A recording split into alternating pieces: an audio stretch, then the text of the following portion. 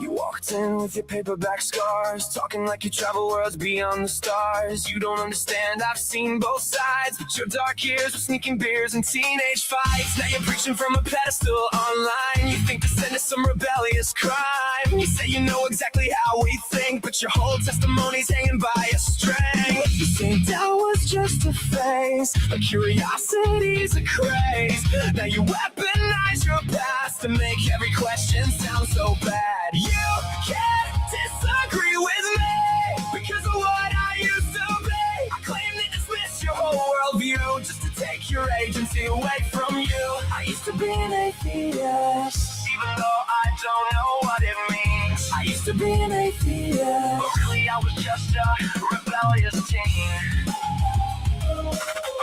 Really.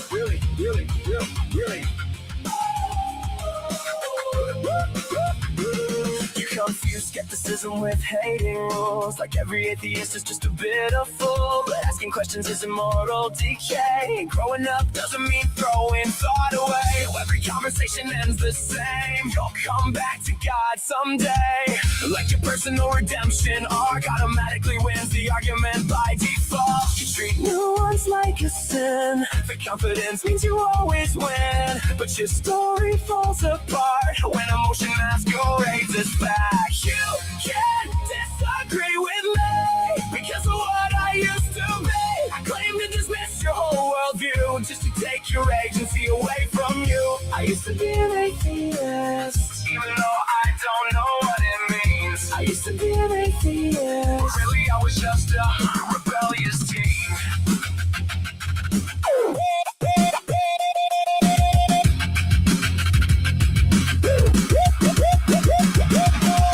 You say you escaped the darkness, but never learned what disbelief was. Shadowboxing paper tigers in your head, then declared the whole debate dead. Every conversation's a battle in the war, turning into the same old score. Trust me, bro, I've been there too. No, bro, you just hated curfews. You can't disagree with me because of what I used to be. You talk like your past gives immunity from criticism and scrutiny. I used to be an atheist. That line's getting old and thin. You weren't looking for the truth back then, and now you just can't comprehend. Yeah, you call it testimony, but it sounds like revisionist history. Woo!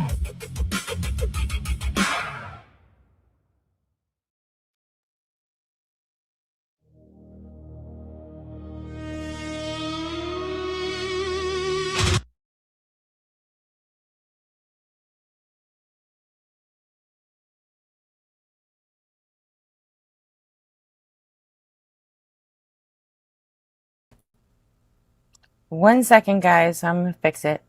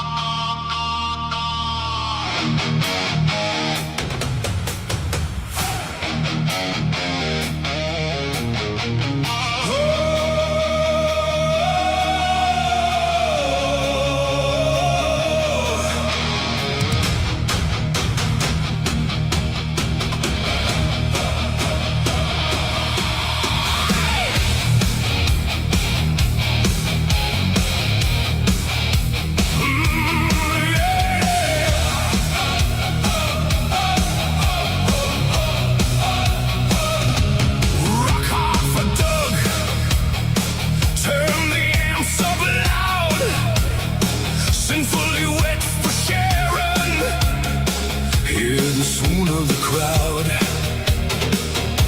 Doug is the deity, blazing slate up in the sky. Carnage with the scissors, making all the fabrics cry. Voters in the rafters, Faraday's on the stage, stirring up high tension, full electric, full on rage. Hexing the wings with the birds, every note a shock. When the chorus hits, it's a city-wide blackout rock.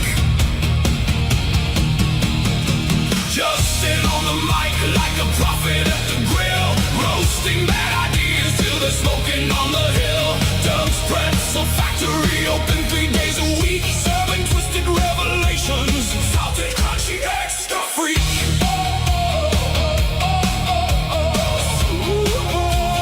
Salted, crunchy, extra freak.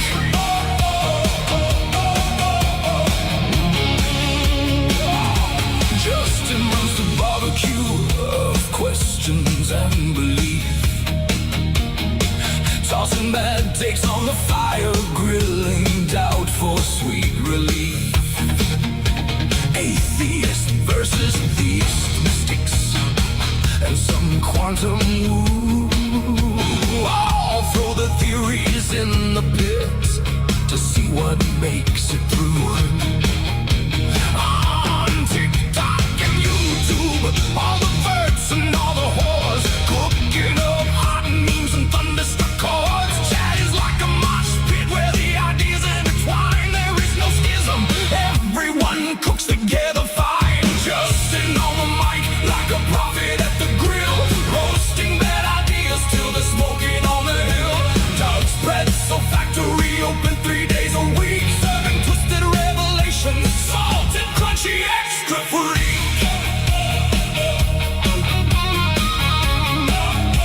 Salted, crunchy, extra freak.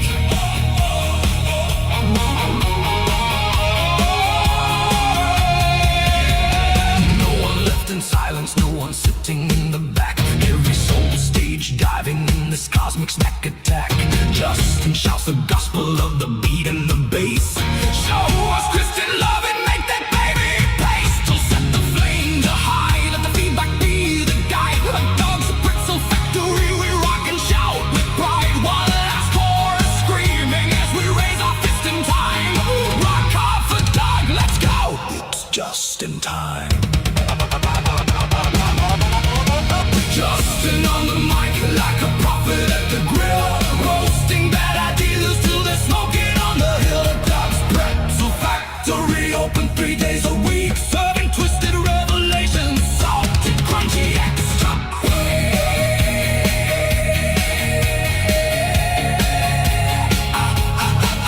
It's the freak.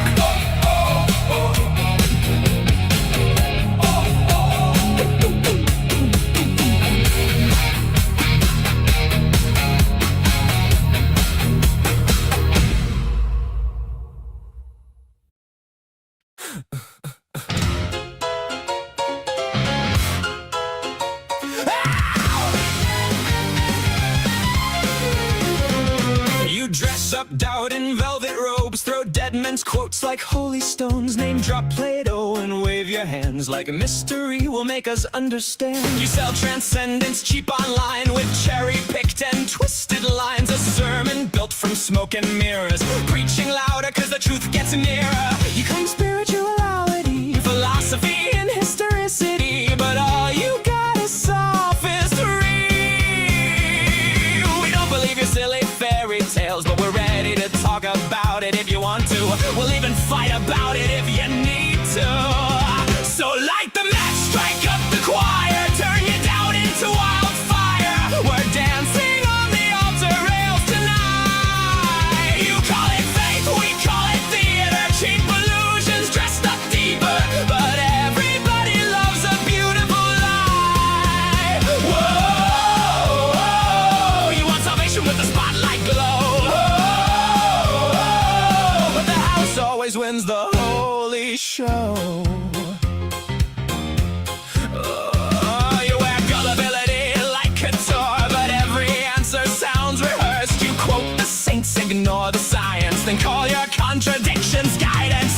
complex and high heels, selling wounds that never healed. You need an enemy to justify the glitter in your bloodshot eyes. You claim spirituality, philosophy, and historicity, but all you got is sophistry.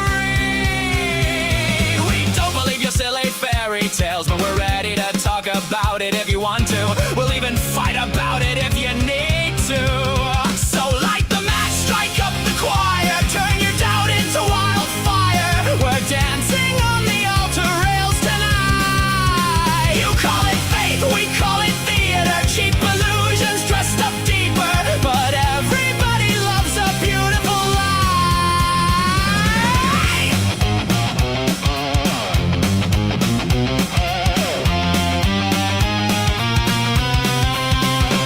And if heaven's just a green room backstage, then who's been writing all your lines? You pray in public for the applause, then curse the crowd when they don't buy.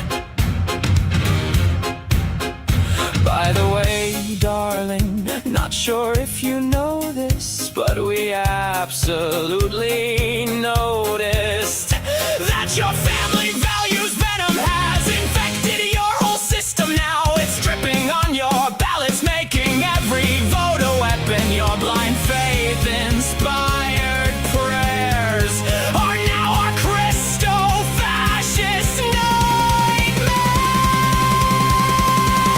Light the match, strike up the choir, watch the city drown in fire, while angels smoke outside the venue doors. You wanted prophets, you got performers, broken hearts and false informers, singing hallelujah like it's war. Well, now welcome to Async, where we just wanna know all the fears, ideas, dreams, and doubts that you sow. Saints burn up in orange and purple glow, and the sinners steal the whole damn show.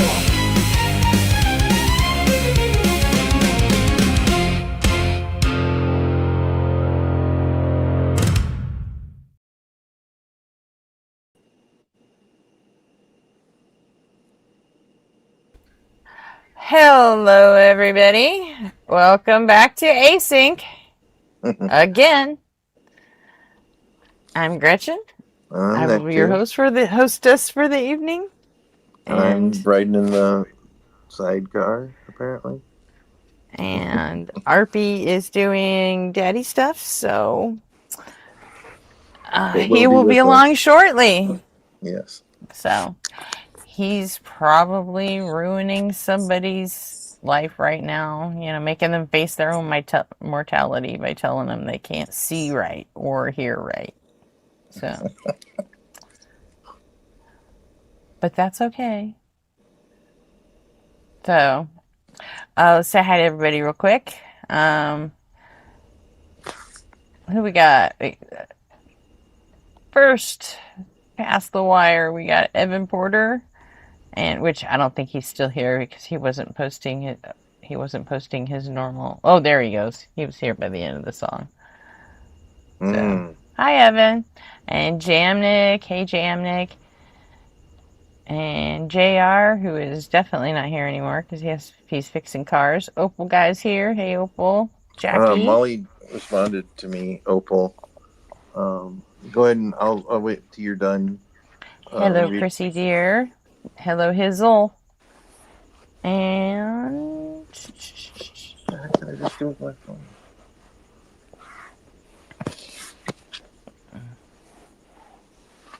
Oh, derp. That's all we got in chat so far. So, what are you looking for? And why are you making so much noise? I lost my phone. Sorry. Oh. Sound like you were building a house. Sorry. Hi, Rembrandt. Rembrandt's here too. What the hell did I do with it? I gotta turn the light on. Did I miss you, Rem, or are you just being a smartass? Oh, here it is. Get there. Frank, you want to go outside? Oh, you're just being a smartass.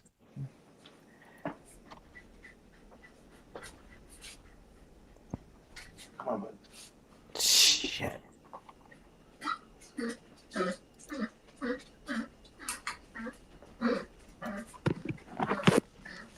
All right. So now I got my phone. I'm gonna go out and have a smoke. I was just gonna read what Molly said to Opal. Opal said that You're gonna go out and have a smoke after we start the show? No. I'm taking the iPad with me. It's not like Oh, when. okay. Yeah. Oh, okay. I'll be smoking while I talk. I'm not at home tonight. Oh, gotcha. Yeah. Alrighty. So I can take my iPad with me to smoke. Come on, Frank. Come on out. Let's go, bud. Everyone, the guys are on Boma. Oh, well. Sorry. I'm on async, so. Okay. All right. Oh, Liz. we got Ryan backstage. Hold on a sec. I just realized that. Oh, nice. Hi, Ryan. How you doing? Doing all right. What's up? What's up, Ryan? I'm in my own place again now. You're What's what? that mean? I'm in my own place now. I didn't realize you were in your own place before. Well, like by myself. Well, I didn't know that you weren't in that situation before. I had a roommate. I've basically always had I've always lived with somebody. Robin. My last living arrangement I was living with a friend, and before that it was I was living with my girlfriend. Okay. And before that, it was, I was a kid and I was still living with my family. So, I mean, I've never really been, by myself. I remember having that feeling the first time I got into a vehicle after I got my Welcome to driver's license. adulthood. It fucking sucks. You're right. Doesn't get any better. Looked over and there was nobody in the driver. Hi, Robin. Hey. True, it don't get no better. Really doesn't. I do have one thing to say to Opal real quick, and then we can move on. But Opal, I sent Molly a message about you not being able to, that you thought you were hidden on Ian's stream, and she says the only thing I can find in the log is that Nightbot timed them out for 5 seconds a couple of weeks ago, but no evidence of a hide on the channel's part. Possibly YouTube is suppressing them. It does happen sometimes. So there you go. I did try to get back though, or figure out what was going on. Oh, is this Opal? Yeah, he's having trouble on Ian, talking on Ian's chat rooms. Hello, Opal. On YouTube. I didn't know the name. How weird. I thought that was just happening to the creators. Right?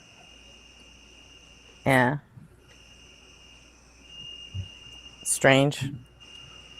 One of my nephews, he wants to go into psychology and philosophy, and I recommended he watches Ian. Hell yeah. Ian's about to get an upgrade with his philosophy knowledge. He wants to go into psychology, and you recommended he watched Ian? He said philosophy, too. Oh, I thought he said psychology. He said psychology and philosophy. And philosophy, right. Oh. Yeah, I wouldn't send him to Ian for psychology, though. Yeah, definitely not. Psychology. Not that he doesn't. He does, but it's not his focus. Philosophy. Yeah, and that's the problem with philosophy, is it doesn't take, human psychology into account in most cases. It just doesn't. Maybe that's why I don't like it. There is a philosophy of psychology. There's a philosophy of everything. No, there's a philosophy. There's a philosophy of everything, but that's not what Ian talks about. That's true. Ian talks about You know, very specific type of philosophy. that's like Right. saying that science and the philosophy of science are the same thing, and they're No, they're not. not. They're mostly So virtue ethics, right? Excuse me. He mostly talks about virtue ethics. Virtue ethics, yes, exactly. yeah, He's very niche. I mean, he knows a lot, but I mean, he's that's what I was just about to say. He's supposedly going to go to school for it. He wants to get his master's in it, I guess. So he's going to learn philosophy. Like he's going to get trained like at the university level. Up until this point, he's just been self-taught.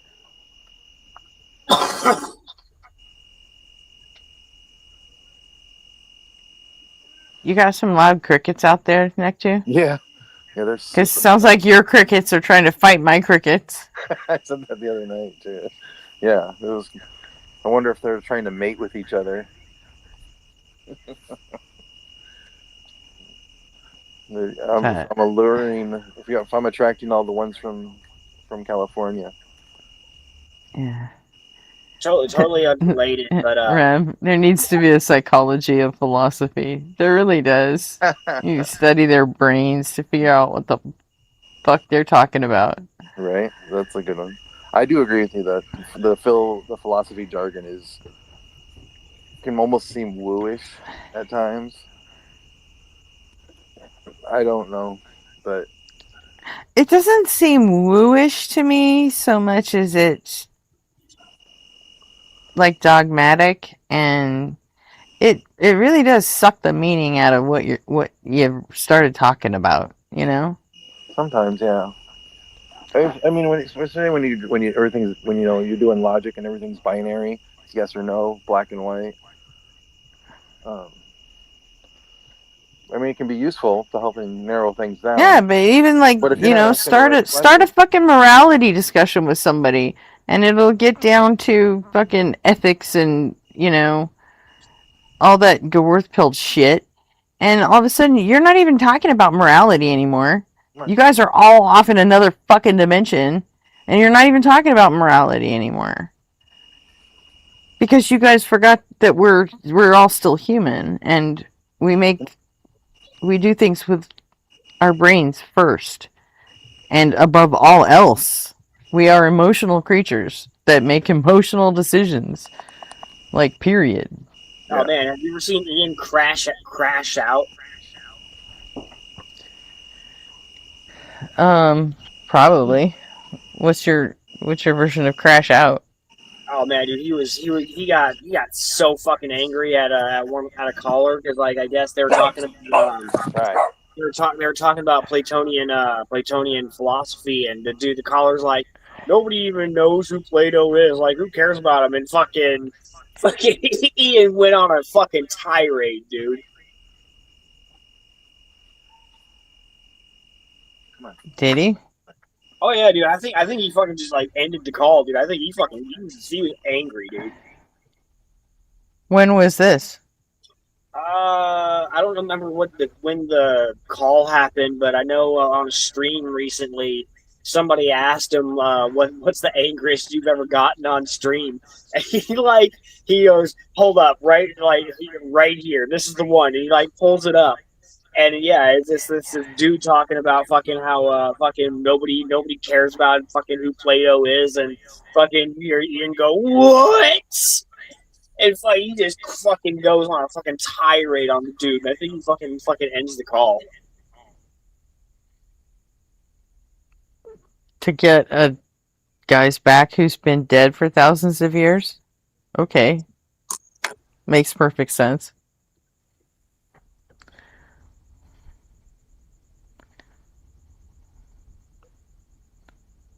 Why would that bother anybody?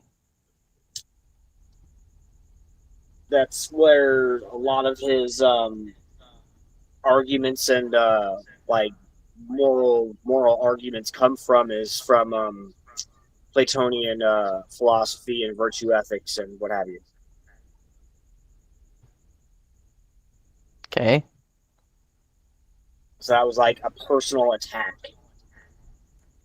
Hmm. It'd be like saying It wasn't a personal attack. It was just something he said about fucking Play-Doh.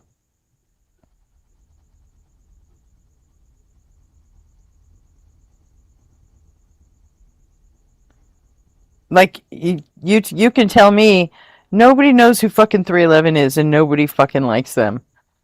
All right. That's fine. They're still my favorite band, but I'm not going to take that as a personal attack. Who attacked Play-Doh? Someone on Ian's stream, one of the callers. If you want to call that an attack, he said nobody gives a shit about fucking Play-Doh.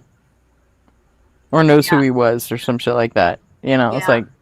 I'm not sure that's a personal attack, no. That's not a personal attack. And that is not worth getting angry over, but I mean... Maybe he had some other shit going on that day. That's probably the real answer, is that he had some other shit going on that day. You want to know why? Because we are human beings with brains. We are emotional creatures first. Yes. We serve our own self-interest first before everything else. Period.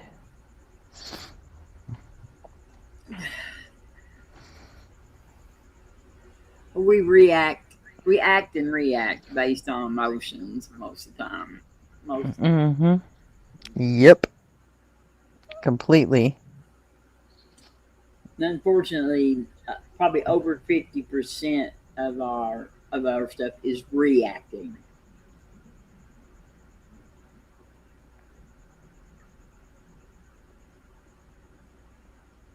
I don't even want to know what that fucking link is that RP just dropped into chat. I don't care, and I'm not clicking on it. And even though you just sent it in Discord, I'm still not clicking on it. I don't know what it is, but it has something to do with philosophy, and no. It's an Ian clip.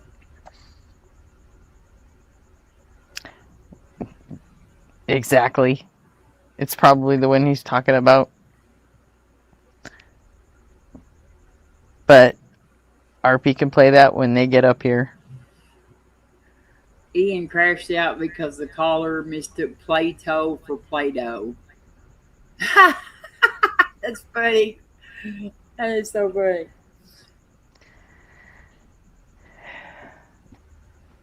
Yeah, it is the clip Ryan was talking about. So there you go, Ryan. You get to see it again, because... Woo! But not until RP gets up here, because, like I said, I'm not clicking that.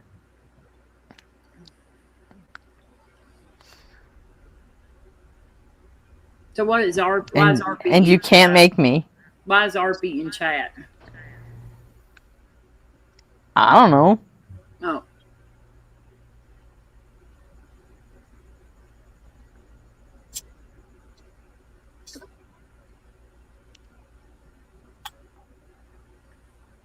RP's supposed to be doing dad stuff, but apparently RP's doing chat stuff. So, alright. Do you, RP?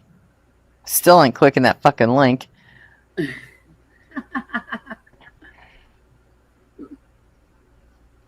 So. Yes, Ram, I'm a very discriminating clicker. I mean, I'm totally willing to let the guys do all their philosophy bullshit, but I'm definitely not going to be the one to start it. It's not happening. Okay, I'm back. Okay. Hi. You can click the link. What? Nectu can click the link all he fucking wants. Nectu can't put it up on the stage, Yeah. which means he can click it till his fucking heart's content, but I'm not putting it up. Oh, okay. I thought Nick. No, that 100% has to wait for RP. Oh, okay. Like I said, I'm not What doing that happened? shit I for have no idea myself. what you guys are even talking about. You weren't listening that whole time? I parts of it I heard. I was walking around. I was bringing the dog back in. I can't believe Travis is still doing this stupid fact-checking bullshit. Now he's moved on to fucking Hassan Piker and Norm Finkelstein. I don't know. It's all the left. Like I Has Travis, like, has he just deemed himself the arbiter of what's correct and incorrect about Israel and Palestine? I haven't asked him anything about it. Like I was in the Discord, but I wasn't watching that. He's on his third day of this shit. Well, I know, but he'll get burned out on it sometime or another, I guess. It makes me wonder more now about APAC money. Like, hey, Austin. Just let it go. No, if Travis was getting APAC money, he wouldn't be doing this weird shit on fucking YouTube. Ain't none of my business. Like I don't tell him what to do. He's like I'm not interested in it, so I'm not watching it. I've not been watching it. Like I was in Discord with the other people, but I'm not watching that. So. Yeah, I saw the first stream he did with on Hassan and Norm, and I was just like, this is just getting silly now. What are you doing? I don't care anything about it. Well, there's people in the I reckon there's people in the chat. I mean, like there's people that's watching it that's asking for it. Like I've seen some of them in there doing that. Like there's whoever's watching it is wanting it. So yeah, I asked him through a fucking super chat to do the original video where Dave was debunking Avi Loeb, and to do the original video where Destiny called him anti-Semitic for that. Yeah, that's what you should be doing if you're trying to be. That's what and he said yes, I will, and he never did it because he's a fucking liar apparently. So that's right, Travis. I'm calling you a fucking liar. I even paid you like $5 to ask you that question, and you said yes, I will. And then what happened? You just fucking ignored it. Because what? You don't want to? Did you forget? Because you have the whole fucking thing up on YouTube. You could go back and look. And you can see that I sent you 2 super chats asking you to fucking do it. I don't understand, like, the... And until you do it, you're a fucking liar. Period. What's up, Jack? What's Hi, up? Jack. Gretchen does not represent my views. I don't understand what's all the carrying water. No, Gretchen only represents Gretchen's views, period. That's all she can do. Mm-hmm. I just don't understand all the carrying water for Israel. Like, it's gross, in my opinion. Oh, what what are you talking about in chat out there? I don't know. Travis is Travis Pangburn, Austin. I don't know that he's necessarily carrying water for Israel. I think you can't criticize him. No, I know, but I think he's more of a fence post sitter than anything. You know? He doesn't want to piss off either side. But he is. So. Well, that just makes everybody not like your position.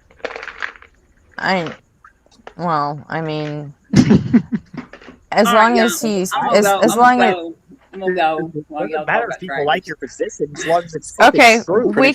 We can stop talking about. No, I mean we that's can all stop right. talking I don't about want it. to tell you what Robin, you do you not like me? No, I just don't want to talk. I don't want to It's be on just here like talking. every time I come up here, She just doesn't want. She doesn't want to talk about the Pangburn stuff. I don't want to be involved in talking about Pangburn. Oh, Okay. I have no idea what's going on anyways. I'm like part of that deal. So, like, Well, this is a good chance to change the subject then. I mean, but y'all do what you want to do. I just don't like. I don't mind getting off here, but I don't want to. I said what I gotta say. I'm fine. Okay. Yeah, that's all I got to say about it. It I'm ain't got not done. nothing to I do got a with lot you, more to Jack. say. It's not having anything to do with you. I promise you. Nothing. I know, I'm just yanking your chain.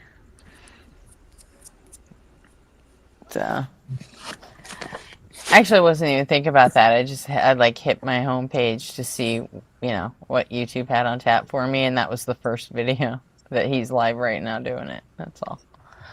That's what made me say all that shit. I really would like for us to get back to having our Saturday Night Live things, or having our rooms and like debating God topics and stuff. But all of this is take over that. So until that,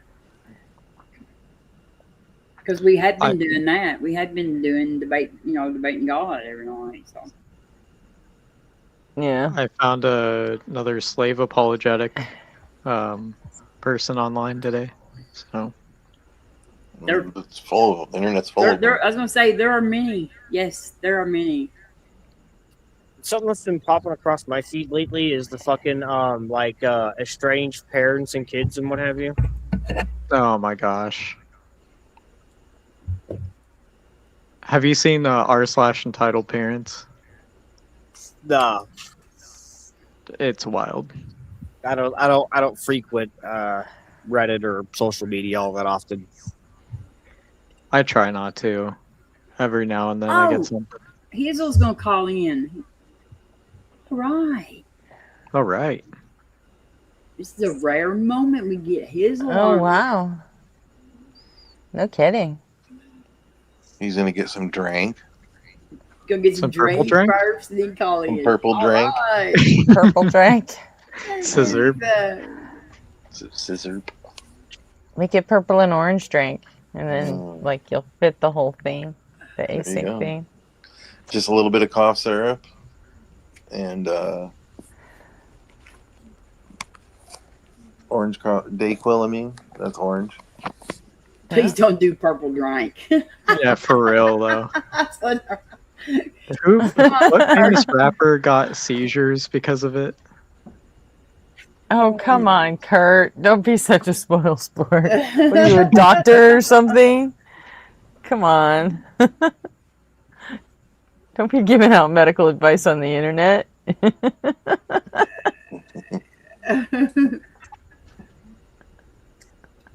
Yeah, I forget which rapper it was, but they got seizures because of it.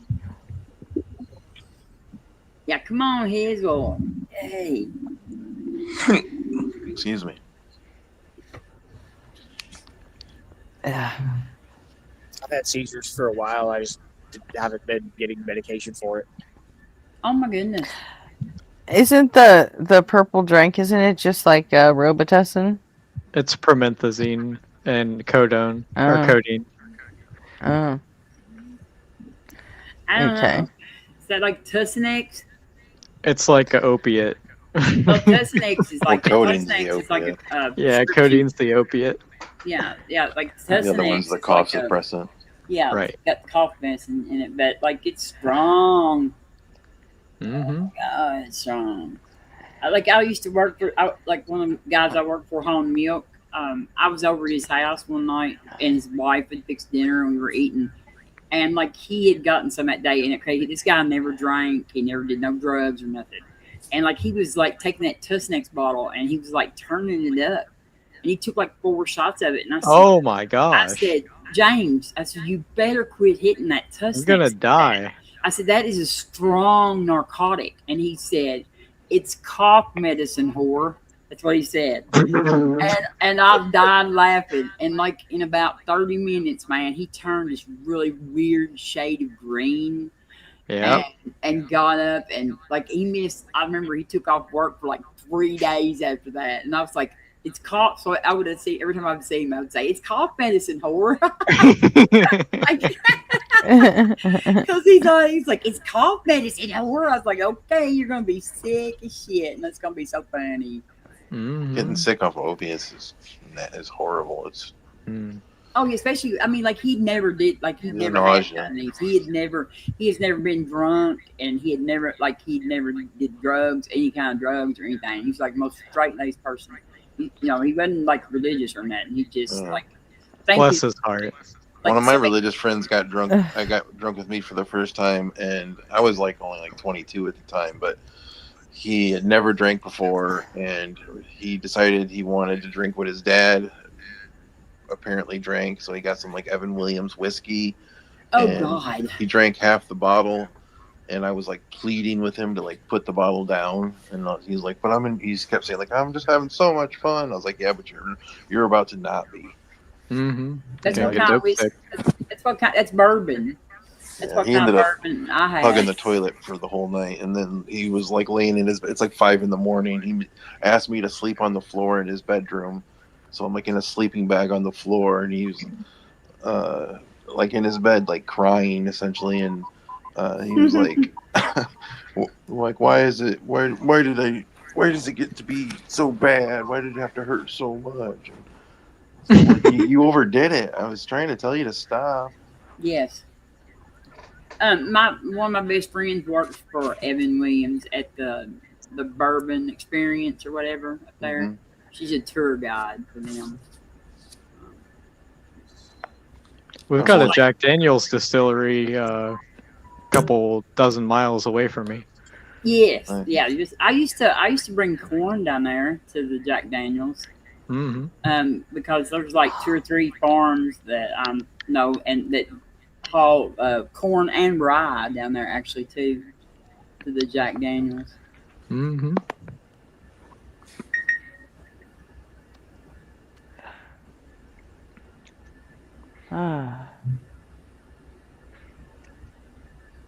When I did drink, I used to drink Tennessee Honey.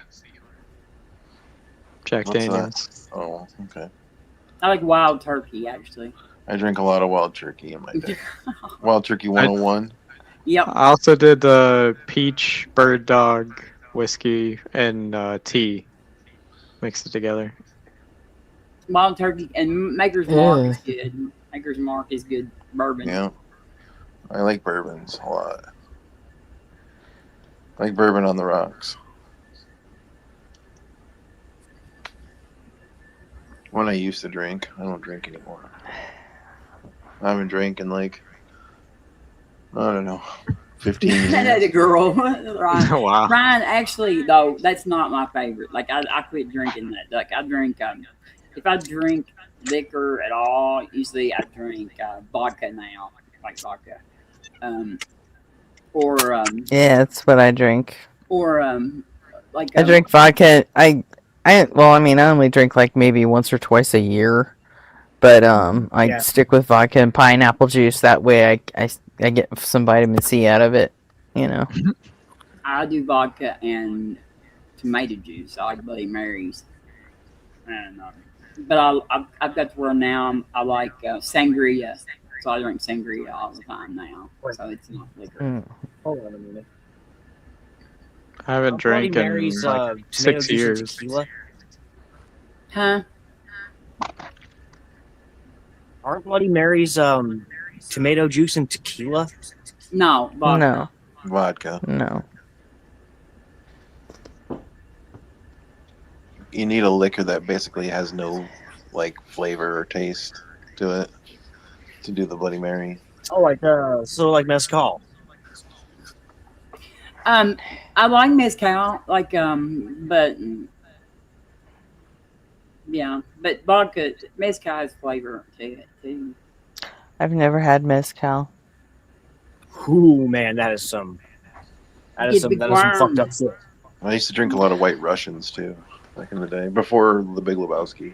Like I said, I literally don't really drink. I just never did really, and with my pain meds, Mm-hmm. it's not a good thing. They don't mix for me. Well, it's not that they don't mix, because I've been on them so long that it's fine. But it's what I noticed is that for a few days after I drink, my pain meds don't work as well, and I have never liked being drunk more than I like not being in pain. Right. So it's like the trade-off just isn't fucking worth it for me. So I never liked being drunk in general. I drank with a bunch of kids for like a month straight. Drank like a fish. Oh yeah, same dude. I went like a month straight going through fucking like a half gallon between like 3 people every night, and like after a while, it just got so fucking old.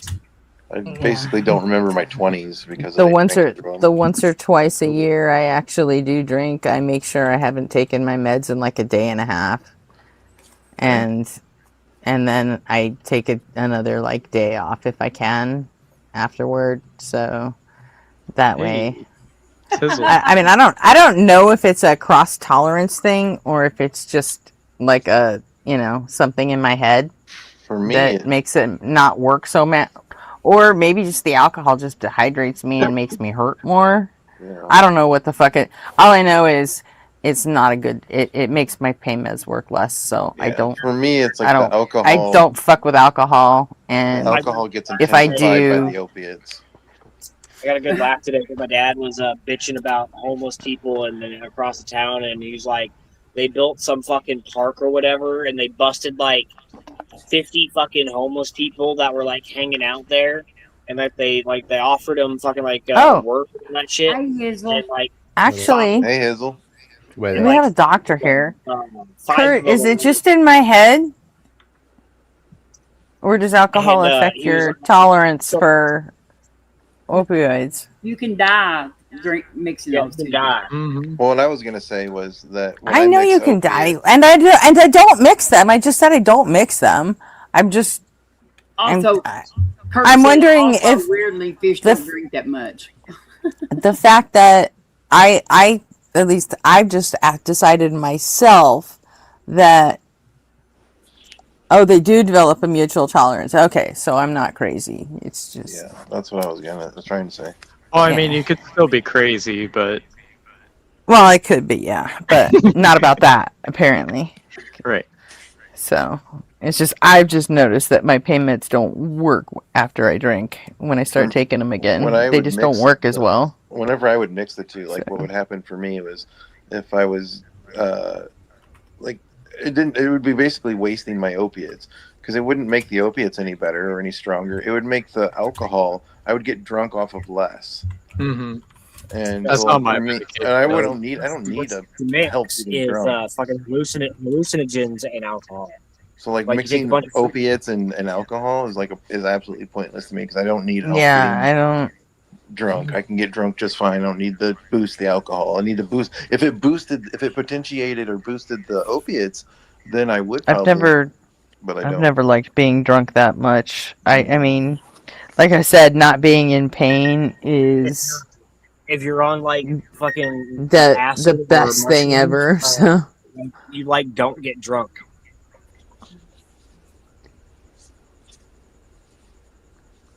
I don't like hallucinogens either, so obviously you are getting drunk. I did them way too much. Feel yourself and then had a bad experience one night. There is a time and place for sure. You have to be in the right headset. Headset, whatever. I agree. I'm getting some echoing, so I'm gonna see if. Oh, I guess it. I don't think it's me. No, I was gonna see if I had Here, echo cancellation, but it doesn't. Robin, are you wearing headphones? Nope. Okay, that's probably where it's coming from. Yeah, that's it. It never does it bother anything else before. I mean, I'm doing the same thing I always do. It's a very low echo. Yeah, and I just muted myself in my headset, and I could hear you, Jack, echoing. Here, let me mute because I'm on iPad, so I can see it coming through, Robin. Hey, Gretchen. Oh.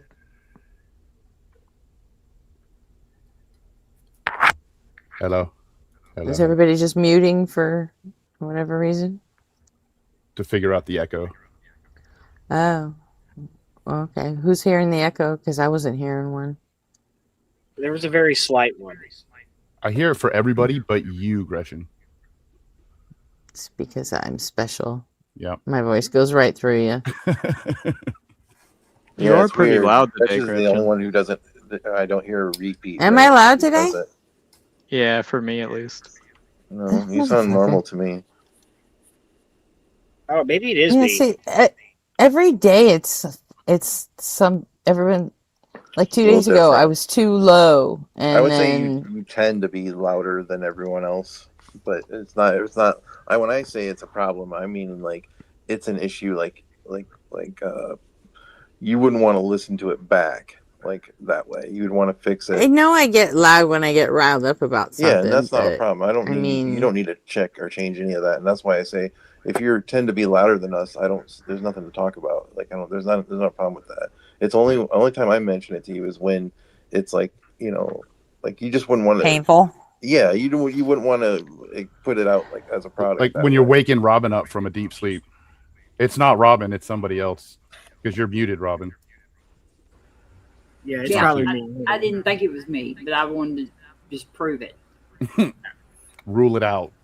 because, like, I'm on here every night, and it's not me. Like, it's never me. It's always Okay, well, I had think to it's turn off Gretchen. my. it's usually I always had to turn Gretchen. off my echo cancellation to play the songs because it fucks up the music, I guess.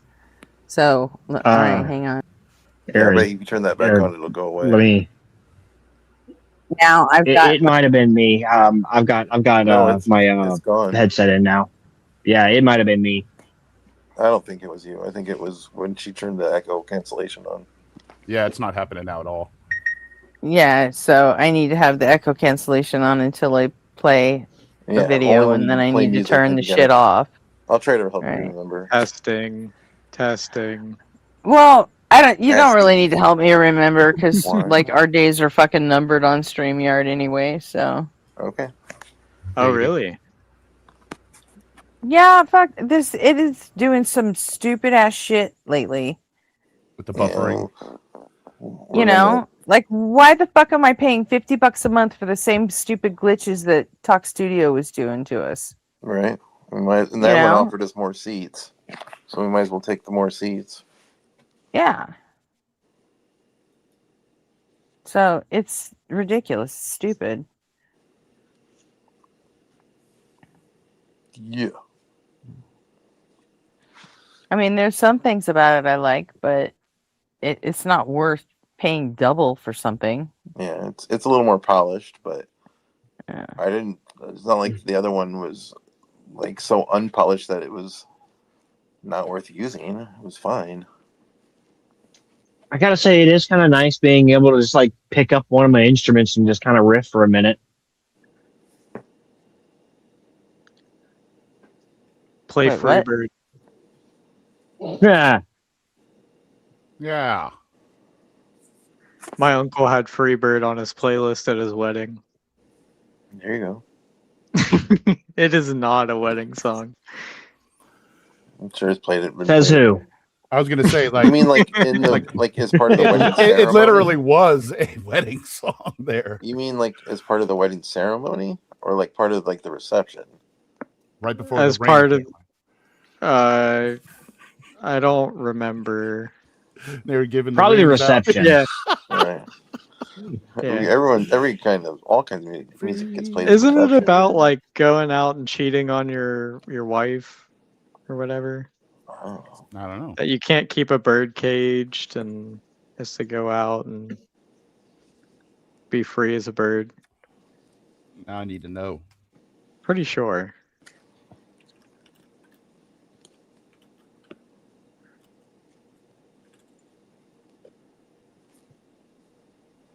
The painful choice between romantic commitment and personal independence. Mm-hmm. Indeed. That's one long ass bath that kid is getting.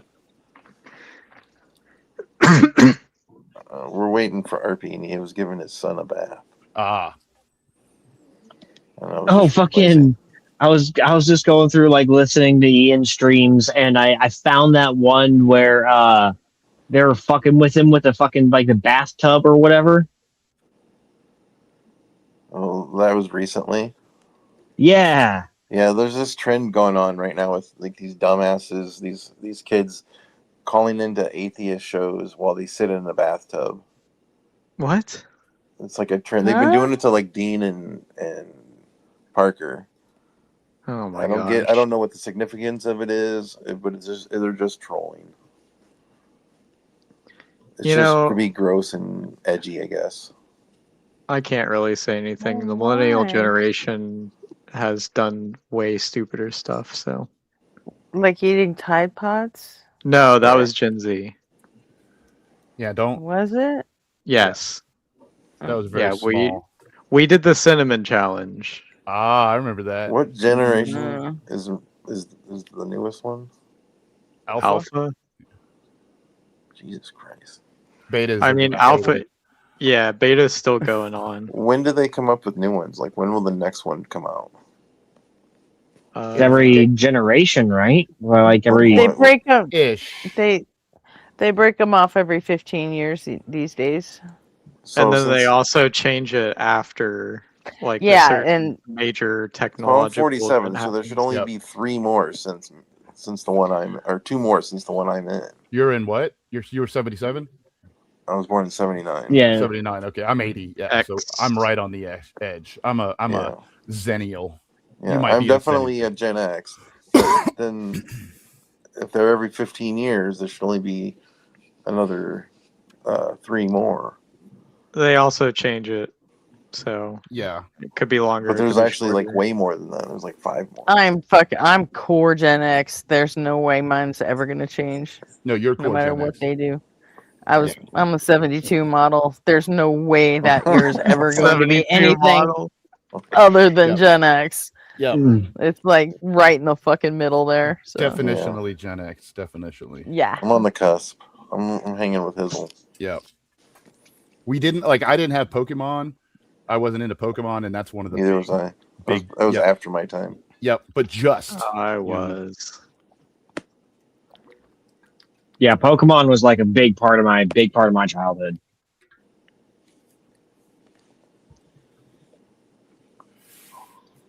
So what are we waiting on RP for? To give his stinky kid a bath. Oh, but is he presenting? He has something he wants to play, or they have something they want to play. Or their Gotcha.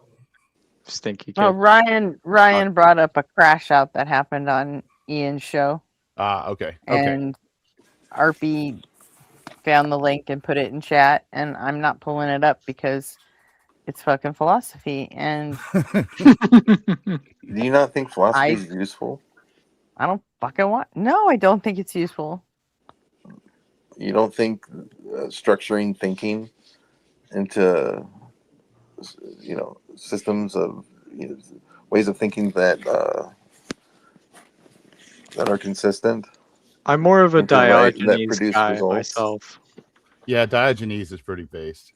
Yeah.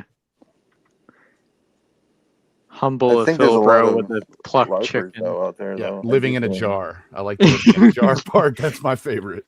Tell the emperor to get out of your son. Yep. Oh. I don't know. Like Nectu. This is Huh. Gretchen. Have you never met Gretchen before? I know. I'm just probing her.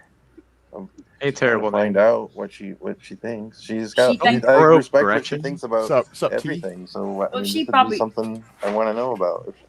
She probably thinks philosophy is a necessary evil. I don't know.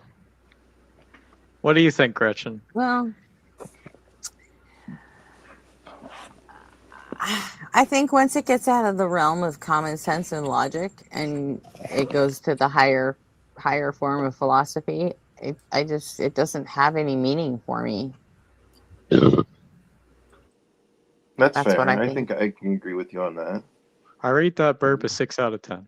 Once it becomes so abstract from what we experience, in our day to day, yeah, I can see how it becomes frustrating, and unless that's, I guess, yeah, maybe less pragmatic to spend time learning. That's what Yeah. Oh, this is a short, but this was really good. This is a Blitz short.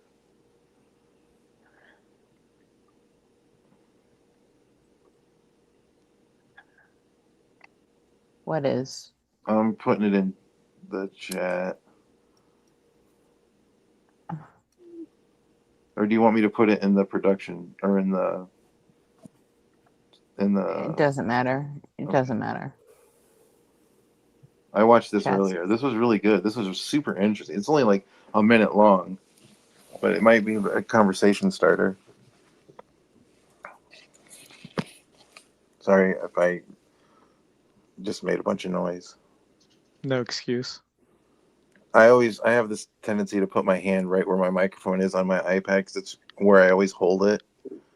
I've been holding it this way for a decade.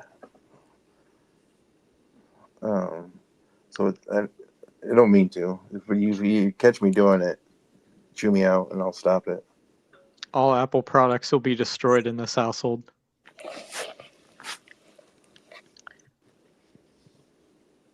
Yeah, I don't have any Apple products in my house either. Not a fan. No, same. Only when the job makes me use a Mac laptop. I don't hate using a MacBook. It's not terrible for development, but yeah, I ain't spending money on it. I prefer Apple for mobile devices. Yeah, I've never had one I myself. prefer but my PC. daughter's always got all her stuff. It's too When I bought my expensive. PC, I decided like there was just no reason. There's no way I was gonna get anything Apple. Like PC is still like the way to get a desktop computer. A lot of people are switching to Linux now. Same. Or that. I mean, or yeah, Linux. yeah. I So would go with Yeah. PC versus Mac. Nectu, did you put that link in chat? I put it in the production chat on Discord. Oh, motherfucker. I'm sorry. You want me to? I thought you said you were putting it in the back chat. My Yeah, that's bad. what I was I'm trying to sitting here ask you. waiting I for can- it. I thought. Nice, Rembrandt. I'm sorry. Hang on. You want me to put I it in see the it. back chat? Nah, I see it. I see it. I see it. Sorry. Wasn't clear.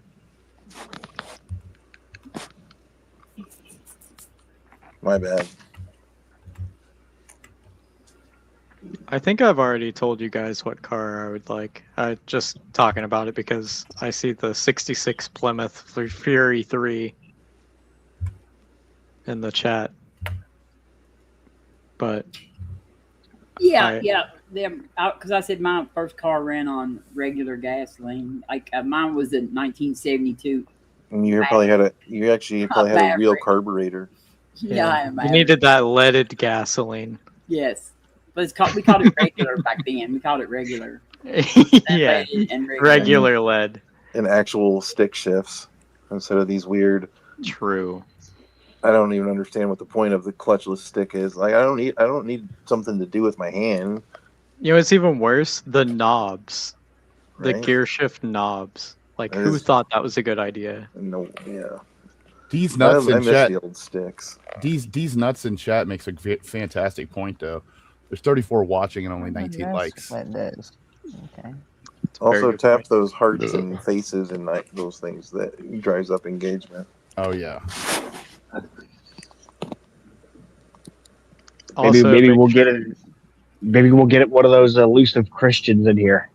Okay, everybody mute up for a second so we can. This is a real short one, so just let it play to the end.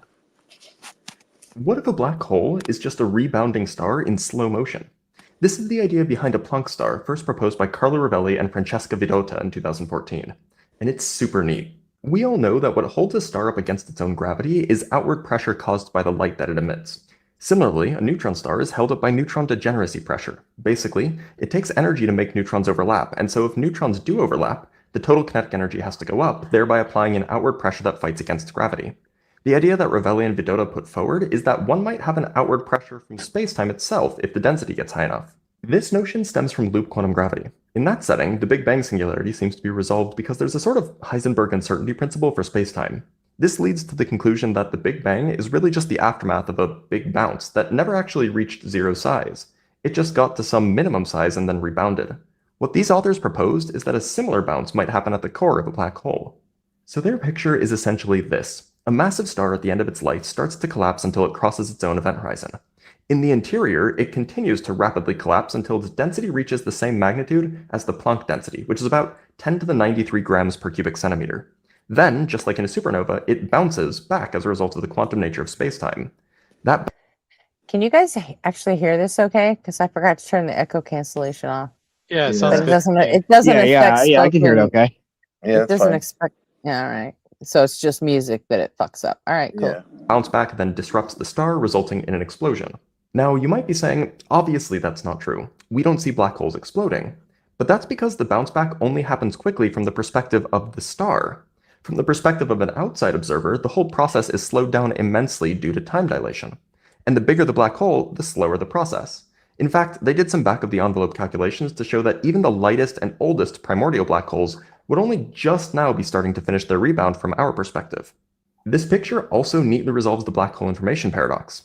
Some of the information is carried away by Hawking radiation, and the rest is carried away by the final explosion. No firewall necessary because the matter that falls into the black hole is not forever inaccessible. So is this actually true? Well, if those old and small black holes do exist, which we don't know yet, then we would expect to be seeing those exploding black holes. But we don't. And that means that either primordial black holes don't exist, or that they're larger than we think they are, or that Planck stars aren't real. Only better theory and better observation will tell us which might be correct. But if such a signal ever is detected, that might be the first evidence of genuine quantum gravity. What if a black hole is just a rebounding star in slow motion? That's it. This is the idea behind a Planck So that's actually pretty interesting because Right. I've always thought that black holes are somehow violate the second law of thermodynamics where it says matter can't be created or destroyed. So I'm That's like, what well, the how second does law says. is it the first one then?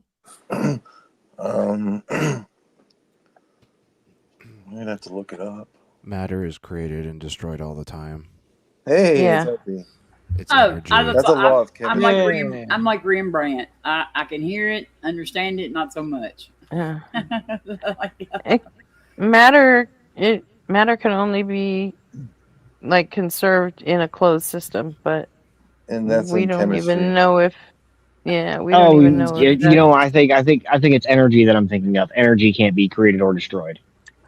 And besides, anything that goes into a black hole, we have no idea what the fuck The is second behind law the just event, says- past the event horizon. So what the fuck do we know what happens in there? How Right. things may not be getting created or destroyed in there.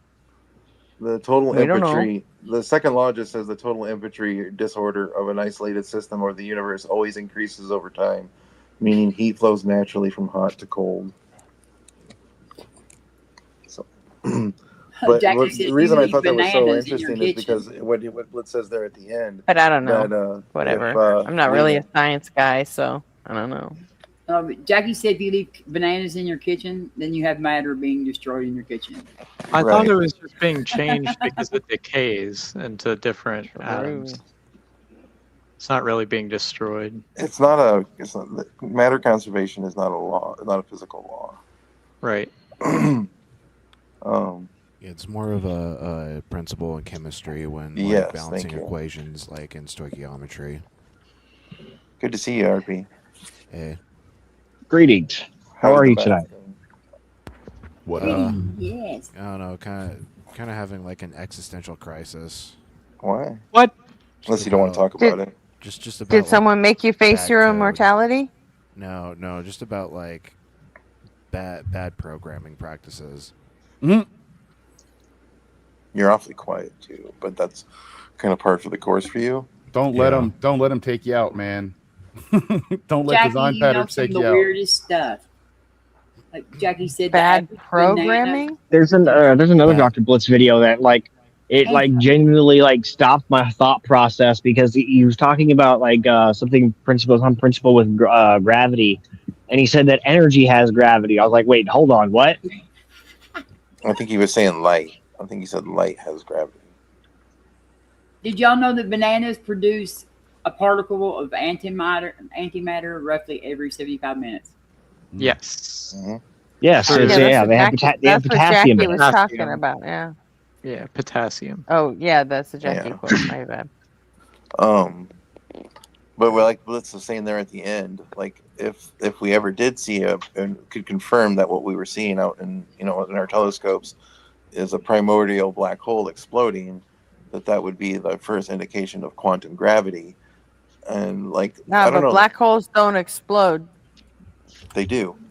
They implode. They do at the end of their I life. don't know. I asked Blitz once, They and he well, said let they me did. explain. He said they didn't.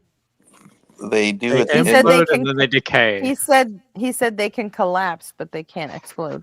They do That's at what the he end told of their me. life, and it's not clear how they explode. It might just be like a weak, like And would the size matter?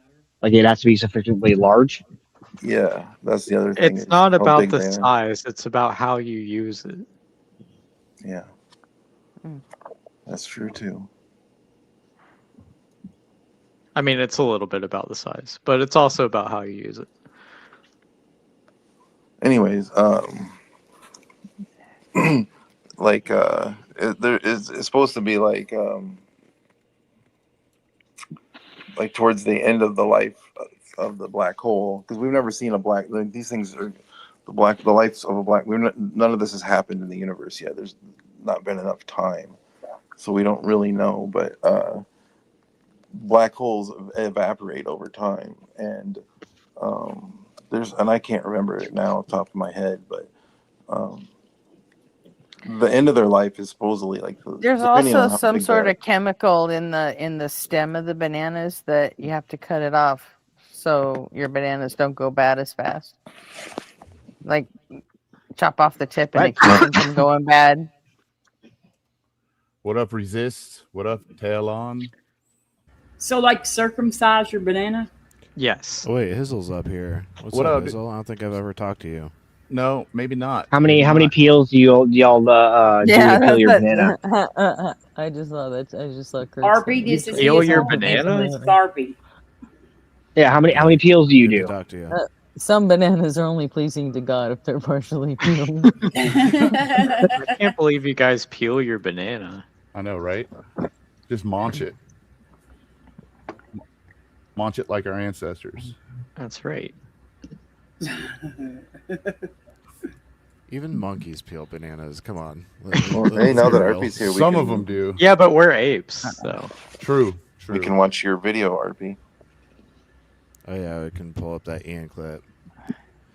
First, I just want to rant about like coding practices nowadays versus like back in the day. Like things are Yes. so Oh. like Go for it. unoptimized. Like code bases like are just full of like deprecated functions or even just like completely orphaned calls.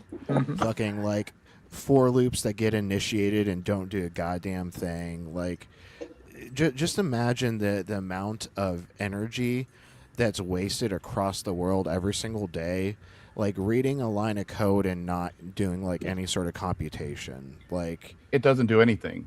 Like, Chat says you're quiet, Arby. it's like building a room that doesn't have a door on it. Like Exactly. you built it and then you don't tear it down and reuse those materials. Now, do you work for the government? No. Okay, it can be fucking way worse, my friend. I'm not belittling the situation. I worked in the private sector too for 20 years, but it can get way worse too. Oh, I bet. And like, so many government systems are probably still running like fucking COBOL. CFML is very big. Oh, geez. In the background. I mean, at least it's a Java abstraction, but in my area, we are using jQuery as our. That's all we're allowed to use is jQuery as our JavaScript abstraction. That's it. No React, nothing. You know the box that goes in between the connection of SIPRnet and NIPRnet? What box? Oh, like at the server? Yeah. Yeah. I may know where one is. Oh. And it's not in the government's hands. Oh. Luckily, Yay. I don't know anything about that shit. I have no clue what the fuck you're talking about. Dang, dude. Luckily. SIPRnet is the secure internet, and the NIPRnet is the insecure. Yep. We were on NIPRnet for a very long time, and we have recently switched to Cipher. And then there's another one that's super secure. Like the air gap networks thing. It's no, what's it called? Gretchen knows I'm talking about. Maybe she doesn't. We were talking about this the other day. I don't know anything about anything. I'm on that World Wide Web thing. I work in a That's lab. all. That's Oh, all the I series know of about. tubes, right? Yep, it's a series of tubes. It's not a big truck. It's definitely not a big truck. No, again, I work at a lab, a big Air Force lab, and we have a lot of air gap things. Like a lot of our analytic equipment is for various reasons. Some obvious, some not so. But no, there's another. I can't remember what it's called. It's another high security network. So what do you? So who was that? Was that Jack? You were talking about that? Yeah. Yeah. What's your experience with that kind of stuff? Well, I've worked in cybersecurity for like 6 or 7 years now, 6, 7. And I have, hold on, I'm getting, okay, there we go. Yeah, so I've worked with a bunch of different people in a bunch of different sectors. I used to work at a hospital, used to work at a bank, used to work at a managed service provider that did stuff for like police departments, fire department, water treatment plants, literally an airport. So I've been exposed to a bunch of different kinds of stuff, and I've met a bunch of different people, a lot ex-military. And yeah, so I got to see a bunch of stuff that most normal people civilians don't get to see. Nice.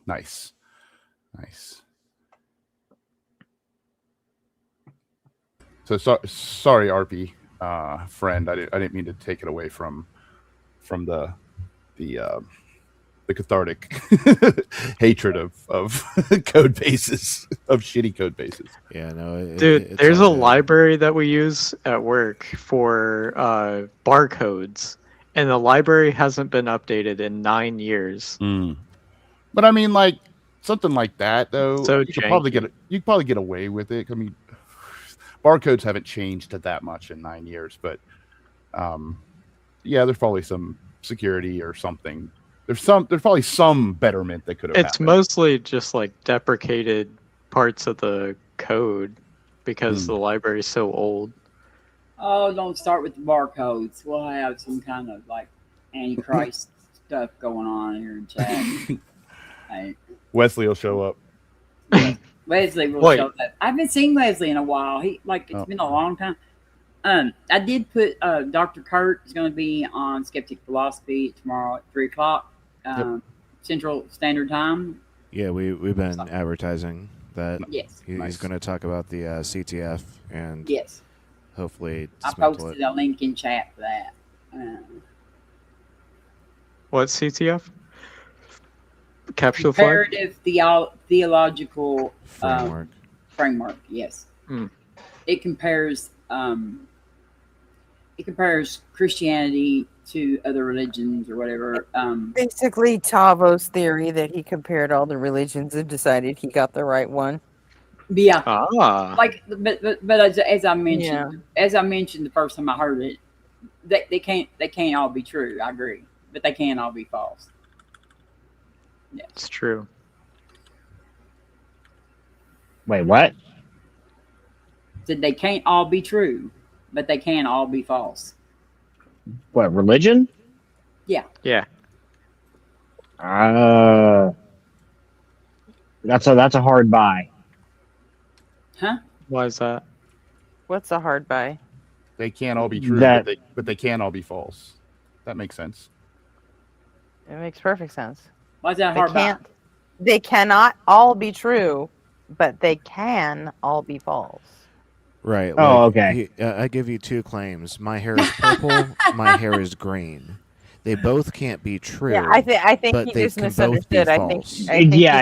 I absolutely did. I got right. I got it mixed up in my head. I do that a lot. It's a complicated one too. It's worded weirdly. I like the square rectangle comparison better. Where all squares are rectangles, but not all rectangles are squares. Well, I mean, I can't take credit for it. Like, it was a Christopher Hitchens quote. So. True. Rest in peace.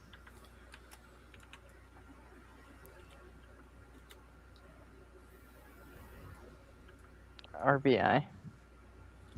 And I do point out though that Christianity has also made a habit of like destroying any remnants or like evidence or anything of other religions too. Like they've done their best. Like I wouldn't say over they years. destroyed evidence. They might have destroyed like Well- artifacts. Well, you know what I'm saying though. Like any kind of like yeah. They any kind burned of, like, down Things with libraries. What are you cultural talking about? significance. Yeah. Well, I mean, you know, I could. What it, you know what I'm saying? Like what was it, the famous fucking like Alexander library, the big fire there. Mm-hmm. I mean, like they tried their best to delete all the like the indigenous religions and yeah. So There's a Republican candidate that luckily didn't win the primary, but his name's Monty Fritz in Tennessee, yes, and he wants to ban all Islam. quote unquote pagan religions. Oh, yeah, he wants to ban Yeah. Islam too. Yeah, he said Islam, Hinduism, Buddhism, like literally everything except Christianity. And then when he was asked, well, do you want to still keep Judaism? And then he said, well, what are you trying to trap me or something?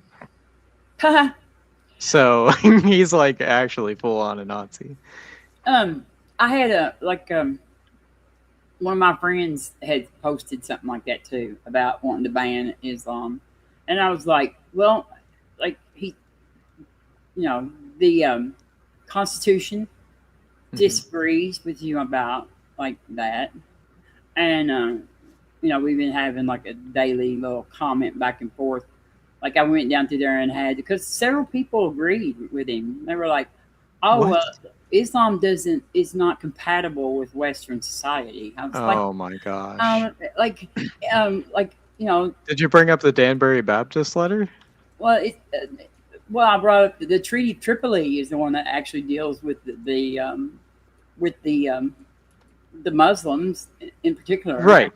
And it's like the letter, the Danbury Baptist letter is just from a letter from a president, but like the Treaty of Tripoli is actually something From a founding father. I know, but he was president, but like the Treaty of Tripoli was passed by Congress, so it's like a piece of legislation that was passed by our legislative branch. The too. Danbury Baptist outlines that the same protection that keeps other people from imposing their religion onto the Baptists was the same protection that keeps them from imposing it on other people or banning other religions. But it's just a letter from, like, I mean, it means something, but it's not actually legislation. It's an interpretation of the First Amendment by a founding father. Yes, and like, well, all you gotta do is read like Jefferson and Hamilton. And then writings anyway. The Federalist Papers. That they and then John Adams is and their writings after they got out of the after they served their presidential terms. Because John Adams like had a national day of prayer, and after him and Jefferson, after they both served their presidential terms, wrote each other back and forth until they died. And he actually like talks about how he regrets even doing that, even having the National Day of Prayer. That he didn't. He wished he hadn't like brought that into the.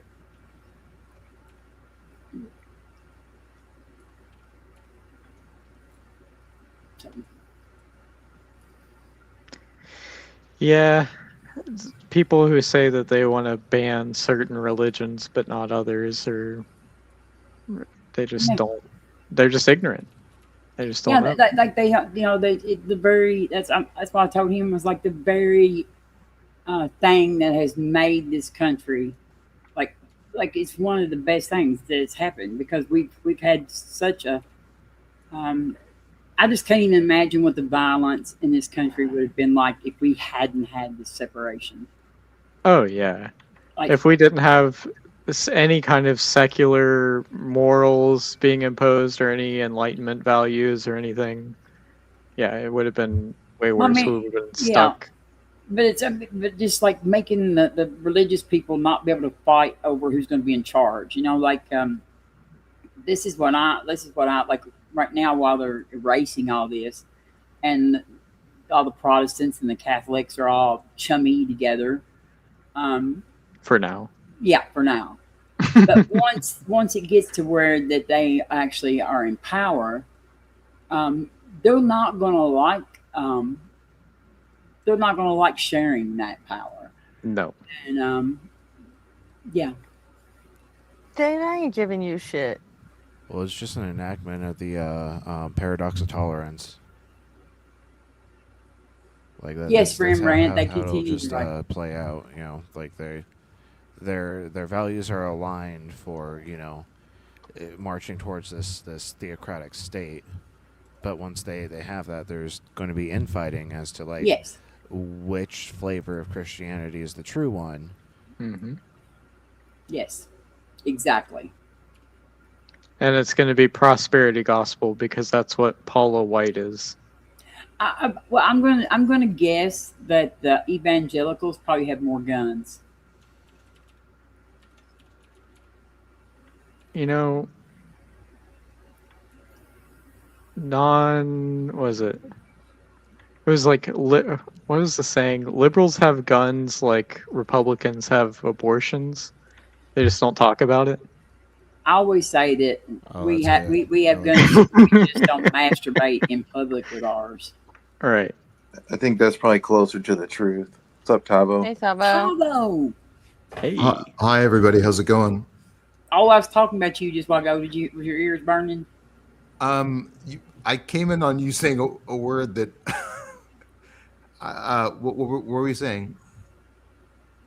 Just now, you mean? Yeah. Oh, I was. No, you don't have to What did you repeat say that. earlier about me? Oh, we were talking about your comparative model. Thing tomorrow. your comparative theological framework.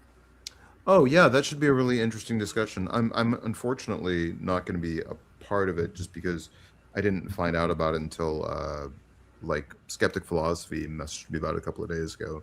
But I already have something going on tomorrow, so and I'm going to be live on my own channel. I'm going to try to make it, but it seems like the times will probably overlap, unfortunately. But Dr. Kurt's written about 60,000 words on my CTF argument, and probably another 10 or 15,000 words on some other arguments that I've made. So I'm sure he'll have a really eloquent set of arguments that are going to be very, very persuasive. I look forward to watching it at some point. Yes. I would recommend people check out the CTF argument video first going into the debate, the discussion tomorrow. But I'd also recommend that you go to Dr. Kurt's Substack. A lot of his articles are really wonderful. I will post that in chat for you. Just give me Would a you minute. recommend downloading the 200 slide PowerPoint that you have about it? You can if you want. It's not that many slides. It's I hope it's not 200 slides. It might. I can be kind of wordy at times, so I hope it's not 200 slides. But Let me double check because I looked at it last week. you downloaded the PowerPoint? Yeah. Oh wow, I didn't know that. It's 101, so I over exaggerated. Okay, that's still a little long, although some of the slides are brief. I've revised the argument heavily in the last few weeks, but I'm always sort of tinkering with it. But anyways, I'm sure it'll be a great video, and I'm sure Dr. Kurt will have some really powerful points. He's a great speaker and debater and a very thoughtful individual. What did you think about it, Arpy? Did you look through the PowerPoint? Yeah, it's interesting, but from a Bayesian standpoint, there's something intuitively that feels funny about it, but I haven't had time to actually sit down and suss out what my problems are with the argument. Sure. And I mean, I think one of the refinements I've done is I've said this is less an argument for atheists and more an argument for the rational theistic gambler paradigm. But whenever you get a chance, RP, you're a very thoughtful individual. I'd love to know what you think of it. But and I hope you're doing okay, RP. I've been doing homework, but I heard earlier that you were depressed. So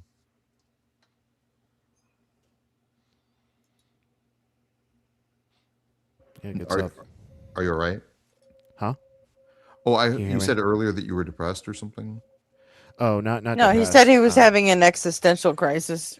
Yeah, That's all. just about bad coding practices. I have to basically recompile like this code base. Like they've been using this abstracted script language, and I'm just gonna fucking put everything back into C++. Like the Arpy has fucking been driven over the edge by waste, fraud, and abuse in the coding system. Yes. pretty much. Yes. Yeah, like there are calls that are taking like 200 milliseconds to compute, and that this shit should be like down to like 5 milliseconds for the kind of live execution that needs to be tailored for. Okay. Yeah, live exexecution. Are you using the like metric system in this? Or what are you talking Uh, about? Milliseconds. These are CPU cycle times. Yeah. Time is in metric pretty much. Is there a standard time? Communism. Yeah. Yeah, the speed of light, which is 1. Yeah. Austin. It's based on a cesium atom. Hey, Robin. And there's also the epic, or the epoch, if you will. Epic. And if anybody wants to check out Tavo's the CTF, Unix I epoch. posted it in Yeah, chat yeah. too. Oh, that's kind of you, Robin. Thank you. Epoch? Yeah. How long is that in freedom units? It's all I 0. know. Freedom minutes. Yeah, that's all right. And you go negative Freedom. before that time, or positive after that time. Number of Yeah, milliseconds. I need to know everything in freedom units. Because The only thing I know anything about the metric system is for drugs. Have you seen the Canadian chart for what unit of measurement to use? No, is this No. like a meme? Yeah, hold on. Let me see if I can post it in the chat. Here it is. Copy image. Wait for this guy to get out of the system because he's taking all my gas. Yeah. All gas, that's no not gonna brakes. work. Yeah. It's in the game. There you go. I put it in the private chat.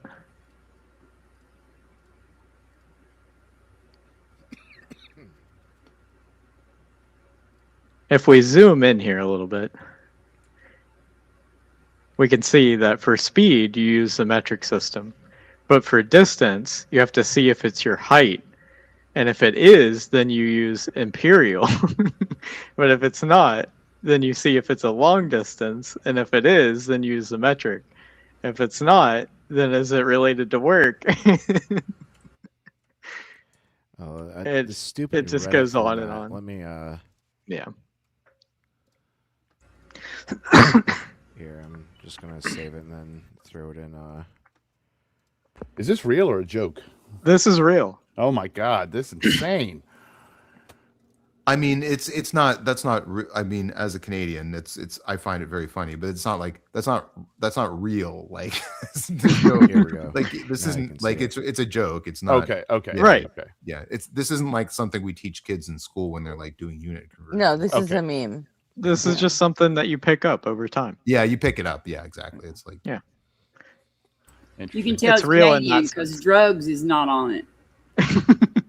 Like it don't say drugs anywhere. And see, like Well, drugs is one of massive the volume. only. It's If one of you the look only at the reasons. volume, Yeah, yeah, that's one of the for- only is it reasons why cooking? Americans even know the metric system. if you look at volume, is it for cooking? No, Yeah, then use the metric. So that's definitely drugs. Implying drugs. Yeah, that's pretty. Unless funny. it crosses over into cooking, and then maybe.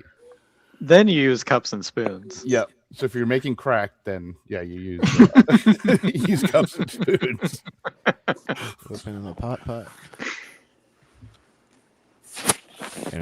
before I moved to computer science, I worked as a civil engineer, and fucking like going between imperial and metric was just like a daily exercise.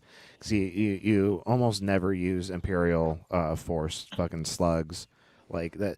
It's the weirdest named unit of measurement, slugs. We always use newtons. I But then usually we- measure we- myself in smoots.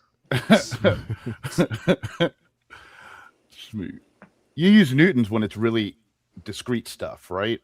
When it's like really small, or are newtons a larger measurement? we just use newtons for everything. We almost never use slugs unless like it was specific for like a meat processing plant or something.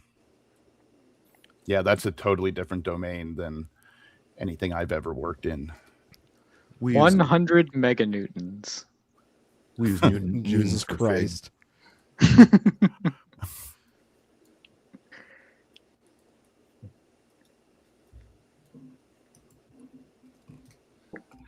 I came up because I find your comparative theological framework thing interesting, but I keep coming up with arguments and problems with it. The issue is they're all reasons why it's not convincing to atheists, which I think like you're already accepting that, right, Tavo? Well, sort of. I mean, I think if you wanted to phrase the CTF argument for an atheist, I think you would say is there is an asymmetry in how the evidence falls. Like, in other words, we have, essentially 17 different religions where there are strengths and weaknesses, some strengths in some categories and some weaknesses in other categories. And there's one religion that seems to have at least some degree of strength across the board, across all the evaluative criteria. So you have to explain why one religion seems to be an outlier in this pattern. Right. And I love comparative theological framework because I love that it's like trying to bring epistemic rigor instead of just silver bullet arguments.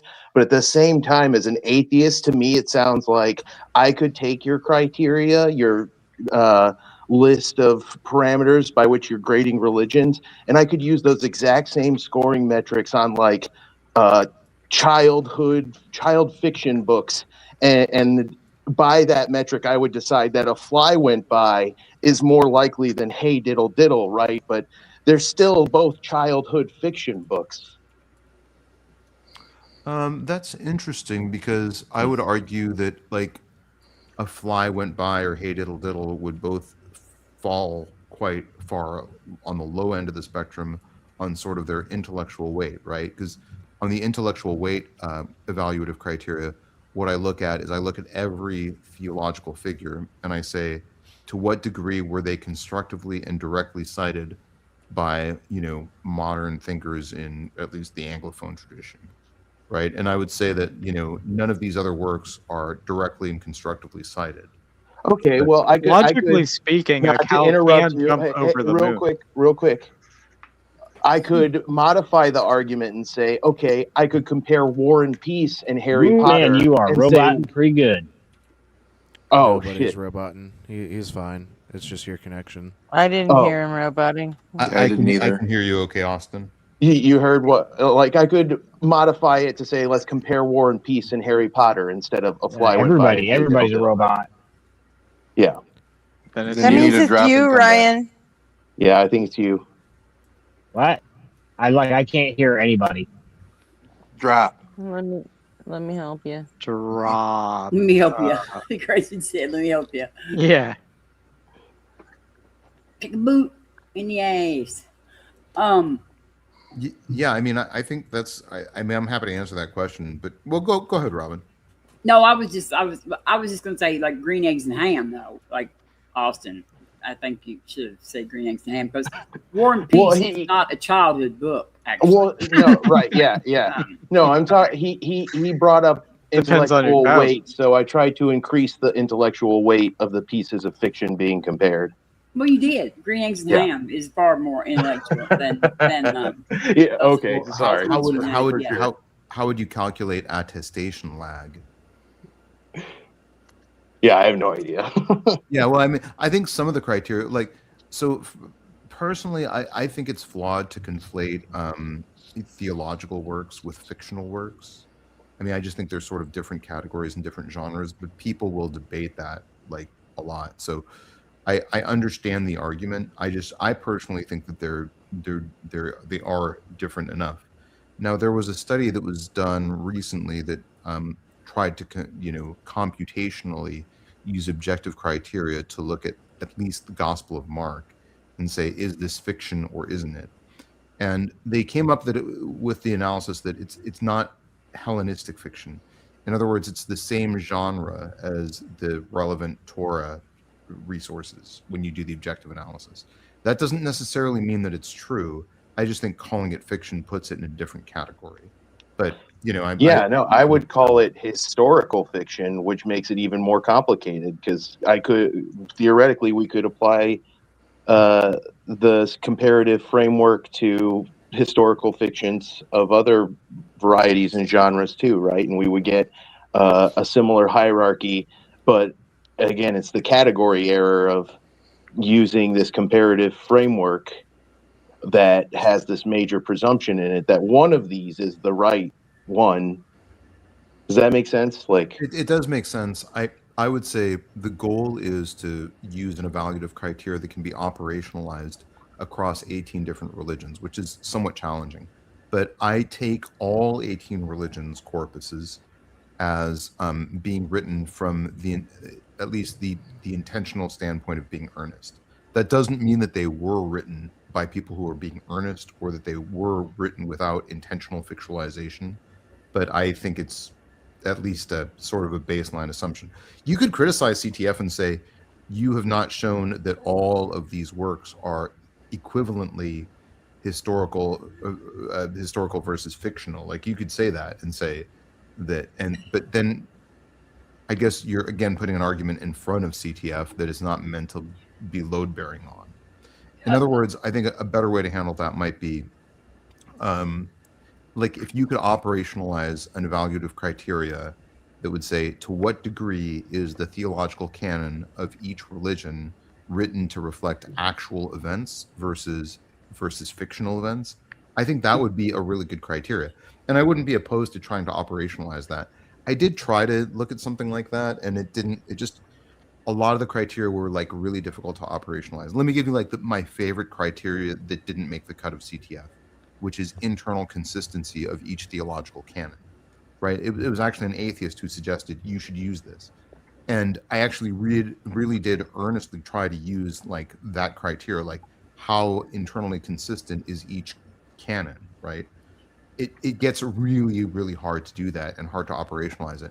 For instance, like in Buddhism, like Mahayana Buddhism is very, very conflicted with Theravada Buddhism, to the extent that like someone who's Theravada will say, oh, this Mahayana doctrine is totally outside and antithetical to everything else in Buddhism. Does that count as a knock against Buddhism, or does it just count as a knock against Mahayana Buddhism, right?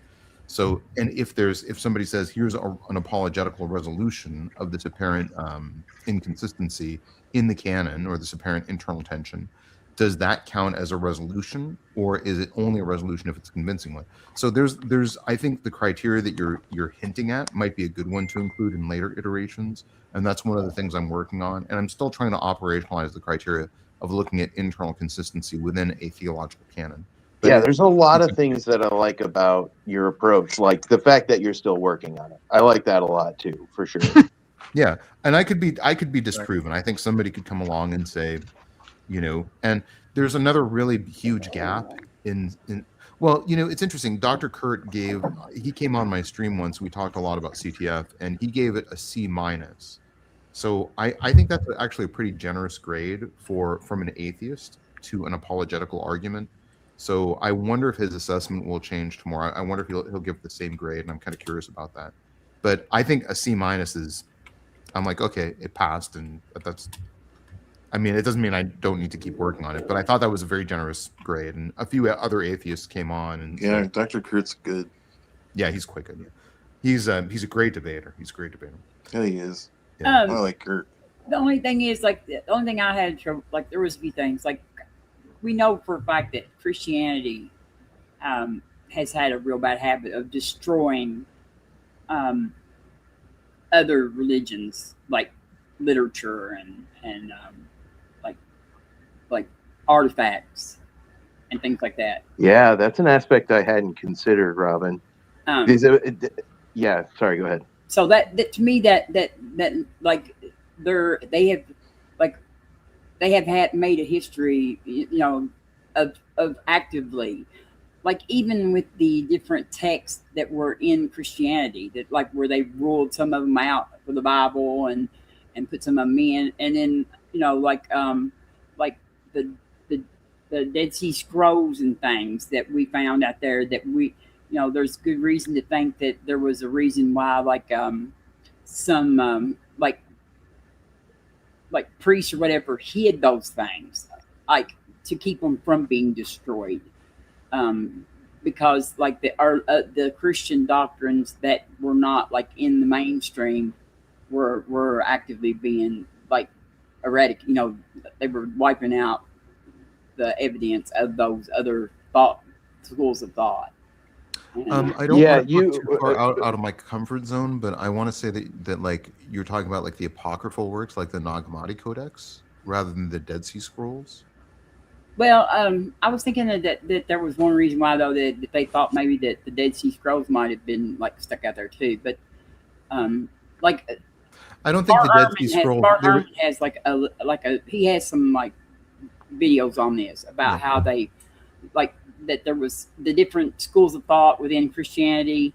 Once they started kind of trying to like get one of them to kind of take over, that they were kind of like the Gnostic and there's so many different early Christianities.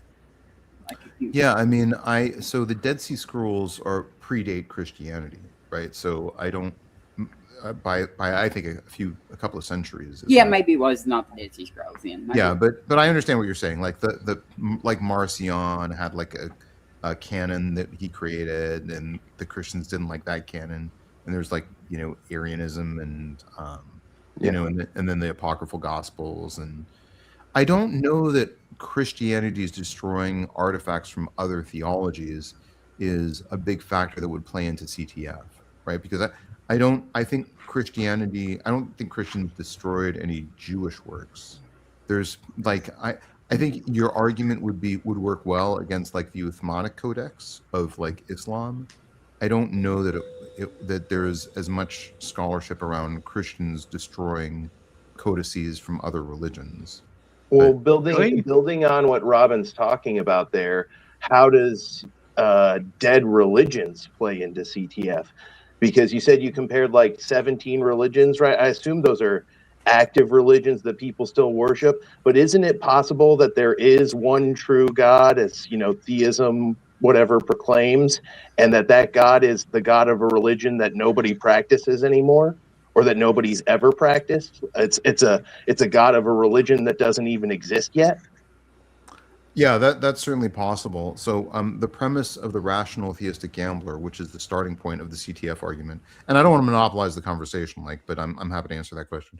But the premise is that the rational theistic gambler is going to take whatever evidence is in front of them and make the best possible decision, right? So if you're saying, what you're saying could be, we don't know that a better religion isn't going to come along in 100 years, right?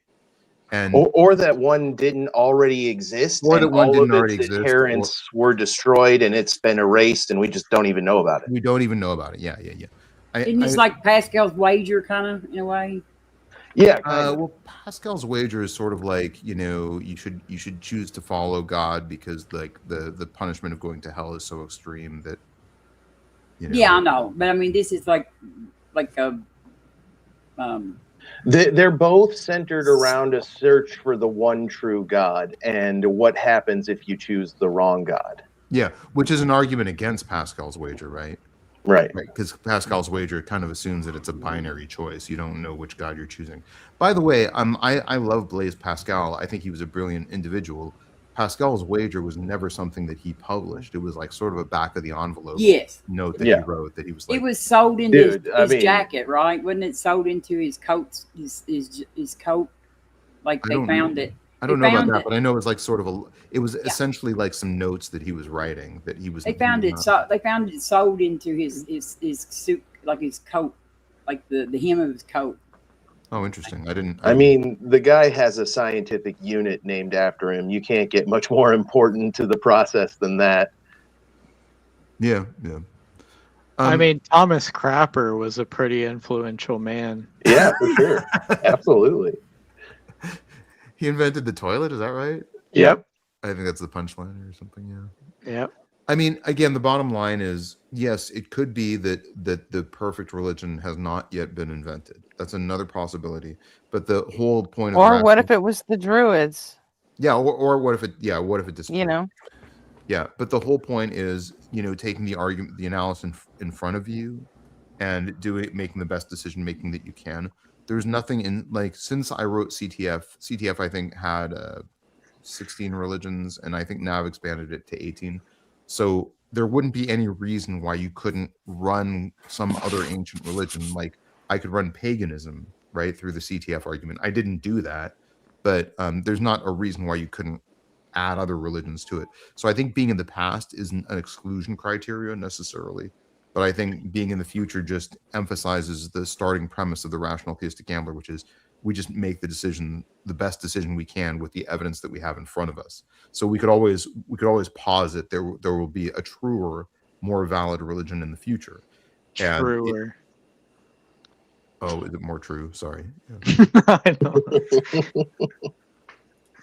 It's more betterer, that's for sure. I'm sorry. I'm probably like too sleepy to articulate myself well, but the point is that a perfectly cromulent use. Yeah. I actually have a real problem with words like that end in like clearer. Clearer has always been like a really hard word for me to say. Clearer. Superlatives. Just when there's like more than one R and then there's an ER at the end of it. Can you roll your R's, Tavo? Yeah. Hola, mama. I'm your papa. Yeah. May I please have dos horchatas? Before you leave, Tavo, you can do your Robin impersonation. Yes.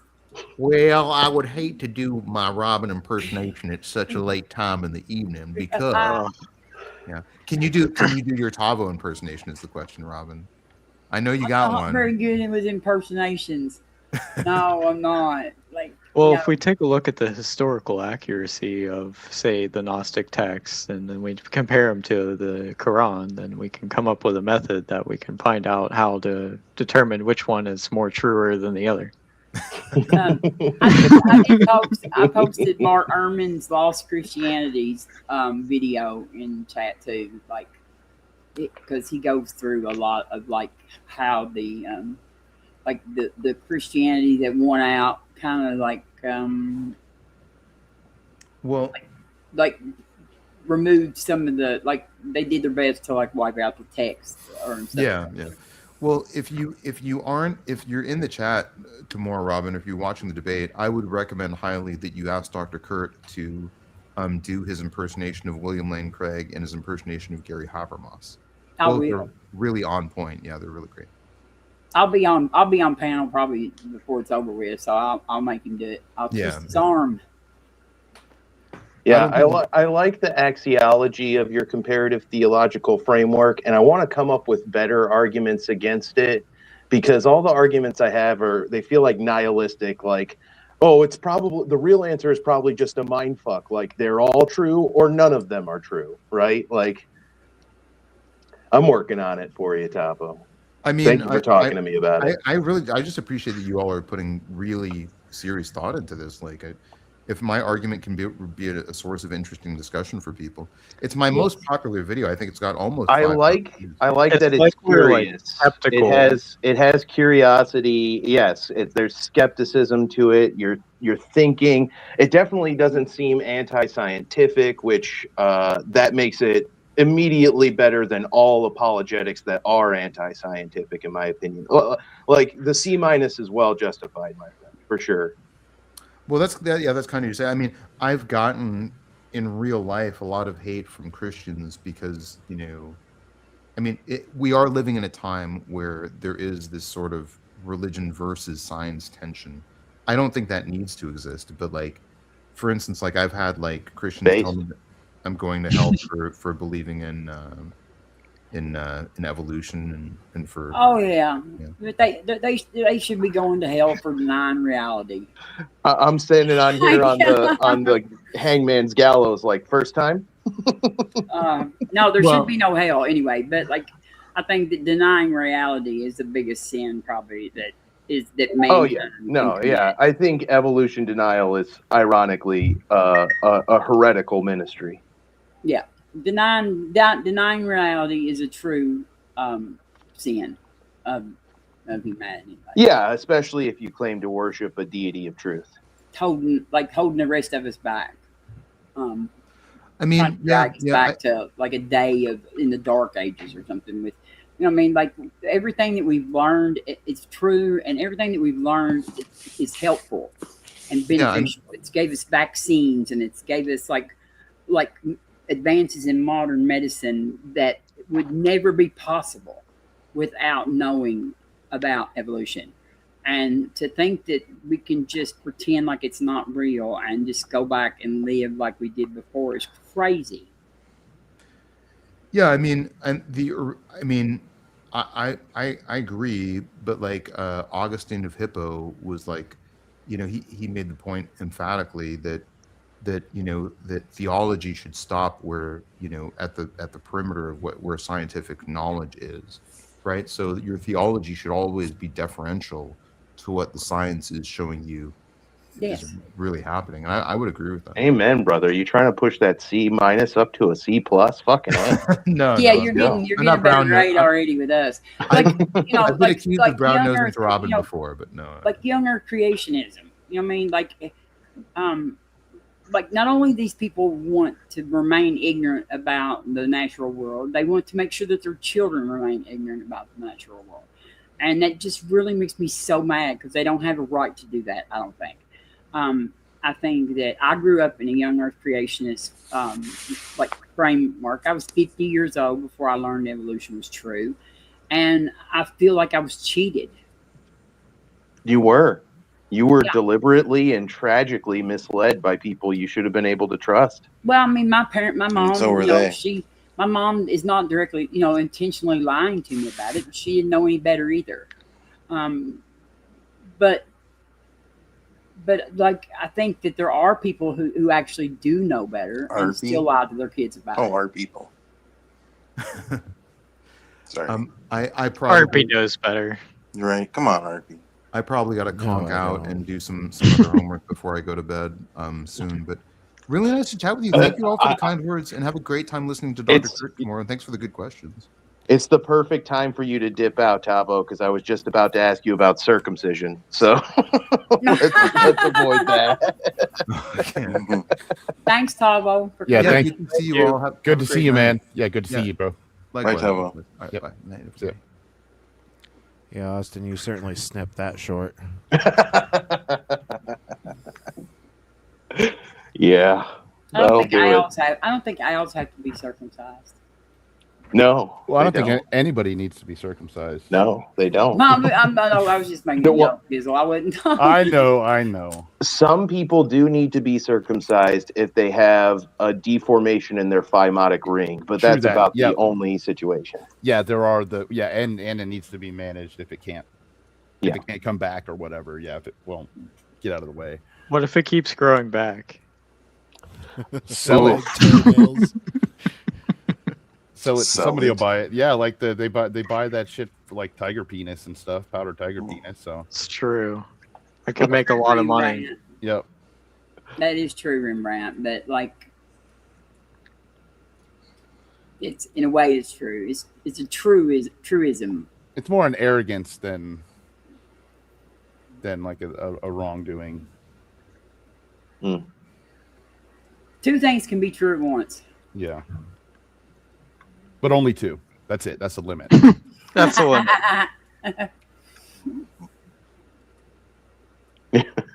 Yes, Ryan. Tavo Bible study is much better than Toronto Bible study. Oh, by far. Oh yeah, Tavo is pleasant to talk to, and like he has a call-in show where you can call in and ask atheists and stuff. And I like Tavo. Yeah. And like I call in like about almost every show and ask questions. So. Yeah, no. I think circumcision is a great dilemma to bring up to religious people, but it's one that gets overlooked because it's gross and medical, and it's about dingles and penis and sex and all the things we find weird and nasty.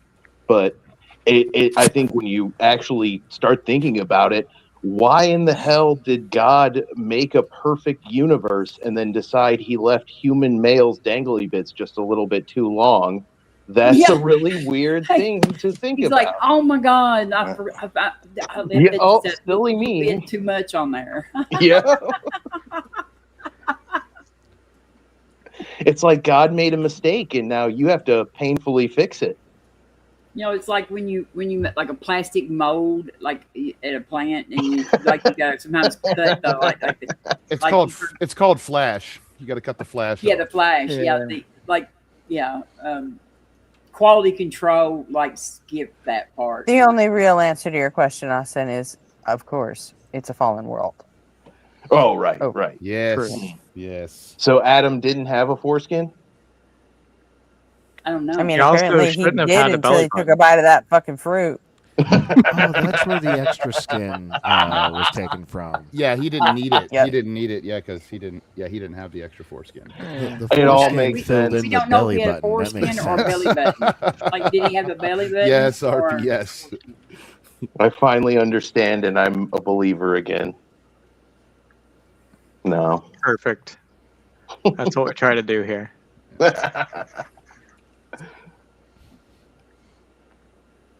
That's a good question for me to ask Tabo. Trevor Moore, R.I.P., wrote a song about that called God Hates the Tips of Little Babies' Dicks. It's hilarious. I prefer the song Nobody Understands When God Says Wash Your Hands. That one's a really good one too. Yeah, it's all about him collecting his pee and turning the lights on 33 times because God said so. Yeah, his OCD was because of God. Yeah, I like Saved. I don't know that one. My computer just became self-aware. Saved is the song on AXP when it comes on. Oh, okay.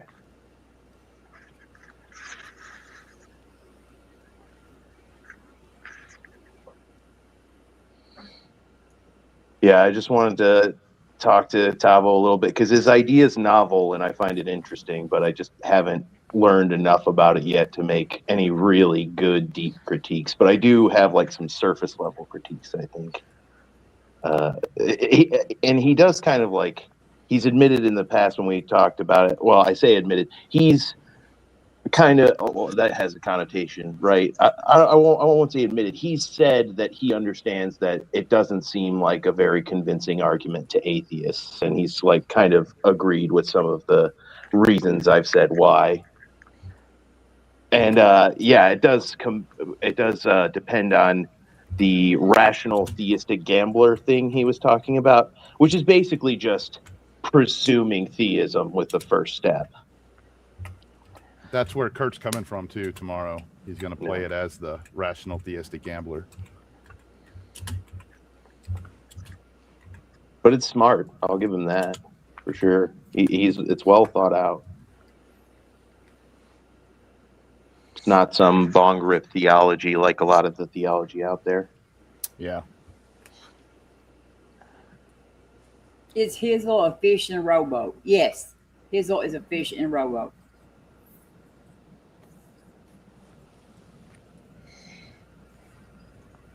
Literally. Yeah, literally. Yeah. That's what I am. Hizzle is a fish who has hydrophobia.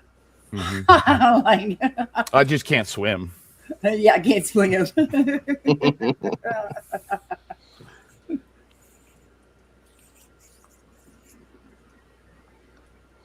Did Ryan ever come back? Nope. He thought we threw him out for good, I guess. I don't know.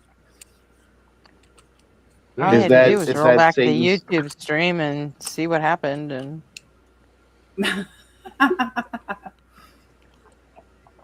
it's like, is that Satan Stalker's actual name, Ryan? Yeah. I didn't know. Yeah. And we're not doxing him. He said it's okay to call him Ryan. I like him. He's a clever guy. He's a nice guy.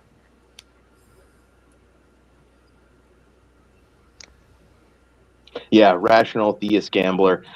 He can't be surprised when anybody conflates his stuff with Pascal's wager, gambler wager. It sounds alike. Yeah, I mean, like it's I understand it's different, but it is kind of the same. Like, Yeah, and like, yeah, it is forcing a dichotomy or a trichotomy or whatever you would the way you'd modify that word to describe something more than just 3 or 4 things. He's forcing something into a limited dichotomous option when it's really not. Like he's saying that one of these deserves to be the best, and I don't really think that's the case. Well, I mean, like, does it weigh? I don't think it weighs into the I don't think his like criteria for selecting. I think his criteria for selecting which one is going to be suspect. Yeah, that's. I wonder how many Christians actually embark on a comparative religion. Oh, they don't even know. Probably not and many. end up right back at Christianity. You know? Probably most of them. Right, because he Probably started most with of 'em. Christianity I and don't he think ended most up of with them. Christianity. I don't think most of them ever compare their religion to Right, anything else. They think right, it's the only Robin. one. But if they did, they're not going to go, "Oh, I was wrong," and Islam's the true one. That's what I said earlier. They said, "Well, what's CTF?" I'm like, it's Comparative compared all the religion. religions and decided he had the right one. Right. Comparative religion is actually good for like teaching Hi, kids nobody. to not accept any religion. Yeah, that's what I think. Hello, everyone. Nobody. Hello. Is that nobody on fire? Is that nobody on fire or the other nobody? Oh shit, Hazel up here, dude. It's What nobody on up? Everybody Yes. underwater. Hizzle's here. It is the Final Fantasy gent guitar playing legend himself. Nobody on motherfucking fire. What's up, dude? Good to see you. I think I can play. I can play some stuff from Final Fantasy 6 and 7. And 8. 6, God 7. damn it, 6, 7. 6, 7. 6, 7. So how many Final Fantasies are there? 16. There's Way too over 20 games. But the very first one, though, Robin, they were going to close the studio, and he made the game. This Japanese guy made the game right before they closed the studio. It was the Final Fantasy, and then it blew up, and they kept going. Yeah. Almost final, not quite the final. It was the Final Fantasy, though. Nearly the final. No, it was though. I know, but they should change all the And titles. they wrote, they're not gonna change. that into the story because the story of the first game ends with a time loop. So everything that happens only happens in the protagonists' minds. They're the only ones who remember the actual events. To everybody else, the loop closes after the first quest. So it is the Final Fantasy. It should be like they're caught in the loop. the next to the last Final Fantasy and almost the Final Fantasy and Psych. The initial fantasy. The initial Psych. Psych. Yeah, there's The like dream. There's like 16 core titles. There's a sequel to 10 and 12, and there's like 4 all tactics the tactics games. Yeah. There's 3 Game Boy releases, and then a few other ones on Game Boy Advance. There's like probably like 30 or more. There's at least 20 plus. There's like 10. They're the pixel remasters. Yeah. 10? Do you deny the value of 12? Oh, we've got Sure. a Final Fantasy denier here. Sure, 11 didn't need to happen, but 12 did. Well, 7, 8, 9. So. I bet they skipped 13. Will they skip 13? No, 13's the best. No, 13 was just Oh, terrible. and 13 also has 2 sequels to it. 13's the best. So 13 was just terrible. 13's pretty good. I like 13 earlier. I love Lightning, but and Vanilla, but some of the characters kind of Lightning is just Cloud in female form. Yeah, Claudette. Yeah. Yeah. but she punches the other teammates when they piss me off, so I really like her. Oh yeah, I don't remember that. Snow is such a doucher. I really didn't like his character. Dude, he really sorry, he really is. But and I was like really on the fence of playing because it was like kind of a slow beginning, and he really irritated me really bad. And then the first scene where lightning punches him in the face, I was like, oh, I gotta see if this keeps happening. Like, this is awesome. And then I was sold, but I still haven't finished. So you like violent women? Oh, Who don't? Yeah, I was gonna say, who doesn't? Who doesn't? Yes, I know. What's her I've had this name? conversation with Rhea y'all Ripley. before. She can stomp me out any day. The only thing y'all like more than bitches is crazy bitches. That's all I know. Yeah. Freaky that is. Well, Robin, crazy. You might not have any way of knowing this, but crazy women are incredible in the sack. I have been told that for years. Austin. It's like, true. I probably The knew that correct before answer you did. is I like my wife. Yes. Yes. But I probably knew that before you did. I've been told that all by Probably. because I've been telling my guy friends for years, like the only thing y'all like better than bitches is crazy bitches. Yeah, but they're the good ones, the good ones, and bad. Yeah, so I've heard that. Yeah, that wears off pretty quick. Yeah. Yeah, you know, and I've heard women say the dumb ones pound the hardest. So, Jeez. True. It's not wrong, but jeez. There's no rhyme or reason with that right there. It's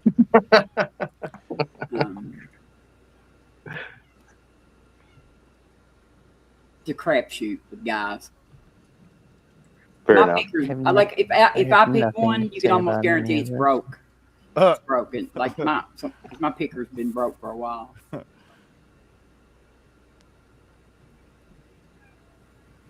I know that game. I heard a kitty. Jackie. Yeah, my cat's freaking out. Oh, tiger. Tiger. All right, guys, I'm gonna head out. I love my Marine for a few reasons. All right, homie. I will be back Night, tomorrow Nick, night. Tomorrow night will be back to my normal hours, so I will be around for much longer tomorrow night. See you next two. Yeah, but everybody have a good I won't night. Be around. Take care of you too, man. Night, Glad to see Nick. everybody. So Thank have you. fun tomorrow. For Later, sure. I'll see you guys if anyone's going to watch Unapologetic. I'll see you there.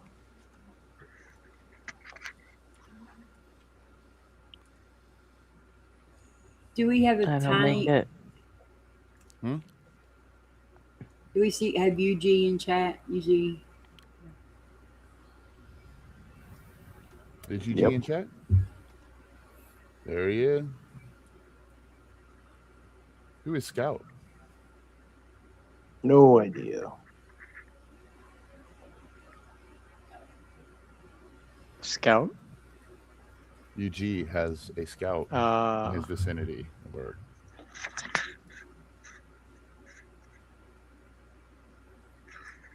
Vegeta, what does the scouter say about his power level? It's over 9,000.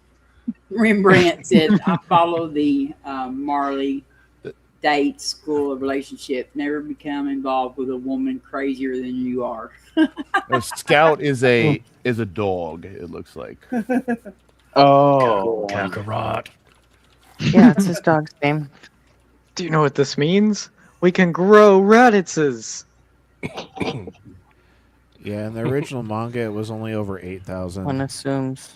how dare you?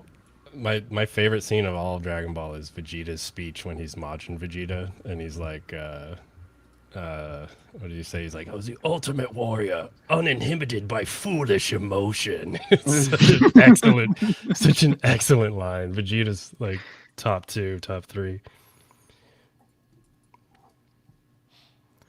I cry a little each time when he knocks out Trunks because even when he's at his most evil, he still cares about his boy. Yeah, dude. Yeah, Vegeta's, oh man, it's hard. Trunks is like my favorite character, but man, Vegeta just has the best moments. And he just gets it done dirty by like the riders when it comes to fighting. We'll try neck too.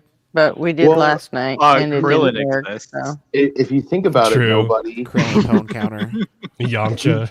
If you think about it, Vegeta has never lost a fight with Goku. He's won every fight he's had against Goku, actually. He won their first fight. Have you read the Super manga? Parts of it. Yeah, I'm not all the way fully up to speed on it, but Well, I won't spoil anything, but it keeps getting cool. It keeps getting like the way that they'll surpass each other or like whatever. It gets like more and more neck and neck, and they have. I like, read nice all little... the way up to the first appearance of Black Frieza.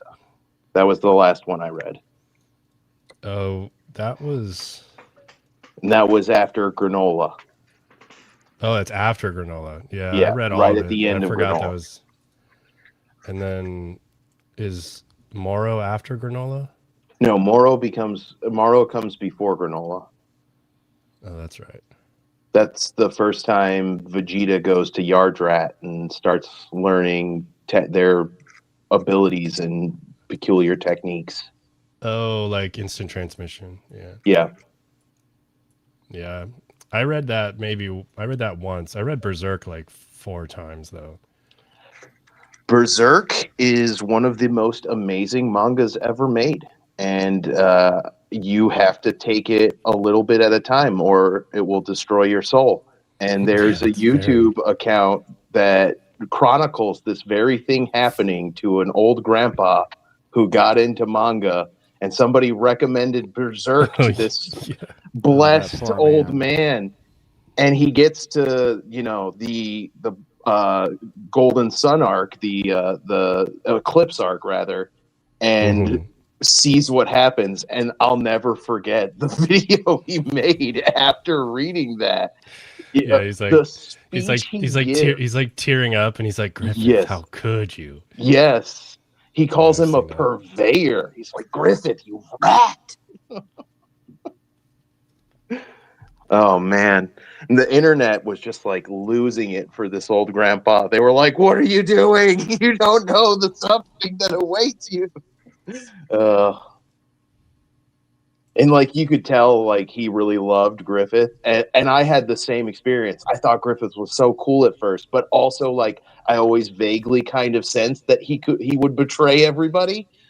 Yeah, no, it's a spoiler for Berserk if you haven't read it. There, my bad. Sorry. Well, it's just betrayal is vague, but you know who else I had that feeling about was Dutch from Red Dead 2. I was just like, this dude's a creep. I don't know why, but he's a creep.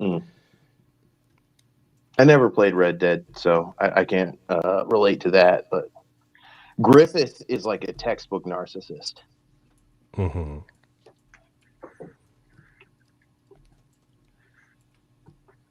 He sees other people as nothing more than objects to achieve his desired ends. Yeah, the way that the God Hand plays into his I don't know what to call it, like his dream, I guess. His all-consuming obsession, yeah. Yeah, this like dream of That's like, a his pretty good word. childhood dream. Of all things, a childhood dream of a castle. Like it's just like, oh my god, bro, this is what led to this. Like, and then dude, Judo, or is that how you pronounce his name? Man. Yeah, he was my one of favorite. the worst. Dude, everyone in the band, and oh gosh, we can't keep going. Yeah, we're gonna spoil too much. Read Berserk so you can relate to this incredible discussion and be up to speed on one of the greatest mangas ever made. But take your time with it because it's heavy subject material. Yeah, it's very disturbing. Although I think correct me if I'm wrong on this, nobody. Before Miura passed away, he gave his notes and his outlines for how to end the story to his proteges, and they're going to continue the manga and conclude it. Yeah, since he passed, there's been, I want to say, like, I think it might be approaching 10 chapters so far. And the art's really good. Yeah, he was an amazing artist. His art style was very gothic, heavy use of shadow, lots of detail. Like his art was really beautiful. Like the scenes of, entire platoons of knights on horseback charging into battle, and all the meticulously drawn hairs on the horses, and all the scales and the knight's armor. It's all really well done. Yeah, I can't draw like that. I like top out at Dragon Ball. That's I can draw Dragon Ball pretty well, but that's it. No way. I can Hey, trace. nobody, you ready? You ready for some pre-sup? Wait a minute, I have a question. Is that Maddie in chat? Is that the Is that the Maddie? Yeah, that's the Maddie that was talking to Nectu. You know, Nectu just left, don't you, Maddie? Yeah. So what was you like waiting for Nectu to leave or what? No, I just saw him leave then. No, I'm just kidding. I just like I was just messing with you. But, Yeah, right. I feel like I already know you. We watched you last night. Yeah, and you didn't like me. I don't Shocker. dislike you. And we didn't like your arguments. Yeah, we went. Robin to tolerates you. Yeah, but Arby didn't like me to the point where he called me a dumbass and a scumbag. Well, tag is very exclusionary, and it implies that sound reasoning is only accessible to the theist, so it is kind of condescending. Yeah. And you can't take it personally because we like call each other that too. Nah, it's all good. It's all good. We're Americans. We're just rude. Yeah, what time is it there? I wasn't rude. I didn't say anything bad about Maddie last night. It depends on which part of the United I think that States. should be recognized. I didn't really watch it. That's why. It's midnight. That's for why me. she wasn't rude, actually, because she wasn't paying any attention. It's almost 3 a.m. for me. Gretchen, your silence had a very particular tone, and I think you know it. I've always had that tone. It ain't easy being a necessary wave function. That's right. Exactly.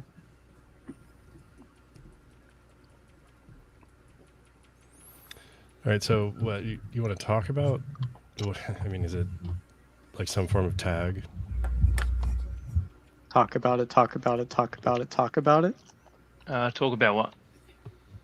I was just... Well, what you wanna talk Nectu about. said is that you wanted to talk about subjective truth. Yeah, I mean, that was the conversation with Phil. Yeah, Phil's I'm not sure. He's used to arguing with Muslims. Okay. Well, what do you want to talk about then? Yeah, I mean, I'm not sure why Phil granted only subjective truth. But Was it- I don't know. He doesn't know much about it, I guess. Subjective to what? He said there was only subjective truth out there, and then I asked him if that was true. Huh? Well, I don't think saying a universal claim invokes what would be like some type of queer or strange metaphysical universal, if that's where that goes. But I guess it would be a universal claim, but it's not like that's not saying there are universals. You know what I mean? Yeah, but if you say, hey, look, there's only subjective truth, just opinions, and then I ask you if that's true. Truths and you are say not yes, opinions. that would be an objective truth claim, right? Truths are not opinions. Wait, what was the objective truth claim that? What did you say? So when I was talking to Phil a couple of nights ago, he said there was only subjective truth. Yeah, why are we making Phil's arguments for him? Why don't we, have a new discussion? Well, we can do. I mean, you guys were just asking what we're going to talk about, so I brought that up from last time. Right, so why are you bringing up Phil? Phil's not a part of this channel. Here, let me help Well, that's you out. what you guys were commenting on. Let me help Why you did out, you bring Maddie. up Phil last night then? Let me help He's you not out. a part of your channel. Because that was your Yeah, I discussion. may have brought Phil up, RV, I think. Let me help you out, Maddie. What is your Yeah. best reason for believing in God? I'd go back to the claim that I made to Phil, so I can run through that with you guys if you want. Sure. Go for it. The claim was you don't get to grant yourself truth without also granting a divine mind. If the divine mind doesn't What? exist, is it true that truth does not exist? Oh, wait a second. Wait. What the hell's a divine mind? Hang on. That's the question. Yeah, maybe that is a good My question. mind is divine. Okay, we're all set. Go. So does divine mind encompass like all the things that are typically attributed to God? I guess so. Yeah. Like omnipotence, omniscience, and then you could do Omnibenevolence. And then maybe the fourth one, like omnipresent or whatever. You're saying that for there to be a single truth, there needs to be a mind that possesses all those properties? Or even just like granting yourself truth at all. Logically, there has to be a divine mind as well. That's just circular reasoning. You don't have to. I mean, well, everyone's you have to worldview would just be presuppose circular, truth right? to even disregard truth in the first place. So that's self-defeating. Well, so would your worldview, right? I don't know. Like you saying that is a truth claim, so you're granting yourself truth as well. And even to have like a thought that's coherent, you'd have to grant yourself logic as well. So when I so hear these things exist necessarily. Yeah, right. So when I see when I hear you say grant myself truth, what am I doing that requires me to grant myself truth? Like just talking on the show, you're like, this is true. I'm saying if you're granting yourself truth itself, I think there's a logical pathway to another mind being out there. You don't have to call it divine mind, maybe another mind. Are you saying that we're presupposing? Except that truth isn't something we grant ourselves. It's something Right. we have to learn and or ascertain. So we logically So reason there's ourselves. no granting involved in the equation. And that's the last thing I'm going to say. Well, are you saying? Well, I don't think he's talking about like coming to a I don't think you're talking about coming to a conclusion that you found out to be true through justification or something. It sounds like you're saying, for me to say that snow is white, and say that statement is true, I'm presupposing an omnipotent, omniscient, omnibenevolent mind exists somewhere. Yeah, I think there's a logical set of questions I could ask you that would reach that conclusion. Questions aren't arguments. Can you give a formalized argument? Oh yeah, wait, what was the question?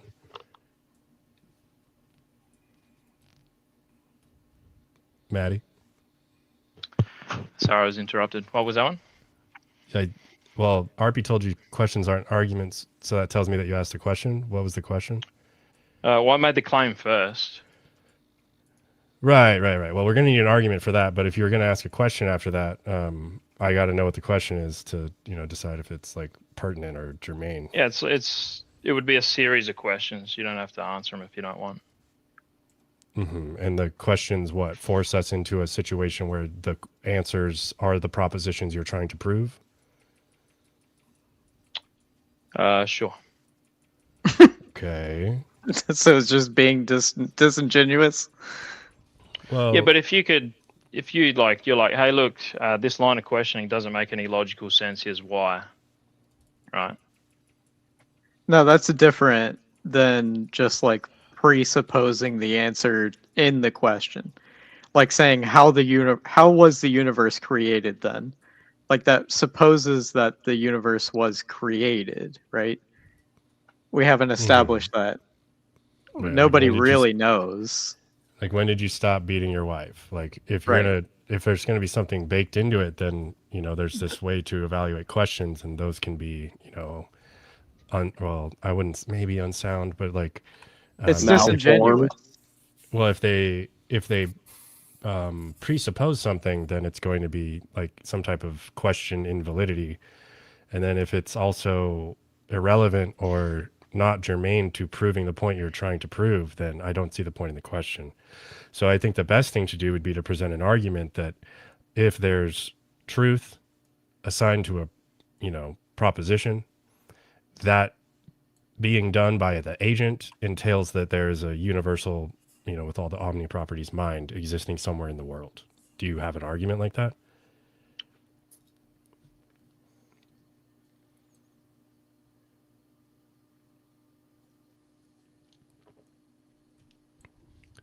Everyone heard me, right?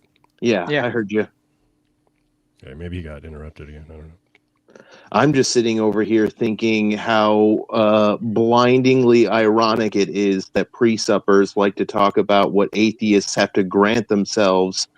I can admit that pretty much everybody's going to have to grant themselves some things for their worldview.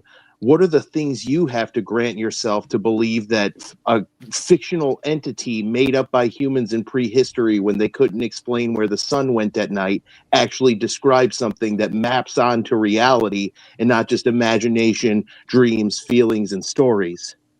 I think you have to grant yourself a lot more than I do. You have to grant yourself that magic exists. You have to grant yourself that something can exist outside of time, outside of the universe. You have to grant yourself all these things, way more than what I have to grant myself, which is just that I'm not convinced by your extreme, absurd claim. Mm-hmm. It's very telling that they'll call you out for presupposing, but we can maybe try and work with it, I guess. I mean, we all have to presuppose, don't we? Okay, so then it's vicious for you to presuppose God, right? Yeah, but it would come down to the most coherent worldview then. Why coherent? Why is that the theory of truth we want?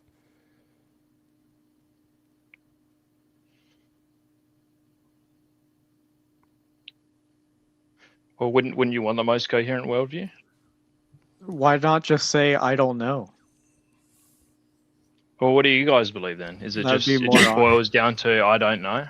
Well, I mean, like, I don't think that for most things, like the coherency, like I don't think that anything that involves a god is coherent myself. Like and like there's lots of people that disagree with me. And thank you, UG, for getting to watch the dog walk. Perfect. But so yeah, do you have once you go, go ahead. Sorry. Once you go far back enough, like we get to a point where we just don't know, right? So the most honest thing to say is I don't know.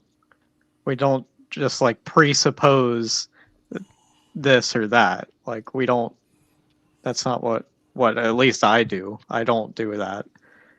But like I'm just honest and say I don't know, and then I'll wait and find out maybe one day. And that's okay for me. Yeah, so what do you think happens after death? What do you mean after death? You just die. Most of us don't believe in an afterlife. What do you think what do you think identity is? Where do you think it stems from? Like just words that we give to things? Well, like your identity. My identity. What do I think that is? Mm-hmm. Like, what is it? Do you have identity? I have a name. Yourself. The Right, self. The thing that I am would be a human being. Okay, true. But so, like, say you could say that your identity relies on your body, it relies on your personality, it relies on some combination of the two. Or we could talk about something like a soul, right? Would you say that the soul is where your identity lies? Sure. Yeah. Do you think that the soul persists after the body is eliminated? Yeah. Under the Christian worldview. Yep. So then your soul is where your identity is seated? Yeah. Okay. If that's the case and it persists after death, then your soul persists and you don't go anywhere. You just continue to be Maddie. Okay. Like, I mean, you don't disappear. You could go somewhere, I guess, like heaven or hell or whatever the hell. Yeah. But So when like, I that's was one asking answer. before, you're right. Yep. Oh, go ahead. Sorry. So I was asking before, what do you guys think happens when you die? Like, is there anything afterwards, or it just kind of goes black, similar to like before you were born? I think reason and evidence points to there's nothing, but Yeah. sure, it could be some type of persistence afterwards. Like, there are atheists that believe in souls. There are atheists that believe in reincarnation, or that wouldn't be like a soul persisting. Without a body, you'd find a new body or something like that. I'm not sure, but I don't see how this ties back to God. I believe that we reincarnate on the planet Slooper Samria, where this Sunday John Cena defends his title against the Sunday.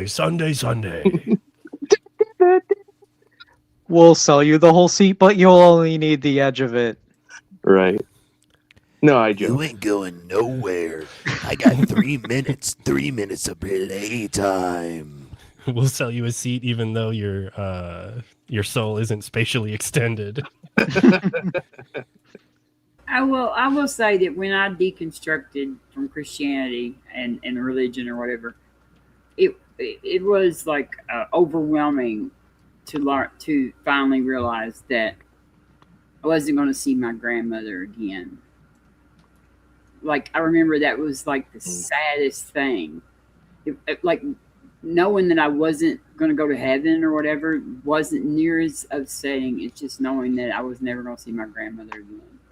Yeah, I had a similar experience, and it is actually the point at which I think I really deconverted. It was we were driving on a long drive shortly after my mom had died when I was just 10 years old, and I had convinced myself that I was talking to her, and I realized I wasn't talking to her. I was playing her part and putting the words in her mouth. I was just talking to myself, and I realized that, and I think that's when I finally accepted that there is no spirits, there's no souls, the prayers don't go anywhere, nobody's answering them. We're just talking to ourselves to make ourselves feel better. And that's sad because you said you were 10 years old, Austin. And Yeah. Like, I was 50. So, like, what I mean? Like, that must have been so much harder to deal with at 10. Actually, in a weird way, it was freeing. It was like a weight got lifted off because it had also been tormenting me. Is my mom sitting up there watching me? Is there something she'd rather be doing with her afterlife? Things like that. And realizing that it was all fake, I didn't have to be tortured by those thoughts anymore. My mom had a life just like everybody else got, and then her life expired just like everybody else's will eventually. So in a way, it's very fair. The way I got through it was just thinking, like, man, I saw my grandfather go through some horrific stuff at like 70, like lung cancer that spread throughout his body, and just vomiting blood and stuff. It was crazy. And then I was like, I don't want to do that forever. I don't want to be miserable forever. I don't want to watch everything that I used to know become obsolete and just be irrelevant. You know what? Even a blissful I just wanted to end at one point. Yeah, even a blissful existence, if it's eternal, would eventually become hell. Right. I'm weird. I think that immortality would be sick. But you know what? Well, maybe you can get bit by a vampire. Nobody's wrong. Look, nobody's wrong. I would be down for a really, really long existence, but eternal existence, no way. Yeah. I like the sentiment that The Good Place proposes, where like you get to persist as long as you want to, but like you have a decision to have an out. Yeah. I don't know. It's difficult because I have like self-preservation that's pretty strong. So I don't know if I could make that decision for myself. But I'm sure if it gets to a point where like I'm just miserable and I just want it to end, I could probably do that then. But what does that say, Gretchen? Geroyam Slava? Like glory to what? Yep. Geroyam Slava. It's Ukrainian glory war to the cry. heroes. Oh, nice. Whenever anyone says Slava Ukraini, you say Geroyam Slava. Nice. That's the response to it. Duh. Suka bliat. 3%. Please. God, 3%. like UG's got like notepad with him, so he can make it. And love they're all that- just burns on nobody. Yeah, It I love actually that looks every like piece, toilet paper. every piece of scrap paper he owns now is dedicated to burning me. It looks like a sheet of toilet paper. Every one of them. He's writing up.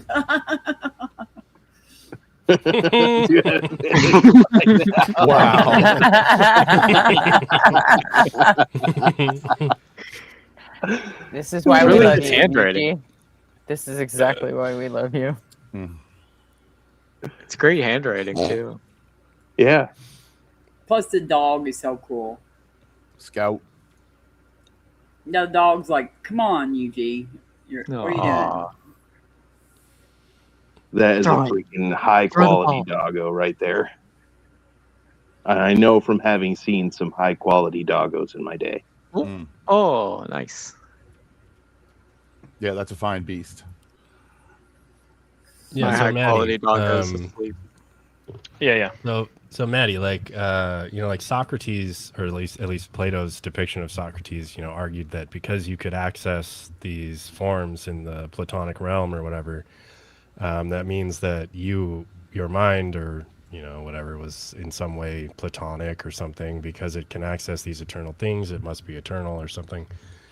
So there's like a bunch of answers to like where we go when we die, and not all of them involve God. So like, did you ever? No, that's right. But we don't have a definitive, like, this is exactly what happens. We don't know. No, I agree. I think that people that say that they're 100% can't be souls, like, I think that's kind of a big bullet to bite, but I think they're probably right. Don't you think that culture and childhood indoctrination play a major role, though? Right? Like, if you had been born in Saudi Arabia, do you honestly think you would still be a Christian instead of a Muslim? I mean, it depends how willing you are to look at everything. Like, I if think you're you'd be a willing, Muslim, right? I think I would probably be a Muslim. I think we'd have no choice. Right. if you Well, never, then- well, then you you could still didn't you deconstruct or start out convert. being raised Christian and now you're atheist? Yeah, I was So, raised like, Christian. you went I was out a- looking and you came to a different conclusion to what you were raised in. Yeah, I was 50 years old when I was a Christian for 50 years. Mm-hmm. I live in a it's not culture that where simple. that's allowed. I live in a culture where apostasy isn't punished with death and ostracization and prejudice and discrimination, right? So that makes sense. If I had been born in Saudi Arabia, I wouldn't have been allowed to experiment with these ideas. Right. If I had said to my parents, I'm not sure this creationism crap is true, I don't think they would have been willing to sit down and have a calm conversation about it. They would have brought somebody to give me an exorcism or something. You get what I mean? Like, Yeah, and but you can leave the country. That's true in parts of the U.S. Not still. always. Can you? Yeah. Yeah, Well, not It's all. a very Having to- privileged thing to say. Yeah, having to leave your country because of your religion, That's If terrible. if you're like, I'm hang sure on, it's possible. if you're like, hang on, none of this is kind of adding up to me. There might be something else out there for whatever reason. And then you're like, look, I can't even talk about something else being a possibility without being unalived, right? Then, like, wouldn't the next step just be, okay, let's try and leave the country? And maybe you're not able to do so.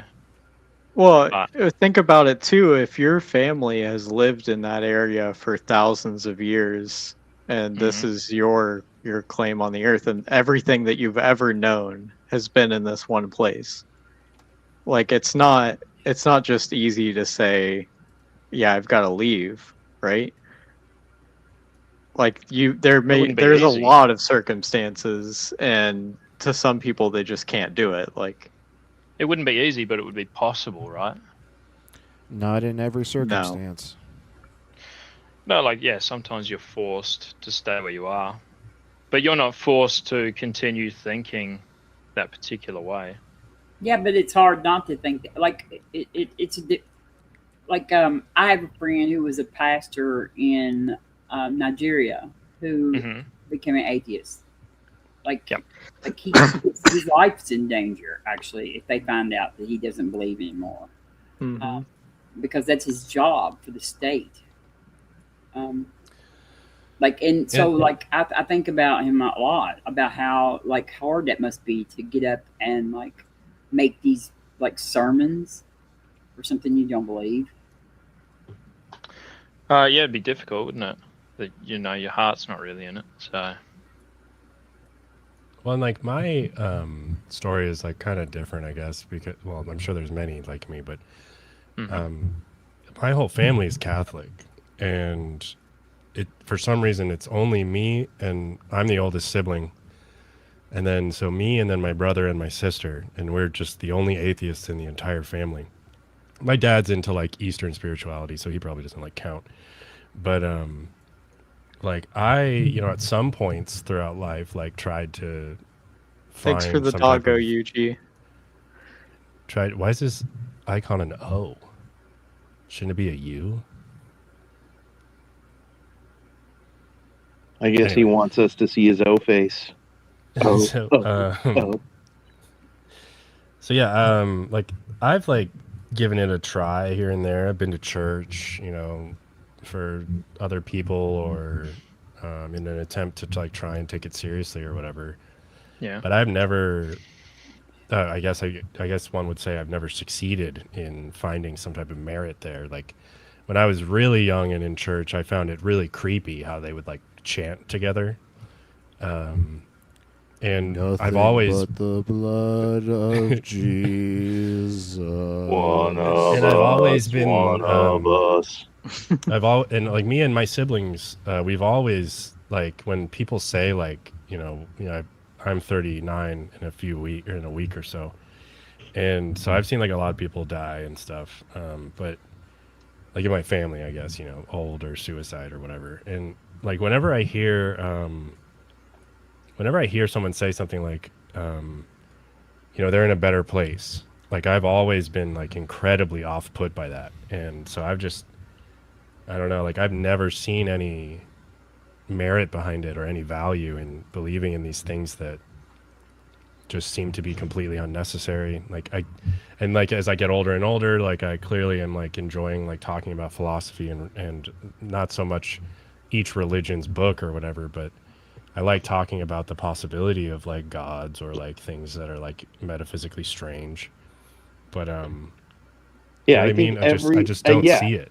I think everything good that you get from religion, you can get from other things that don't come with religion's baggage of being based on bullshit. You can join a book club. You can join a dodgeball club, you know, a group gym, an adult gym class or something. There's all kinds of things you could do instead of religion. And they don't come with the baggage of thinking, you know, this impossible, unfalsifiable deity is real and he flooded the planet and the earth is actually 6,000 years old and all the scientists are lying to you because they don't want you to find out about the truth of the Bible for some reason. It's just easier. And you could become like a biologist, like Austin.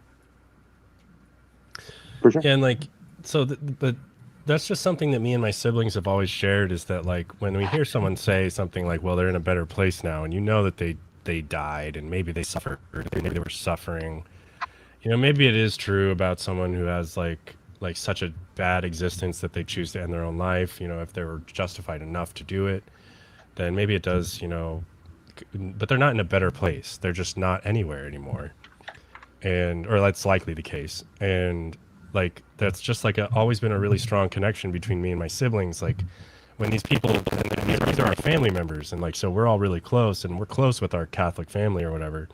My sister's married to a very serious Christian, and she's like a diehard atheist. And just like the way that me and my sister can look at each other when someone says something that's almost devaluing of life, such as, well, they're in a better place now. That's something that's like been very good for me throughout life, is knowing that, she and my brother know that this is insane. Like, you don't devalue life just because you need to cope and believe that there's somewhere good now. Like that, it's just asinine. It's weird cult behavior. It devalues what it means to be a human on Earth. And it's like scary being in this overly religious, like, what's the word? What's the word when you superstitious? Like the superstition just controls you and how you value things. Like that's scary to me. Like I was actually thinking about this recently, and I think that Planet of the Apes is about humans because we're terrifying. Like we'll band together over nonsense and kill each other. Like that's terrifying. Yeah, I look at religion. I look at religion like this, Maddie. Imagine you're sitting on the public transit. You're sitting on the bus, right? And some person comes up to you and they're like, "You see that seat right there?" And they point at an empty seat and they say, "My grandma's sitting in that seat. My dead grandma, and she talks to me all the time." I'm not going to push back against that person's illusion. That it's clearly something that's bringing them comfort. It's helping them feel like they're still in touch with their dead grandma. And in this way, we're sympathetic to religion, and we bristle at calling it out. But then imagine another person comes up, an absolute disheveled lunatic, and points at the empty seat and says, "Actually, the cosmic walrus Maguthu is sitting in that seat. And if you don't acknowledge him, you're a heretic who must die." And that's why we kind of have to push back against religion, because as much as we want to be sympathetic to the lady who wants to talk to her dead grandma, society can't exist with people that want to slaughter people who won't acknowledge Maguthu walking around amongst us. Yeah, does that make sense? It's a good point, but the problem is like Christians aren't unaliving people for not jumping on board, whereas have you not heard of the Crusades? Who is Quinox? Yeah, I mean the Crusades would that just be a pushback against Islam? Not necessarily. No. That's not all it was. No. Okay. What was it? I don't actually know. Also also them call it. Well, it's fine. Like that is possibly a part of it, but it's not. It's not by any means the entirety of it. They definitely were the aggressors in many situations, and we don't need to go over all of them. It's just obviously trivially true that there will be Christians who do this. Yeah. So, would you say that one side was saying submit or be unalived, and then the other side was saying, well, they didn't have that sort of mindset, I guess. They're not telling you to submit to this particular worldview, otherwise you'll be unalived. No, they were saying that's not my fight, and then just letting the people die. I think it swayed back. Which side? The side that was not saying, let's kill them. The side that was not saying, let's kill them, was just like letting the people kill them. And I'll tell you who wasn't killing anybody. The people who were looking at the empty seat on the bus and saying, that fucking seat's empty. There's nothing sitting in it. Nobody, there's nothing in that seat for me to kill over. And it persists today. I mean, we see lots of people going into not just churches, but synagogues and mosques and shooting them up, and it's terrible. That's not good. All because of religion. Right. So, all right. For some people, it helps them. If they lose a loved one, they're like, all right, well, they're in a better place. That sort of mindset will help them. There's nothing else that sort of Christianity could provide people? Anything that Christianity can provide can be found by secular means. There is nothing exclusive to Christianity that you cannot find by any other means. That's my viewpoint. What if I would have Yeah. Oh, go ahead. Sorry. What if I were to bring up morals? Love it. Yeah, we can talk about that. That's fun. Gretchen, plug your ears. I assume she's already fully tuned out from this. Looking back chat, Gretchen, I have like a question because there's anyway. I typed a question for RP, but you can answer it. Like, I'm trying to figure out who they're talking about. Oh, who? 404 it? I don't know who the fuck Quinox is. No fucking idea. And 404 has been here like all of 3 times, so yeah. Like, don't let the door hit in the ass on the way out, buddy. Fuck I'm trying to figure who Quinox is. Who the fuck cares? Maybe Equinox? Yeah, Oh, Equinox. Equinox. Okay. Oh, just the fact that Equinox is in chat. Platform. Platforming him because he's in chat. Is that what he means? I don't know. I think guess you need to learn what words mean, buddy. It's not like Equinox is up here talking about it, and everyone has to listen to him. There's no way that's Golden Arm on an alt, is it? There's no way. Is it? Because I know they have beef. Do they? Interesting. Well, okay. So morals, right? So, what do you mean, like where do you get your understanding of what good and bad is? Like, what do you ground that in? Our sentiments. What do I Intersubjectivity. Your sentiments. That's where From nature and nurture. Yeah. Let's focus on one framework. Nobody has the floor. Okay. Well, no, it might even be. I mean, that might have even just answered the question. You just had multiple answers, and none of them had God in them.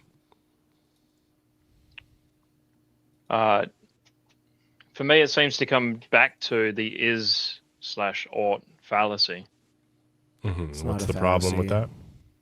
Hey, what day did we ban Golden Arm? I would call it a gap. But a gap. Okay. Why is it not a fallacy? I call it a gape, but you know. Nice. Well, so there are arguments against the is-ought gap, right? No, do tell.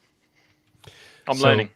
The problem with or what Hume was getting at was that you can't take what is factually true and derive what you ought to do from it. So, like a descriptive account of the facts in the world never contain what would be an ought or what you should do. And there are, like counterexamples or arguments against this gap. And like one of the really bad counterexamples is something like describing oh man, if it it's lightnings typing. What? She's talking about Golden Norm. Oh no. So like a particularly bad example, but to give you an idea of how someone can give like a counterexample or attempt to give a counterexample of there being a gap between what is and what ought be done is like if it lightnings, then it ought thunder. Hey, nobody, are you using a wireless headset? No, I'm not. Does anybody else hear the static crackle? Yes. Yeah, I do. You might All right, want to here, check. Even Eugene hears it. Like Eugene said, wait, yeah. Maybe my Thumbs cables. up, Eugene. Thumbs up.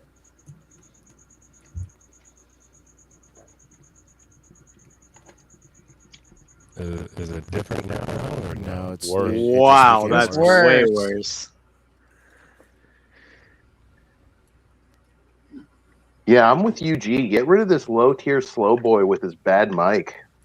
Yeah, that's right. That's right. Imagine Mike mogging yourself. Oh my gosh.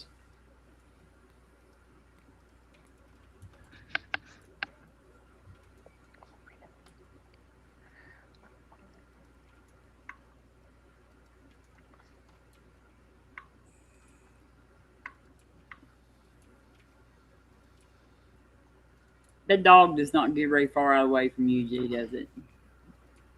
Mm-mm. Very good pupper. Hey, like Gretchen, can you bring him up? I'm in the kitchen. Yeah, I got it.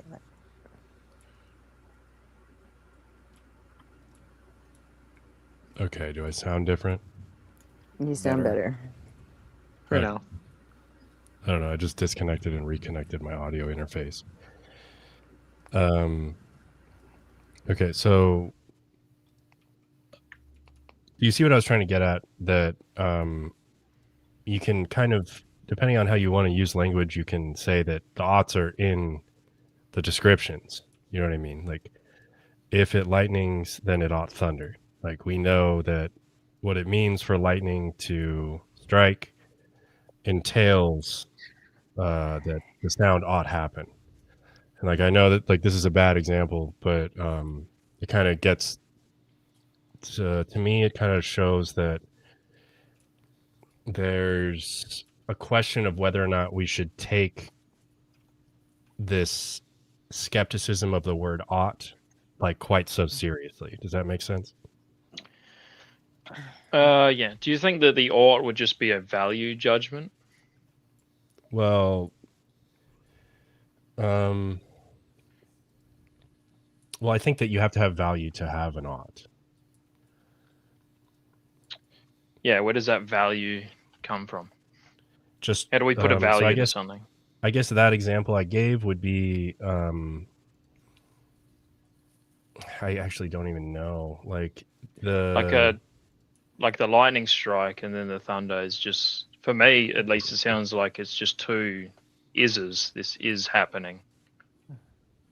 Whereas the value judgment would be what's like, how do you get a value judgment on that?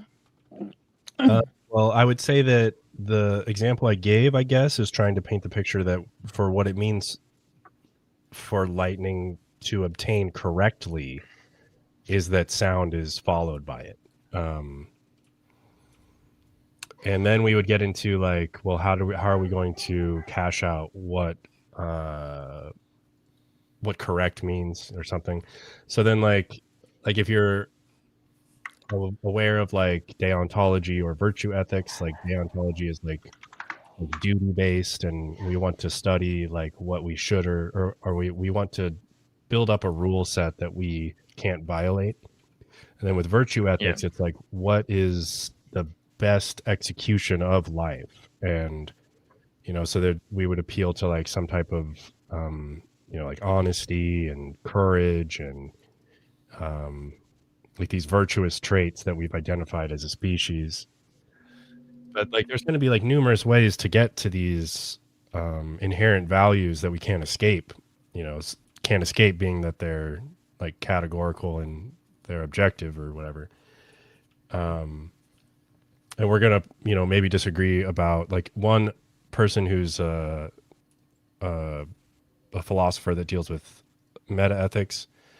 He might disagree with another person, but they both have objective frameworks that apply to everyone, and they could or could not invoke God there. You know what I mean? So I guess my question is like, after I kind of described like kind of very badly, and UG I'm sure will have a note for how terrible I am at explaining things. You see, like it's just there's no reason to think that God is necessary to even come to yep, that one. Yep. There's no reason to necessarily involve God in these questions. You know what I mean? Like I didn't mention God once, and a lot of moral philosophers or philosophers that partake in meta ethics or ethics in general, they're not going to necessarily appeal to God. A lot of them are atheists. So then can't we just look at the empirics of philosophers that are objective or moral realists rather? And can't we just say, well, a lot of them don't appeal to God, so why would God be necessary? Yeah, that was appealing to God. That was the low tier, slow boy, Phildo philosophy lover answer. The real answer is morality comes from evolution. We're a social species, so pro-social adaptations are selective advantages, and evolution selects for those. Yeah, and that's like a naturalist account for it. Also comes from psychology. And there's like, what is Goerth? Like it or not, rational foundationalist.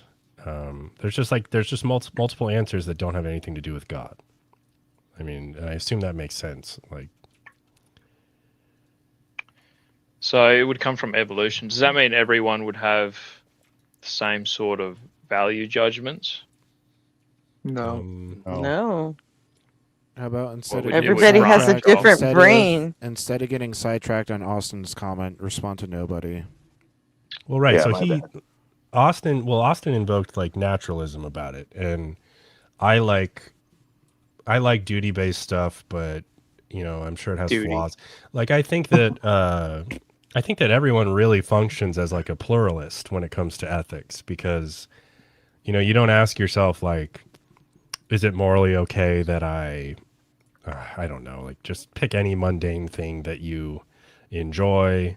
You're not really going to like evaluate it on this like duty-based framework or this like virtue ethics framework. A lot of the stuff. What duty do I have to breathe air?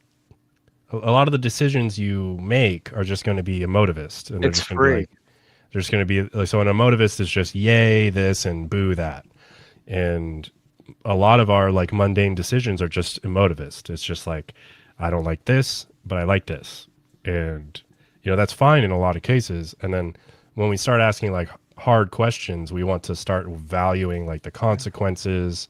So that'd be like utilitarianism, or maybe we want to just Yeah, I like that what one. our duties are as people in certain situations, which would be like a hypothetical imperative.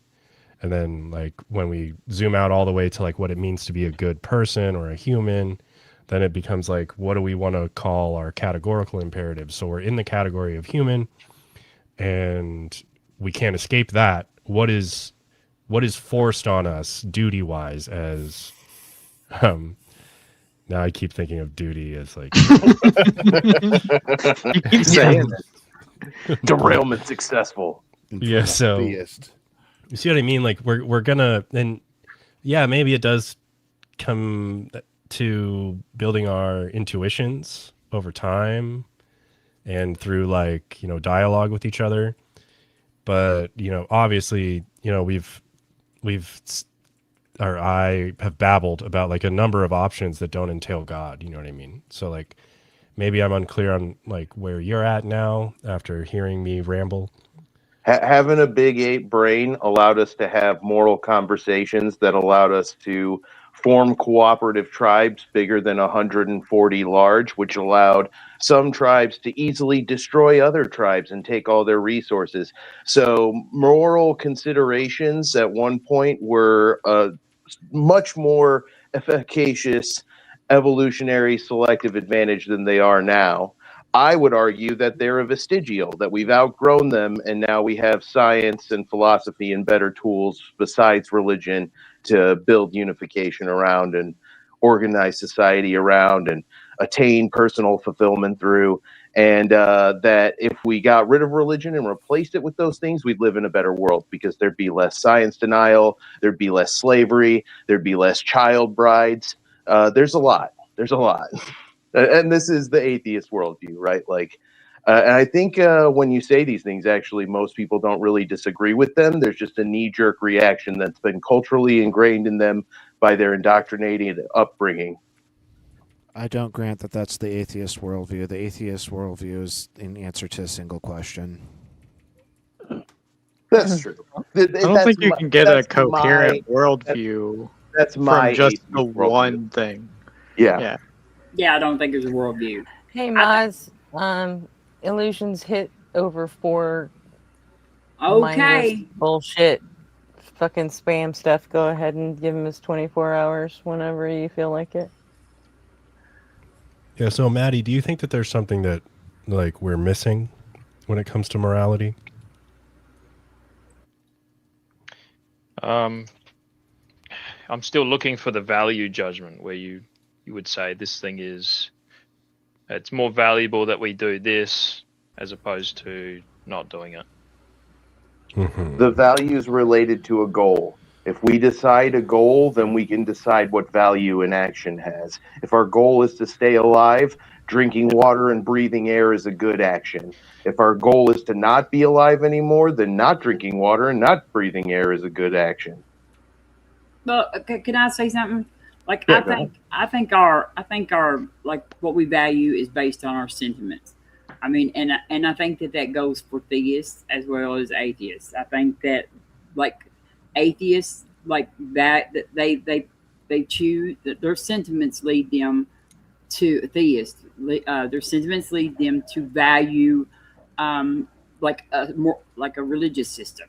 So, but I see that as farming out your morality to a third party, and it's because it's easier.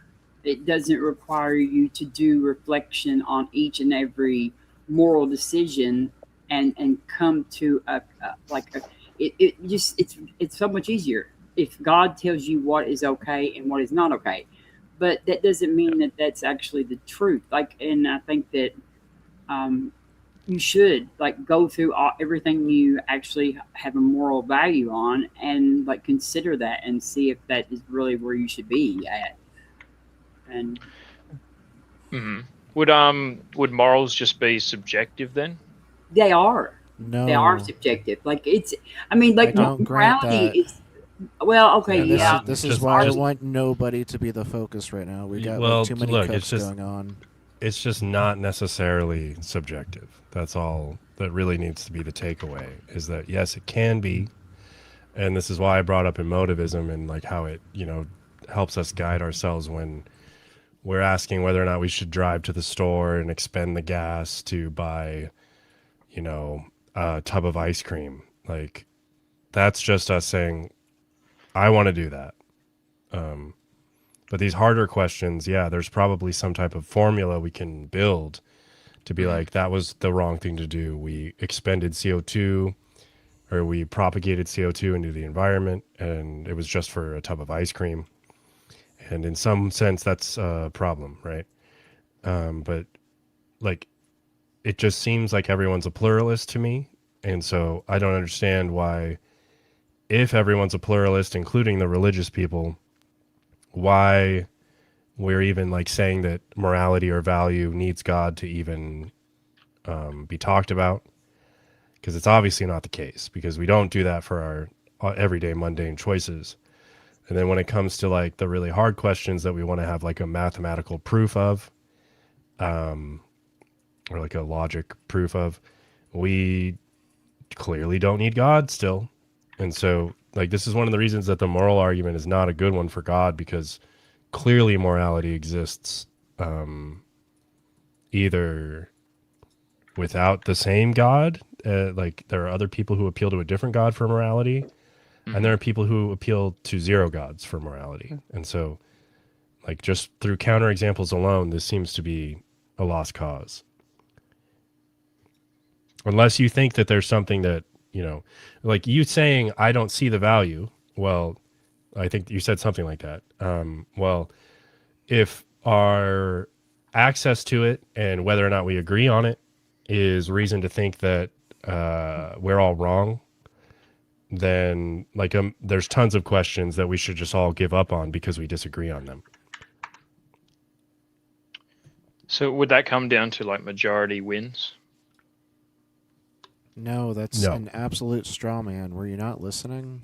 Yeah, no. So that would be like inner subjectivity, I guess. And so like if that was the case, if it was like majority rules, then I guess it would be intersubjective, right? And that's different than subjective and objective. And then there's also like error theory, and then like I brought up emotivism. But the point is that the objective ones, the objective answers, the people who want to take the time to math out whether or not you should drive to the store for ice cream, they're not putting God in the equation. You know what I mean? Or they don't have to. Maybe they could, but they don't have to. Yeah, that's right. Yeah, But like with counterpoint, nobody, ice cream is awesome, and fuck you, don't tell me not to get ice cream. Sure. And so, look, me and Austin disagree. I'm just kidding. I mean, you can drive to get ice cream whenever you want. I don't care. But say I did disagree, right? Then, I could be correct in this like standard where, driving your car is, I can't even like really explain this like any further. It's a false universalization. The focus shouldn't be on whether you ought get ice cream. It's whether you ought treat yourself to something you enjoy. Right, and Treat like yourself. the values that you gain from that can outweigh, some type of negative consequence, like you drove your car or whatever. Like you could choose to drive or ride a bike or whatever, right? Yeah. It's like, again, I don't hear, like, I've never invoked God once in all the descriptions I just gave, right? Mm-hmm. So like, I feel like you have to either think that I'm missing something, or I think it's just time to say,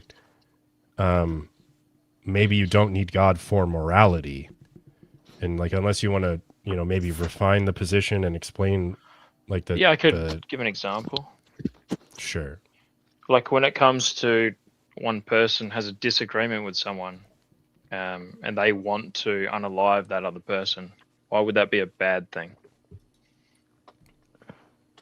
Why would it be like over the disagreement? What's the disagreement? So, for example, even if you were to take like through evolution, they're like, I don't think this person should continue their genetic line, so I'm just going to unalive them. Would that be a bad thing? Well, I would say that's objectively bad because that's eugenics. Yeah, which is just based on a misunderstanding of evolution. It's actually violating natural selection. Wouldn't that be just natural selection carrying out? Like it'd be just two animals. That's artificial. No, it would just be fucking murder, dude. Right. Yeah, I understand that, but why is it bad? Because it's murder. Do you think you have a right to further your life? A right to? Well, rights like human rights, we just made them up. Yeah, whatever. Why is it bad if you're a just Christian? made them up. Why is it bad if you're a Christian to murder people? Well, so for me, I'll just give you sort of my worldview. Because I believe in the Christian God, for me at least, I see that I have an objective standard outside of my personal preferences, meaning the Bible, the Ten Commandments, that I can point to that says, don't do these things. Yeah, well, but then I've got this. Okay. All right. So why ought I not murder someone? Based on my objective standard that I'm pointing to. Yeah, no, you have to actually prove that it's objective, and I'm going to actually prove here that you have subjective standards. So why ought I not murder someone?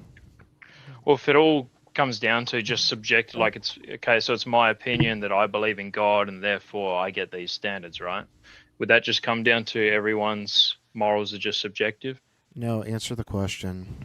Yep. Sorry, can you repeat it? Never mind. Why ought I not murder someone?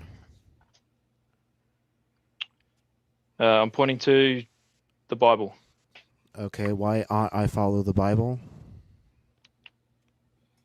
It might be true. It has to be true. Are you able to demonstrate that it is true?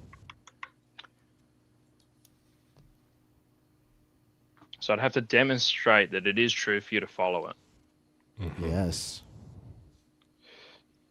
All right. So let's say Harry it falls... Potter might be true. Does that mean you ought follow it?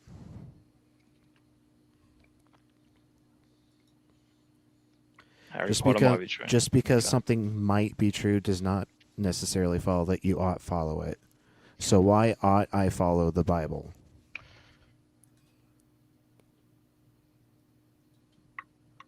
I guess you don't have to. Okay, so it sounds like you don't have an objective framework. But if everyone jumped on board with believing it to be true, everyone, then that would be an objective standard to follow. No, that would be an argumentum ad populum. Just because everyone believes something does not mean it's true. If everyone started believing tomorrow that 2 + 2 = 5, does not mean that 2 + 2 = 5. What? Okay.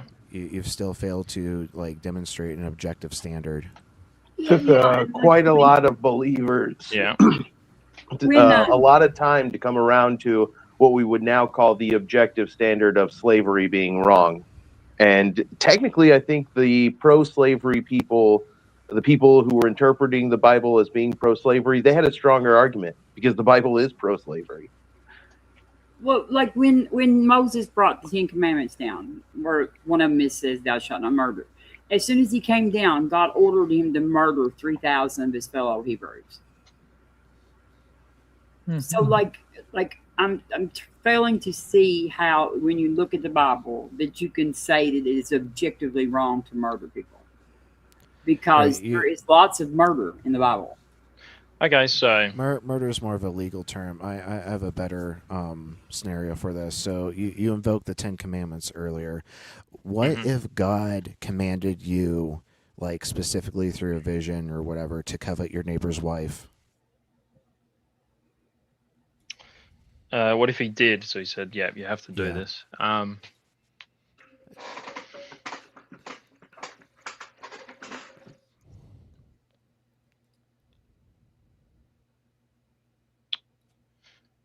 Would it be moral to do so? If that was the Christian worldview, then yeah, you'd do it. Okay, so it sounds like the 10 Commandments are not an objective ground for your morality. So where do you get your morality?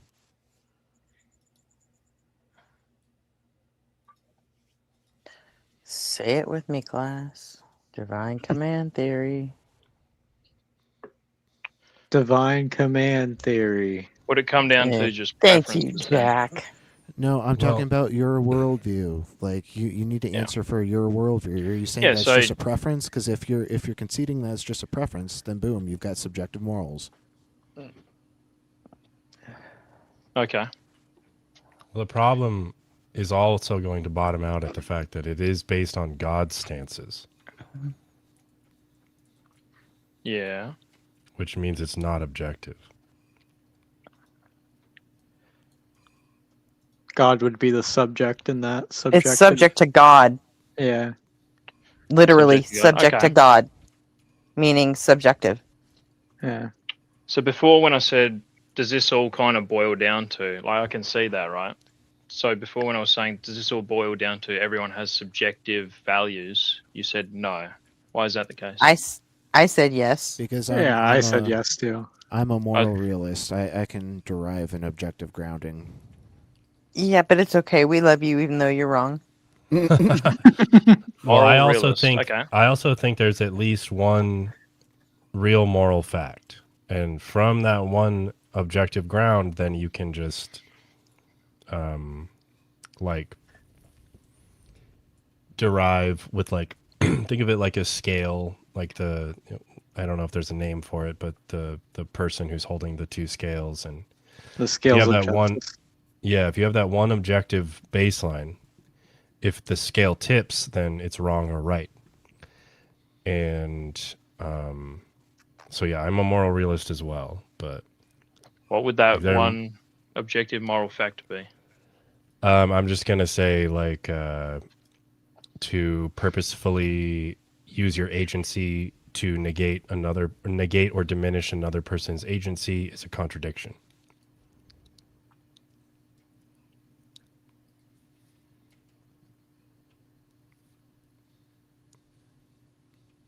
And then from that, we can derive that, was I coerced to do this action that negated someone else's agency, in which case I would suffer less guilt or be less guilty. If it was truly, freely purposeful, then I am contradicting myself, and that is a violation of the standard outright simpliciter.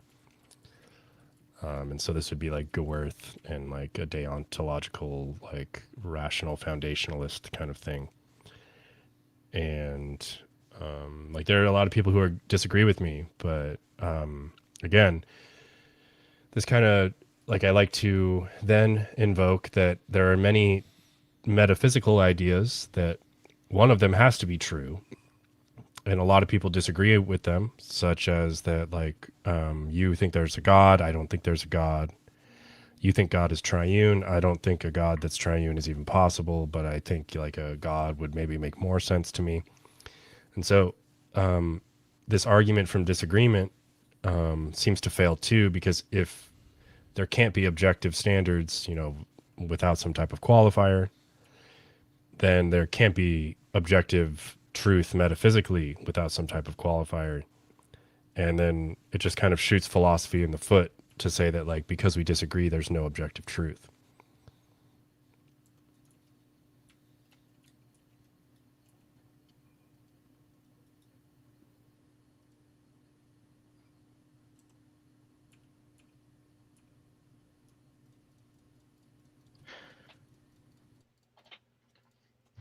Okay.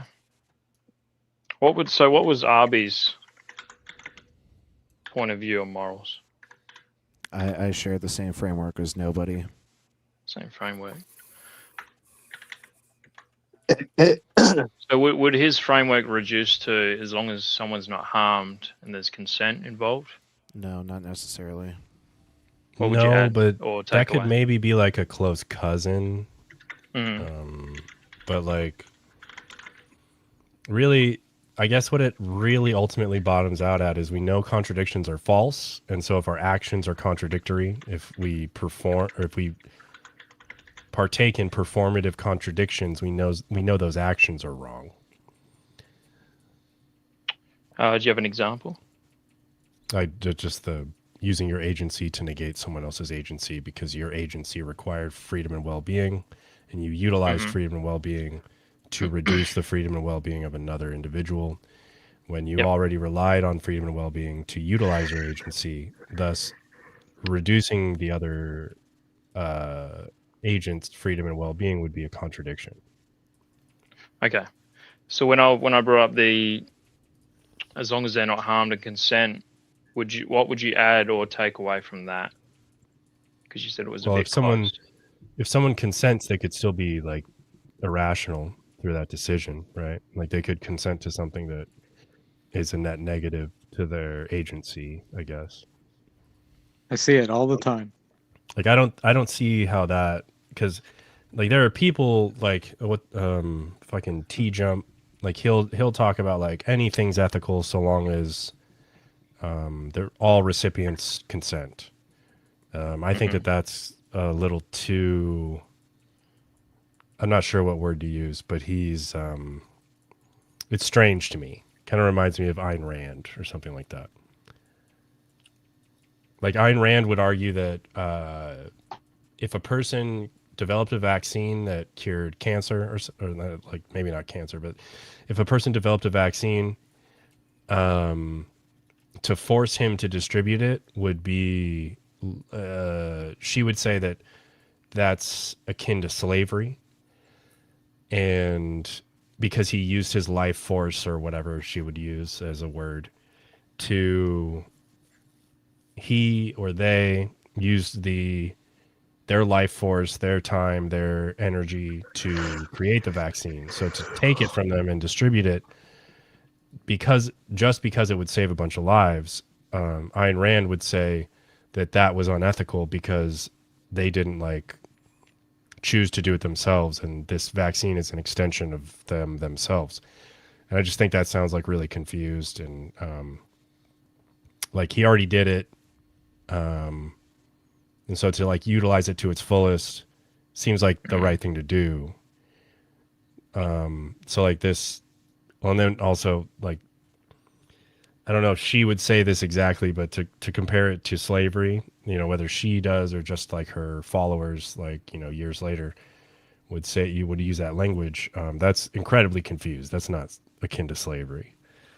So I'm not sure where I was going with this, but yeah. Duty. That's where you went with it. I mean, I would say you have the duty, like you developed the vaccine, like just, you know, it's of no issue for you to distribute it now. So to like choose to not distribute it seems like an evil choice. You know what I mean? If you ate the Taco Bell lettuce, then you don't have the duty. Or you have different duties. Yeah, this is all dutied out. You apparently have a lot more duties. Yeah. All dutied out. Much different forms. Very fluid, the Very forms fluid. are. Yep. Exactly. But yeah, again, we remain not invoking God, right? So this is a problem for this argument. Okay, so you'd say, all right, as long as no one's harmed, there's consent, and it's for the betterment of everyone. With that example of the vaccine, like if he was No. just to no, No, okay. you seem to be like continually going into some type of utilitarian framework. Mm. And like we've depicted objective, intersubjective, subjective, and emotivist, and I didn't really bring up error theory because I don't know a lot about it. I just used the name, right? But these are all different ethical frameworks that none of them have referenced God once. So Okay. I don't know why you keep like, and I don't think I have a reason to think you're doing it like maliciously or dishonestly, but you keep bringing us back to utilitarianism, and a lot of the frameworks that we've presented are just not that. And so I'm not sure why you keep returning to that. Like consequentialism or utilitarianism, like one of the two. Okay. Yeah, I'm not trying to reference God anymore. Just for morals. I'm just trying to figure out where you stand on it. Like if there's a God, you're just like, okay, I'll point to this particular guideline. Mm-hmm. Right. So, well, what I would recommend is that like you go to like just the Stanford Encyclopedia of Philosophy and just read about like there's probably multiple entries like ethics, meta ethics, and maybe they're gonna also say something like morality, like that's more because like ethics is morality, but meta ethics is like how do we even define good, and where does it get to, or by the definition of what good is, then what type of system can we extrapolate from that? So like I mean I don't think I do a really good job of explaining it, but like there's fairly short things you could read, like maybe 40 to 80 pages, and it's going to do it's going to do it justice. Maybe I shouldn't say justice. It's going to do a much better job of explaining it than I would, and again, a lot of them are not going to invoke God, and then a lot of the God ones kind of I don't think they do bottom out at it all turns on God's preferences, which means that like some type of divine command theory is inherently subjective. It is based on one stance, and it is God's stance, and that does seem to change in the Bible, furthering that it's unreliable. Yeah, I would say it does change. Like there's some stuff in the Old Testament that would be not okay if you continue into the New Testament. Right, and there are going to be people who are like super dishonest, and they're going to say, no, you can't grant these atheists that God's stances change because he has a necessary nature that's intrinsic to himself. And those people are dishonest. They're just trying to, like it's one thing to like try and make a good argument out of this. I'm not sure how you would do it with morality. And then there's another thing to just say, I'm right because I'm right. You know what I mean? Like that's typically the precept thing that's happening. It's like a drunk dad who's saying like, do as I do, not as I say. Or I'm sorry, do as I say, not as I do. Like I'm right because I'm right. Like a lot of these precept arguments just bottom out at like, well, at nothing.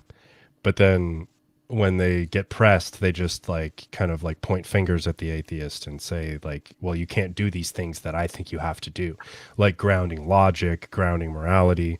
Like to assume that morality and logic require grounding We'd have to evaluate what grounding means. And a lot of the times what grounding means is there's like some type of like vertical causation that's not temporal.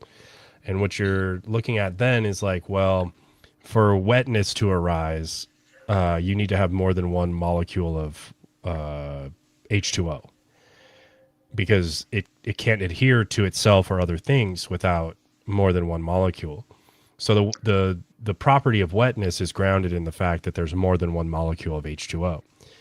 So, but that's like a ontological, like a physical thing, right? The grounding of wetness is in a physical thing because it is a physical property. Now, to say that we need grounding for morality and logic, unless you're trying to divorce it from that type of grounding, then you seem to be committed to logic is in the world doing stuff, and morality is in the world as like a thing we can detect that emerges from these other, it's a property that emerges from these prior grounding, this prior grounding relation. I don't think morality exists in the world. Like that sounds crazy to me. And like people will say that logic exists. I don't think that makes sense either. But I think that there's like things we describe in the world that you might need to cash out how you're using exists here. Well, right. And so exist can be like it exists, or there exists things that are behaving in a certain way. And so we're going to grant the word exist to that, but that's like this lightweight thing where it could be like a type of sortalism or dispositionalism where, oh, I think that these dispositions exist because they're properties that are exhibited by things that we already know exist, like particles or whatever. I think that, what did I say first? Dispositions, and then I forgot the other one. But anyway, it's like very strange to say that these things that we use to describe things that exist and how they behave, it's very strange to just automatically bite the bullet that those properties and those behaviors exist. Like, so when we're saying that like particles exist, do we say that left spin exists? No, that's just a property that particles exhibit. So, or up and down spin, whatever. And so to automatically assume that because like the world is classically behaved due to logic, it doesn't contradict itself or whatever. To say that that's to say that logic exists because things in the world don't violate the three laws of logic, that's like incredibly confused to me. I'm willing to talk about it and be like, look, we're saying like a lightweight thing now. We're not saying that logic exists and is doing stuff in the world. But if we want to say it exists as this like disposition that we want to take note of because it matters, because it's what makes the world behave in a way that allows for us and allows for planets and allows for, whatever. There can't be gravity and not gravity, something like that. Well, that's just obvious to me. But to say that logic exists because there can't be gravity and not gravity, that, you see what I'm saying? That just seems like there's no ampliative inference to say because these things do these things, therefore the things they do exist. That doesn't make any sense to me. Yeah, to me, it seems like to be getting things the wrong way around. Like, things happen because of the laws of logic. It's not that the laws of logic exist, therefore things must happen, if that makes sense. Yeah, I'm agreeing with you. No, I don't agree with that. The laws of logic aren't prescriptive. They're simply descriptions. Yeah. Yeah, I think that you could make a case that like they're required for a world that makes sense. For a logically possible world, it has to behave logically. But I don't think that means that logic's out there doing stuff, stopping the world from contradicting itself. You know what I mean? Yeah. Night, y'all. Night, Robin. Good night. Hi, Robin. If logic is anywhere in the world, it's in sodium and potassium ions in your brain that are getting moved around by biological pumps. Yeah, I kind of that's my view on it. I think that kind of agrees with you, nobody, but yeah. Yeah. like the fact that you can notate how things behave in the world presupposes that there's a world that allows for your brain to exist in the way that it does. But that's going to be the case in any logically possible world, and it's logically possible there isn't a God. So there's a logically possible world where there isn't a God, and things are logically or classically well behaved. And so I don't understand, like, you know, we didn't do the logic precept thing right now, but that's just an example. Like, so what I'm getting at is that just because morals are things that we identify, like, I don't see why God is required as some type of like grounding, because I don't think morals are a thing that require grounding, unless we want to like kind of widen the scope of grounding and say like, well, we can't make moral and we can't make value judgments unless we're rational and we can reflect on our actions and how they impact people. Or like, you know, we're a moral actor and they're a moral patient. We need to be able to reflect on the impact that we have, right? So if anything, I'd say that like morality is grounded, quote unquote, in our rational nature.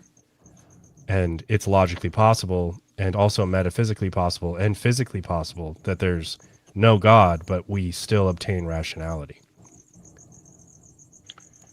Do you think that what you think is rational would be different to someone else? They think something else is rational compared to you. How do you figure out which way to go with? Well, I think that sounds like you're stretching the use of rational, because to me, rational is like, it's kind of like it's like an objective thing where like I'm right or I'm wrong about whether or not I need to drink. Like with what Austin said earlier, it is it's rational to drink water to sustain myself. There's no other person who can convince me that it's rational that I don't need water to sustain myself. Like there's like a rational foundation there, if that makes sense. That makes I sense. am a dirty, dirty slut for water. Oh, I love it. I fucking drink the fuck out of that shit. I bet you. I'm just a teenager. I bet you let that shit run down your chin, you dirty slut. Oh my god, it's fucking dripping, you soggy bitch. God damn. Another good example would be like a logical syllogism. Like if you accept both premises and then reject the conclusion, that I would say that is objectively irrational. So I think there are laws to whether you're rational or irrational. Like if maybe it not rains, laws, but, if it rains above, you know, the building will be wet, and then it rained above the building, therefore the building will be wet, right? And to deny the conclusion is it's just irrational. Yeah.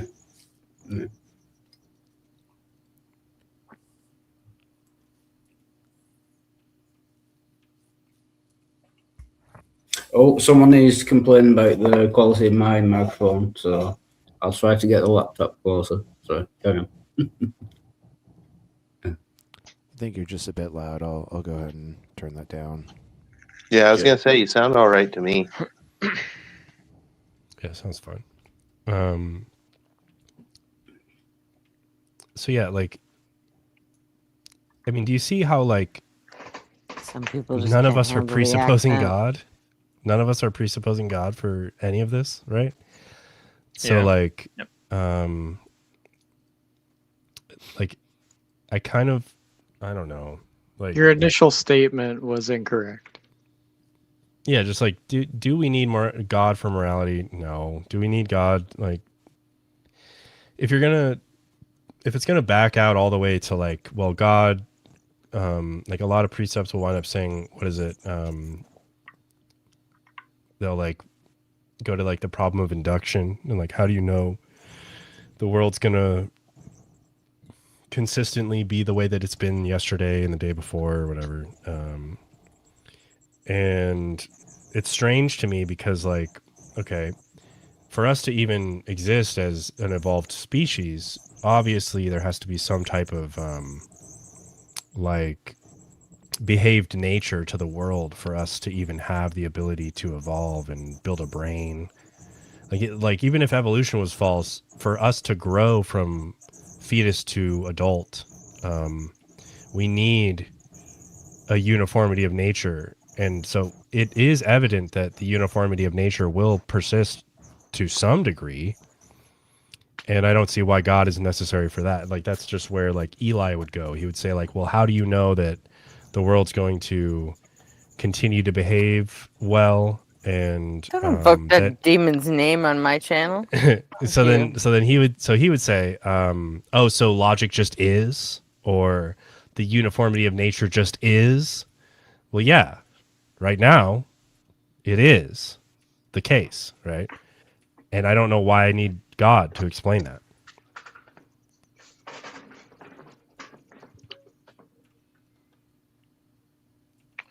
Yeah, I get what you mean. Before with RP, he was saying the laws of logic would just be descriptive. Does that mean the ontology, or what the laws of logic would be a non-material? It's a conception. Yeah. Concepts are things, but they don't exist. Right. So, like, is your question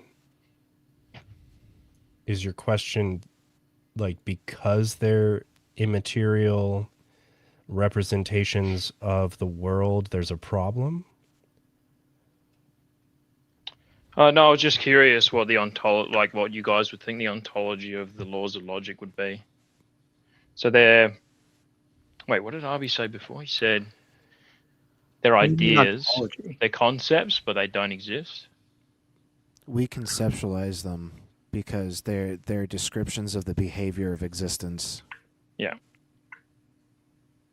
Yeah, I would agree. They exist conceptually, but they don't exist as like physical things. No, they don't exist as concepts. Concepts don't exist. Existence implies some sort of physical or physicality, but concepts are things. They have ontology. Yeah. Yeah. They don't exist as like material things in the universe.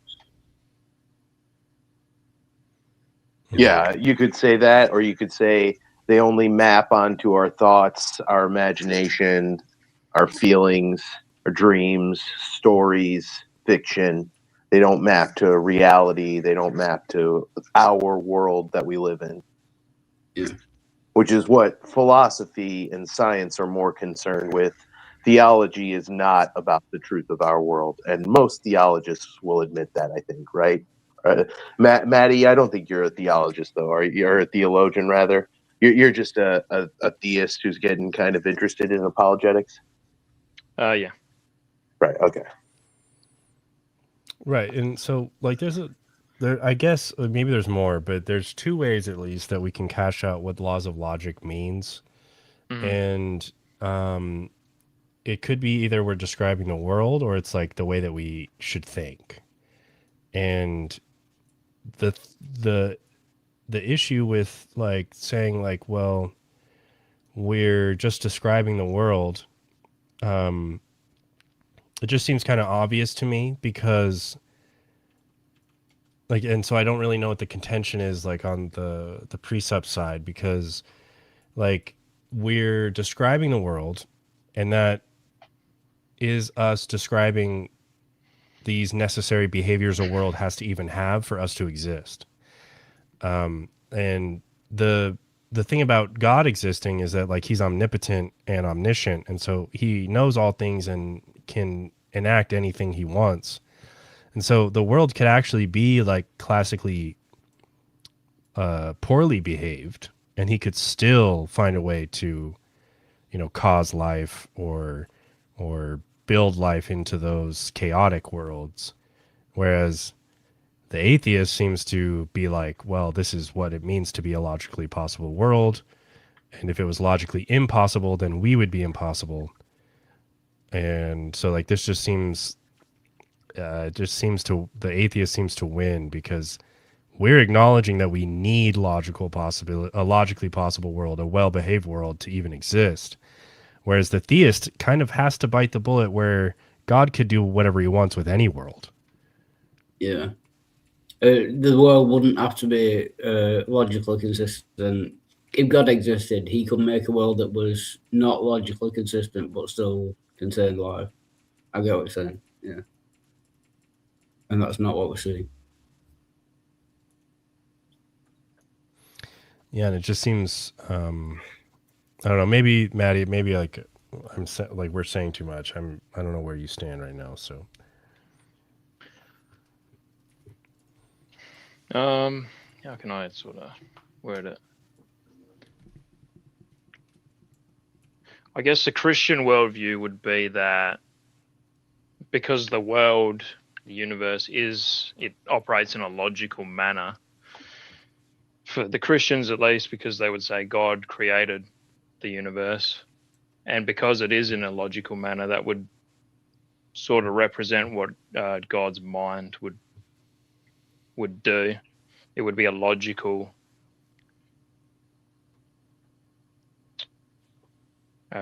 framework, I guess. Mm-hmm. Right, Well, but you see that obviously we need a logically or classical, logically well-behaved world to even exist without God, right? So unless you can like present an argument or something that shows that any logically possible world entails a God, then it's clearly like, to me it's obvious that it could be no God and we still exist, and it's logically well behaved. We know that because that's how we exist. Also, I'd like to caution you against saying that the Christian would say, because we've heard a million Christians say all kinds of random different shit. So what you're is Maddie probably best think? served if you stick to what Maddie thinks, what Maddie would say. Yeah. Sure. Yeah. That makes makes sense. sense. Yeah. There are like thousands of different, or millions of different Christians, and they all seem to have a different viewpoint on, God. So you can't say all Christians. Hashtag Yeah. not all. Yeah, remember that original scenario I brought up about the bus where one person's saying their grandma and the other person's saying Maguthu, slaughter all non-believers? There's no way to actually tell which of them is more likely to be right than the other. And a lot of times throughout history, the Maguthu believers have won just by force of violence. And that's probably one of the main reasons religion is still around, instead of being discarded like the vestigial I think it is. Well, everyone's a Maguthian believer because it says it's so in the book that, everyone is born knowing of Maguthu.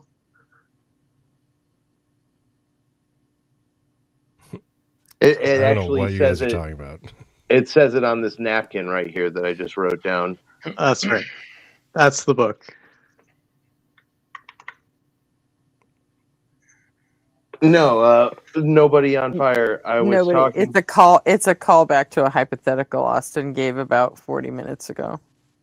Yeah. Yeah. Okay. Yeah. I knew that. I think. I was talking about how religion starts off with people like wanting to stay in touch with their deceased loved ones.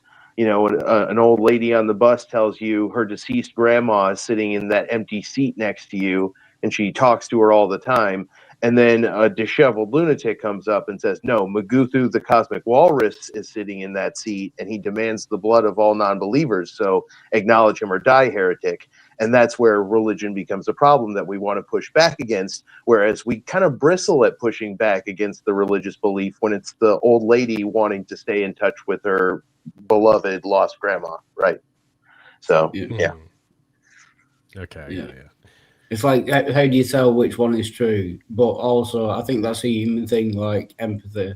You don't want to disregard the old woman's feelings. Right. Well, the truth is the fucking seat is empty, but I'm not telling either of those lunatics that. Yeah, I get it.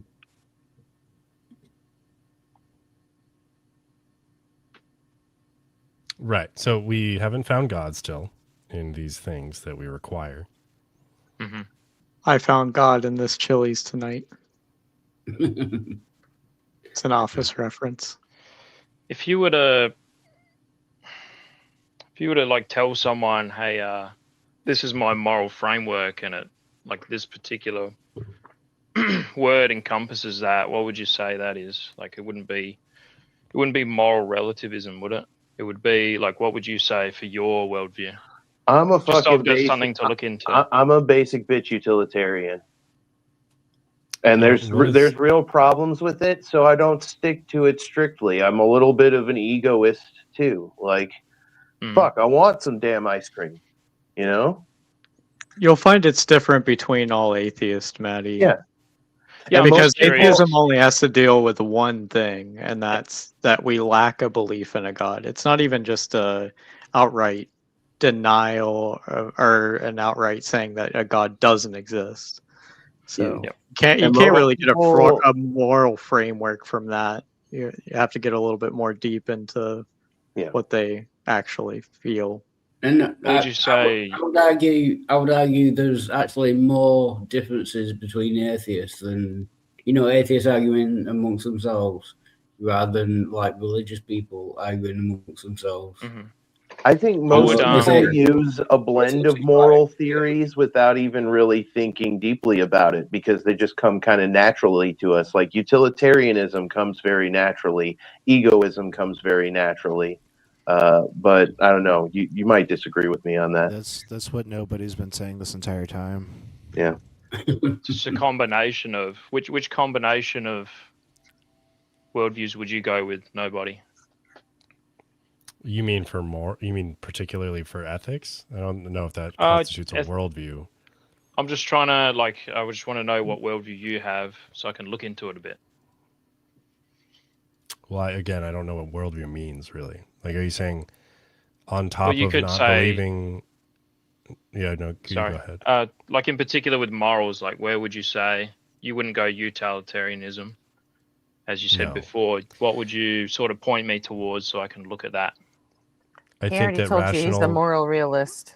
Yeah, I think that rational foundationalism makes a lot of sense to me. I think that virtue ethics makes a lot of sense to me. And I think that most people are pluralists because we don't need to ask really deep questions about a lot of our behaviors throughout the day and week and whatever.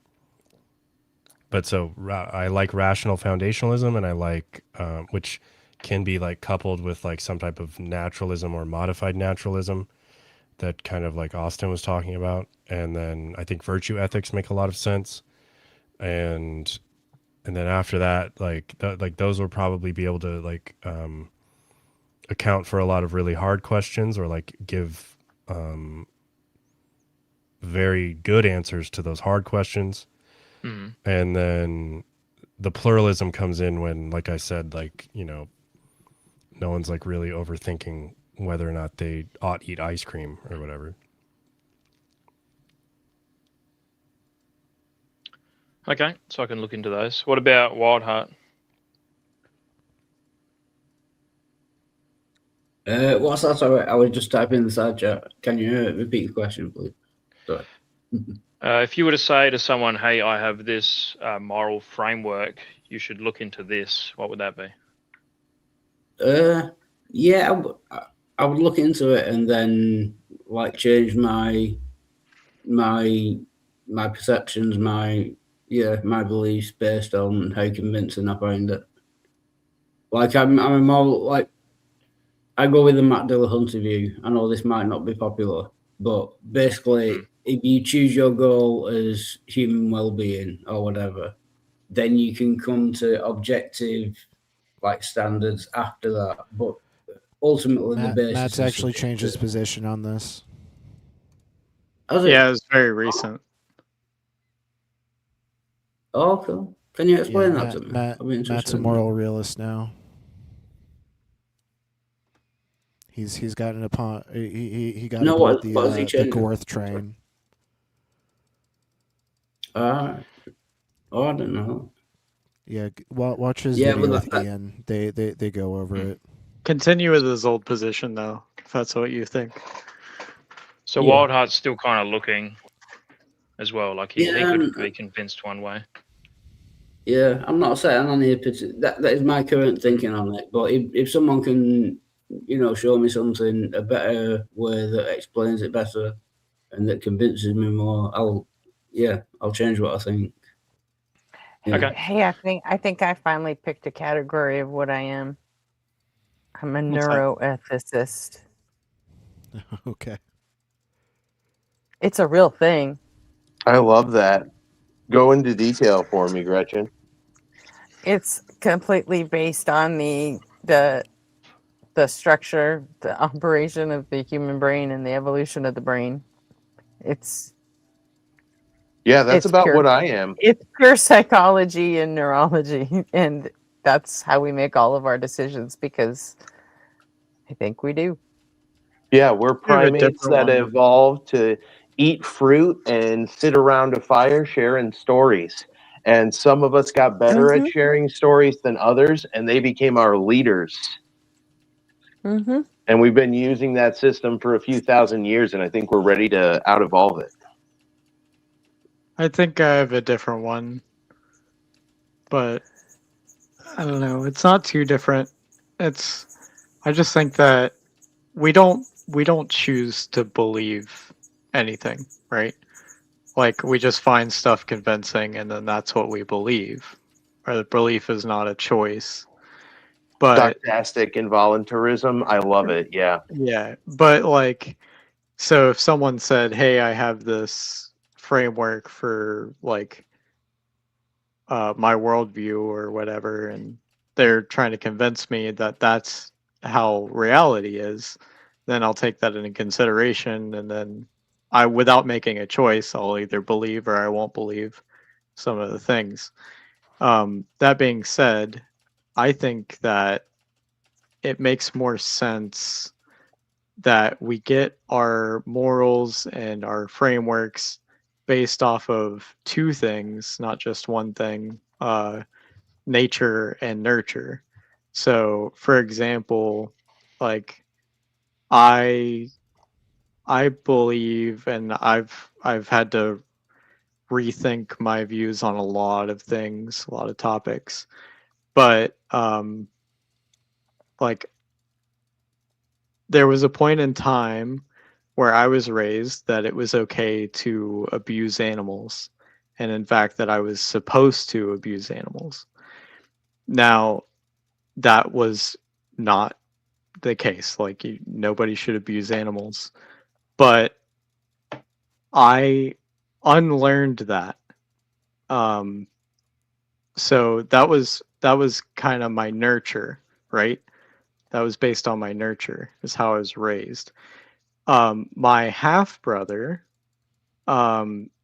he got genetics from my stepdad, and my stepdad is they call it antisocial personality disorder now, but he's a psychopath. He doesn't feel empathy. He doesn't feel like emotions. He's just a psychopath.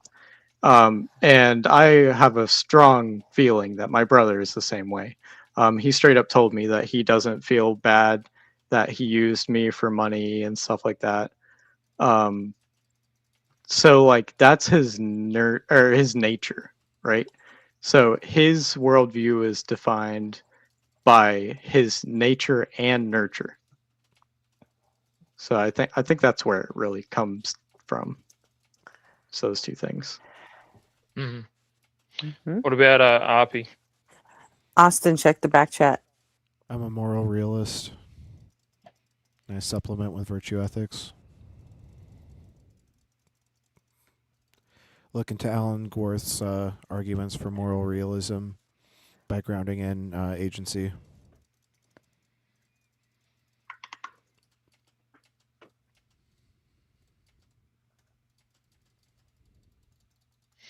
All right, sounds good.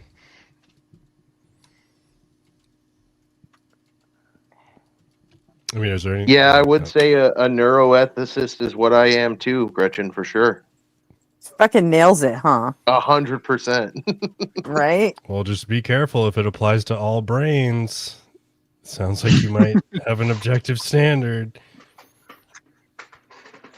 I haven't What are the No, entailments of because that? not all brains are the same. It just means, well, That's not what subjective means. Listen, this is what it is. Empirical ethics or neuroethics and neuromorality. It's the framework that grounds human morality directly in the biology, structure, and evolution of the human brain. It uses neuroscience and evolutionary psychology to study how brain networks handle moral choices instead of relying purely on abstract philosophy. Yeah, that works for me. And most of that is going to be, pro-social adaptations, because that's what selection selects for in a social species like us. Yeah.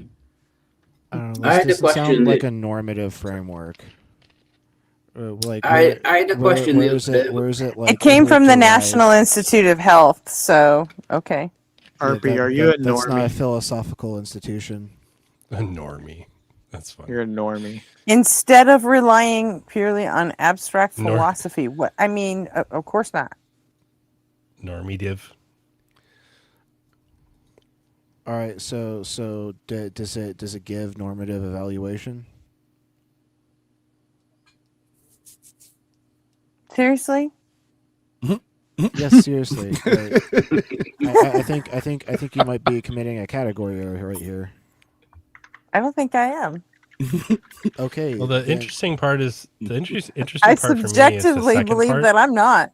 The second part is interesting because it says it uses neuroscience and evolutionary psychology to study how brain networks handle moral choices. Right. That was what I Mhm. focused in on, is how, not what is the correct choice. I don't think there is a correct choice. Morals No, aren't it's- necessarily normative. Normative means that they're reason giving. So like this framework needs to give reason for the action. Is the behavior pro-social and therefore likely to be selected for by natural selection? Who's the one deciding? Who's making the choice whether something's good or bad? Nature, in this case. No, I think that's a big problem with how Well, people. no, like even in philosophy, who's making these? Who's thinking these things? Who's making This these is the just new talking words about how and the the brain terms? works. Who's It's writing not up the fucking prescribing frameworks? anything. They're people. They're people with human fucking brains. Well, yeah, but like either way, like it's if it becomes some type of like naturalist account, there's going to be ways to cash it out where we're going to say it can or can't apply to all things in the category, and then if it doesn't apply to all things in the category, it's subjective, and if it does, right? Isn't that? Yeah. If it was determined to be applied to everyone in the category, then it's a categorical imperative, so it's subjective. What category? What are the categories? Apparently, it's the brain. That's what this seems to be describing. What? Well, what are your categories? Agents and non-agents? Who decides who the agents are? Aren't you Well, so doing the same thing? Well, yeah, it's all a language game. Yeah, No I one asked you. I decides asked who you once is and about isn't how. an agent. If you have That the is not capacity true. to set, yes, it is. If you No, have it the capacity, isn't. yes, it is. Gretchen, listen. If you have the capacity to set and work towards a goal, you are inherently an agent. There's no one that can decide that you are not an agent. That is just definitional. Okay, then why do we lock psychopaths up? That's not their fault. They're compromised agents. Oh, who Yeah, decided they're I would say- compromised? Because No, they I were would fucking say born like Definition that. of agency. Yeah, I will say it's because like of the Well, who greater wrote the good. definition of agency? You're doing the same fucking thing, guys. I'm saying we have to lock psychopaths and serial killers up because it's for the better That's good. not even what we're talking Even if about. it's okay. So Well, there's just there's many ways to decide why we should do that, and it doesn't have to be me and RP's standard. It'd be your standard. It'd be any other standard that doesn't suck. We'll do that.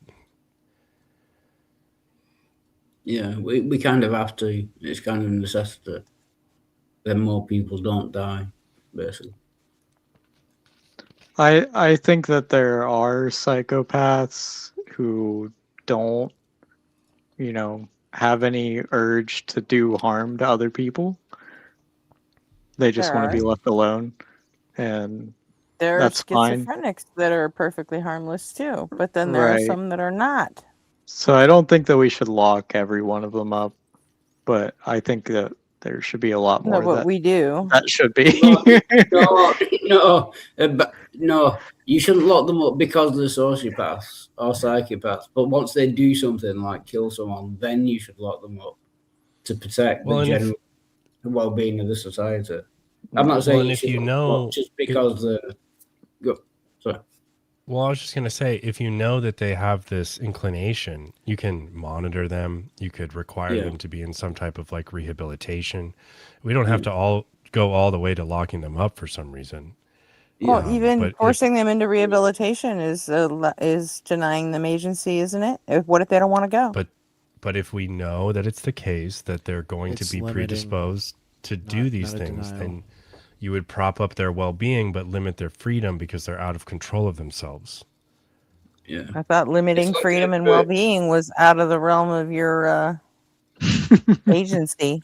But it's like a pragmatic thing. We can go on playing these stupid word games all night. The fact is that it means nothing. Well, you just. But it's like a pragmatic thing. No, I don't understand the philosophy, and I don't fucking want to, Arpy. We've had this conversation like 100,000 fucking times. It's not a fucking problem. It's a problem for you, which makes it your fucking problem, not mine. You don't want to understand where I'm coming from. You can't tell me I'm wrong if you don't understand it. Yes, I can. You're wrong. Look at that. I just did it. You want me to do it again? You're wrong. I can do anything I fucking want because I have my own brain. Yeah, you're just appealing to incredulity at this point, so you're being fallacious. No, I'm fucking not. Yes, you are. You admitted no, I'm that fucking you not. Don't understand. I don't understand it, therefore it's wrong. That's incredulity. Negative. We've been through this before. You know I understand where you're coming from. You know this. You don't. I just disagree with it. You don't get to say I don't fucking understand because I disagree with you. Okay? Now knock it the fuck off. I still disagree with you. That doesn't mean I'm a fucking idiot. Isn't incredulity No, you didn't. But it doesn't mean that I'm misunderstanding you. I can't see We've how been down this road many times. Would arise naturally. Therefore, it didn't happen. It's not necessarily I don't understand, therefore it's wrong. Right? No, it's not. I was being hyperbolic when I said I don't understand it and I don't want to. I think therefore We've had hours doing these discussions. But I don't agree. Period. Gretchen, can you tell me the If I can come in, no, I can't, Arby, and I won't. Okay, then I fucking refuse to. I told you, we're not having this fucking discussion again. I rest my case. If I can come in as peacekeeper, Gretchen, is there a topic you would like to discuss? Yeah. No. Rather than the Fildo nerd platter. Okay. I'll just have to. No, you guys go ahead and do your fucking Fildo nerd. Hey, Maddie, where do you think that our concept of what's morally right and wrong and how it changes over time comes from? Well, I don't think that where that concept comes from. Right.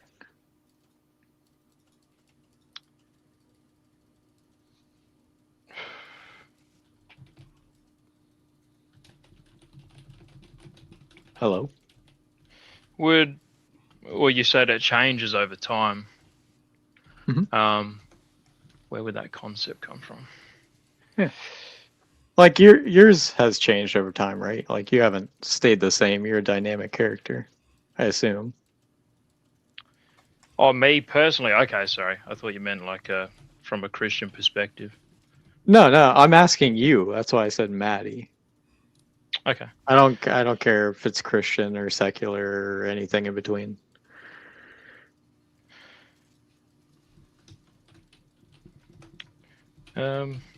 Yeah, I guess I listened to a bunch of different people, came to the Christian conclusion. What other views did you look at? What exactly is the Christian conclusion? Yeah, you're talking about morals again? That's what we're talking about, right? Moral progress? Yeah, I would suggest there is no Christian conclusion. Moral development, but yeah. Like 50 billion Right, so in conclusion. So wait. So I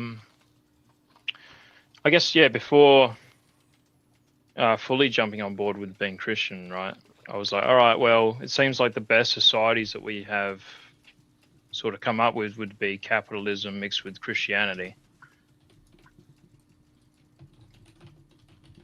Just for 1995.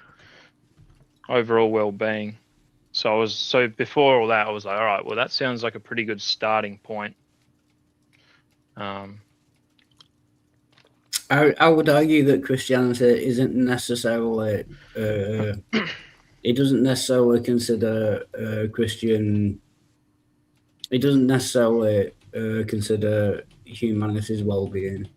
It very much goes against, on many occasions, human well-being. What would be something? I don't know. Sorry, I don't know how you mix the two between Christian and capitalism, because they were all for well-being. I don't think Christian is for well-being. I think it's very much against human well-being. Okay. I also don't think economic systems pertain to moral development. Yeah. What in Christianity would be against human well-being? Treatment of LGBTQIA individuals. Yeah, genocide, slavery, misogyny. Yeah. All the nonsense that's incongruous with data we can collect and verify with real world observations of the natural world and repeatable testable propositions like deep time evolution and the Big Bang.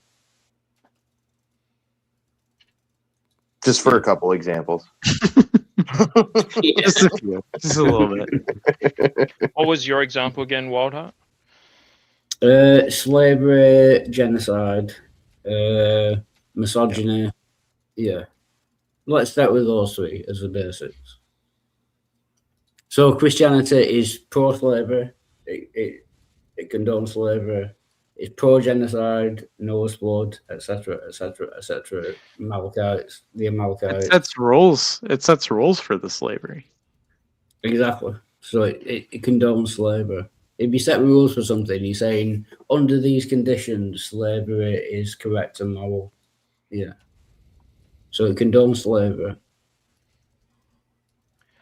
Yeah, slavery is definitely in the New Testament. Yep. Yeah. What about the New and Old genocide part? Would that be in the New Testament? New Covenant? I'm not sure. It's definitely in the Old Testament. Noah's flood is genocide. One could argue that all nations bowing before Jesus and then or facing death or casting out into a lake of fire would be considered genocide. And it's kind of a tricky technicality, but it might be in the New Testament through something Jesus says about the Old Testament. He says he doesn't strike down any of the Old Testament, not a jot or tittle.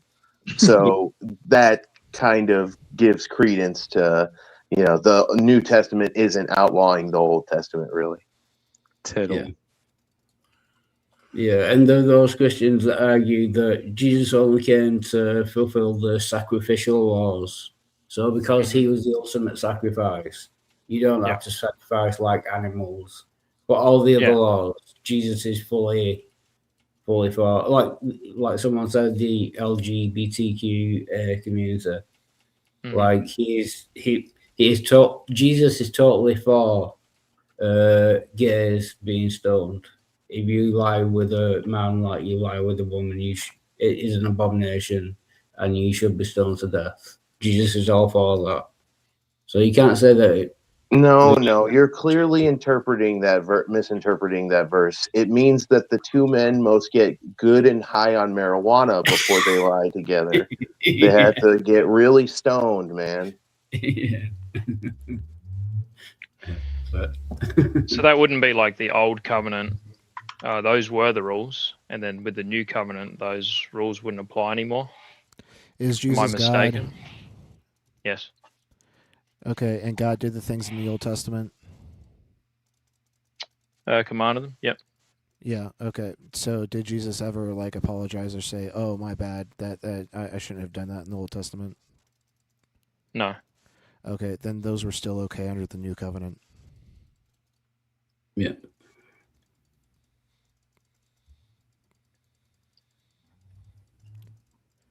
Jesus was 100% A-okay with the genocide of the Amalekites.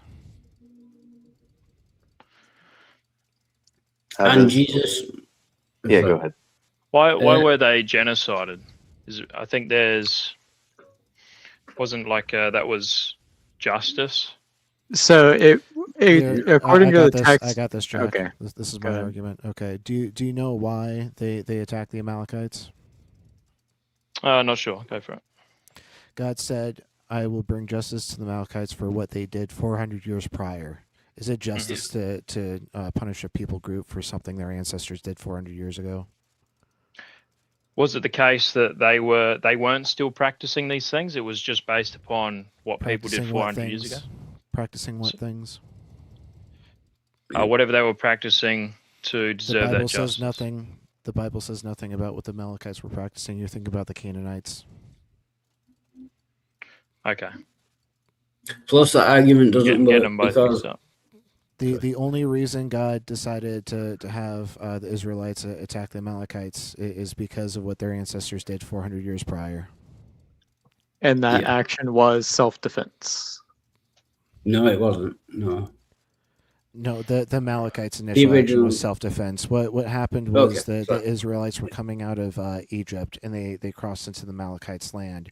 If you're a people group and you see millions of people coming through your land, that's going to freak you the fuck out, and you're going to defend your land. The Amalekites, acted in a way to defend their land, and the Israelites still beat them in that battle. But even though the Israelites beat them in that battle, God thought that there was a score to settle, and so He thought, okay, it's been 400 years, let's go fuck up their great great great great great great great great great grandchildren. Do you have a Bible handy, Maddie? Yeah. Can you look up Ezekiel 18:20? And I was just gonna bring up. I was thinking of the one where, like God said, it's okay to kill these people like for deeds they did 400 years before, because they're still the same kind of people, which is, in my opinion, kind of racist. That's the point I was trying to make. Because it's not the actual people. Like, it's condemning people for the crimes of their fathers and their forefathers, if you know what I mean. Which I think is wrong as well. Yeah, but okay. Let me know when you've got the verse, Maddie. Yeah, yep. Do you want me to read it out? Yeah, go for it. The soul who sins shall die. The son shall not suffer for the iniquity of the father, nor the father suffer for the iniquity of the son. The righteousness of the righteous shall be put upon himself, and the wickedness of the wicked shall be upon himself. Yeah, and so this verse is in direct contradiction to God's action punishing a people group for something that their father did. All right, so I'll look up the Amalekites. Yep. And they did nothing wrong for Pretty 400 sure years. 1 Samuel 15:3, I think. And I think I could bring this to a quite quick conclusion. Is it ever correct morally, under any circumstances, to commit genocide? I mean, we're going into why God commanded and committed genocide. Well, it seems like in the Old Testament, it would have been okay to do so. Exactly. That is my problem. In my opinion, it's never correct, morally correct, to commit genocide under any circumstances. And you How did you come to? Yeah, how did you come to that conclusion? Absent God. We've already been over this. Okay. Did you just forget like the entire like last 3 hours of conversation we had? No, but I didn't get Wild Heart's moral worldview. Right, so if I can ask got you a yours. question. If I got I can nobody. ask you, right, I can ask. If I can ask you a question. Yeah. Like, is there any circumstances where committing genocide would be morally correct? He already said yes in the Old Testament. He said yes in the Old Testament. I just disagree. So that's all I got. He wants to know how you came to that conclusion, which is a wild thing to say, might I add. But how did you come to the conclusion that genocide was bad? Just based on basic human empathy and this right here is the only reason God gives for why they're attacking the Amalekites. Right here.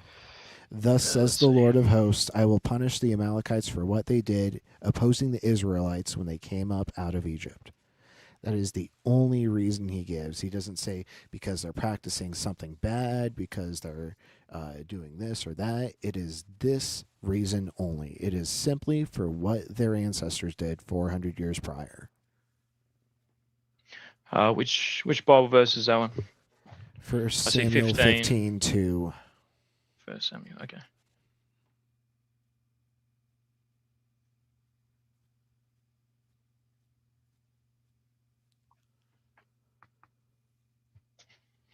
Okay. What was Wildheart getting at? Wildheart was just saying that we have empathy, like as human beings, like we have these neurons in our brain, these mirror neurons. So that's why it's bad to commit genocide, because, like, that's What if you run into a tribe of humans that don't see that as the case? They don't have empathy for, like, they would be okay with just genociding people. What would you say to those guys? You'd stop them from genociding people. Right. Yeah. I mean, that doesn't require that you genocide them back. There are plenty of preventative measures that don't involve genocide.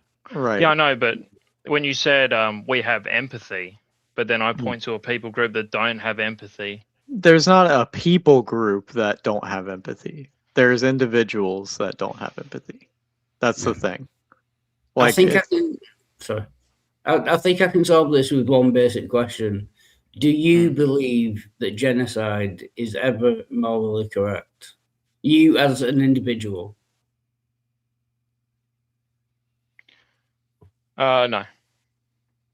Right, then you disagree with God. Yeah, but I've got to look into the difference between the old covenant and the new covenant and why. No, it doesn't matter. It's the same God. I already explained this. No. Yeah, I said the word ever. Is it ever correct to commit genocide? And you said no. God believes under certain circumstances it is morally correct to commit genocide. So you fundamentally disagree with God, at least on this one topic. And God also disagrees with God. That was my point in bringing up Ezekiel 18:20. Yeah, I just want you to think about that. Yeah. Unless God is just this fictional character being manipulated by human authors, then somebody made an error, which would make a lot more sense than a perfect God disagreeing with itself, right?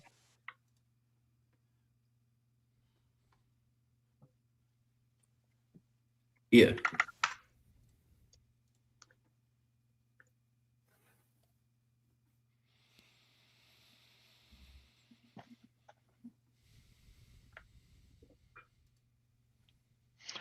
Alrighty. Well, I've got some stuff to look into then. And I appreciate that answer. Yeah, if you're willing to look it up and like change your view, not even change your views to what I believe or what anyone else believes, but at least you're you're willing to like look it up. I appreciate it. And it was a pretty damn cordial conversation too. Absolutely. Mm-hmm. And can I give you one more thing to look into? Yeah.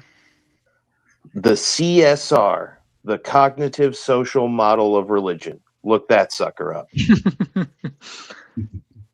That's optional. Extra credit. Disagree. I definitely. He's not there yet. I think it's essential. He's not there yet. Come tomorrow to that live stream. A lot of us will be there. Yeah, that'll be a lot easier.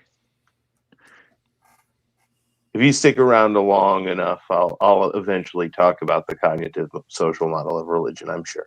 Oh, that's yeah. I thought you were talking about Tavo's thing. Oh no. Comparative theological framework is Tavo's thing. Yep. Yeah, so Maddie, if you do research and you think you come up with some sort of defense of specifically the genocide of the Amalekites, and you want to talk to me about it, that's going to happen like later in the week. My partner is going to Canada for a business trip, and so I'll be watching our child alone, and so I won't be streaming for the next couple days.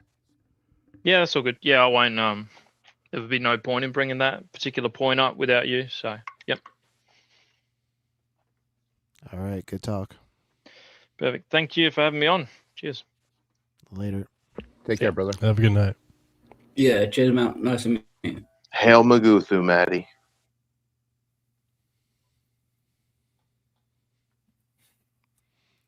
I think the Beatles wrote a praise song about Maguthu, right?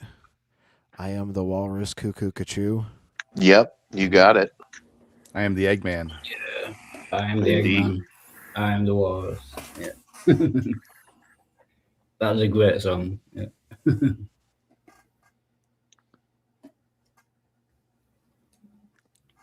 I am Jackson flamed bile ducts.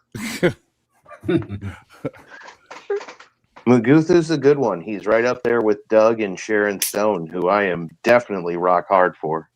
Sharon Stone, absolutely. Yes. Guessing Justin. Yeah, I'm yeah. Well, she has weathered very well. I follow Puff the Magic Dragon so I don't get burned. I get high with Puff. I love that dude. I'm dilapidated for box. Dilapidated. And let's not forget, all we need is love at the end of the day. Brian, I love lamp. Y'all got any fucking lamps? Yeah. Yellow Submarine. I love this comment from Odd. I am arsome. I am an arse all the fucking time. I love that people are recognizing it. And with the Yellow Submarine from the Beatles, I think we can all understand that under like an esoterical kind of symbolism. The Yellow I don't believe in Beatles. represents- I just believe in me. Oh, Ferris Bueller's there. Yeah.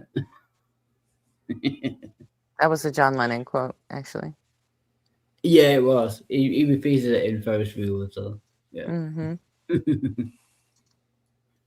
Besides, I'm necessary, so. The Beatles are more popular than God. Yeah. If only that were true.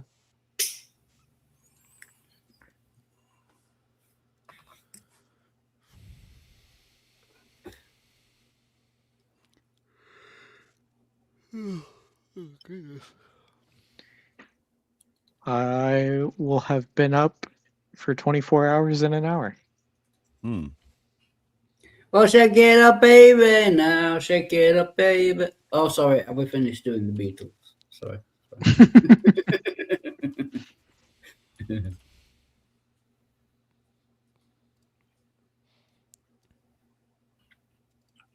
Gotta get some sleep, man.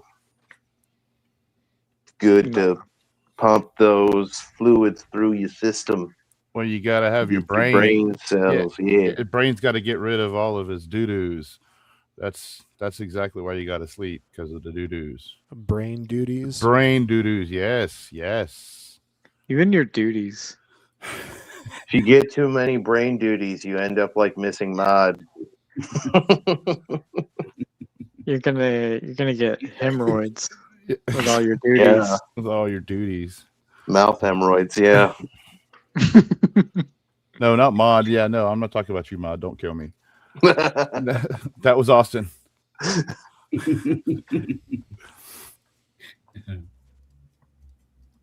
You said dude. I know. I was trying hard not to crack up all the times nobody on fire was saying duty during his conversation with Maddie there.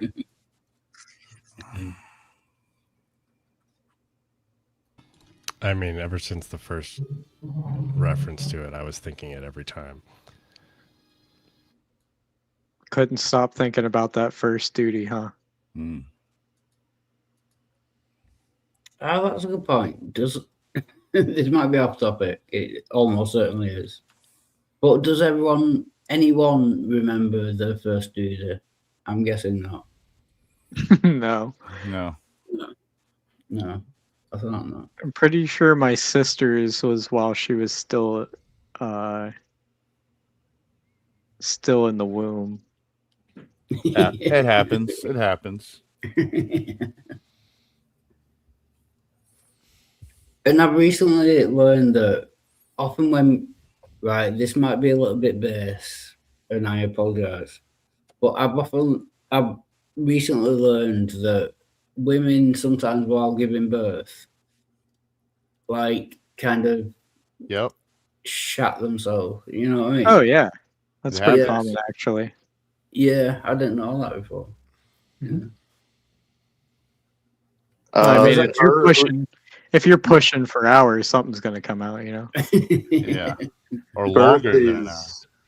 is you have no idea how much of a warrior any woman that has given birth that you know is, especially if they had a C-section. Oh my God, you know what a C-section is? They literally When your plop guts your fall out. organs. Yeah, they plop your organs on a table next to you while they extract the baby from you like a piece of toast. Yeah, you get your guts rearranged. I've done both. Not in The fun way. C-section was actually Ugh. easier. Just Ugh. saying. Yeah. It's the easier drugs. for you, maybe, because you're all drugged out and they give you a screen. The husband, if they're in the room with you, they see all your organs and everything that's going on. It wasn't that big of a deal for me, but because I'm a biologist and I see shit like that all the time. But for most husbands, that's a pretty intense experience. I was And quote unquote lucky pretty enough. intense for me because it was the woman I cared about. So yeah. I was quote unquote lucky enough that like I was just coming off of my partner almost dying from then giving her epidural too deep, causing it to be like she lost the ability to swallow. Yeah. Okay, And cool. like Since all you men got this whole childbirth thing, I'll just disappear. I'm not allowed to care for my partner when she was dying and there wasn't anything I could do. Like literally, it was like a clown car of doctors coming into the room as she was having this epidural episode. Like the more doctors that get into a room, the more shit's hit the fan. Yeah. Like there were like I kid you not, like 12 different doctors there. Yeah. And they finally got her And stable. The baby's heart was decelling, and so we had to go straight into a C-section from there. And so all that excitement of holy shit, am I going to lose my partner and my baby in one go? To okay, they're both okay, and now they're just going to rip the baby out. Let's do it. And yeah, if we can just exclude all the women from this conversation about having birth, yeah. If we can just automatically exclude them, I think that would be good. Yeah, let's take away the right to vote while we're at it. Paul would agree.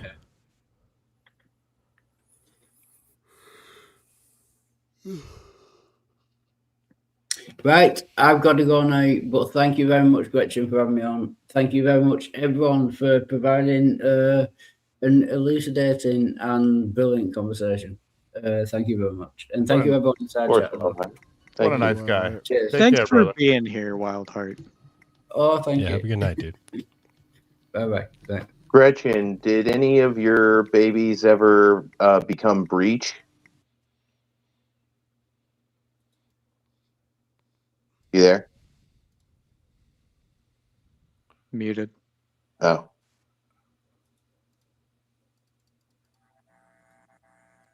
I'm just wondering why you had to have a C-section when you did.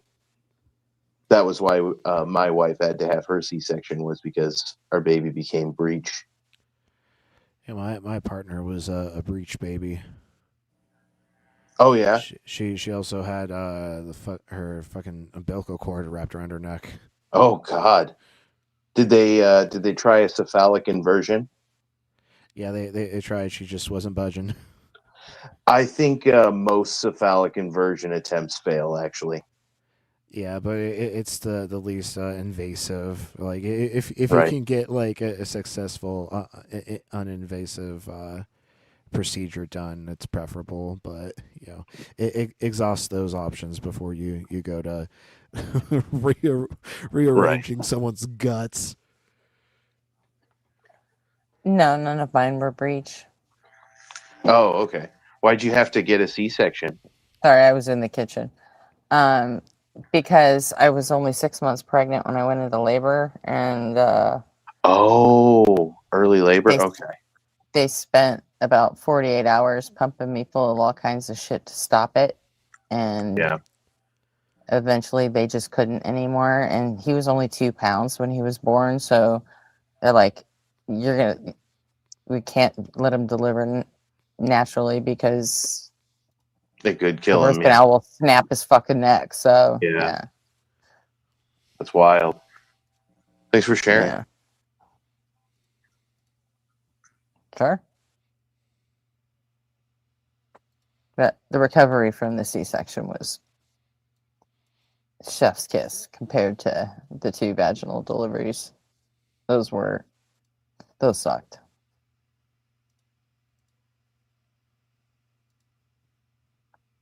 Yeah, the dimensions alone are mind-boggling, right? The size of the head you're pushing through it.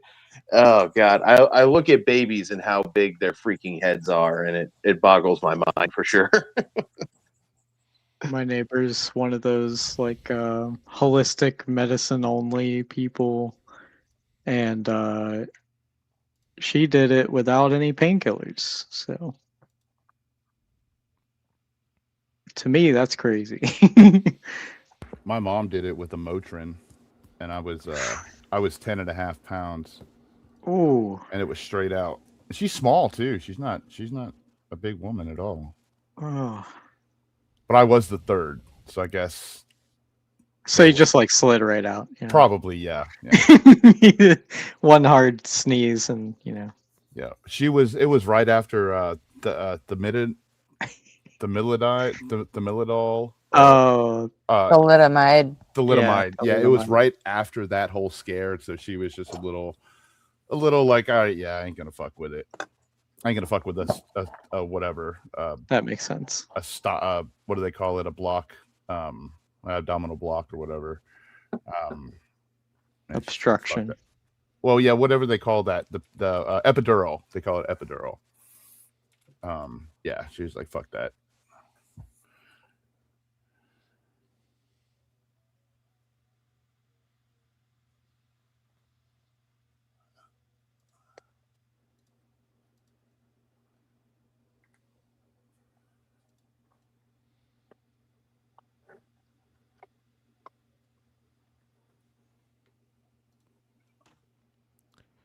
Oh, man. Right. Should I bring up a clip to react to? Yeah.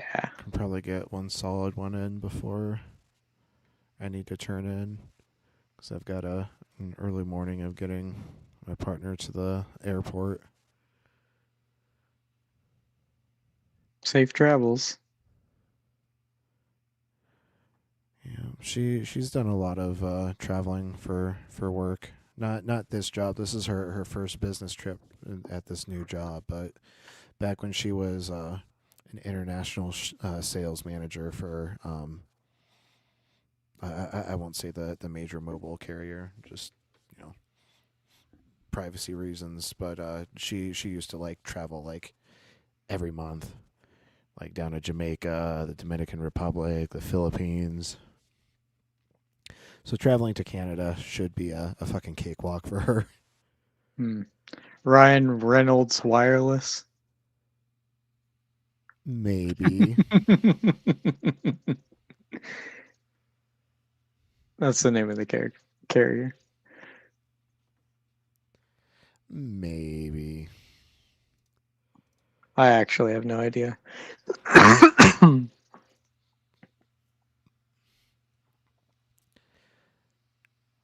But yeah, she'll be. This is the longest she'll have left me alone with RP Junior. So we'll see how I survive. Because she's gone on like an overnight with her friends for like hiking out in the mountains.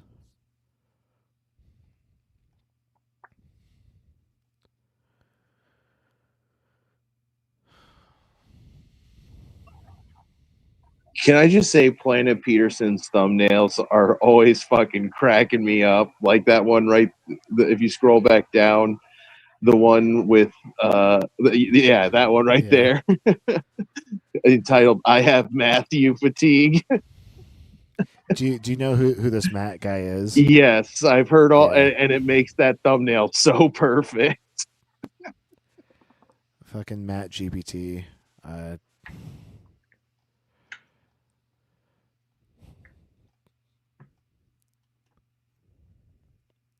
Okay, this might be fun. I almost got a Republican to think.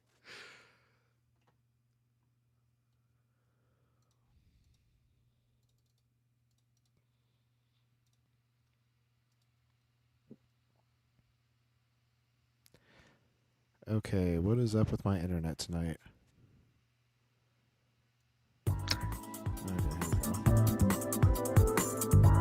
Seems fast.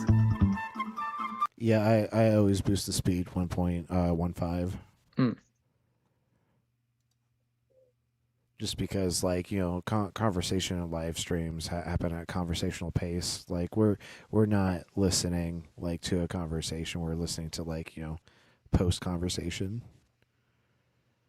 And so listening to speech at 1.15 isn't like daunting.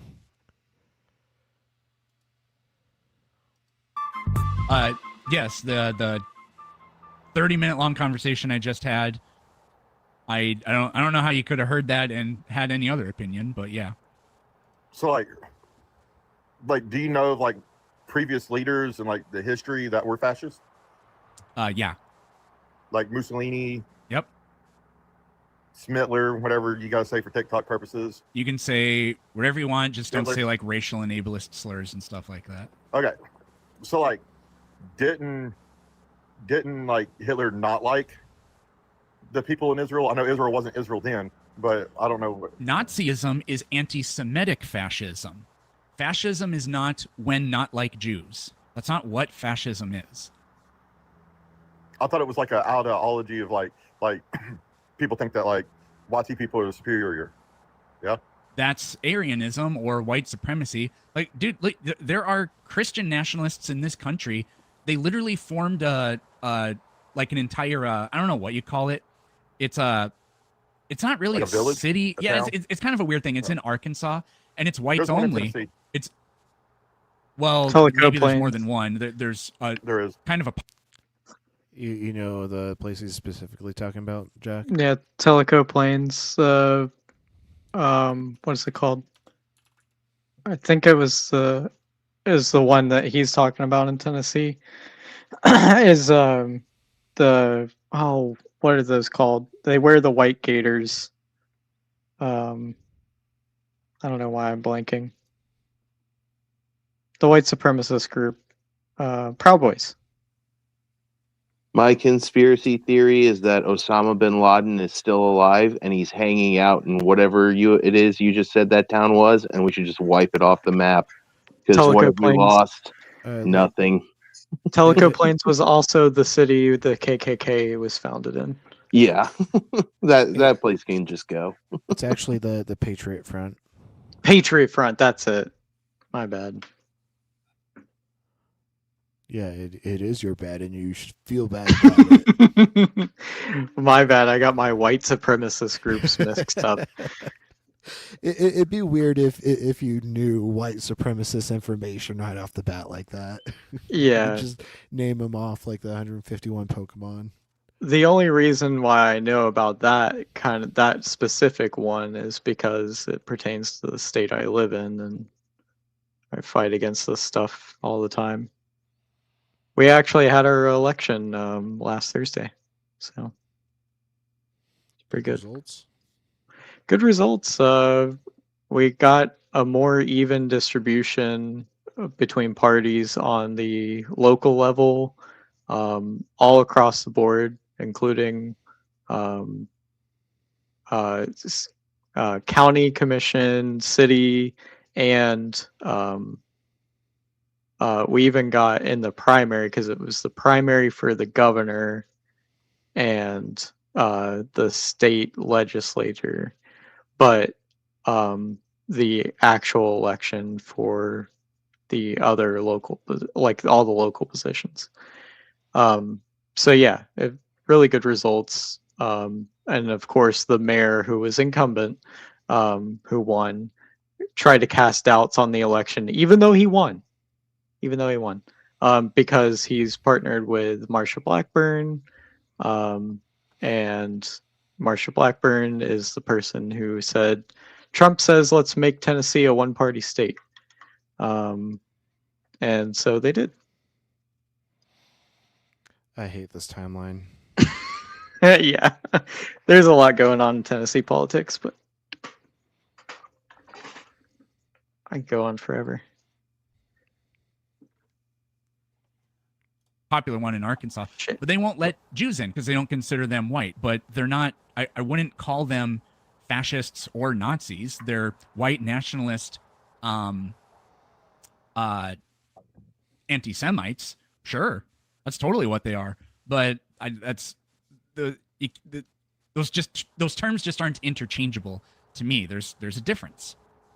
Hell, they might even be communists. I mean, when you get a small group of people living in a self-sustaining community like that, you kind of have to be communist. You can't really do it any other way. I mean, I have a good friend of mine that bought land it's in Gordonsville. They're doing the same thing right now in Gordonsville, Tennessee.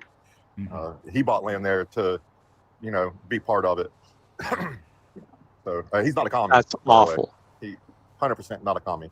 But I'm what I mean is, like, in practice, they're going to be living. If you live on a commune, like in practice, the whole concept of from each according to their needs, to each according to their needs, from each according to their ability. If you're going to form a self-sustaining community like that, it just kind of is communist. Like, you can have right-wing beliefs about things, but in practice, you're just going to kind of end up living in a kind of communism.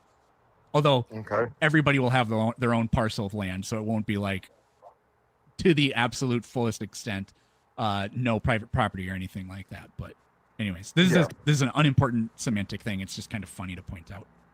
Gotcha. Okay. Yeah. Okay. Well, I don't know. I've seen a lot of like liberals and Democrats like come on and say that Trump is a modern day Hitler, and that's wrong. Yeah, I mean, like, I would say Netanyahu is. They would probably, I don't know, a couple people in Africa that probably would fit that bill a lot better. Yeah, I think Donald Trump absolutely is a fascist. I would not have said this about him in his first term because it's so much worse right now. Like, are you talking about, like, in perspective, like what he's doing to Iran and what's happening to the Palestinian people, or? We can completely ignore the Palestine issue. If that didn't even exist, I would still make the claim because of Iran and Venezuela, because of the essentially attempt to militarily occupy cities in America, but only the blue cities that he doesn't like, under the guise of being tough on crime, when, as a matter of fact, there are 3 to 5 red cities that have much higher crime rates than any of the cities that he chose to go to, like LA or Chicago or wherever, Memphis, maybe wherever else. Yep. Yeah. What red cities? I'm just curious. Well, so there aren't really hardly any red cities, but what would be more accurate to say is big cities with either Republican governors or Hey Jack, do you know the #1 ranked city for violent crime? Isn't it? It's either Memphis or Chattanooga. Yep, it's Memphis. Yep. Memphis. What did they call it? Wow, it's not Chicago, the city Fox News talks about constantly? No. Chicago? Don't you mean Murder City? Yeah, post-apocalyptic Chicago. Get your gas masks, kid. We're going to the Windy City. But yeah, I did see the top 5 or 10 worst cities to live, and that was one of them. in red states, for example. So Okay, like Louisiana is one of the more deeply conservative states in this country, and the crime rates in Louisiana are absolutely abominable, and they didn't send anybody there, for example. I wonder why. Well, is it because the Speaker of the House is from there? Yeah, Louisiana currently has 3 in the top 10 states for violent crimes. Mississippi has one too, I think. We're looking at Alexandria, Louisiana, New Orleans, and Monroe. I don't see Mississippi in the top 10.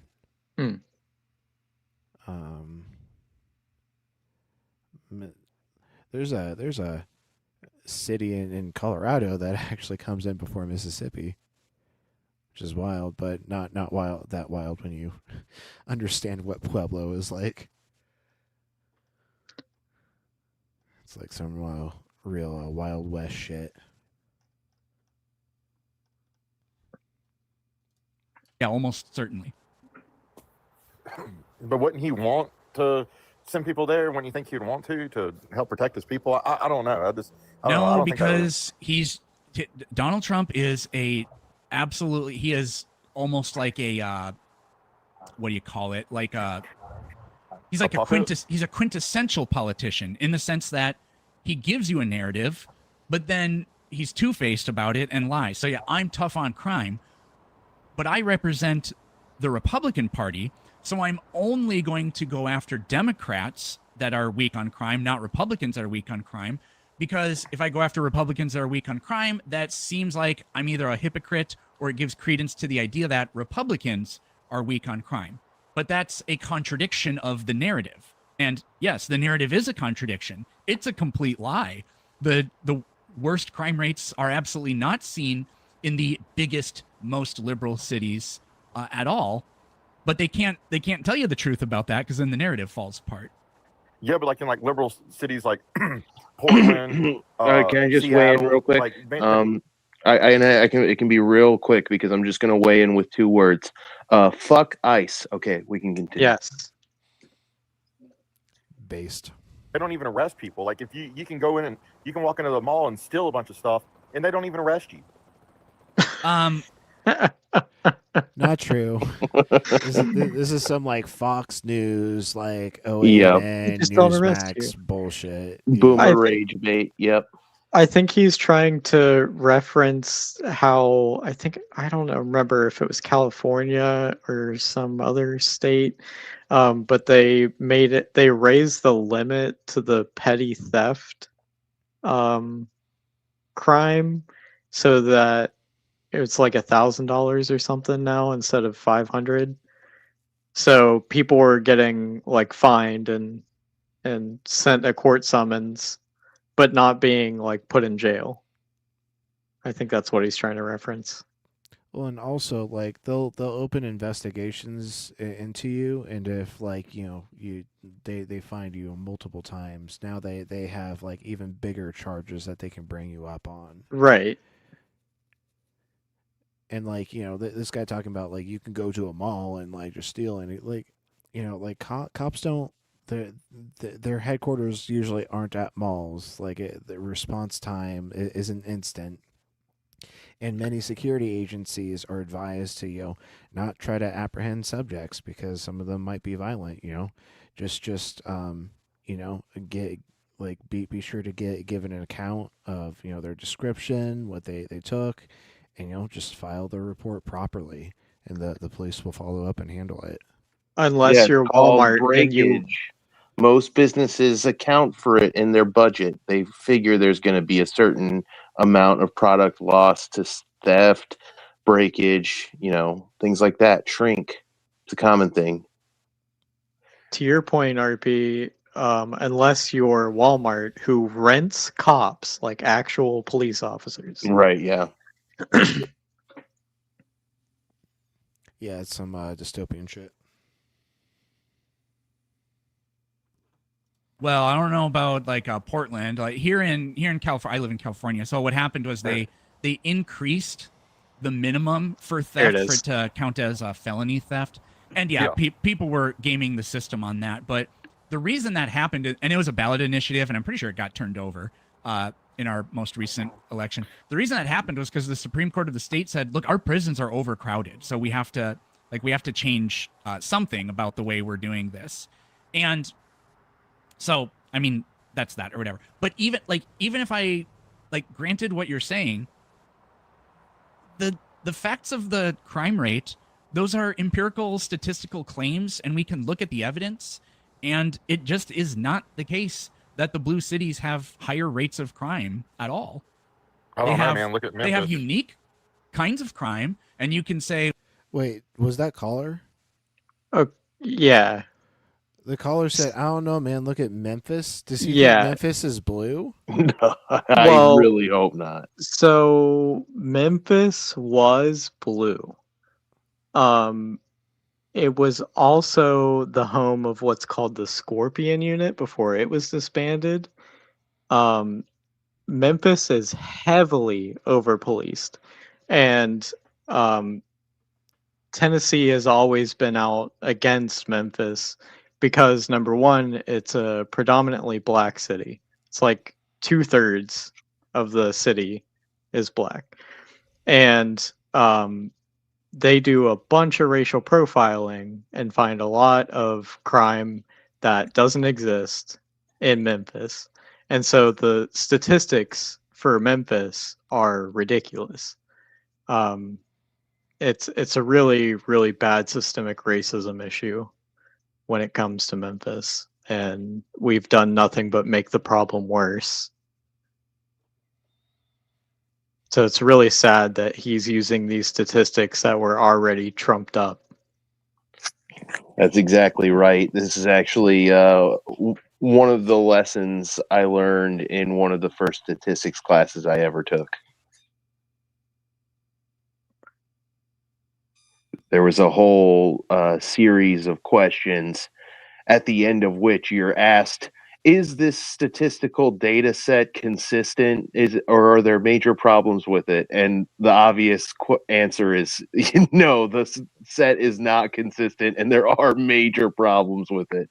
Extreme outliers, major deviations from the standard deviation.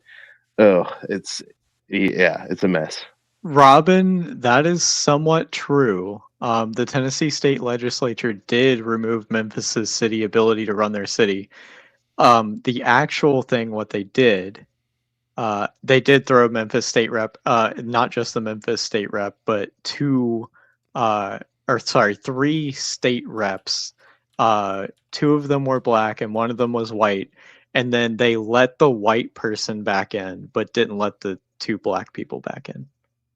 Even though they all did the same thing, which was try to obstruct vote to allow more guns to proliferate or something. I forget which one it was. Yeah. So And- what and they the- actually did for Memphis against their actual ability to run their city.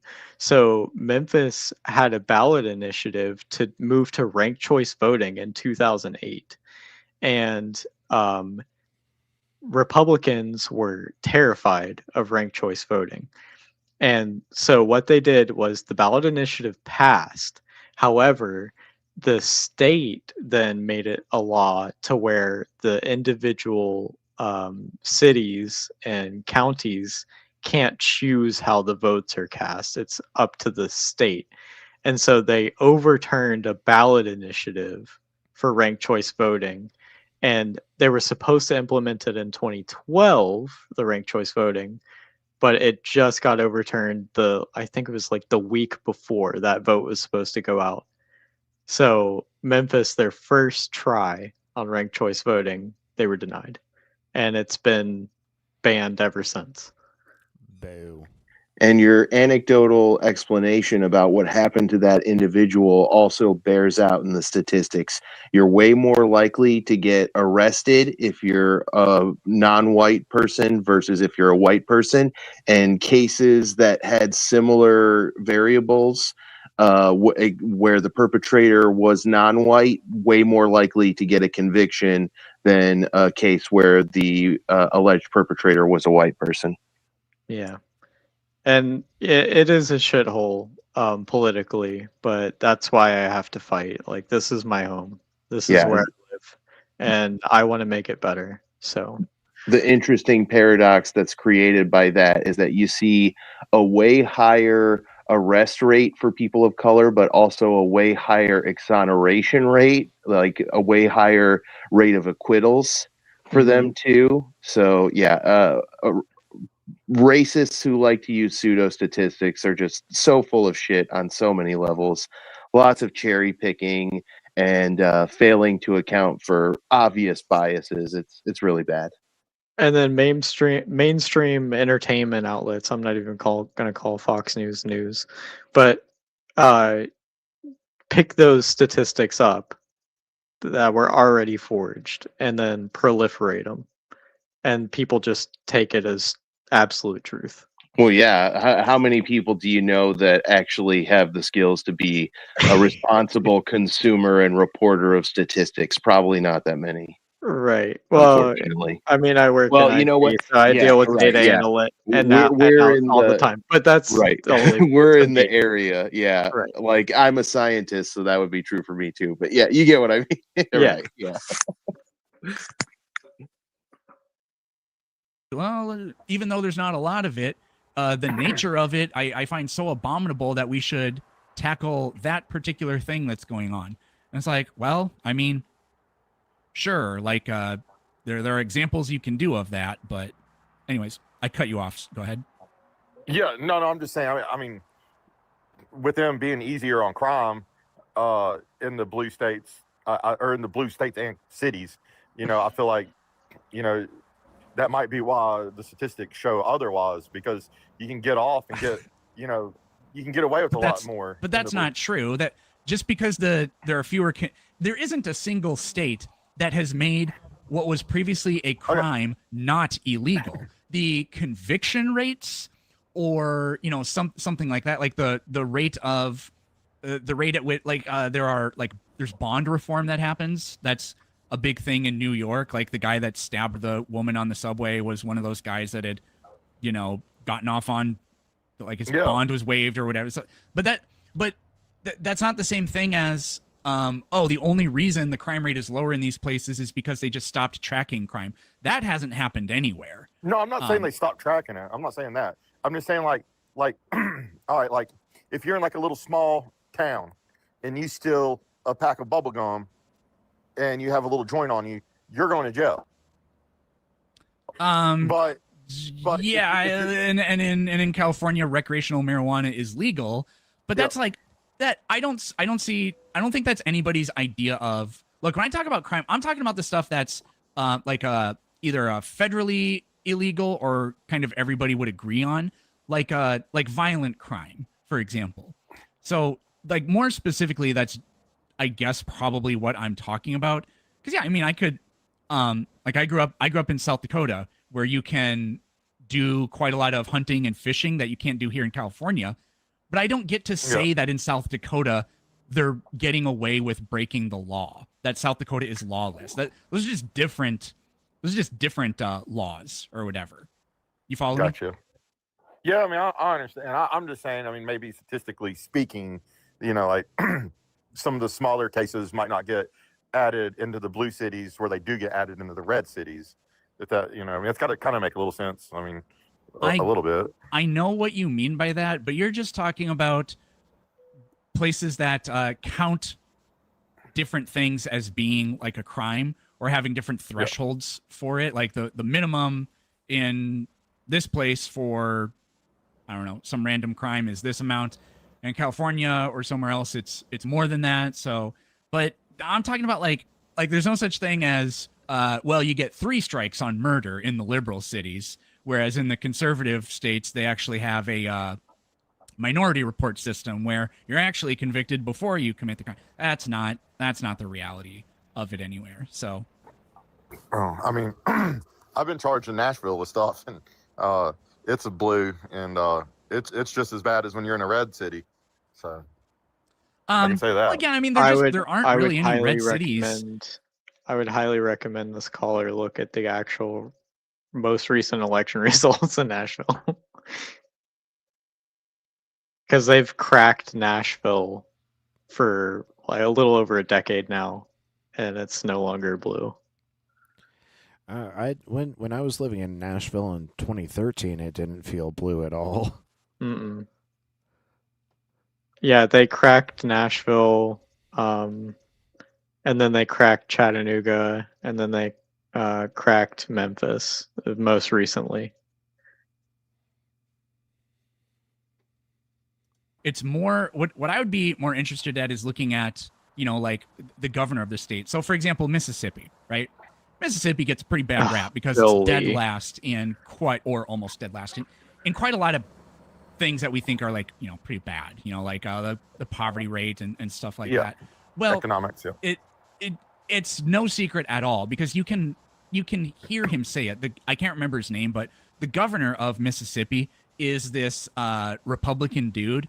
And like, I'm sorry, but it's really hard to call him anything other than racist because he so openly despises the capital of Mississippi. And it's like 60 to 70% black or whatever. He goes around to the smaller rural white areas and just talks with them and laughs about how much he hates Jackson, Mississippi and the big cities there. And for all I know, they got rid of this guy and they have a new guy. But that was also where he took millions of dollars out of the state welfare fund.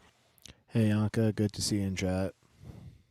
Hey. And gave it to Brett Favre so that Brett Favre could build a volleyball gym for his daughter. I remember that happening. Yeah, and so it's like there are absolutely cases where, and look, there is partisan politics where Democrats do these kinds of things, but they sabotage each other. You have Republican governors in states that deliberately undermine these large cities that are pretty much always liberal, because that's just what happens in cities with Democrat mayors and stuff like that, because it's good for their political argument. It's good for re-election. It's good for the platform. It's disgusting to do, but it's good. It's smart politics, which we shouldn't even give them credit. We should say it's horrible politics, actually, because good politics should be what is morally correct, not what is politically expedient. But I mean, do you really think that there's any Republican or Democrat politicians that really care about me and you? I mean, yes. Just to be real, you do. Yeah, I will give you a Republican, Thomas Massey. I probably there might not. They kicked him out. Yeah, I know. But yeah. I'm reaching across the aisle to tell you this because I do actually believe it. And then the guy he was working with across the aisle, Ro Khanna, for example, right? Every time I hear those guys talk, I'm hearing people that actually care. I mean, we can boil it down to a couple of things. like what? I don't know about care, but they definitely give the illusion that they care, in my opinion. If the they big actually things going cared, on they right would have done something about it before it came to this. now. There's a lot of them, but data centers, jobs, healthcare, and like affordability and housing, right? There are people that talk about those kinds of things, and I think are genuinely like earnest about them. The Andy Bashir, I think he's the governor of Kentucky. I think he's really good on all these things. But I do think quite a lot of them are fake. Like who's the governor of Pennsylvania? Josh Shapiro. I don't know if he's the governor or if he's one of their senators or whatever. That guy's and he's a Democrat, right? And he could very likely be the next nominee because he talks exactly like Barack Obama, and he's in bed with AIPAC, so he's going to get all the money. He is an absolute puke and a fraud, 100%. I will completely say that about people on quote unquote my side when I see them. But no, I genuinely think that there are several good but there's ones. very few. Yeah, not That's that all many. I can say. Yep. I mean, I think if you take money from AIPAC, you're crooked. Yeah, well, I think if you take PAC money at all, you're basically crooked. But yeah. Yeah, because you're going to be controlled by somebody. I mean, that's the reason they're paying you, is to control you. Yep. I mean, It's they the promise you subversion power. of democracy. Yeah, and that's kind of where I'm at. So I used to support Trump. 2016, I was a huge supporter. Think of a church campaigns I think if a church campaigns for you, that should be automatic grounds for ineligibility to run. We had an issue in my city with not only state reps, a church in my area, kind of a mega church, actual handing out like signs and pamphlets and stuff like that for these candidates and for the mayor. I think that should just disqualify you. Tax the churches, tax them all, tax the fuck out of them. Like you're knowingly going against the law. You're willingly going against the law. The theory that churches should be exempt from taxes because they're not allowed to influence government, it just doesn't work out in practice. Tax them. They're a fucking business. They need to be taxed. Yeah. I mean, it would definitely help out mothers like that one lady who was pretending to be a mother in need who needed formula. And she called and like 90% of churches didn't provide. It was the mosque that helped her out, right? There was 2 mosques that helped her. And then there was one other one. I forget what it was. Maybe it was like a Buddhist temple or whatever. Yeah, take that comparative theological framework. And it was something like 7 out of 48 churches when I stopped paying attention. Only 7 out of 48 helped. I'm One curious said that if you he had to also be a thinks member. taking ESA money is crooked. What's that? I'm curious if Peterson also thinks that taking money from DSA is crooked.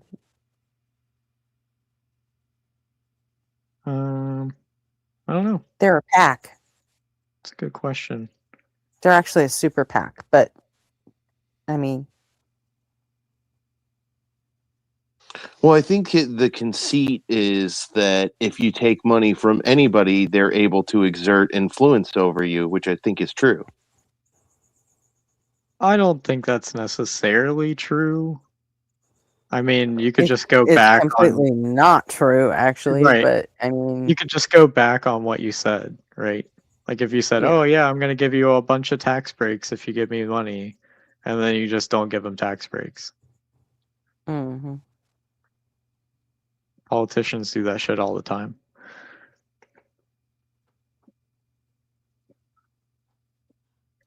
He bragged about how he's so rich he doesn't need their money, and if you go watch those first presidential debates, he literally called out the entire audience and the entire debate panel. Donald Trump said, because he seemed very anti-corruption, he pointed out, you know why everybody in this audience is booing me? Because these are the donors for these other people. I tried to buy tickets for my family members, but all the donors already bought the tickets so that they could boo, so that you people watching this on TV are going to think that what I'm saying is the wrong thing, when in fact, what Donald Trump was actually saying at that time, quite a lot of it was economic populism.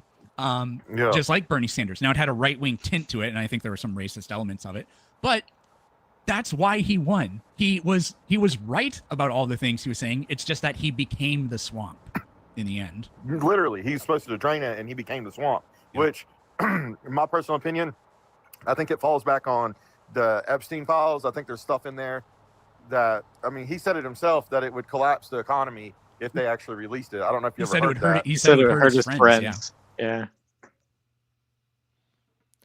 Well, I want to see his friends hurt, so release the fucking files.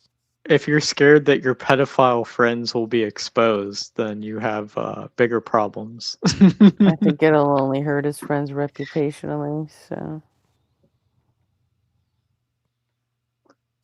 Yeah, well, I mean, which is the 1%ers, which the 1%ers obviously don't care about us. And I'm a conservative saying all this, by the way. I figured, yeah, I'm diehard conservative. I mean, maybe you could call me a Christian nationalist. I mean, oh my gosh. You know, Yeah, so to a definitely degree. still fuck you.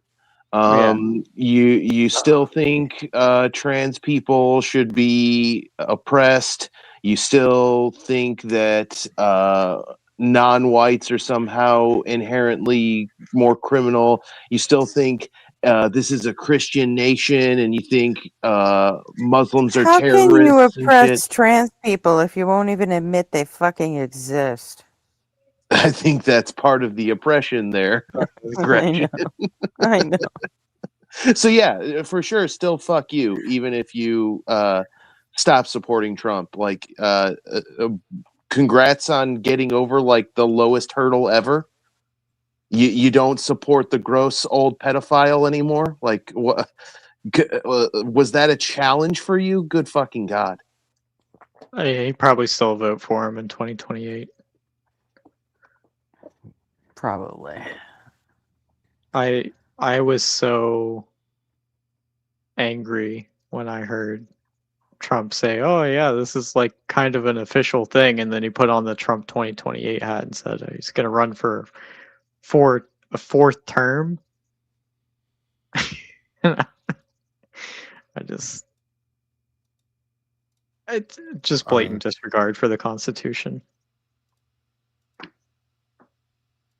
Well, he already said he'd dismantle the Constitution if he found it necessary. Yeah, like, a dictator on day one. But then they fucking reelected him anyway, so. I wonder what Weird. conservatives will move to. You know, their talking point is we're a constitutional republic. We're not a democracy. As if they're mutually exclusive. Right. Yeah. I don't know, man. Yeah, Trump did a 360. I mean, he didn't do a 180. Like, he did a 360. I think they have stuff. I think BB has stuff on him. He has to, because he ran on no wars. And then what has he got us doing? For the most, I mean, he could have just lied, or like both can be true. Wasn't Ghislaine Maxwell's dad a Mossad agent or something like that? Yes, I think that's correct. That's true. It's very likely that Netanyahu has something on Trump. Also, wouldn't like a 360 mean you're just going in the same direction still? I was thinking about that. They're not too bright. Reminds me of the joke back in the day on 4chan. You know why they call it the Xbox 360? You see it, you turn 360 degrees and walk away. And someone's like, how does that work? And then someone posted a gif of Michael Jackson moonwalking. That's great. part wars, yeah. I kind of was thinking that, but he's not doing everything BB wants him to do, just almost everything BB wants him to do. But I don't. Maybe they want you to think that. I don't think it's that deep. I honestly think, because Donald Trump said Are it. they in the room with you right in now? a conversation that Donald Trump thought would never get leaked. he said to Marjorie Taylor Greene, "You can't vote to release the Epstein files because you're going to hurt my friends." I think he's just doing it for his rich and powerful friends that are implicated in that kind of stuff, in the hopes that he'll get kickbacks for it. When it comes to that specific issue, I haven't gone all the way on it because I think it's even more nefarious. I think the than evidence that. we have. I think is he's bad actually enough, extorting people. He's actually extorting these people that he has dirt on to I prevent don't it think from so. being leaked. I think at this point it's just vanity. I think that they were doing Bohemian Grove kind of shit, and they're trying to hide it because they know things will go badly for them if the general populace finds out.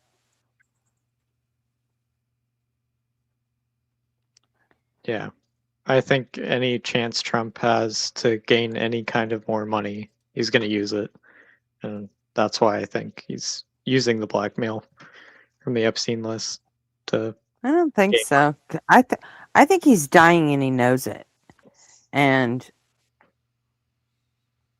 I don't think he cares what happens after he dies. Those both could be true. I think it's just like, hey, I've held off on it this long. Fuck it, let's just ride the shit out at this point. And maybe he'll let it slip when fucking dementia really fucking sets in. Who knows? Was it Raphael Ted Cruz said He might just we should forget that stop he wanted attacking to pedophiles? keep them locked up and just blurt it out one day. Fucking idiot. This is a real, true fact. I had a son named Oliver, and Raphael Ted Cruz ate him. Straight up. Started with his feet and ended with his lips. It was weird that he went in that order. That's Ted Cruz's actual name, and if he refuses to stop dead naming people, I'm just going to call him Raphael. Yeah. Yeah, the Canadian. Ted Cruz is Canadian. Clear enough, if you ask me. But Yeah. So let me ask you a question. I was listening to some lady that being interviewed, and she's a 3-time Trump voter, and for her, the specific issue was they built a data center in her town right next to her house, and nobody wants it. And so she said that in the upcoming midterms, she's going to vote Democrat just all the way down the ballot because she's like, they're not listening to us. So although presumably this person, I'll be back. I gotta take the dog she's out. probably a pro-lifer, and if you're a pro-lifer, you think abortion is literally murder. So she's gonna vote for people that, according to her, support murder because she's like, they're not doing anything about the cost of groceries, and they're not doing anything about these data centers and all this other kind of stuff. So with everything you've said, you don't have to tell me where you live or anything like that. So we don't have to go specific to who's running or whatever.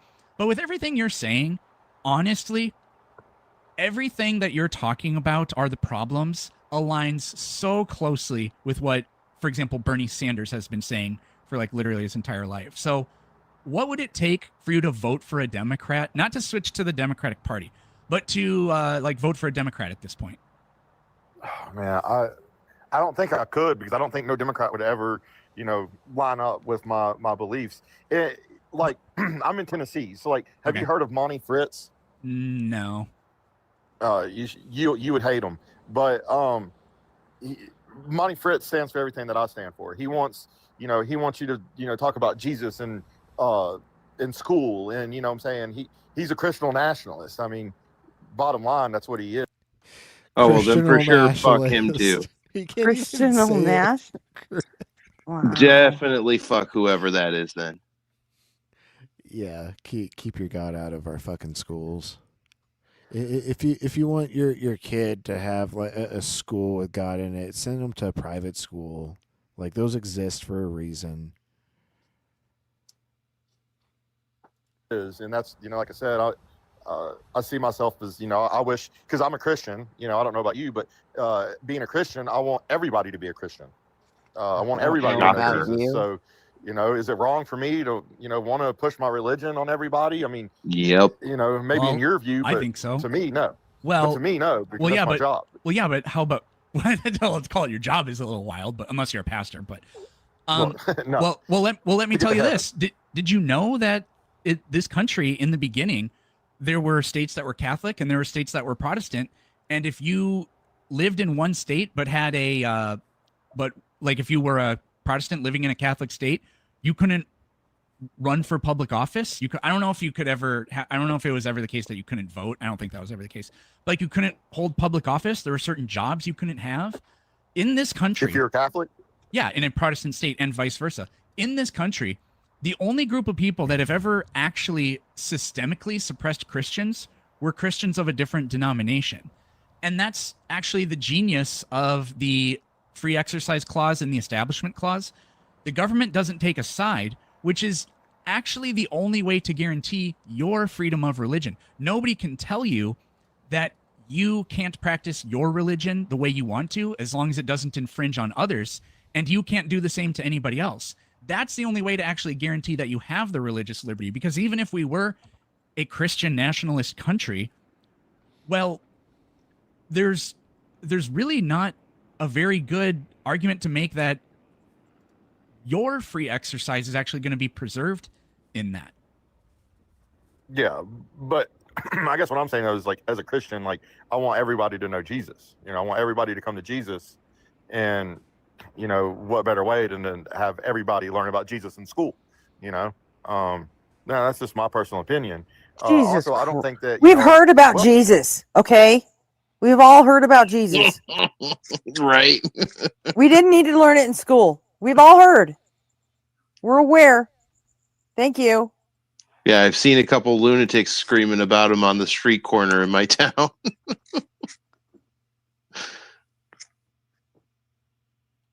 I mean, in the Declaration of Independence, it talks about God.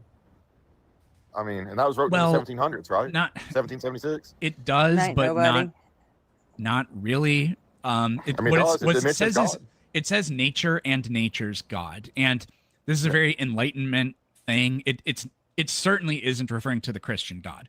We'll leave it at that. Whoa, but the guys that wrote it, weren't they Christians? No, Thomas Jefferson was not a Christian. Thomas Jefferson wasn't a Christian. No, And, he and openly. Adams. Adams was a Unitarian, so by most people's standards, he actually wasn't a Christian because he denied the Trinity. And even George Washington considered himself a Christian, but he refused to take communion, for example. And he may have had some unorthodox views on whether or not Jesus was divine as well, but no, I mean, most of the guys that signed the Declaration of Independence, were Christians, but that's not. But when we say, but very, very, very few of them actually went on to write the actual. Whoopsie daisies! I just crashed. Went on to actually write the rules and laws and structures that formed this country. Gotcha. Okay. Well, man, it was a good talk. I've got a lot of my employees blowing my phone up, so good talk, man. Good talk. But I don't know. Vote Monty Fritz if you're in Tennessee. See you, man. Yeah, see you. Get a free book. No thanks, man. I expected nothing and was still left disappointed. Yeah. What's the matter? You're not a fan of Christian nationalism? Christian nationals. Christian Christianal. nationalism? The fuck? That's about the vocabulary you'd expect from someone who wants fucking Jesus taught in schools.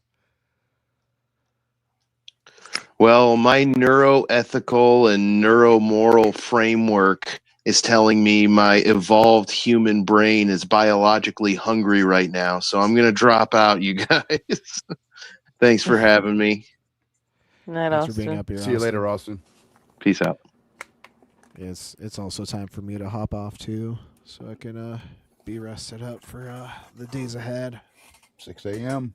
East Coast. So you're going to be gone for the next 2 nights? Yes. So Monday through Tuesday. Yep, and then she gets back Tuesday, so I'll probably be back Tuesday night. Okay. So hope you all have fun. I'm sure you'll have a lot more politics discussions. Hopefully, you get some MAGAs to come on the stream. I like that you've been using the title that I came up with. Yeah, it's good. All right, I'm back. I can't. Where did everybody go? Austin's getting food. I'm signing off. Nobody's also getting food. Oh, okay. I guess I'll get some food too, but I'll still be on. You missed the guy talking about money, Fritz. Oh, he did? Yeah, he did. Oh, no. Yeah. He said he was a Christian nationalist and He is. No joke. And he said everybody vote for Monty Fritz if you're in Tennessee. Oh my gosh. Because he wanted everybody to hear about Jesus in school. Like there's any possible way we don't know about Jesus. Oh my gosh, especially here in Tennessee. Like, yeah, every corner has a church. Every corner. There's Trust Jesus billboards along the highway. I mean, But do you have a Big Butter Jesus? A Big Butter Jesus? Yes. Like at a state fair. So Yeah. there's a this butter cow. They made a song about it. This guy, I can't remember his name. He's a comedian, Doug Benson, I think. And between between where I live, guy. I don't.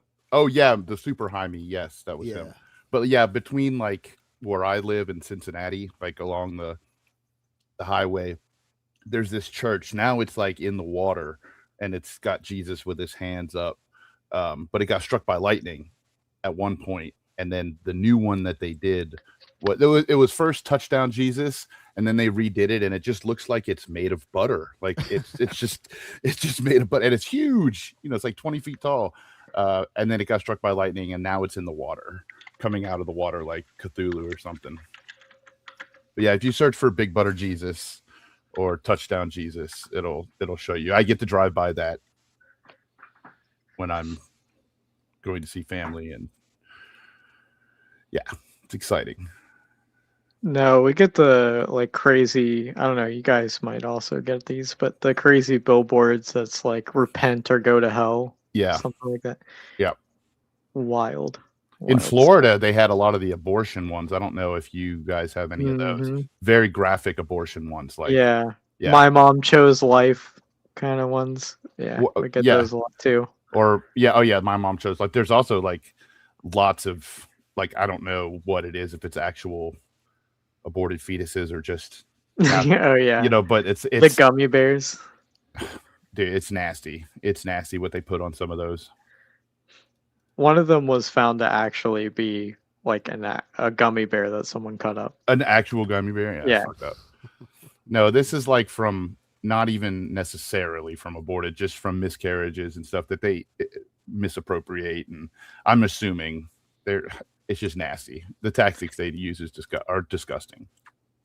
So you guys know about the whole like the religious freedom like department or whatever that Trump made, right? With Paula White as the head. Well, their first thing was to investigate violators of the FACE Act.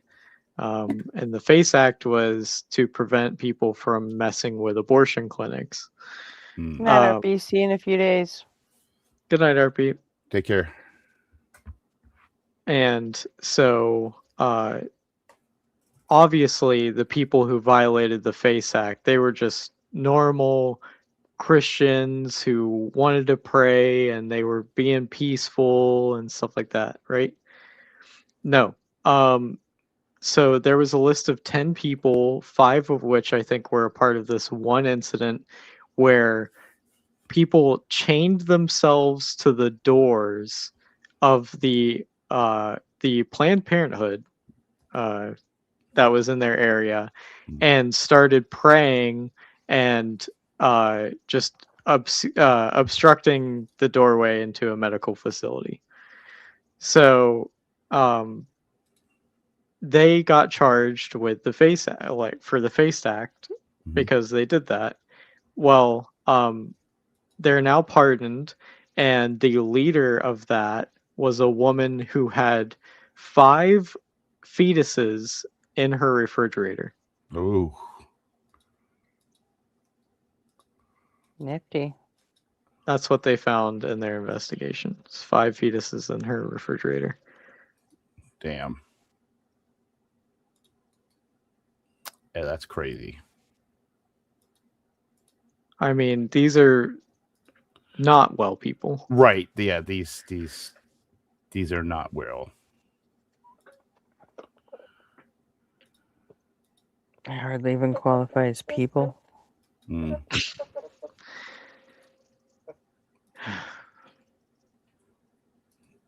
I just wish we could stop treating religion as superior and like the basis of our laws.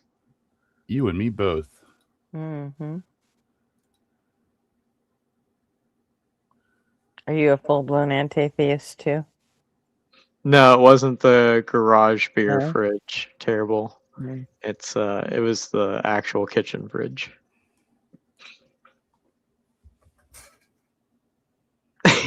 Save the babies is not for a midnight sack. That's the question, Beard.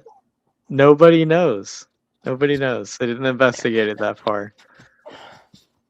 They could have been other people's. Yeah. That's funky. Very funky. All right, well, I'm gonna start winding down myself. Thank you for letting me on tonight. That was awesome. Anytime, Hizzle. Word. Yeah, I'll Thanks for being here. Yeah, thanks, dude.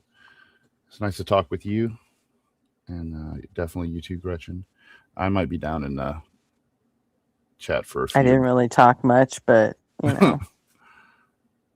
Well, you know, you're the spirit of the show. I don't know about that. All right, y'all. Have a good night. See ya. All right, good night, Hizzle. Gretchen is the necessary wave function of the show. Mm. Yeah. Gretchen You is sound like you want to necessary. start. I've had a bad couple of days as it relates to pain level. Oh. And I can't do anything about it. So. Oof. I'm sorry.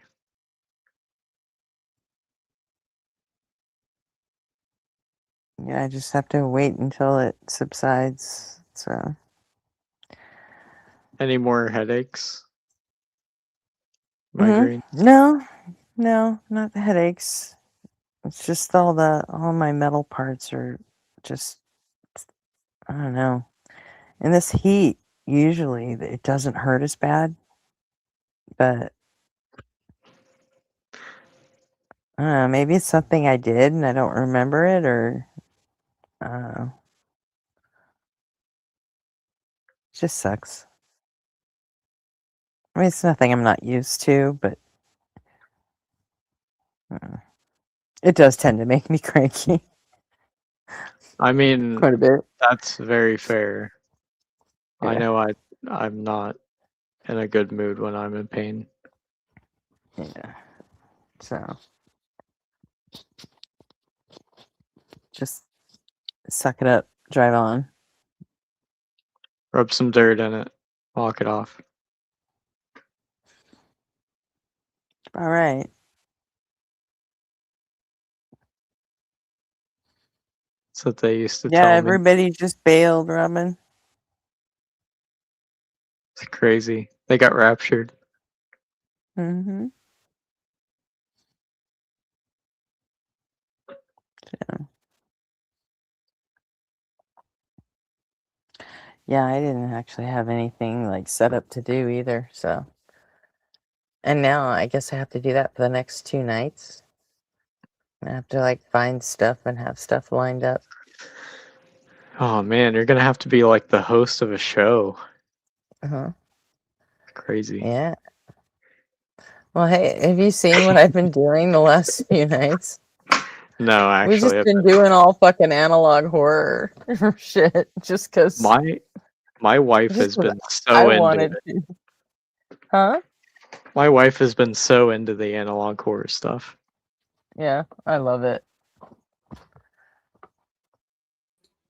I got absolutely hooked on that shit. So. Oh, hi Jay, and hello Anka. How you guys doing? Hey, good morning, good day. Good morning. You know that Is was it still good morning if you've been up all night? yeah. Yes. It's especially good morning It's if good you've been up morning all night. somewhere, you know. Yeah. It's always morning and night. All over the planet. That's why Hulk Hogan said he used to wrestle 400 days a year. Fucking nobody. We could just do 8 hours of philosophy tomorrow. Okay. What's that Peter Griffin meme where he goes, okay, and then he breaks his neck? Yeah. Yesterday I thought about a funny word that we can start using. The word is Bible. It's like Bible, but based on vibes. And that's Yeah. what Christians actually read. They don't read Bible, they read Bible. I prefer Buybull. I prefer libel. Libel's good too. What And does I your spell it mean, like Jack? libel, the legal. Like buy bullshit. Oh, okay. Yeah, I Bible. think Bible is good because some of them can mishear it and say yes.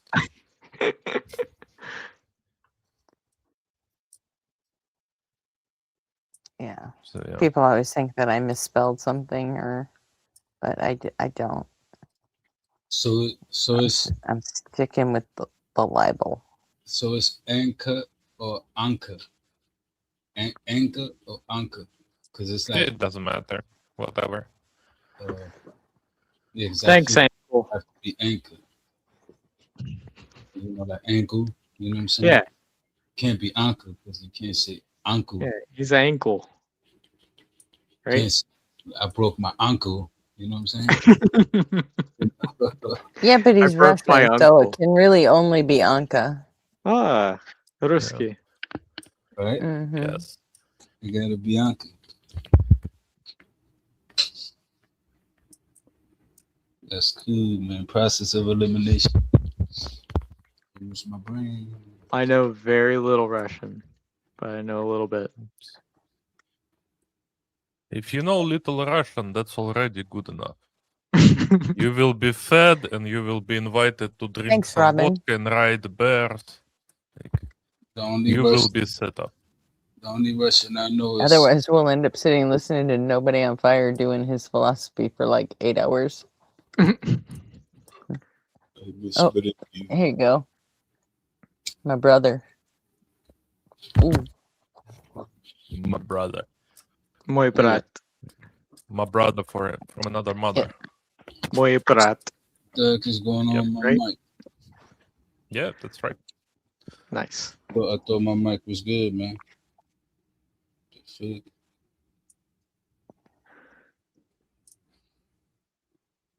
What's going on, Jay? Nothing like somebody sent. Well, JM talking about my mic is fucked up. No, he's not saying your mic's fucked up. He says you're bumping your mic. How I'm bumping my mic? What I'm doing? I'm not like beatboxing on the thing. You're smacking it. It does sound a little thumpy. How I'm smacking it? I don't know. It's just what it sounds like. Oh, okay. Like, I It's don't not a see- drum set. With a little bumpy mic. You filthy mic bumper. That would be actually nice to have more like late night stream with nobody on fire doing philosophy, because it would be just this stream, you know how they have 10 hours to get asleep to. Oh, he's got the voice for it, doesn't he? Yeah, and the topic is great for it as well. He can even make it ASMR. Yeah. It's crazy, man. I don't know what it is with car wrecks and me. Like, I've seen in the past couple of days 2 car wrecks. One with, well, not car wrecks, where like one got hit by a car, flipped over, and I don't know if that person's alive. That person's probably dead. And today, like mad cars just crashed into each other right outside my window.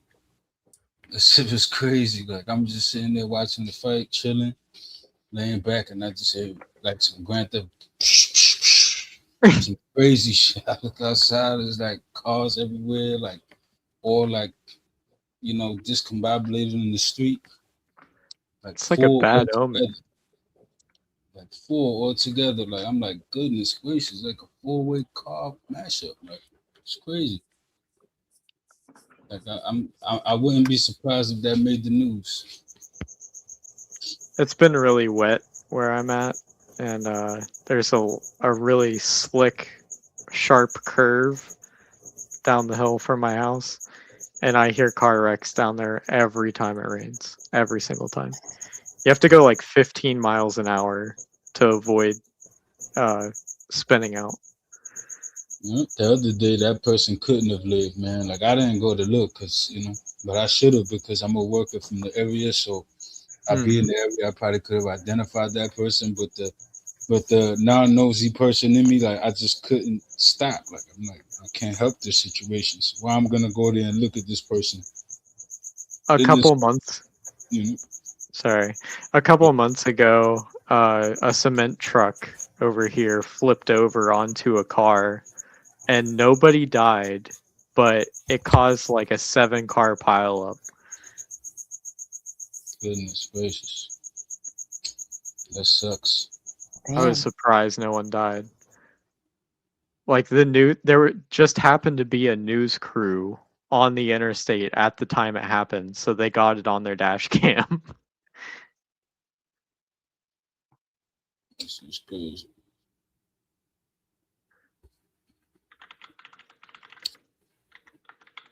That's like people doing crimes in front of the Google van. People do that stupid shit. Get caught on Google Maps. So, Jack, what's your wife's favorite analog horror? I don't know. Hold on. What? Hey Jess. What's your favorite analog horror? What? What's your favorite analog horror?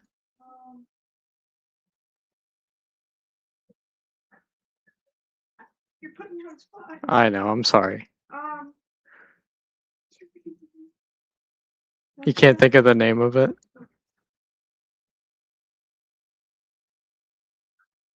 It's okay. Take your time. It's one of them. It's one of them. She's looking I'll it up accept that now. answer. She knows what it is. She just doesn't know the name of it.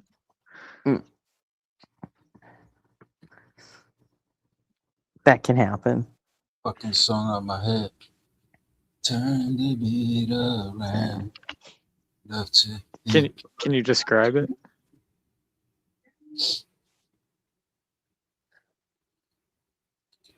Turn it upside down. I like one of them is Mystery Flesh Pit National Park. Mystery Flesh Pit National Park? Oh yeah, that's a good one. So, like, That's one of the OGs. Greylock? Greylock? Oh, Greylock. Greylock is newer. A lot of people like that one too. I have some issues with it, but I can't remember why. Gretchen was asking, the host of the Oh, show. the Mandela catalog. Oh, Mandela Catalog too.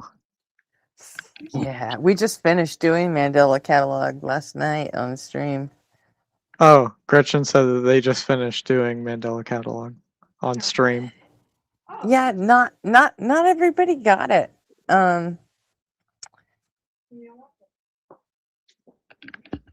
They found it confusing. Some people did. I mean, It's they not thought it for was cool everybody. but weird. Yeah. So I'm gonna do the Monument Mythos next. But I'm gonna go with like a Night Mind breakdown instead. I think it's So there's think it's some a box truck. there's some explainers mixed in. Cause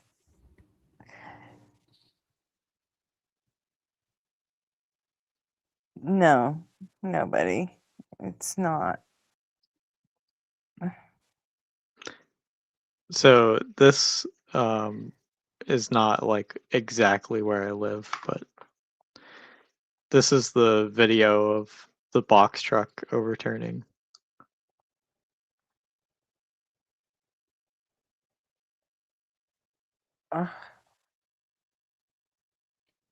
Can't you just share your screen and then I'll put it up there?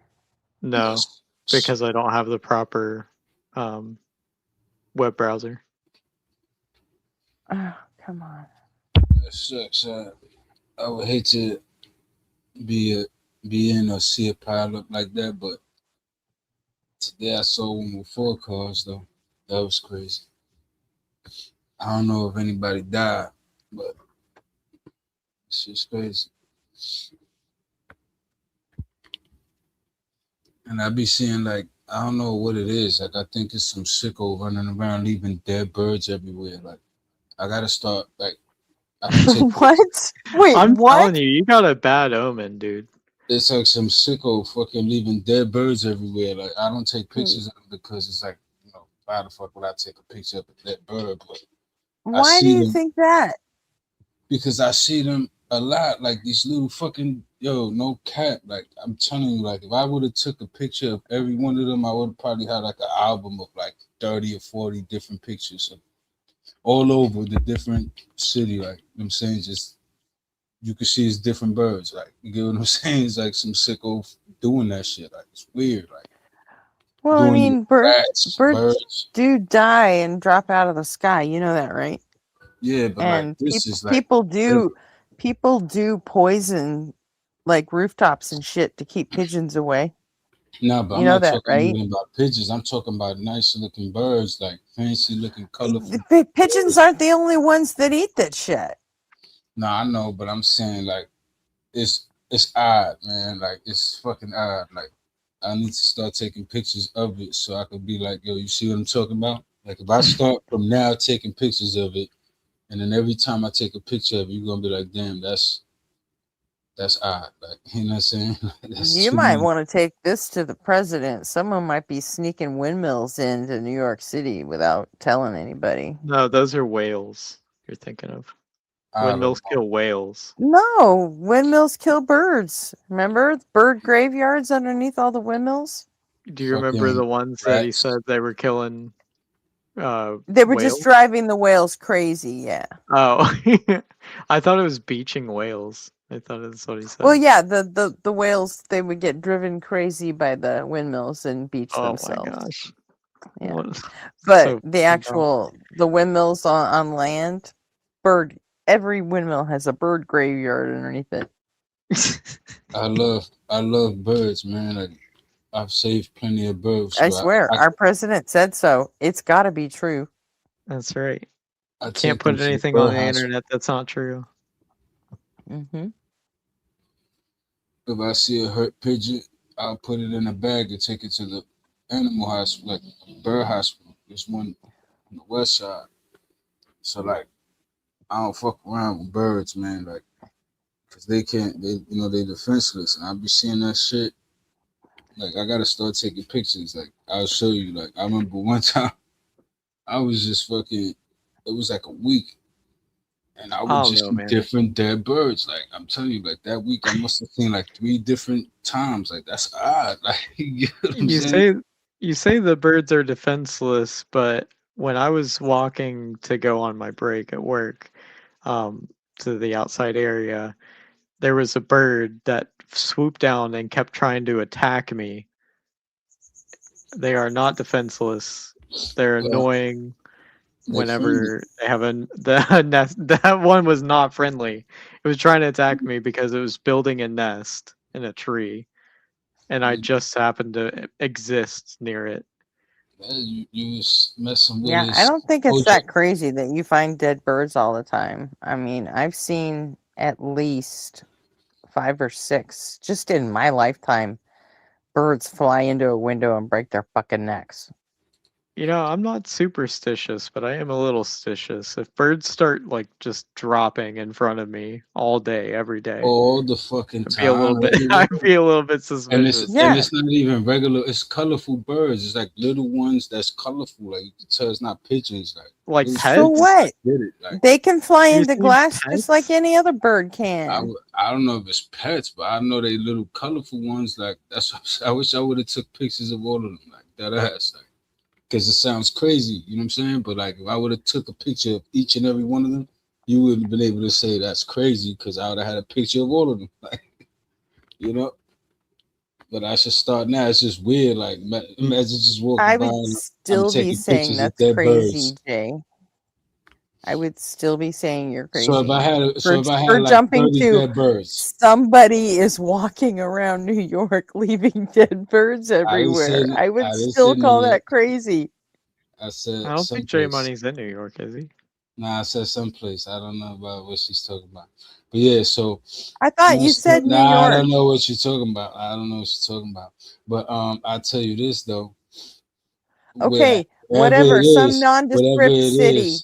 whatever it is, parts unknown, like the Ultimate Warrior. Parts unknown. Now let me Okay, stop. Gotham City, got it. Yeah, Gotham. But in Gotham, Someone's sneaking around Gotham City, yeah, just dead dropping birds dead are birds all facts. all over the place. That shit is That's crazy. still crazy. They're killing the birds. The Oh birds. my gosh. Now let me stop. Nah, for real, I'm not bullshitting. Like dead ass. Like that really happened. You know what I'm saying? And I see it with rats too. You know what I'm saying? Like it'll just be like a rat, like just oddly placed in front of a building. I'm telling you, I'm gonna take a picture of it next time. Anytime I see They some were weird shit placed like in that, front I'm of gonna the start building? taking. It has Rats to have die been. all the time. No, listen. I understand They that. have to You don't because get. they You're not fucking understanding me. reproduce real fast. You're not getting what I'm talking about. So Picture a street that, like, I get streets that should have rats on them because of the condition of the streets, and it's New York City. There's rats everywhere, right? But I'm telling you, like, in front of a nice sidewalk, in front of a nice building, it's just awkwardly just a rat laying there. You could tell it was just placed how do there. you know I doubt that it just these went there and birds died right there like that. I how do doubt you it know just. these birds weren't born like different and their own, like Punch the Monkey and their own families like shun them? They were I don't know. born Maybe that's different. why they died. I don't You know, don't but know. that ass. I'm gonna start taking fucking pictures of it. I don't care if I look weird, like just You fucking should video. absolutely do that. I These birds am You were should born colorful, so that's why they had to die. you because should I'm bring a thinking second you should bring a second phone with you because I would like someone to take pictures of you taking pictures of dead that's birds. what I I'm think that would be saying. Like fucking that's hilarious. this is what I'm saying. That's why I'm like that's weird taking pictures of that bird, but I'm constantly seeing it. So I'm like, but that like not taking the pictures, like not giving me proof, but I see it. It's crazy. I Could know I it be ain't the bugging. case? Could it be the case that you noticed it and then it was on your mind, and then now you're just noticing it more, even though it's happened the same amount? Well, I seen it too many times for it to be a coincidence. Like Right, but that's what I'm saying is that now that How you're many looking for it, times? you're seeing it. like more than 20 altogether in different parts of the city throughout In like how a long? few years, like within a few years span. Like 20 in a few years. Do you know how often birds fucking die? But I'm telling you, like, actually, little, like, it's not. But if it's a pigeon, I I had a understand. bird fall on my fucking car when I was on the freeway once. A sparrow or a pigeon, you got it. I'm talking about colorful, little colorful looking birds, like ones that you would own as pets, like that. That's Someone's out pretty there killing suspicious. $1,000 parrots. I don't buy it. I'm I telling don't you, buy It it. could be. it's not It could parrots. be. I'm talking about little baby birds, little colorful dead baby birds. I wish I would have fucking taken pictures of this shit, man. That ass, like, it's crazy. Like, watch, I'm gonna do it from now on because it still happens. Like, I'm telling you, the other day, I was going past a building, and in front of a building that you wouldn't expect to see that, it's a fucking rat just laid out, but a certain way, like it's like sprawled out a certain way, like Was it a colorful? Was it a it's a, colorful pet rat? and it wasn't even a huge rat. It was like a baby rat. Like, it was weird. Like, I doubt he just went up there and just kicked the bucket right there that way in that position in front of that building. And people just walking by it. You know what I'm saying? Why? You've seen The what building rats people eat? didn't come out. No, but the building people didn't come out and People clean leave it. Like, poison out for rats. it was probably just somebody that did that on some sicko shit, man. There be sickos out here, man. People testing their guns on animals just to see what bullets do to flesh. You know what I'm saying? There's a lot of In the sickos out city? here. Hell, In Gotham City City? of Compton. yeah, man. Keep It it be like that. rocking. It be like that. Dudes is crazy. Yeah, except in Compton, they don't test their guns out on rats. Guarantee it. No, they test them out on rats, just not the No, animals. they test it out on people too. Don't get it twisted. Yeah. But like sometimes, you know, that's the way they would do. Like, you know what I'm saying? I've heard situations like that where it's like you're not trying to necessarily body someone, but you want to see what this does to flesh. You get what I'm saying? So these sick motherfuckers do that. Like, it's weird. But these psychos What do sick that. motherfuckers do that? There's been crimes of that, like, you know, like you probably haven't had that on your block, but you know what I'm saying. All news ain't worldwide news. You understand what I'm saying? All news ain't worldwide news. Everything, every dog that's killed on every corner, you don't hear about that on Oh my god. your national platform. You get what I'm saying? So what happens on my block, you won't hear about on your block. I You get what I'm rarely saying? get what you're saying, Jay. Goodness gracious, like, so you're gonna get all of this shit that happens around my area as if it happened in your area. Impossible. You know what I'm saying? The world is I get what you're saying, Jay. Yeah, like that's what I'm telling you. Like, it's different sectors. Don't encourage him, Jack. It's different local I do what I news, want. man. It's different local news. It's a fact. So you ain't probably gonna hear when the shit I heard or know about. Was it on the news that these 'Cause they colorful probably birds didn't are even just make- being dropped off around the I'm city? not the colorful birds. That's me just doing my Well, observations. then what are you I work talking outside. I'm constantly in the city. I work outside like all day long. That's what I do. So it's not like I'm constantly going around. So I'm, you know, looking, like I'm seeing, like, you get what I mean? I'm going to different parts of the city too. This is every day. Communicate with more than probably 100 different people. You know what I'm saying? Within a day. You know what I'm saying? Monday through Friday. No, I don't. I'm telling you that I see a whole bunch of shit. You get what I Gretchen, mean? he's A whole saying bunch that of he's crazy, outside. crazy shit. He's outside in New York City and he sees some wild shit all the time. I see a whole What lot of part shit don't you in get Gotham. about that? I see a whole lot of shit in Gotham. Yeah, one time he saw this kid's parents get murdered. Man, listen, I seen some crazy shit. I heard a story back in the day. And that kid turned out to be a billionaire.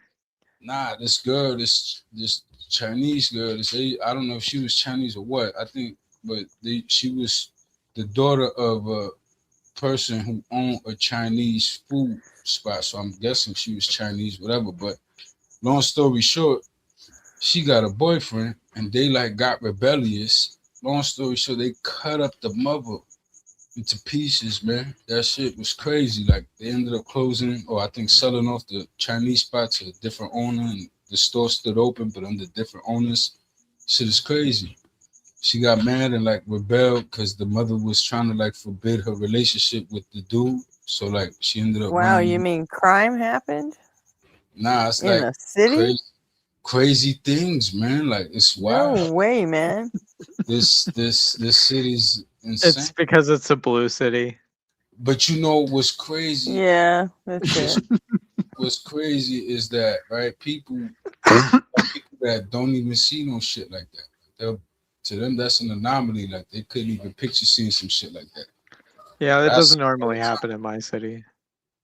I see that. That's it's like normal to me. Like people getting, fucked up, stabbed, killed, all kinds of shit. You know where it happens? It seems to happen the most in like Ohio and Florida. Yeah. I Ohio's believe. coming on strong lately on all the true crime shows. More and I more believe. happening in Ohio. I believe it. I'm saying like even close to Ohio. home, my homeboy's sons had to, put in some work. Some dude just like tries to stab one of my homeboy's sons, and he's dead on the train with his brother, another one of my homeboy's sons, and like he's just shocked, like this dude is just trying to stab him, like so he's trying to like wrestle him off. The other brother like bum rushes him, is able to like get the knife and like stabs him up and kills him. You know what I'm saying? And they go to court for it. They ended up beating it because it was proven, beyond a doubt that it was self-defense. Like they used the knife he had. Like they didn't have a knife on them. It was just there on the train. Like this fucking psychopath motherfucker just came up to the kid and poked him. This is a wild story. Yo, I've heard this one before, so. No, look, I'm telling you, like that one made the news. That one I could show you the clipping. Like, you know what I'm saying? But I believe it. No, I'm just saying it's crazy. I wouldn't no want to one's put doubting that. you. I'm just saying I've heard it before because you've told the story before more than once. No, not this one. No, not this I one. wasn't here. Not You this sure? particular one. Yeah, I'm pretty sure about that one. Not this one. You know what I'm saying? Like I've told plenty of different stories. That one right there, that one, that was just again one of them. Well, that's one of many. Like I'm talking about, like that's nothing. Like, and that shit is just like a regular day. Like I remember one time I was getting off the train, right, and I see this girl, like she's at the very edge of the fucking platform, but it's one of those elevated stations where you gotta like, go down. It's only one way out of this station though. This bitch is at the. I'm sorry for using, but she's fucking seated at the edge, and I get closer and I realize her pants is down. She just pees all over. I kid you not. Like I'm telling you, like picture like I'm like I don't 5 want feet to. away walking, You right? can't make And then me. I realize that this is the case. So as I'm walking, because I gotta go down, because I'm trying to leave the fucking station. There's only one exit we can take. This crazy fucking lady is at the fucking edge with her pants down and pees a whole fucking like a whole thing there, and is on the phone doing it, and then gets up like mad nonchalant, just walks off like. Yeah, she was marking her territory, so It everybody was else knew. just, I'm like, yo, is this fucking real? Like, this is like, this can't be happening. This is like my fucking luck. Like, I gotta walk down these stairs now. Now it's fully covered. I gotta jump stairs now. It's like pee all over everywhere. I'm telling you, like OD, like disgusting. You know what I'm saying? So like In New York, and I we had call to that a Tuesday. M Carp's in chat, like tracking every fucking time you bump your mic. He is, yeah. And all I'm saying is bump, bump, bump. That's the sound of the 50s when they hit in my trunk. Say bump, bump, bump. Cottonmouth Kings, and we don't give a fuck. Wasn't that a B2K song? Bump, bump, bump. No, it was Cottonmouth Kings. Baby, turn around and Let me see your sexy body go bum bum. Oh no, that's a different song. Mm-hmm.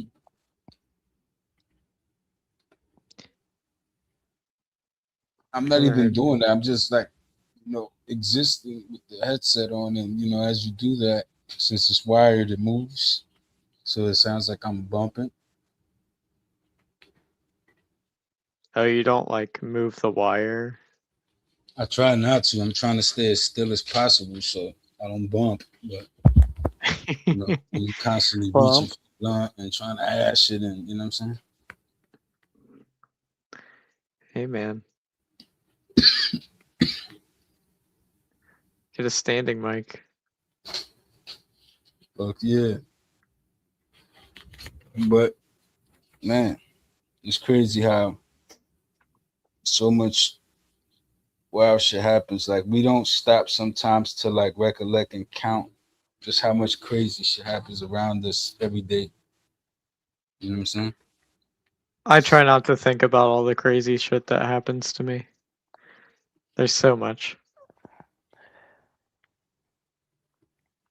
I could write a book based on just 1 year of what happens to me.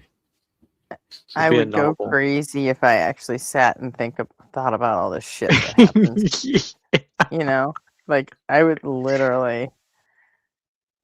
I mean, I don't mean to I'd be me eating lead by the end of the year.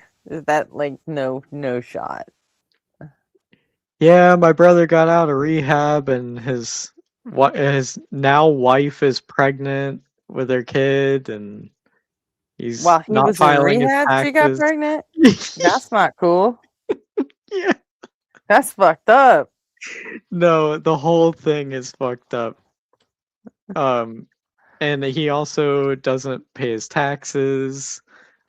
He has her parents claim him even though he's an adult. So I'm pretty sure there's like massive tax fraud going on. Like there's all kinds of crazy shit that goes on in my life. I come on here to get away from all that. Yeah. Nothing like some good old dysfunction. Mm.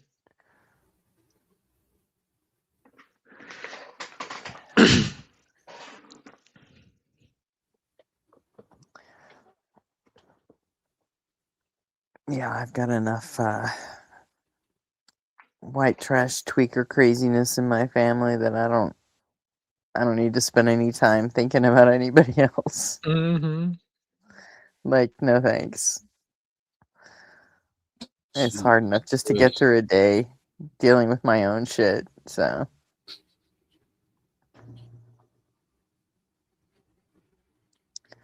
People just piss me off. It's just weird. Humans. I could be here chilling, talk to y'all, it's cool, but when I be out, out and about, I don't know, I'm like very irritable. That's why I stay smoking. Because if not, there's no telling.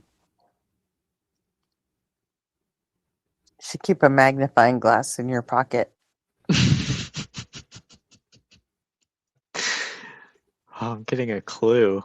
Oh, me too. My clue's pointing And this way. Jay should keep a magnifying glass. Well, I'm sure he's got a pipe in his pocket anyway, but a magnifying glass and a pipe. So when he sees a dead bird, he can investigate. Why not a 2-in-1? Like Stunlock Holmes. I'm gonna record it and play it, so y'all I know y'all think I'm bullshit. I'm gonna show you, that's crazy. The birds, the birds. Please don't take a picture of a woman urinating on the stairs. No. I got away from that as soon as I could. I was like, you nasty bitch. I was just going in like, yo, that shit was because I had to go back through that station. You know what I'm saying? So like they don't know. They thinking it's just probably somebody spilling a drink or something. I saw what happened. Welcome back. Hi, Gretchen. Good to see you. Good to see you all. Good to see you again. What up, man? So. Shit. Can you bring some of that sunlight this way? Oh, that sunlight.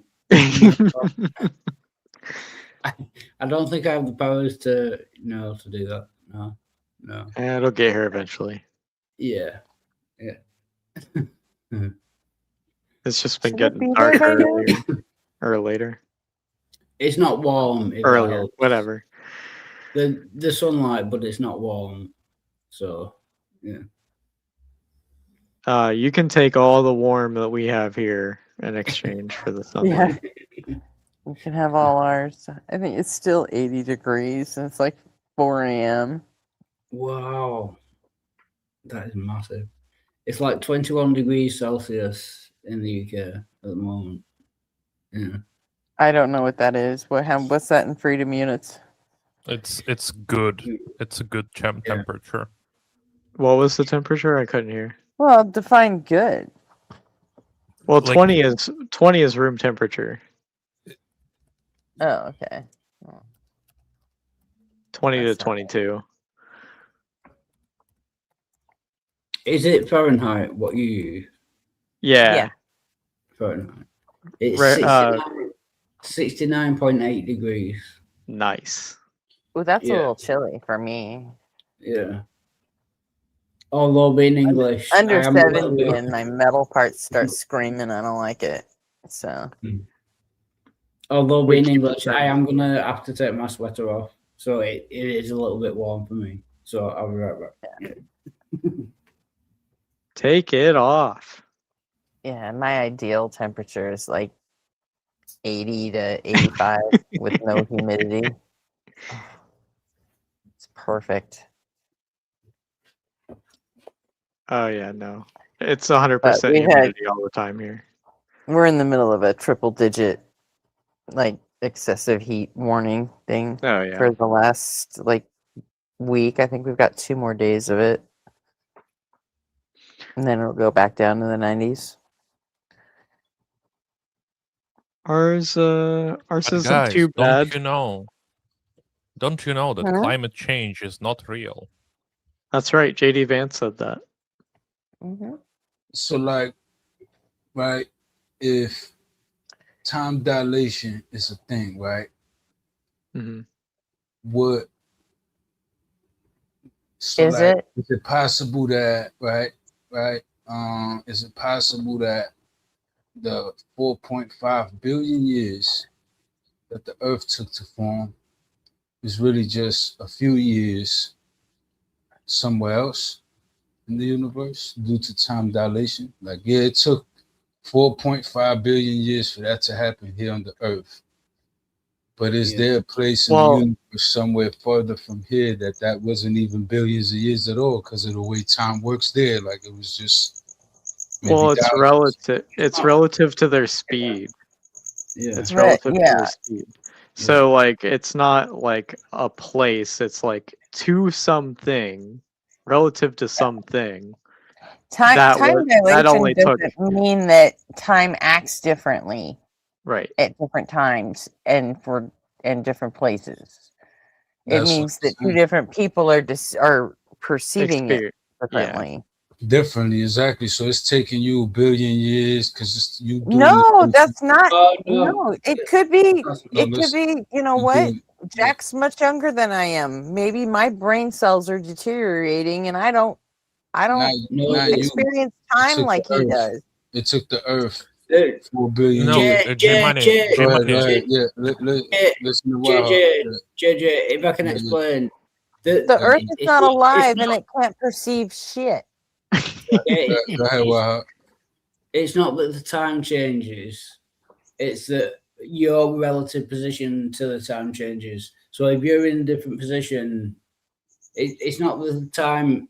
It doesn't say 4.5 billion years in one place, and it takes a different. It's just that's a general theory of relativity. Yeah. Also, the I get speeds that. that we're talking about think are the- so astronomically high that it would be more than likely it would be some kind of like a light or something, or maybe hydrogen atoms moving near speed of light. But But like, there if you there said- wouldn't be anything like perceiving that. Is what I'm like, getting at. But like, if you took a person and put them next to a black hole, like you know what I'm saying, right next to a black hole, where the time dilation starts to distort and like, you know, gravity acts differently. It doesn't defy the No, laws of physics, but Jay, it acts it's because of Yeah, speed. put It's you not next because to of a the black time hole. itself.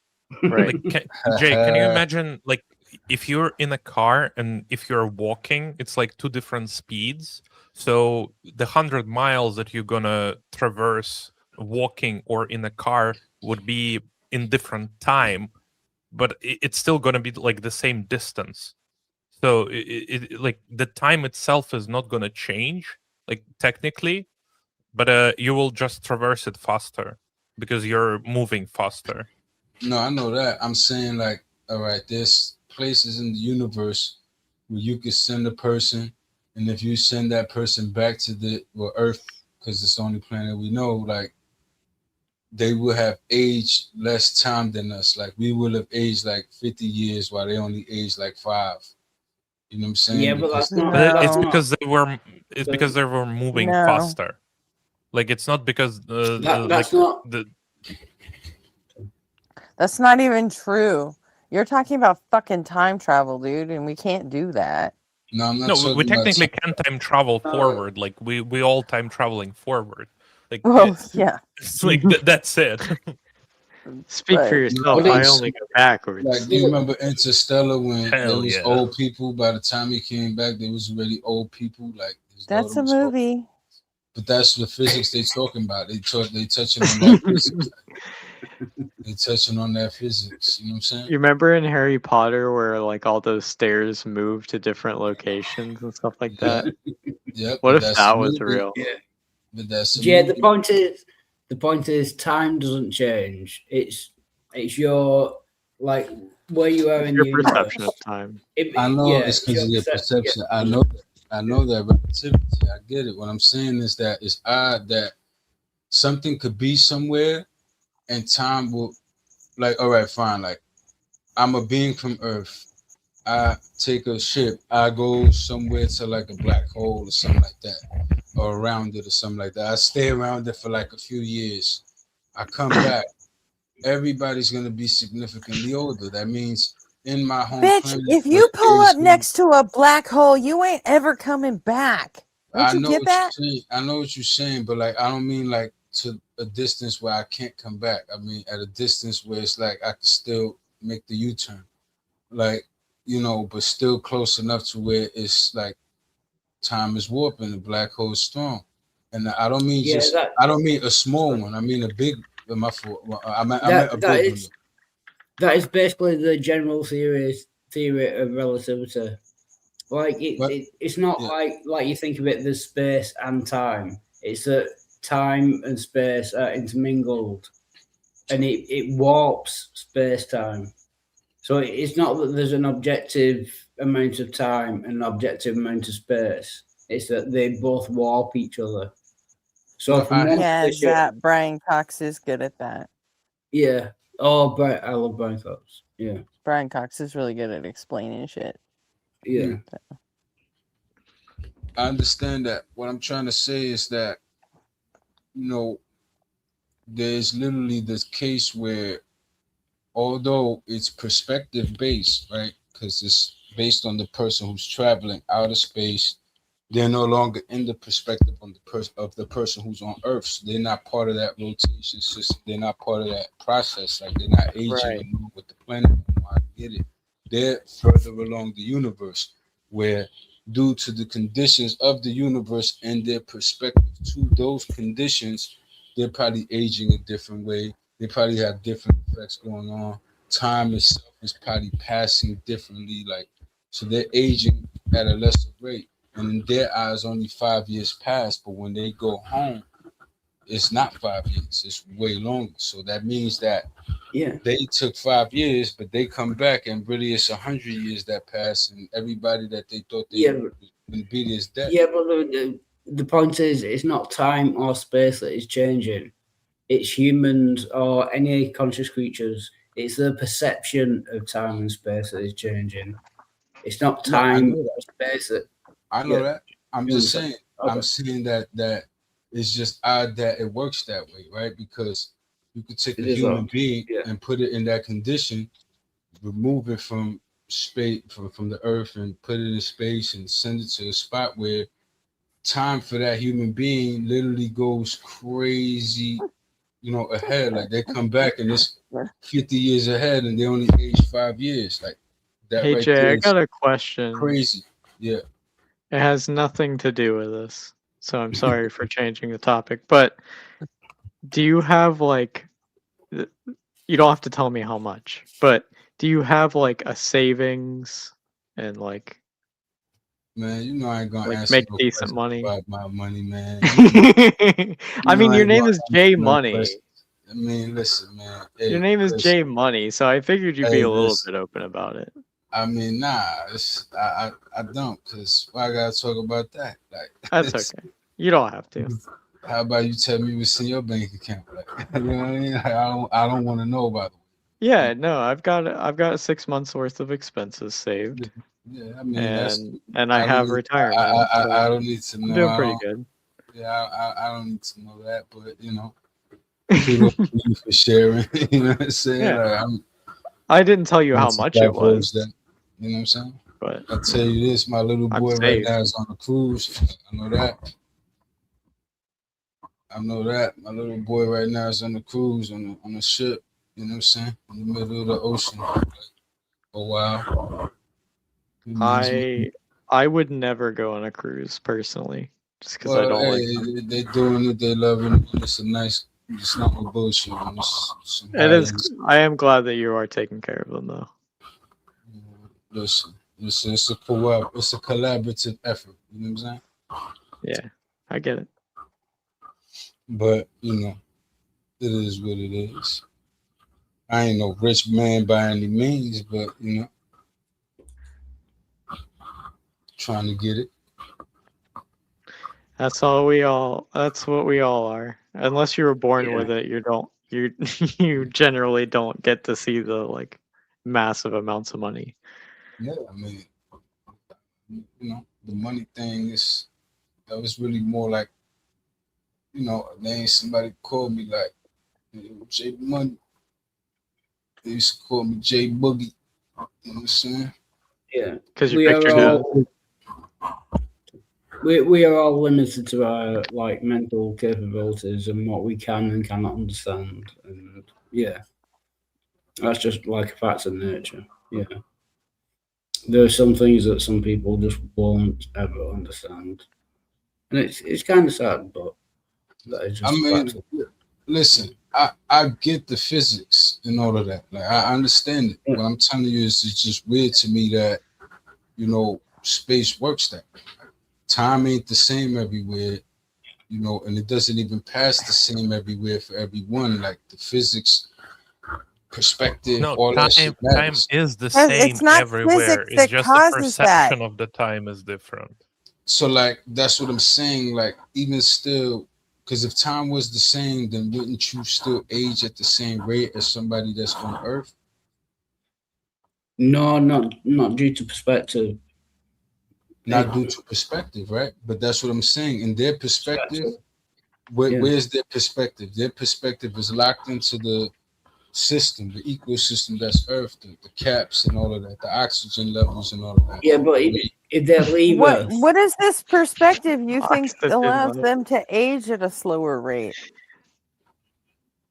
No, I mean, like that's what I've always understood, that if a human was to be able to get close to like a black hole, I would say a big one, because a small one is gonna suck you in violently.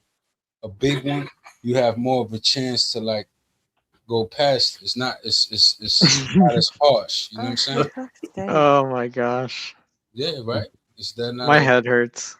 that is the thing.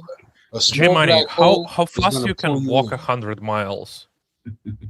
I mean, shoot. Why don't you Like try it, man? theoretically. Do you know how many times faster than the speed of light you need to be traveling to even to get to what you're talking about? how close to the speed of light you need to get to. Well, I mean, it's all theoretics. I mean, picture we develop a warp drive that could do it.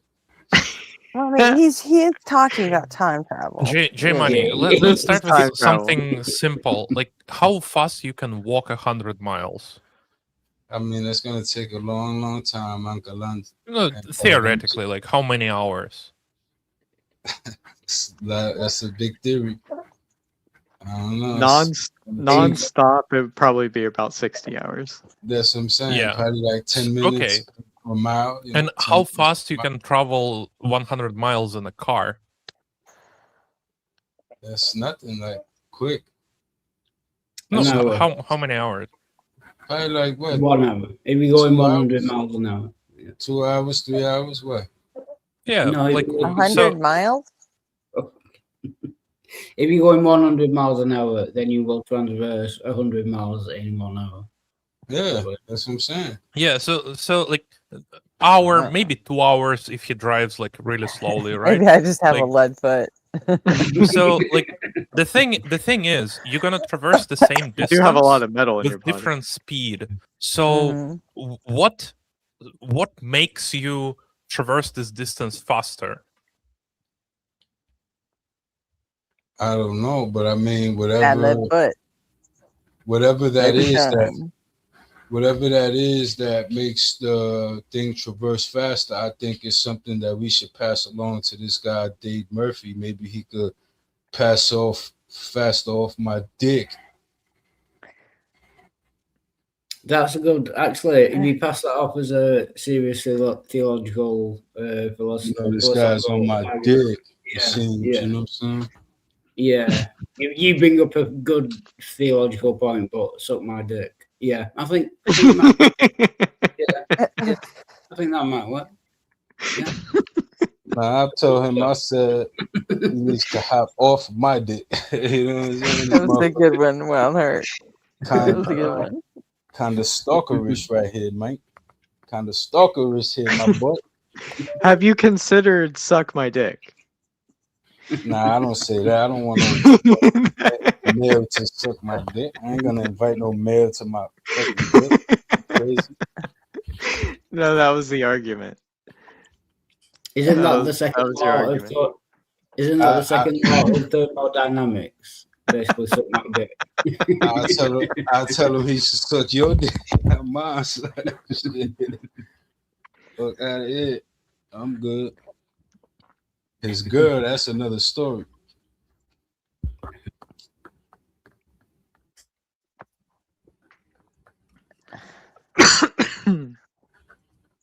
He's not homophobic, Dade. I just got my preference, homeboy, and it ain't you. So fall back.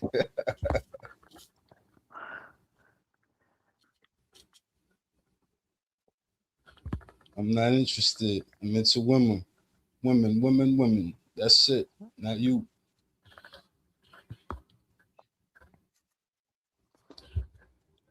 Nobody cares. I understand. Obviously, he does because he's all over my fucking nuts. He needs to hop Well, in. he's just He's taking calling your you an theory- idiot. He's not all over your nuts. Yeah, he does this. He goes every chat. He said it the other time. He's like, I'm gonna make it my goal. to You know go what? Everywhere J Money is. Fucking and tell him scream he's so about it and stupid. fucking get over it. I'm not what you mean screaming about. I'm telling him off. Like, what the hell? I can do that. He's saying they're talking shit about me. Good. Do that and then All fucking right, that's move what I on. did. And I'm moving on, but I'm don't just obsess in the middle over of it. telling. I'm not obsessing it. I'm clowning it. That's it. You ain't talking about nothing. Right? So Oh my gosh. There's no downsides to penis. I don't know. I kind of for disagree with yourself. that. Yeah. Sometimes it gets like out of line and gotta adjust it. You say that. I do kind of have a downside to penis. Hmm. Like 2 inches is not. It's not an upside.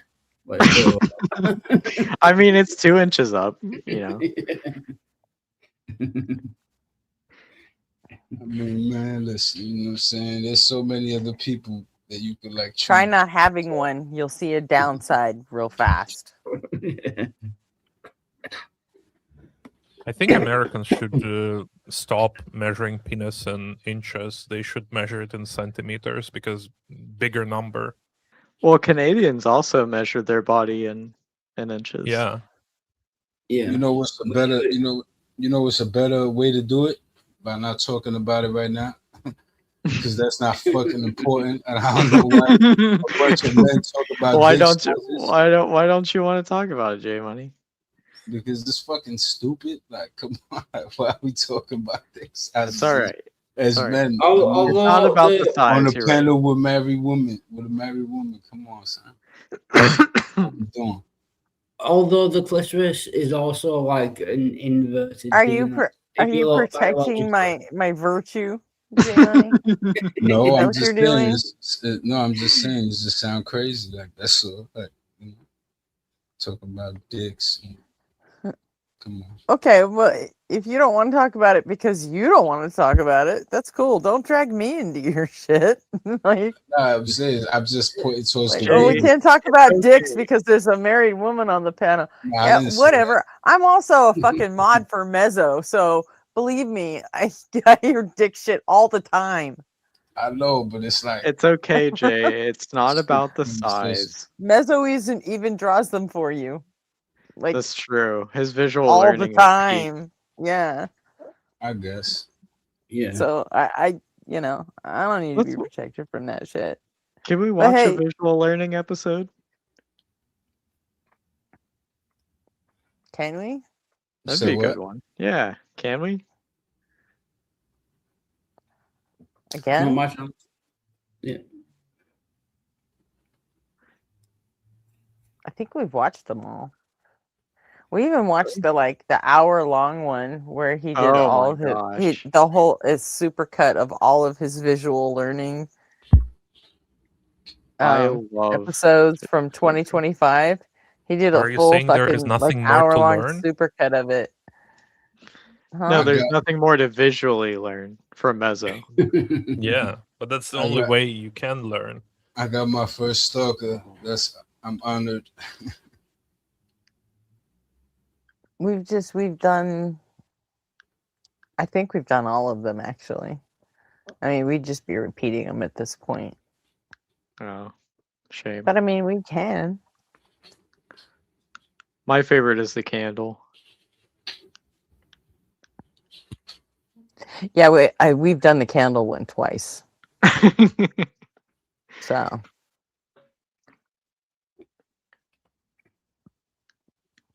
that one I'm sure we've done.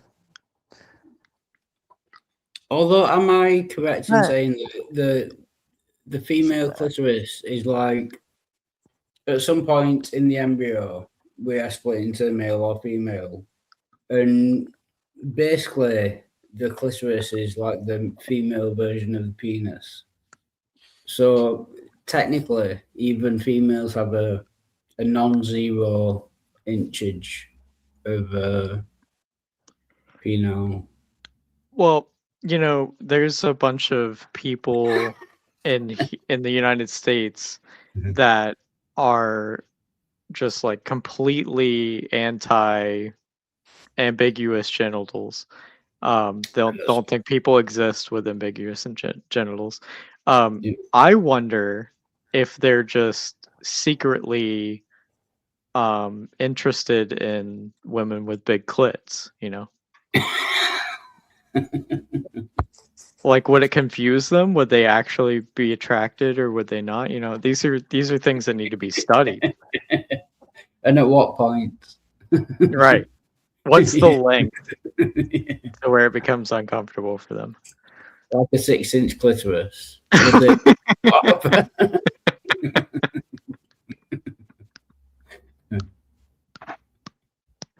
There you go, Jack. Is that what you want?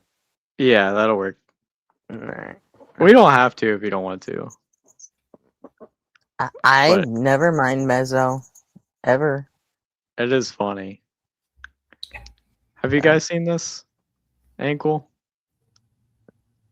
Yeah, I've seen some of them, not all of them. I like the rocket one. Yeah. This is an hour and 12 minutes, so Hell yeah. strap on. Strap in. Strap on. Strap on. Yeah. Yes. Strap on. With Mezzo, it's strap on. It is. And Joel. Yeah. That's crazy. It's a long video. Hang on a second. Let me do something real quick here.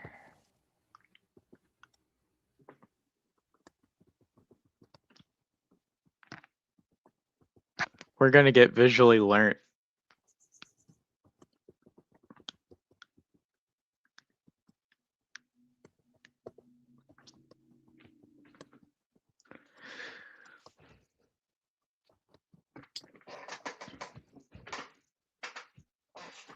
I'm hoping for very like biological, scientific discoveries and things that I don't know about biology. I don't know whether that's going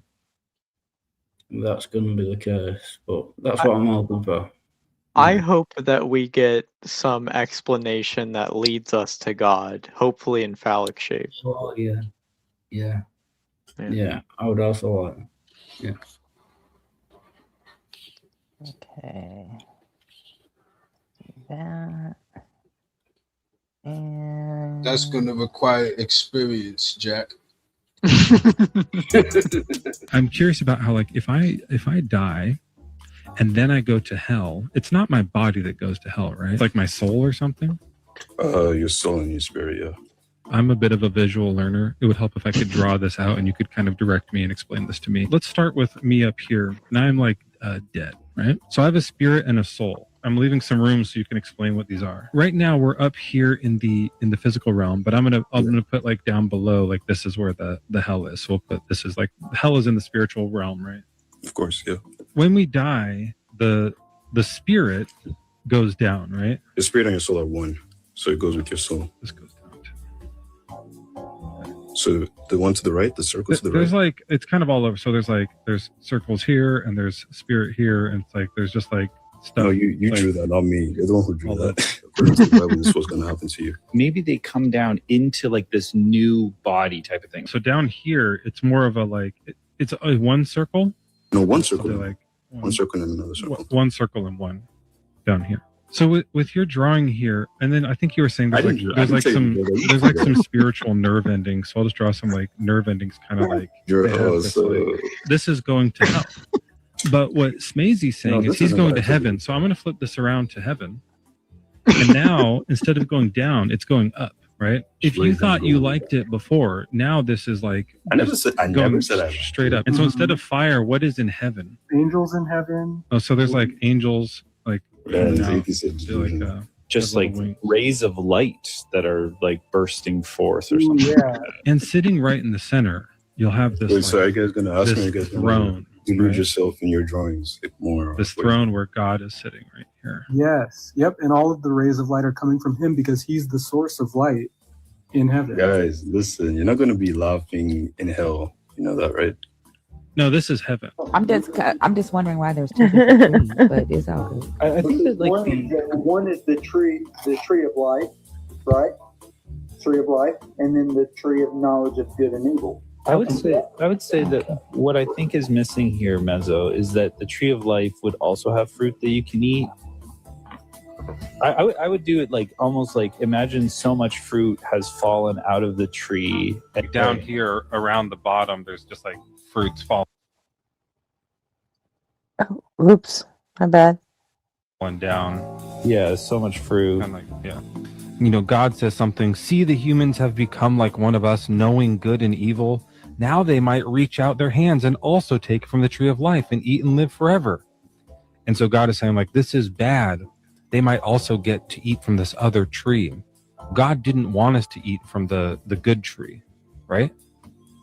Okay, so because like if you think about like so like all this like just imagine all this fruit on the tree of life and like like just if I'm eating it, it's like, you know, right? Like if I'm eating that up, I think and then and now I can live forever, right? So if I'm living forever, but I haven't eaten from this tree, then that would be good. No, I think you're loosely reading into scripture. Can I Hold on explain? here, Mezzo. I don't think you want to eat the fruit from the ground. I would go and try to eat the fruit from the top of the tree. Like all the way up? No, like turn it around. Well, yeah, because you're just like I can't get up. I can't get that far in. Once I have stood before the throne of Jesus Christ. It was before me doing a sin. I believe that for sure. Yeah. Let's draw the throne, and then there's God is on it here. I was like an ant, you know? Yes. I have a whole thing about ants, but Yeah, exactly like that. And he was glowing, and it was the throne. It was, oh my God. Where were you on Earth when this happened? Were you asleep? No, but at that time I was invited by 2 American women. Pardon me for what I'm going to say. I was invited in a threesome with them, and this is the moment that I saw that. So let's draw that. So you're in the middle. but he's not. You got to change his smile to like just being empty inside. Yeah, exactly. Oh no, I don't like this.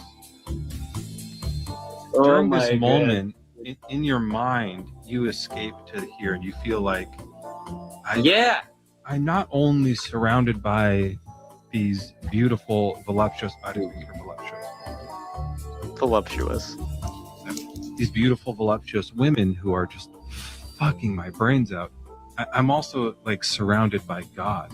Like what this really turned into is like a 4-way. And he's watching. He's just watching these ants. He is watching you because he gave you something to watch for yourself. Does he like what's happening for the most part? I didn't see a face. I saw the figure, and I saw just he was looking at me like, "What are you going to do now?" Like if he's watching, he's probably doing. He was waiting to see what comes no. next. Why do that? Why do that? He's I intrigued. thought we are communicating without sarcasm in a disgraceful No, manner. What you the thought hell wrong. made you think that? We're talking about you seeing God during an orgy. What are you talking about? Yeah. With the universe, it's like a body in a body right here, because we got the body of the planet Earth. Let me start with that. So there's life outside of that ball, because there's life outside of there to hold that force in place, right? Like I'll just put like things living on it. And so we'll just look at those little rays like it's like the foundation of the building. Okay. We kind of make up the energy that makes the ball, but there's these spheres that go just for around energy. like I'll do like lightning. Like Marilyn Manson's Beautiful People kind of says, like, you can't see the forest from the trees, you can't smell your own shit on your knees. You know what I'm saying? But the question here is about like God and heaven. Where does that play into this? Is that inside of See, Earth? God's on the outside of the universe. We're the energy that actually makes the body of God from the inside out. Okay, that's the lead on. God made this from the outside. That's the bacteria that makes us. The bacteria, the cells, and all that. Okay, I'll make some like I don't know how to do bacteria. Because we're a bunch of bacteria. At the end of the day, whenever you take the macro from the micro, all right, we're really micro. Macro to micro. We think we're macro. Are you saying it goes from macro to micro? And then it goes Gretchen, can from you just pause for a micro second, back please? to macro? Like, do we go back? Sure. Yeah, What's up? I was just gonna say, you have given me like a great idea for like my own streams, like doing like it's just genius doing drawings like this to explain like theological and what Christians say. If you draw it out in a diagram, it just shows how like ridiculous it is. Yeah, I just wanted to thank you. For Visual learning. Oh, well, you need to thank Mezzo, not me. So, Mezzo's the genius, not me. And you know what? You know what I think is hilarious about this? Every time he draws stuff, like when he draws letters and stuff, he's drawing them backwards because his camera mirrors everything. So even when he's wearing a new T-shirt, he usually prints it mirrored so it'll look right on screen. It's hilarious. I love Mezzo. Wait, why is he doing it this way? Yeah, Why he is could he just doing what? he could just flip the camera Why doesn't he? Yeah, just flip the camera. Oh, he doesn't. in the No, recording. no, he in the recording, yeah, but he only cares about what it looks like live. And Yeah, but on live you can flip the camera. Yeah, so- when you're recording, you can TikTok? set. Yeah. Yeah, Even on on TikTok, I TikTok, think. on the computer. yeah. If you're using OBS, Okay. you can flip it. He doesn't use OBS. I think He- even on TikTok Studio you can do this. Let me check really quick. Mezzo barely knows how to use YouTube. I don't use TikTok, Like- so I have no idea. Yeah, I mean, he does it all on TikTok, and then he does this.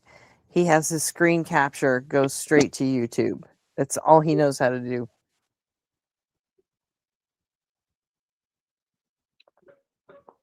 That's why he only takes guests from TikTok alone. Like Joel has multiple cameras and doing different shit, and he's got the website and the TikTok and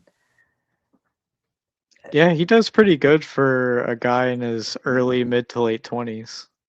mm-hmm. Yeah, but Mezzo definitely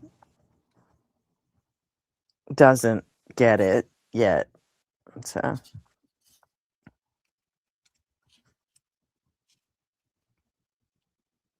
So yeah, he goes to all the extra effort to like mirror his shirts so they look right on camera. It's like he found the hardest way to fucking So yeah, solve the problem. there is literally one of the first two buttons in the settings of the camera on TikTok is flip. So like, yeah. Yeah. Oh, that's a good point though. Zap. Mezzo is 56, so Yeah, He's canonically. 56? Canonically. That's Oh. that's understandable. Yeah, if he's 56, he won't understand technology. No way he's Oh, fair actually enough. 56. I know. I don't think he's 56 either. I don't know. I there's think no he might way. be. I don't think Joel is No in his way. early mid to late 20s. Early. Yeah. No, he's definitely not. But He has less white hair than I do, so Well, I mean, hair dye's a thing. nah. Mezzo does care about his appearance. Mm-hmm.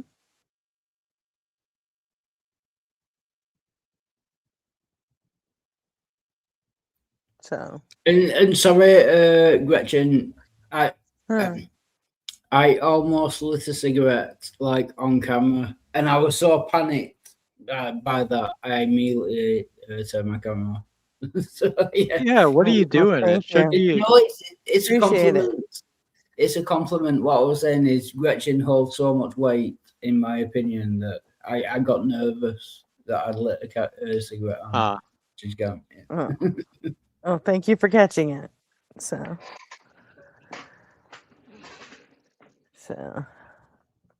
Are you calling Gretchen fat? no. I don't think so. She holds so much weight.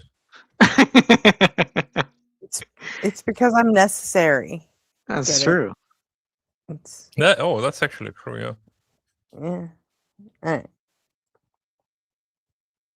Back to I heaven, mean, we go to isn't God. there a duality? There's such thing as duality, right?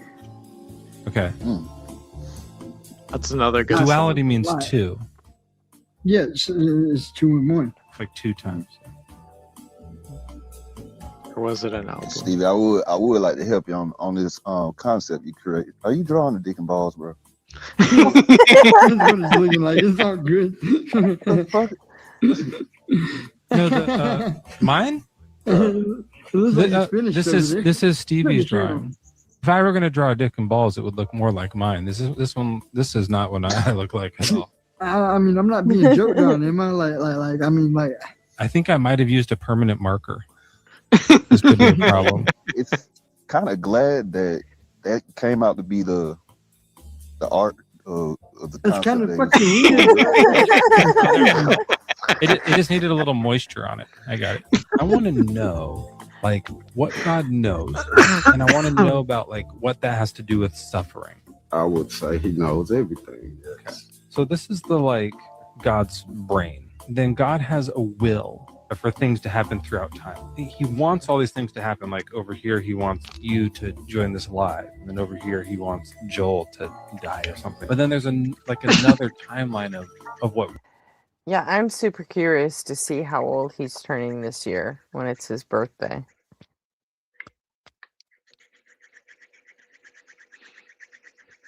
You think he's gonna stick with the? You think he's gonna stick with 57 or? He's eternally 56. Or do you think he's gonna? But he's not, though.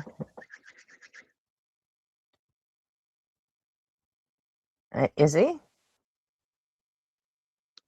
I mean, Joel is forever early mid to late 20s.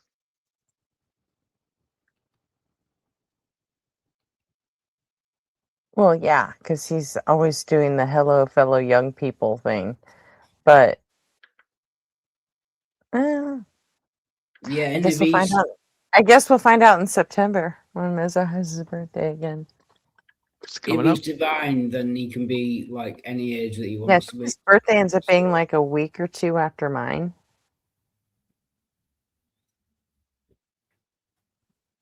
Somewhere around mine. That's all I know. And can I just thank you, Gretchen, for having me on once again? I know this is the second time I've been on, but I'm going to go and fuck up my own stream rather than fuck up yours. Okay. Take care, Wildheart. Cheers. Thanks a lot. All right. Have fun. Good Bye. show. Bye. Bye-bye.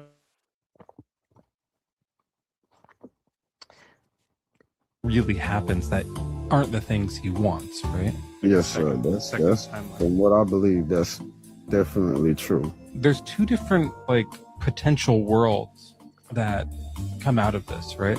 World one is like God's world, and then world two is like the actual world that we have, right?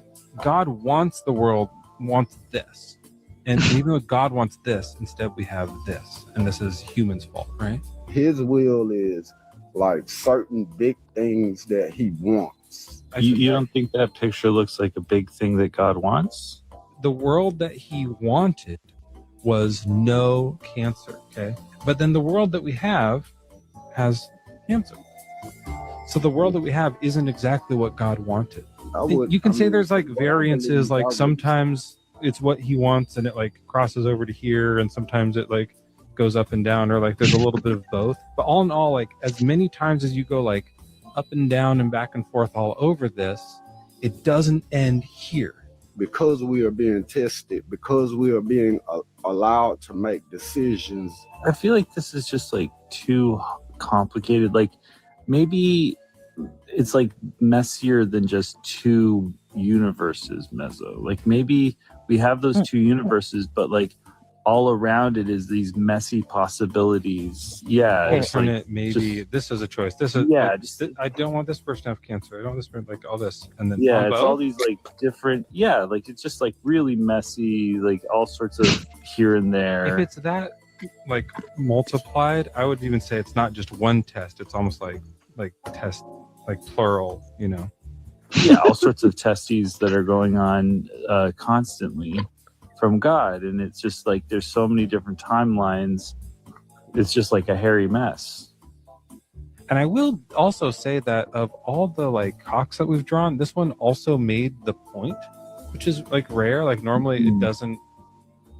That's kind of nice that it also really applied. What do you think, Wiz? Do you think this cock helped make the point actually? Yeah, it makes the point to you. What is spirit? Okay, the way I understand it, the spirit, it's I do like art sometimes as a infographic, and it helps kind of explain what it is. So you can talk me through it and I can draw it. Do you want to try that? All right. So you were saying that a spirit is there's in a body.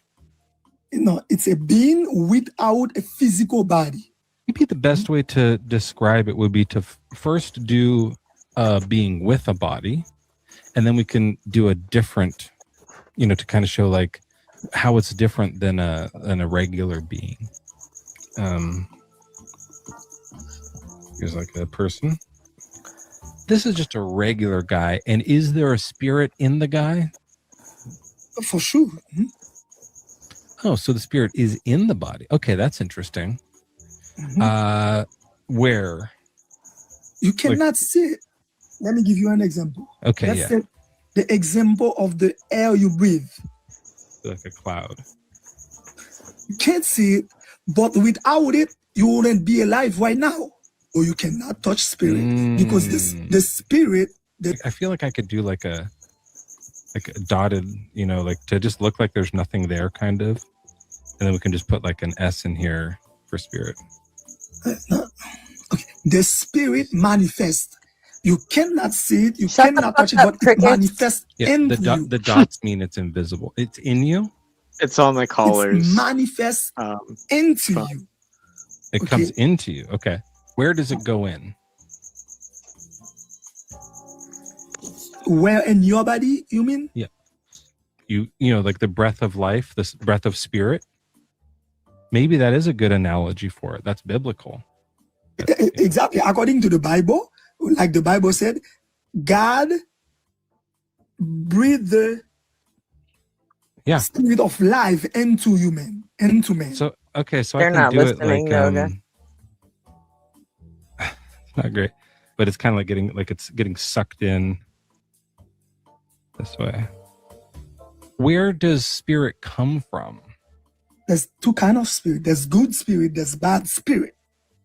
I'll put the good on top, kind of like it's coming back from here, like it's behind. See, all that I'm saying right now, I wish I could. In the shadow. Where does good spirit come from? God. I'll do like an arrow up to heaven. God is not only in heaven. God is everywhere. This way, in all directions. Do 2 for heaven there, like downward. I don't want it to be too one-sided. In all directions, heaven, hell, everywhere, and in here too. Okay, so I think that's pretty helpful. Is there anything else you want to add to this? You're the one asking the question, but I have a question for you too. Maybe like Can I ask you a question? Like we could put if we kind of did it where like the hand looked like it was coming around the top. That the problem is with the Christian God or the gods. You guys are referring to the slaughter of the Canaanites, right? Amalekites is what I was thinking, but I don't know. Okay.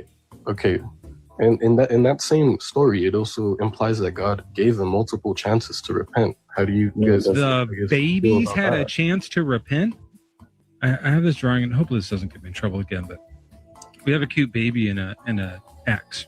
I'm going to start doing tallies, and every time I give a tally, this is God giving this baby's grandparents a chance to repent. So God gives them one chance like this. Okay. Now you tell me when to stop and do the chop. Okay, so one chance. Should we stop or give more chances? What if you knew that because of how that child was going to be raised, he was going to end up just like 2. And Alex, the other Christian we talked to before, said chop. He said chop at 1, 2, 3, 4, 5. He said chop at 7. But you don't believe in God, so is it bad? You do. We're talking about your. Can you maybe just tell me the number so I don't have to keep doing this? Like, how many is it? No, but what I'm trying to state is that it's a difficult problem on both sides. This is the atheist view, okay? I'll put an A here. Now with your theist view, what's the number I should put? I don't think there should be anything that'll lead to the child leading to. You're an atheist? No. That's our thing, dude. You have a number where God said that's enough. It's time to chop. We're trying to figure out what that is. Is there a reason you don't want to answer this? Is it because it's a scary answer for you? Well, none, because we don't have the 0 opportunity. tries. Okay, so after 0, don't even give them a chance. Just go for the chop. All right, I don't people, it think speaks you for understand itself the here. concept of Our chop. side says there's no number of tries. You should just never, ever do this. Never chop. In fact, this axe to me is just too close to the baby at all. By the way, look how cute this baby's little legs are. And this cute little yeah, and then your side is don't even give them a just chop right away. That's the objective theist view. So I'll let the people in chat decide which side they want to be on after this. Now, did you want to pivot to something else that was disgusting for you? Do you want to pivot? I don't think you understand the concept of salvation nor the concept of sin. You're dead on. How What does the Holy Spirit look like? So it's a spirit. It's a spirit of God. So you can hear. but his what voice does it and look feel his like? presence. It is a being, but it's not. It's not physical. It's spiritual. So I can't You describe might it actually physically. need to draw this out because this is kind of confusing. I mean, yeah, the Holy Spirit is a spirit. So you're saying that it looks like this? You can't see the Holy Spirit, but you can hear him. And This is supernatural. the best drawing I've ever done. If I'm going to be Hey, I honest mean, with you, this fantastic. is like. Wait, by the way, this includes God. You Because- notice there's yeah. nothing there. Some force beyond scientific understanding of This laws of seems like nature. evidence for our point more that God doesn't exist because look, it's nothing But there. but like yeah, just because you can't see him doesn't mean it doesn't exist. So you have to believe in the Holy Spirit, experience the Holy Spirit to get to experience God. So just to be clear, the first thing before you can truly see or understand or hear God or the Holy Spirit in ways, you have to make believe. Sorry, I just have to adjust the shirt there. You have to make yourself believe it. You have to make believe it. So are you expecting to know the Holy Spirit by doing the Sam, backflip can and you just talk to this guy? He's boring me. But then why do I have to suffer? Sam, please talk to this man. He bores me. This one bores me. I made a good. He is cursed from doing what he did. I mean, these creatures have free will, right? Okay, who curses the serpent? God.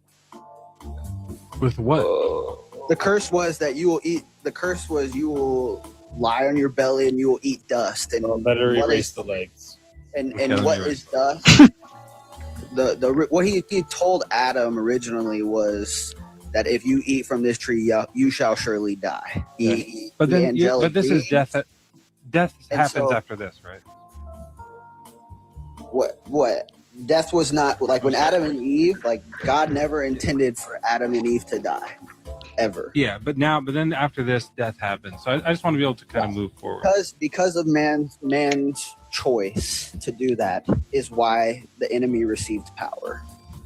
Oh, so let's this kind is- of the enemy move gets- down the again. timeline a bit. So from death, if we move kind of down the timeline, what happens next over here? But there's going to be a spiritual timeline too. So I think you did the spiritual timeline, but maybe do the Earth timeline as well under the spiritual timeline. Like this?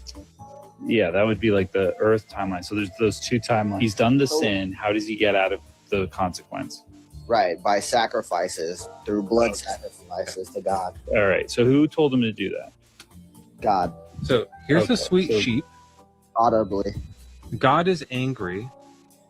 Abraham slits the throat, and here's just blood. Yeah. Coming out. Yeah. And then maybe just cuts its whole head off. So I'll just put its head over Yeah. here. Yeah. Okay. And now this God is nice, loving it, right? And I think I can leave the eyebrows the same, right? Yeah, he's got a kind of an evil sort of smile, an evil grin. Two choices. Person one, right here, it can split out. They can choose blue or red, right? Matrix.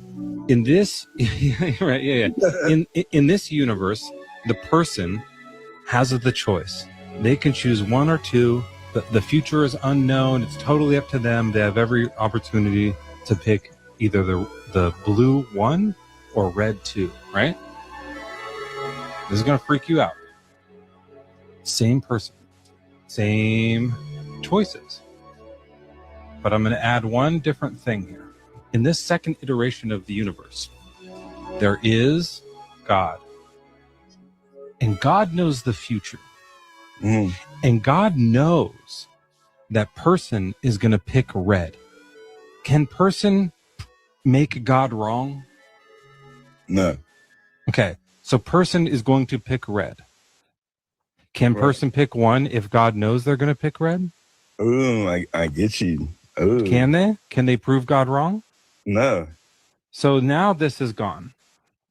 In this universe, there is one choice.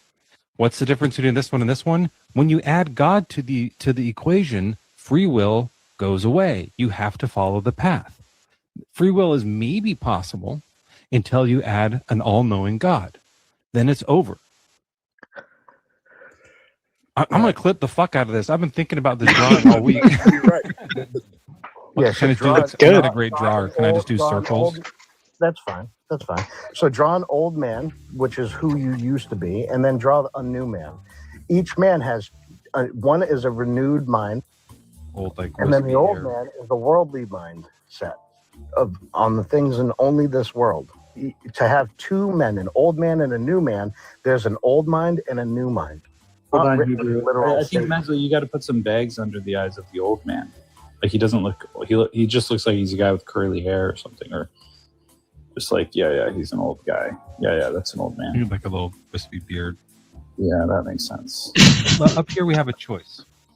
Okay. And I'll just do like another circle. Another circle, I guess. So when you're confronted with should you go gambling, what happens with your minds? So I used to gamble. But when you see like a casino, does your old mind like think, oh, I could make that choice? So yeah, it does. And I go, oh yeah, that'd be a lot of fun to do that, but it's not worth it. But there's also a desire of the new man. Okay. So you have two desires, right? And then you have two undesires. So I would draw another line up to that consciousness. Mind on the left should have two arrows going up, and each one should have a desire and undesire written on each of the lines. And now, depending on how tempting it is, one might be like bigger than the other. Because if you're driving by that casino, which the C now stands for casino, that was just a lucky accident. It was supposed to be choice, but we'll say it's a casino. And you see like someone in the window, and there's like they just hit the slot machine, and there's like coins just like flying out, right? Like just like like it's just rocketing out in all kind of directions out this way. It's like coming out here, money. And you're looking at that like, oh, that looks so good. I want to get that. This is in the Bible. It's like a shot of money, like a money shot. So you have a desire and an undesire of the carnal mind within you. I'm definitely having a desire here. I don't know if it's there's almost like a back and forth, like it goes to here and then back and forth, because we're seeing that and it's like moving this way. And it tells you in the scripture that righteousness cannot dwell with unrighteousness. So the consciousness, which is happening like in your head, like the head part, like the head is always involved, but the balls sometimes we leave out. Right, you get to choose between the old or the new. The Bible tells us that blessed are those who believe without seeing me. You cannot use your rational understanding, your logic as a human being to understand God. It will challenge our mentality. You guys know C.S. Lewis? There's that metaphor of the candle in the dark. No, I don't. But you probably Can you tell me what does it say? It's about how faith is this candle in the dark. So it'd be like big, like a big, huge candle, right? I'll even do like it's a flame, And there's this light coming out of it, right? In the distance, there's these like mountains. Let's do like this kind of. Up in the foreground where this candle is, it's like enclosed in these walls, kind of. Like, how do we still use such a dim light to light up such a distant, dark hill? And then I think in the metaphor, there's a thing where Satan is trying to cut the wick. You know what I mean? Like the like he's trying to cut it. Like there's a cut kind of slash sort of thing here. Even the dimmest light will eventually reach the mountains. And sorry, I got like a bit of a. I'm not a perfect artist, but I got a bit of a smudge here, and it's bothering me. Let me try and erase that here. Hold on.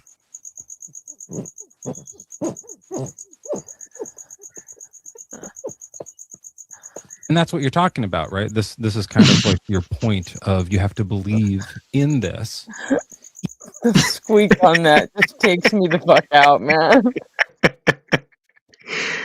Oh my gosh. Fucking mesa. That is my favorite. Even without seeing this. Hands down. Yes. The only way you can be able to trust in God is to believe and have faith, even though you don't have any physical evidence that God exists, just like in your drawing. Blade, are you on board with this? Yeah, I'm on board. I get you. Good. I'll be honest. I thought this was going to be not too productive, but it did end up being very productive. And I think a lot of people are producing in the chat. I ended up really liking this. I didn't think I was gonna, but I ended up really liking this. I appreciate this, guys. Yeah, even I got something from that. I feel enlightened in a way. That can happen, yeah. I want to try this. Yeah, Oh my just god. to kind of like make almost a word funny. cloud. Yeah, I think I got something from And that. this is you. What's that? Yeah, I think I got something from that. Feel inspired. Yeah, that'll happen.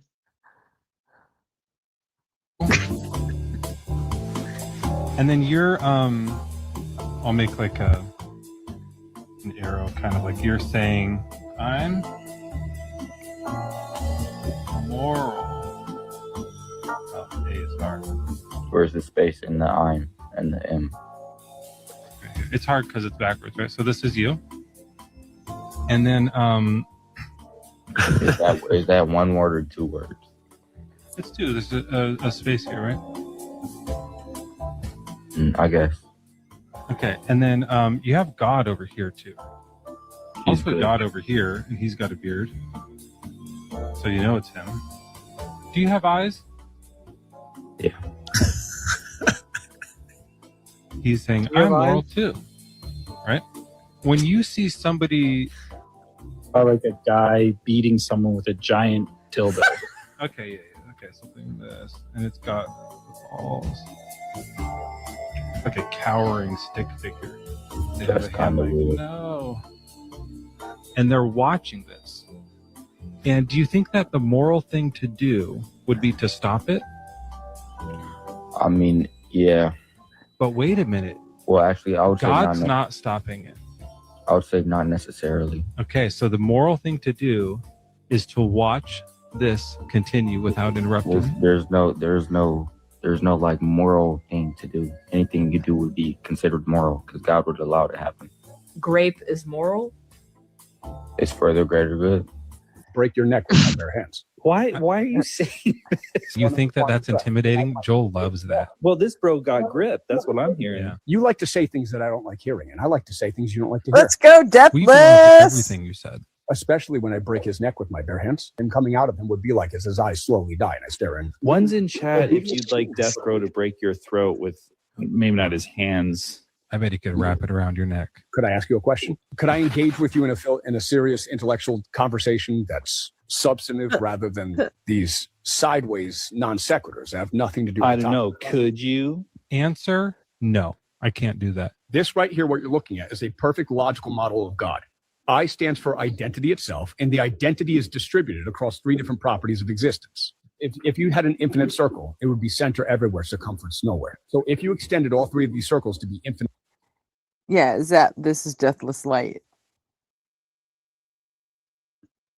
in scope, each one of them would share a common property of being center everywhere, circumference I nowhere. see. Obviously, I can't draw an infinite circle, but this would extend out like infinitely. All circles are infinite. You know, It would go infinite. Well, But, that like, still doesn't circular. make sense. So, like, because they're infinite, they can't overlap.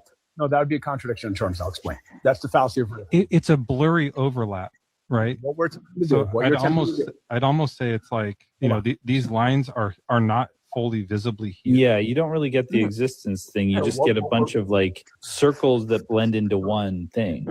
And this one goes out forever, every direction. They're all going out in different directions forever, right? Right. Look, I'm not going to front. Like, you guys are about to make me laugh, and I can't even say how witty that was. You guys get 5 points for winning on that. Fucking Mezzo broke Deathless. That is fucking insane. I That's forgot so about good. this one.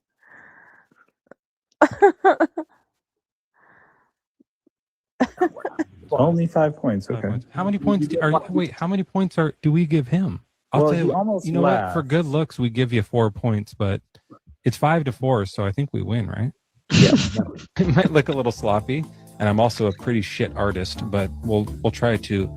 So what's the Okay, so thing you're first we're explain gonna here? draw the Unitarian God. I finally figured out the word. So draw a circle and then give like 2 branches to that circle. Okay.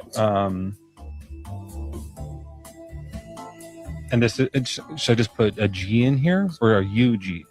UG. This fine. And then there's 2 branches. Yeah. Okay. What are these branching out to? Well, I'm just showing you how it doesn't relate to nothing. But say you were to draw 2 circles, connecting to the relationship. Okay. And what's going in the first one? And you can just put 2 circles. It doesn't really matter. So then, if you were to show you this, like this specific version of God, now God has a relationship, the relationship of logic.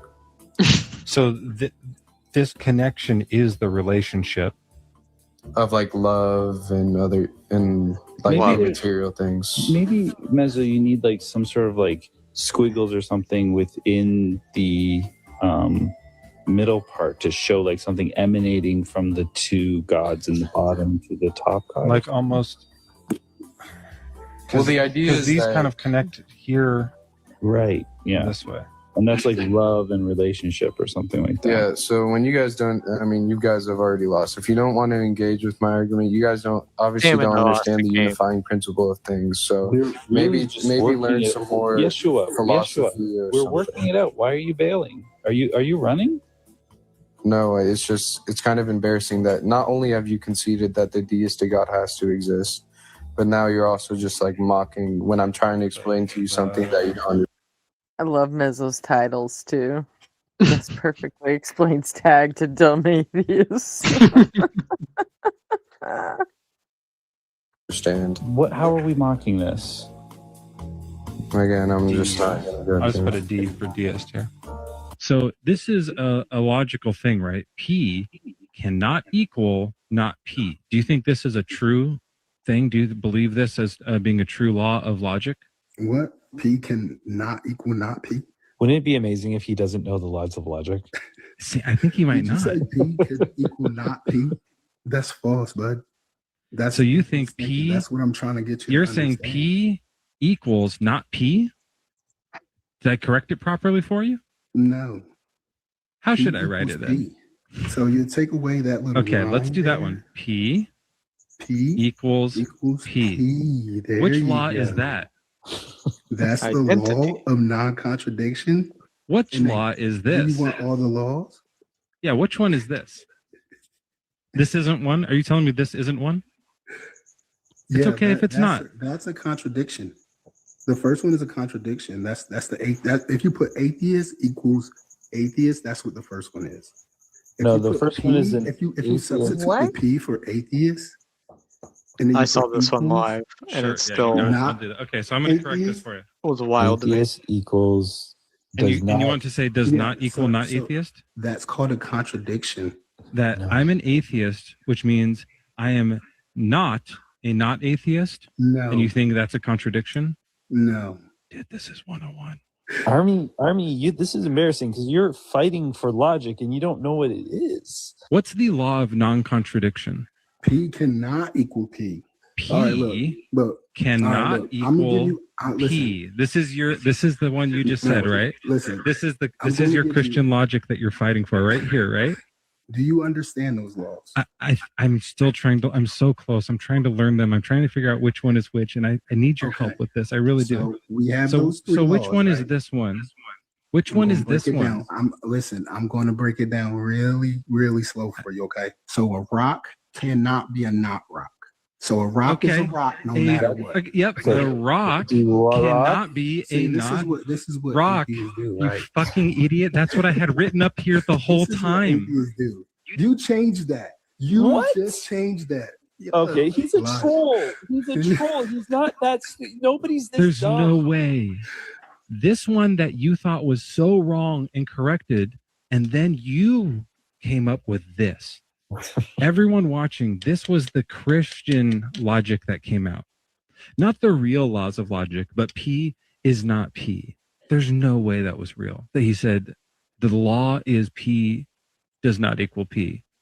He doesn't know the laws of logic that he's defending by grounding in an illogical God. Like, it's so dumb. Do you know what that is? Because the actual one that I wrote is called the law of non-contradiction. But then when he said P does not equal P, he made up a new one called the law of contradiction. Things must always contradict. The Christian God grounds the law of contradiction. Where did your God tell you in this book that having sex before marriage or having multiple partners is wrong? Fornication is wrong. It's adulterous in nature. You just gonna make shit up, huh? Like literally, he put your G spot back there. Like it would make sense. Like if he told you not, I'm not getting into right? all that nonsense. If he You're told, talking it's about not nonsense. It's biological. Unless you're telling me that's part of the supernatural that he changed. Like, is that part of the supernatural I change? can answer your question. Like, unless you're telling me, like, I'm talking about your biology. Your God created you. Like, that's biological. You don't like the way your God created you. I thought he did everything perfect. Sorry, you're just being perverted now. If he told you not to lay with a woman, then because he put your spot in your ass, like common sense to me would say that is he telling you to lay with the same sex with a man? Like you brought that up. How do you actually have 900 viewers talking like that? Steve, I want to hear about this spirit that you have, but I don't understand it. And I think if I can draw out some stuff here and we can make a little diagram together, then we can understand this together. Okay. And Steve, while we're doing it, just try to relax and Don't try and groom me and prime me. Well, no, it's just you're on edge. It sounds like me. Steve, Just treat me like an adult. Steve, you're on edge. It sounds like you need someone to play with your anus. But listen, just relax. What I'm most curious about is, does your spirit and your body, like your physical body, overlap, or are they like really two separate things? Okay, so there's your mind, which is non-physical, and I think there's one on here with carbon on it too, if I'm not mistaken. And that night was hilarious. Oh, if anybody knows who carbon is. there's your brain that is physical. Right. So I'm just gonna like touch them. This crossover part I think is important. I'm gonna kind of The put connection. like this connection, this like star here. So two separate units, but one in the same. What we have to fundamentally understand is that spirit is greater than the flesh. So everything that's physical has a spiritual origin. Okay, so even though this is like greater, like it starts up here, that this also had a spiritual origin. Okay, so from which heaven kind of thing. Right. So if you were to discard your physical brain, you would realize greater capacities. Then this So- one wouldn't go down. So we're sort of funneled into our brains in a sense. Yeah, it'd be like a funnel, like this is funneling all down. No, don't draw anything for a second. It's starting to look like a corset or something. Are you drawing a woman? A corset. No, this is actually a man. That's why this part is so important for what we were talking about earlier. Oh, well, yeah, that's gross. So this is the point, right? Don't make an ass out of things, because you're not making an ass out of me. Oh, we're not? No, I'm not the one holding the board, dude. This is the I point. almost fell out my seat.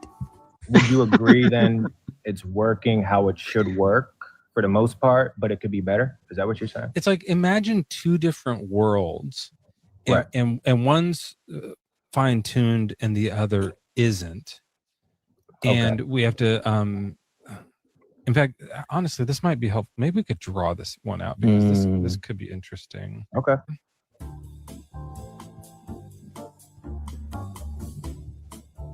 One world is fine-tuned and the other isn't.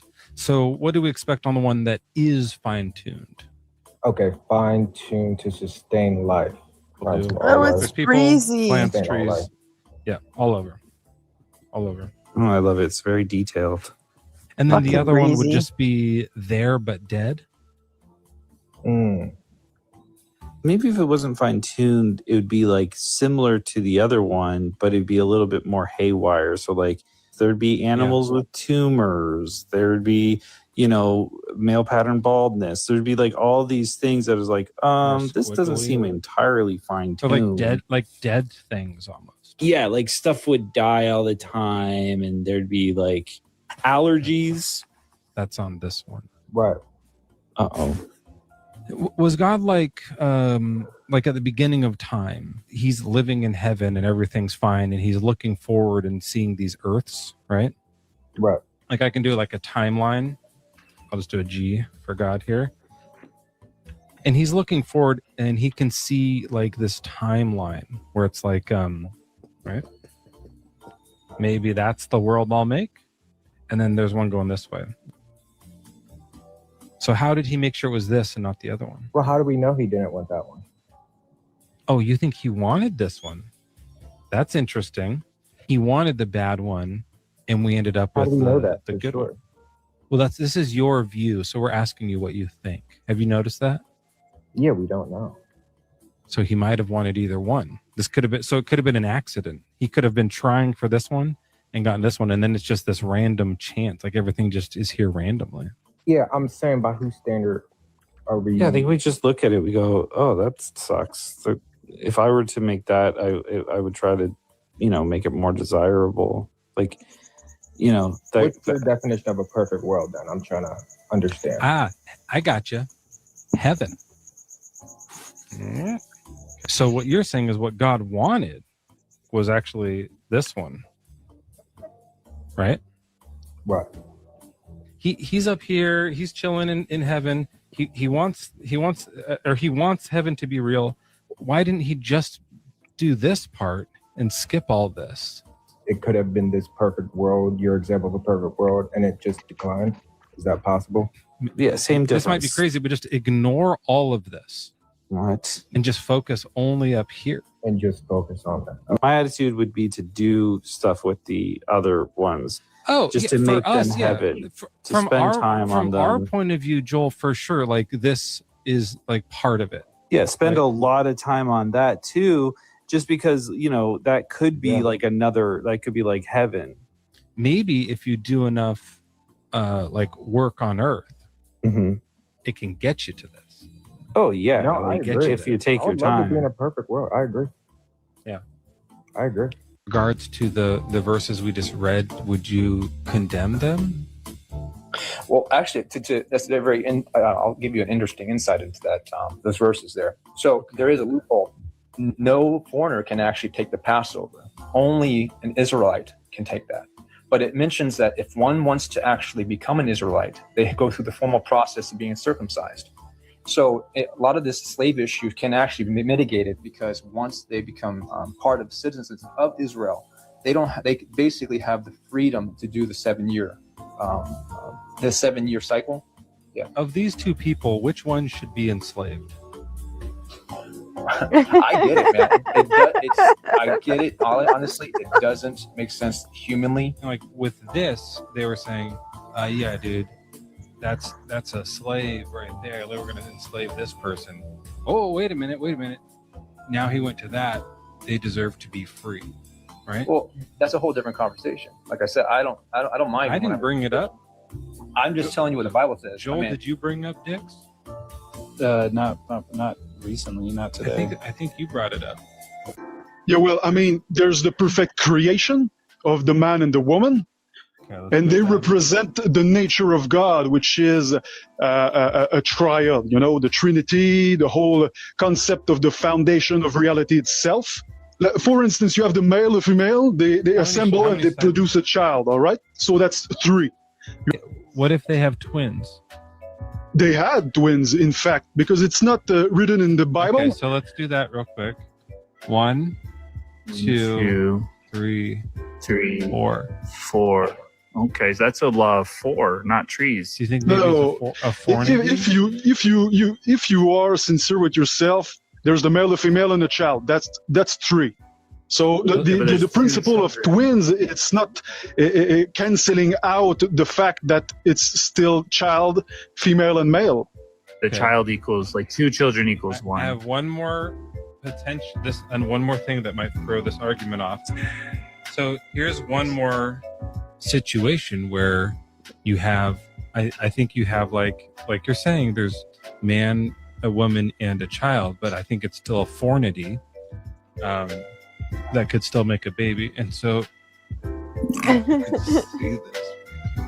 I think I'm noticing it. So is it sort of like a what do they call that word? 1, 2, 3. Yeah. And this should be familiar. This is called the Eiffel Towering. Oh, okay. I thought it was like spit, burn, when the spit thing. No, I was doing it to make it French.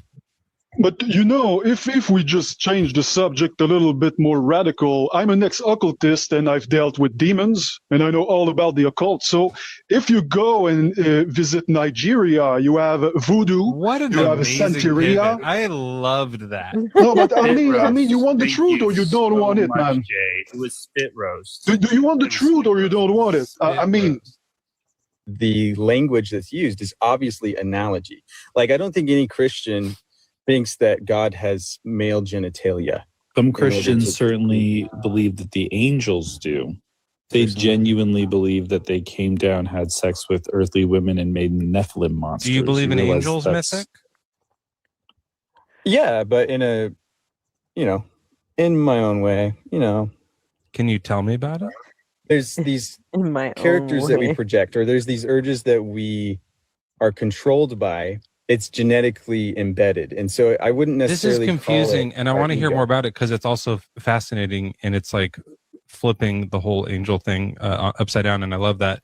I want to start with the original idea of an angel. There's clouds in heaven, this kind of thing, and I'll just do like a guy. I'm not a great artist.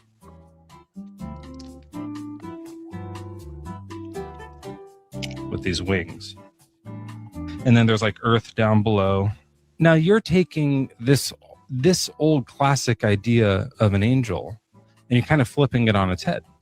So I'll just visualize that. Right? They also transcend you, because if we all have the same little character living in our heads because of our biology, in a sense, you could say that we all have our little angels, because like epigenetics, those kind of shape our thinking as our personal experience continues. Some of us might have a bigger angel than others. Not just little angels, but more angels that talk to them. A lot of people that think like angels are a big deal. I think angels are a big deal. How big? How big? I think that they're a big part of your daily life, and you need to communicate responsibly. Mm-hmm.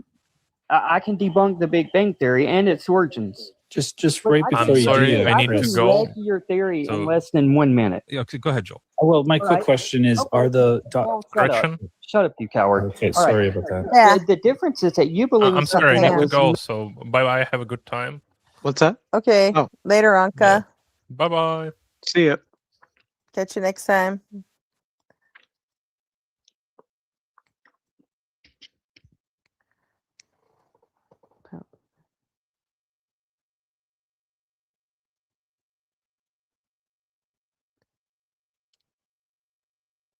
Oh, cool. Kelly goes I to think- vacation. How long's your vacation, Kelly? I think Paka is Russian for bye. Huh? Yes, it is.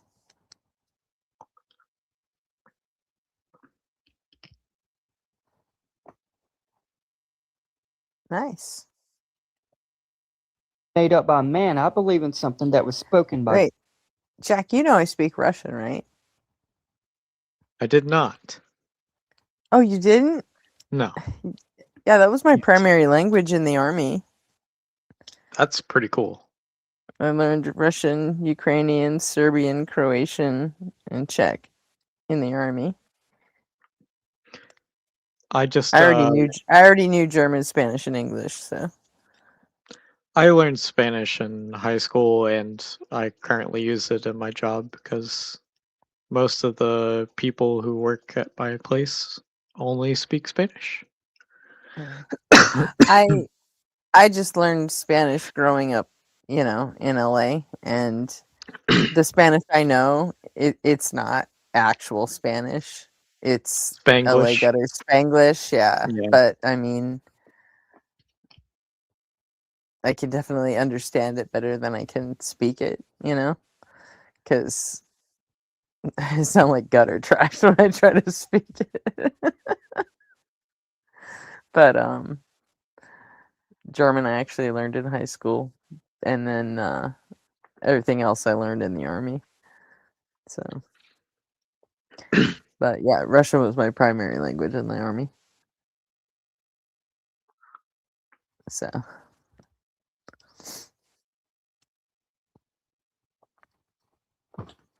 oops, I was on the wrong screen. God. Maybe you can explain sort of how he made the universe. I still have my other question, but don't worry, I can hold on. Would you just stop interrupting and let me speak? No one believes in the Big Bang anymore. So we don't know what to believe because I had nothing else to believe in. So maybe you can explain how God made the universe. And what I'll do is as we go, I'll kind of sketch it out. We're not going to draw an image of God. I won't do an image. Let's just do like a circle. Like was there sound? By the way, I'm still gonna have my question, but I'll hold off for now. I can explain the way the world was created better than you can on your Big Bang Theory. I can Sure, explain go it ahead. better. It's for God. And we're making the earth.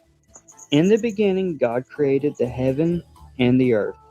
And the earth was Heaven, without too. We'll form. draw a heaven Hold represented. on. And darkness was upon You know what? the Heaven face should be of the above deep. earth. That makes sense. So God created the heaven and the earth. Okay, and how? Wait, remember, he spoke it. He spoke these things into existence. I can do like sound waves. Yeah, put God above the heaven and earth. That would be that'd be a whole lot more logical. Sure. It's kind of up, yeah, like that. Yeah. There is science that explains how Earth was made, and God confirms that one, but not about And the heaven, right? Oh, and heaven? Okay. And the earth was without form and void, and darkness was upon the face of the deep, and the Spirit of God moved upon the face of the waters. Wait, where's the water? God made it. Oh, it's coming out of God? Could do like some splashing. And God said, "Let there be light." Seems like and there'd there be was kind of light. a lot. Yeah. There you go. Yeah. It's going to get all over the place.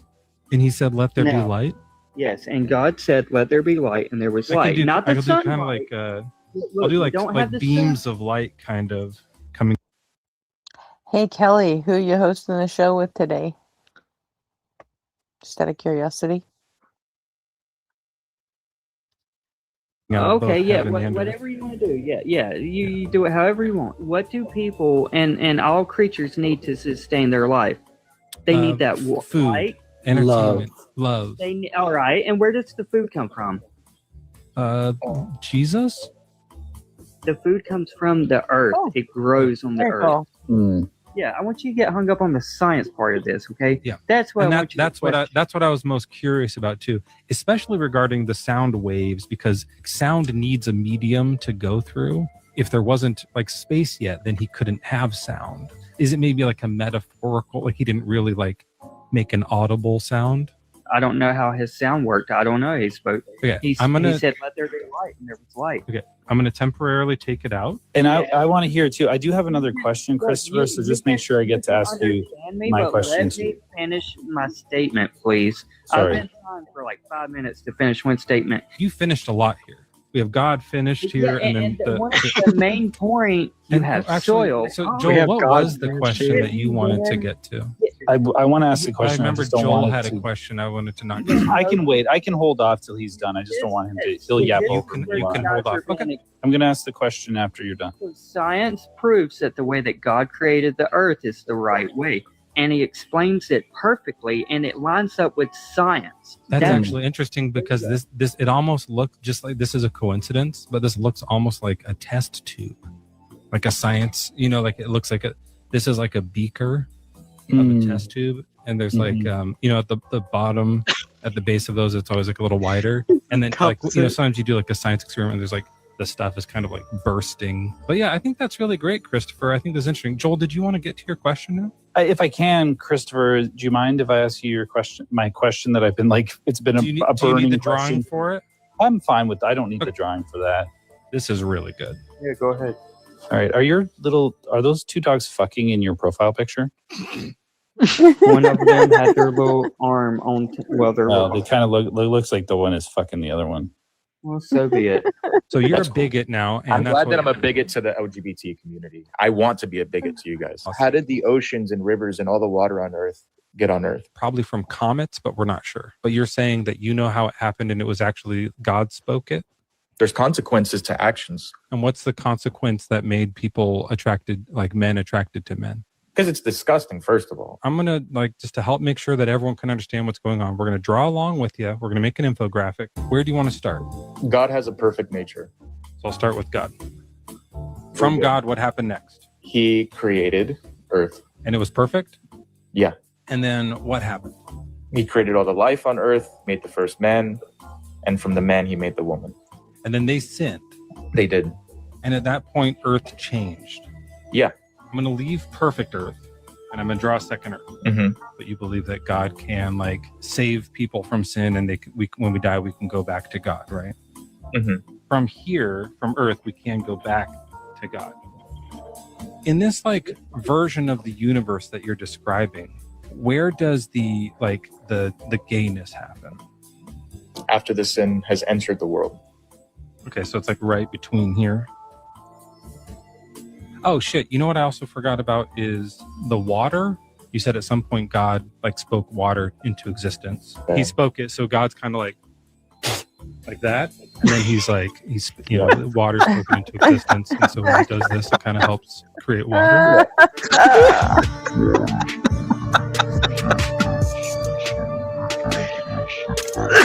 I didn't know that was coming with the Haktua edition in a toilet. I think it's backwards, but no, I guess that's TikTok's fault. Yeah, sorry. I know. It's also in Canada, the toilets face east. They go the other way, yeah. And I'll get a little flush around here. It's face east. Right. He made a poopy so big, like spots of corn and stuff. You with me? Yeah. This is an permanently clogged toilet. So now he makes a magic God plunger. His task here was to take a shit so big it clogged a toilet permanently. Can he do that? He can for you. No, I'm not here. This is God's shit, God's plunger, and Joel's toilet. Can God permanently clog Joel's toilet? Well, for you. So I can't, I for sure can't do it. Wait, I don't know. Joel, can you make a shit so big it permanently clogs the toilet? I don't know, over time, maybe if I'd have to I think I probably could eventually, sure. I don't think you could. I think that we could unclog that toilet. And then it would. Yeah. No, if I had a magical plunger that could unclog any toilet, and I did one and I tried my best. Joel, can you permanently clog a toilet? Not under this in this. Enjoy life. Do you have the omnipotence to permanently clog a toilet if you wanted to? No. Okay. Does God have that ability? Yeah. Okay, so he gets a red check mark. Can God make a plunger that can unclog any clog? Yeah, he doesn't need it though. No, but he's going to give it to Joel. And he said, Joel, here's the plunger. Can he do it or not? If you use this plunger, Joel, it'll unclog the toilet. I guess he's saying no again. He can't. Oh, yeah, he can. Okay, he gets a check. If you use this plunger, Joel, you will be able to unclog the toilet. Yes. Now, God's shit in the toilet that God wanted to make permanently clogged is now being met by Joel and this plunger that can unplug any toilet. Can Joel, using this plunger, unplug God's shit? Can I just say that, like, I feel when I was asked earlier if I could clog a toilet, I feel like you kind of forced me to answer the way you wanted me to answer, and I still don't feel very good about that. I feel like I feel like there's a chance that I could have do a perma clog. Like, I'd have to like work that up. I'd have to eat like a lot of certain things to the point where like I would have to remove the toilet and put in a new toilet, like that I could like eat more so that I could like unload Like this more. size? I could do it in eventually. Like, if it was a goal, I could do it. And you were forcing me to say that I couldn't. I'm sorry. do And I it, think this is actually interesting because the most like exciting thing we can do in these conversations is like a real world experiment. So Billy, here's a sweet cute baby. And baby Billy is an Amalekite. Okay. And then I have a sword. Okay. Should I chop this baby up? Okay, look, I am against killing of babies. Okay, I'm not going to do it. But now let's think of a crime. We'll see if we get in trouble for this. So sorry. It's okay. Here's a that and one of these. So Billy, now can I do it now? Okay, I said already. There's nothing that can justify killing of babies. How about the baby steals? Okay. Now they have stacks of money and this stuff. Okay, so now that they've stolen stuff, can I do it? The junkie Same thief, answer, still baby. no, right? Yeah. Okay. Now, see if this is a good enough reason to kill the baby. We're good at drawing this. See that? God said what? God said to. So now can I do it? If you obey God, you do it. So tell me, if God said to do it, then chop the baby. Yes. Oh my gosh. You murderer. Billy, you just let this You happen. told me to, Billy. You said to do it. So here we have God as a ninja. Yep. Now, you can't see his beard, but it's there. Right. It's a ninja, and then this is the star, which represents hell. You should have drawn it as the Star of David, but that was a missed opportunity. Damn it. All right, this is the Ninja Star of David, and here's humanity. He says, if you turn your back on me, I'm going to throw this throwing star at you. But who's here to save? Well, it's him again. Now, one thing you're going to notice, Isaac, with this scenario is it's really, really dumb. So there's Ninja Jesus on a cross. Fantastic. And he's blocking the shot because this guy didn't turn his back. This thing where you save someone from the same threat that you initiated is bad. Well, That's it's stupid. It's silly. It's stupid. But it would only be, Joel, it would only be stupid if the outcome didn't involve like eternal torture. Oh yeah, no, it is also horrendous. Yeah, but when I say stupid, I mean like it's a badly written fictional plot. Totally. But if real, oh my goodness, and this throwing star is actually sharp, that's dangerous. Yeah. Let me do another one for you. Draw a square box. It's mirrored for me. Within inside that box is all your infinitesimal, narrow-minded thinking. Right. Now draw underneath it a tesseract. Okay, what does that look like? You tell me, Mr. Infinitesimally small, narrow-mindedness brain. They usually draw them like this, and I don't think it's like fully accurate, but it's like one of these kind of things. And then that's drawn like this, and it connects this way, and it's like looping in and out, kind of. So you don't know. No, that's just a three-dimensional cube that you've drawn. I have an idea. Obviously, we know it's a thing you can't draw in 2 dimensions, but it's like almost because it's looping infinitely. So what I'll do is we'll use the sign for infinity. Yeah. Okay. What's this one again? That's your infinitesimally small, narrow-minded brain, and that's everything you can encompass. We're going to turn that into a brain. Make it smaller. You're drawing it too large. You're giving yourself too much. This is your brain. Leeway. I'm doing yours. No, my brain's not inside those boxes. My brain's outside the box. Yeah, that's why I got rid of the box. So your brain is able to think of the tesseract? My brain is able to understand fifth, sixth, seventh dimensions. Oh, Your there's brain's not. Cartman right there. Your brain Is your brain like in contact with the Tesseract? So is like the Tesseract like communicating with you also? Is there another connection this way? Yeah, no, right, exactly.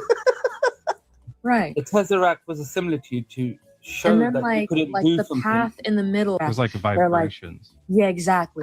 Right. Wavelengths kind of have. Yeah. When you reach like a nirvana, it's like this Right. explosion. Everything within. There's like runoff into the results rest of into the phallic. world. That's just how intelligent you are. Is this what you're saying happens in your mind a lot? He's drawn a phallus. I've done a what? Please. There's a connection between here and here, and it's like whatever's like this connection coming back and forth. We're trying to kind of like nail down exactly what this is. So we need your help to figure it out. So the Canaanites were guilty of child sacrifice, extreme sexual violence, and were they using their free will to do all those things? Yeah. Does killing them stop them from doing all those bad things? Yeah, in a way. Can I draw this out for you? Yeah. Okay. You actually have 3 options, so I'm going to do 3. Yeah, I think when Mezzo premiered this, we counted and it came to like 26 dicks in this whole thing. It's insane. 3 things. Option 1 to help the bad nation is to not do anything. Let them just keep having free will. So this is do nothing. Option 2 yes, this is the baby is one. to kill them with a sword. That looks like a dick. This Of one looks all like a the dick? things. Grow up. I don't draw dicks. The third option is to help them. And we'll do like a band-aid. Now, there's some outcomes of this. If you do nothing, babies die. Yeah, exactly. If you do the sword, do babies die? Yeah. You kill them. And also, now if you help them, do babies die? No. Okay. Here's a happy, alive baby down here. If you do nothing, do they get to keep free will? Yeah. Free will, check. If you help them, do they get to keep free will? No. If you kill them, do they keep free will? No. This one, you get 1 good thing, 1 bad thing. This thing, you get 1 good thing, 1 bad thing. God chose 2 bad things. God chose the worst of the options. He's the biggest piece of shit you could possibly be in deciding this. Actually, the third one is no more babies are killed. So it's a good one. Right. That's the better one. He chose 2. Yeah. I think I think the best option is 3, in my opinion. Me too. Okay, so let's start with like there's light and dark. Yeah. Can I I know it's not a flashlight, but just so we know what it is. Yeah, I mean, just imagine it. I mean, Or I could do like 2 circles and one's filled yes. in. Yeah. Okay. Like that, yeah. And then this one I'm gonna kind of just like Yeah. And what are these representing?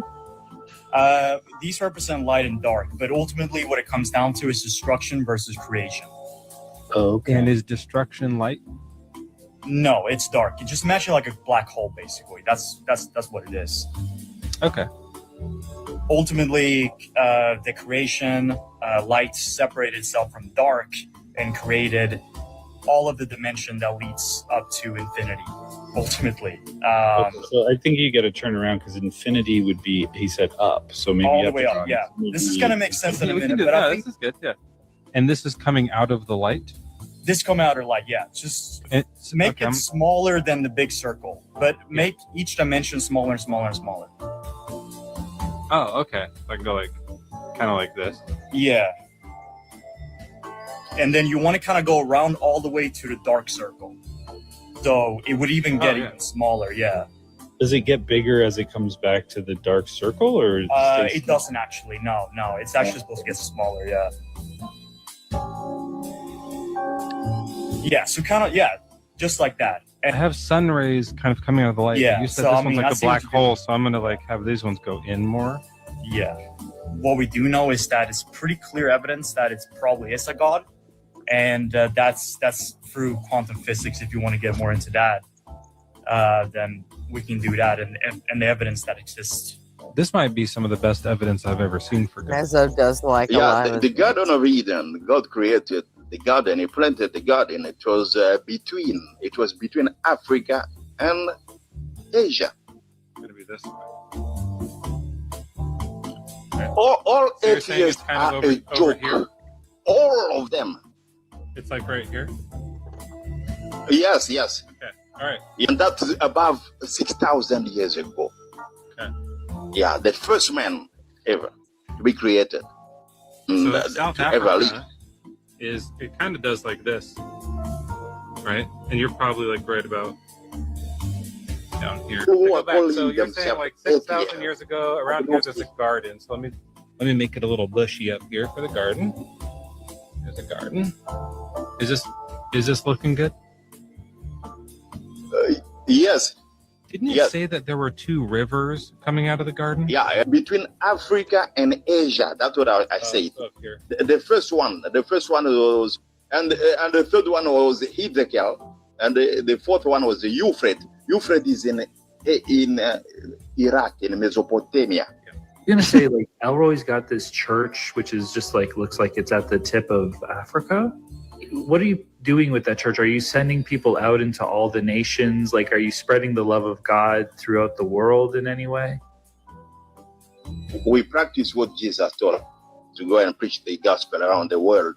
You just want it to like scatter across the face of the earth, kind of like just spraying the word out from your church across the face of the earth, like coming out. What's happening? I don't know if Mezzo has. Is this the contact. land of Nod?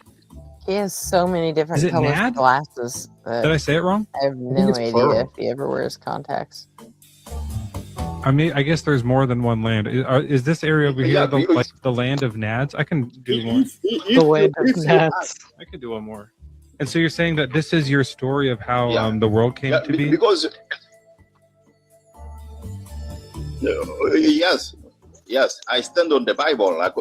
This is how the world was created, according to the book of Genesis. Did he speak it into existence? He could speak things into Okay, let's have him speak it into existence. Sound waves are normally not going to be able to travel through space, but could he make sound go through space? Could do anything. Okay, so I'm going to make these sound waves kind of like chirp.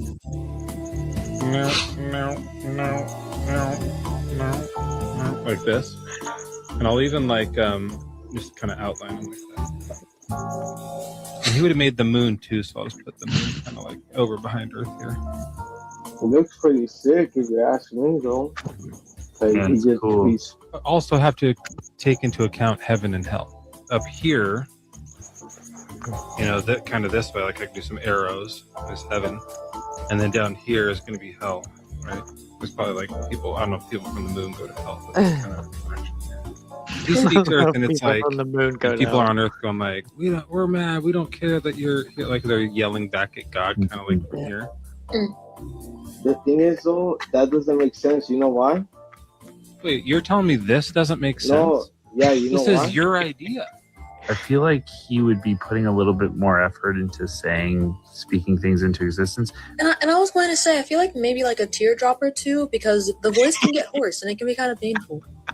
Drops of stuff. Yeah. Those might be drops of Jupiter. Who knows? Yeah, you never know. And the Bible says he created Earth perfect. Yeah, no, that's what I'm saying. This is perfect. But then this part right here, do you want me to get rid of this? I can shave this. I like it. I can shave this off. Do you like it better like that? No, it's still not perfect. Oh my god. That was great. Yeah, I think maybe we need to break this one out and watch it every once in a while. You know what I mean? Yeah, it really inspires me, you know. Hey, it inspired Wild Heart. I think it did. It's too damn funny.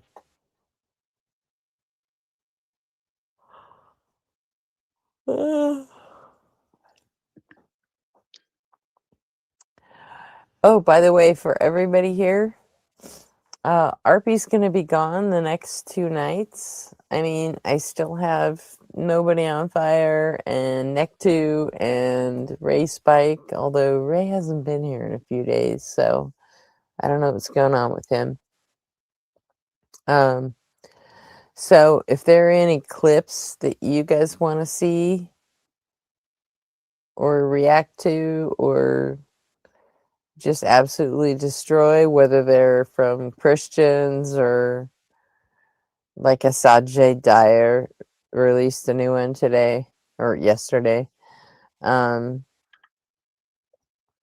There's a channel in the Discord that says links for panel. Load them up in there and we'll take a look at them. So we'll have stuff to do. And if you want to call in and react with them alongside us, you guys are all welcome, of course, as always. I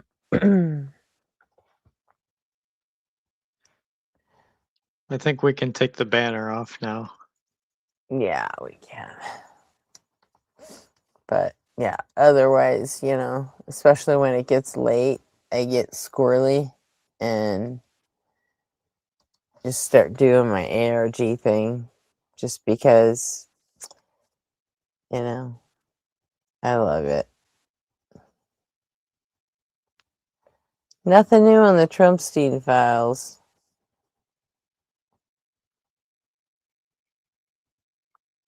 Not so far.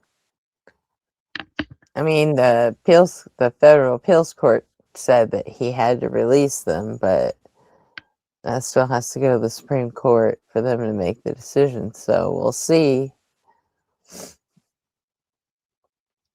As of right now, not much going on.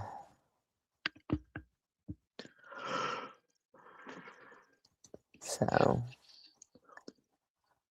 okay. Well, I, for one,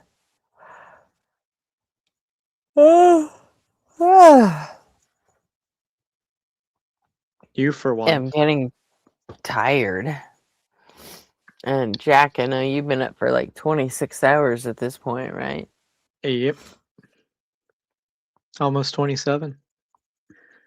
Yeah, Muad'Dib, are you in the async Discord?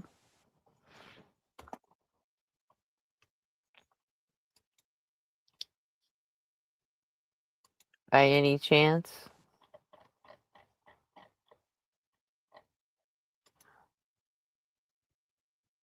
Okay. Well, let me...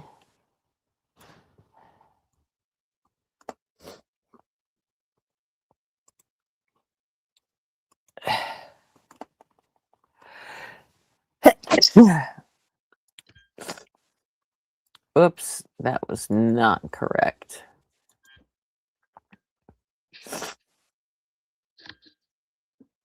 I did not copy that right. Unplanned sneeze. Sorry. Hold on. I hate it when my sneezes aren't planned. Yeah.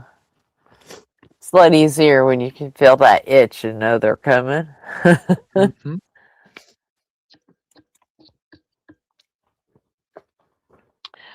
Okay, yeah. Anyone that wants to go into the async Discord, there's a link right there in chat, and just find the channel called Links for Panel. if there's anything you want us to react to or anything you want to come up and react to us with, and we'll figure out a way to get it done because Arpy's going to be gone for the next 2 nights. So it's just going to be me and, I mean, whoever else, probably Neck2 and Nobody on Fire after he's done at work, and Ray Spike if he shows up. So I may get 30 minutes here and there on the weekdays. oh, cool. That'll be appreciated. So yeah, please put any suggestions you have into links for panel channel, and we can get to them. Should be fun. You know, otherwise, I'm going to bore you guys with more analog horror.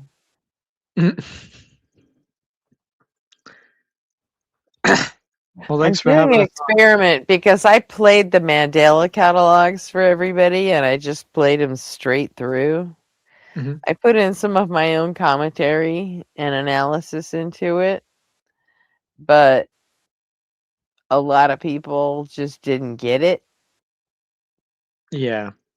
I'm not really big into it either, but my wife is, so I really love it. I like stories where they don't just, give you the narrative and act it out. And at least with analog horror, you really got to do some thinking, And I just dig that. So my favorites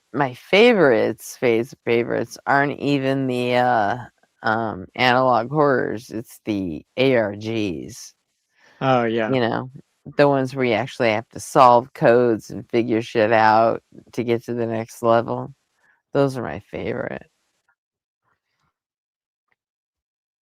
But I figure if we're going to do another analog horror, I'll do like a Night Mind or a Wendigoon breakdown. Because Yeah. those two are really, really good at picking up all the shit out of there and explaining it. So Jess loves Wendigoon and Papa Meat. I don't watch Papa Meat. But Really? no. I occasionally watch Wendigoon, but mostly I watch Night Mind. Gotcha. So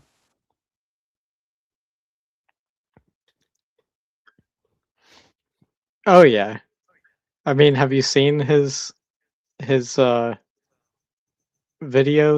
his animated videos and the puppets, and it's considered horrible. Or hoary. Horror, not horrible. Horror. Who? Terrible Name asked if Papa Meat was considered horror. Oh. Yeah, I've never really watched him. So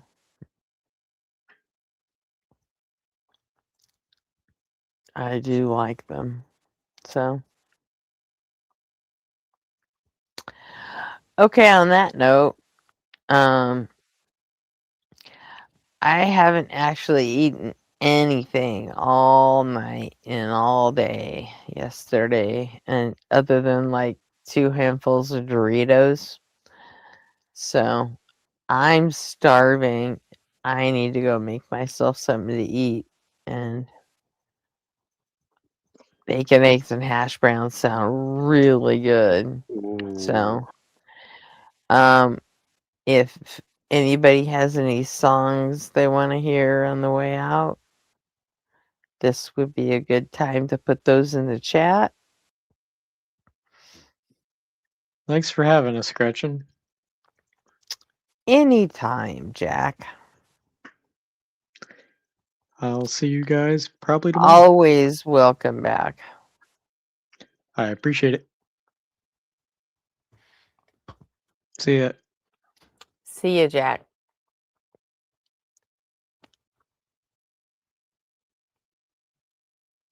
So.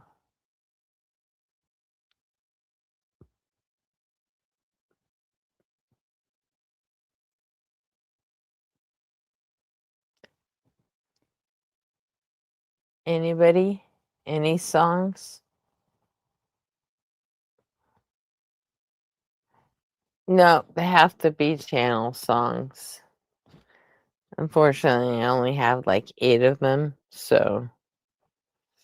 And one of them always gets played, so really I just need 2 songs. Yeah, the async theme always finishes it off. Okay, we got async M's. What? Beer didn't go with BMF?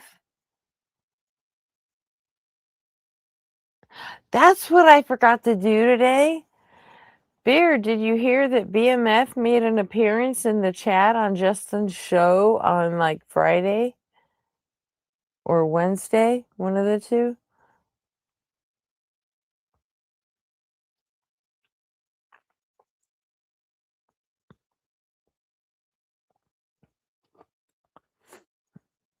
I didn't know if you heard that. I missed it. So, yeah, BMF returned. He wasn't on the show, but he was in chat talking to people. So, and I have it all queued up. I never got a chance to watch it. So, we got M's and figure 8 and welcome to async. Okay, there we go. We got it.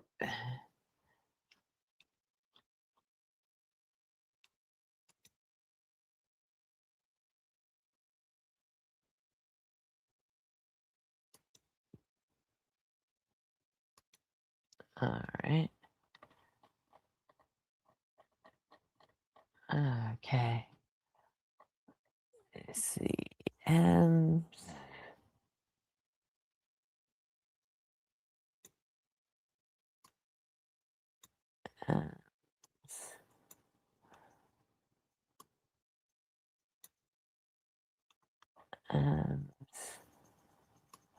Figure 8.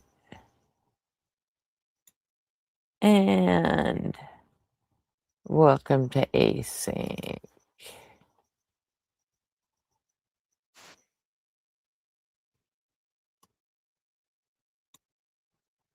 All right, we're going to share that instead.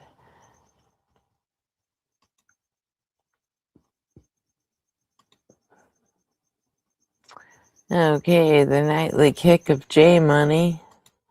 Good night, J Money. Sleep tight. Okay, and everybody else, I'll see you tonight after all the Sunday shows. I probably won't be at any of the Sunday shows. I'll probably be crashed out and fast asleep. But, you know, that's what happens when you stay up all night doing this shit till 6 in the morning. So, I will see you guys later.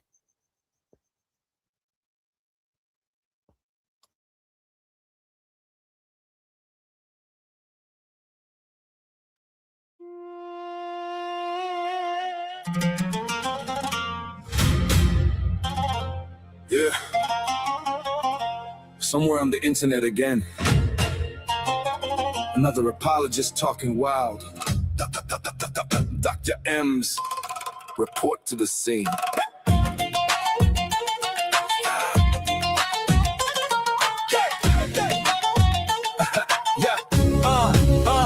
Did someone post the M's bat signal again? Is there a Muslim on the call being ignorant? M's destroying life smooth like an AI voice mod. Destroying all 5 pillars with the voice like a god. Baby, why you getting mad at me? Because your book teaches you fake anatomy. When M's gets on the call, it's like a rectal exam. Cause he knows the Quran like the back of his hand. You'll never see his face, but you're gonna hear his voice. Getting surgical on the hadith of your choice. Muslims getting cooked in English and Arabic. Biomedically trained ex-Muslim heretic. Gonna diagnose that cognitive dissonance that keeps you believing the Quran's nonsense. Did you say between the ribs and the backbone, bro? Sure, but that's a self-bone, bro. Blood clot gum and then into bones. You have no clue how an embryo grows. Just wait 1 beat, you're about to get owned. And M's cuts you down with the biology he knows. You think your prophet's with the moon, are you stupid? You probably also think he never screwed a kid. Miss me with your Muhammad, police be upon him. Justice You'll never see his face, but you're gonna hear his voice. Getting surgical on the hadith of your choice. Different getting cooked in English and Arabic. Biometrically trained ex-Muslim heretic. Did someone post the M's bat signal again? Looks like another apologist needs attention. Dr. M's has entered the chat.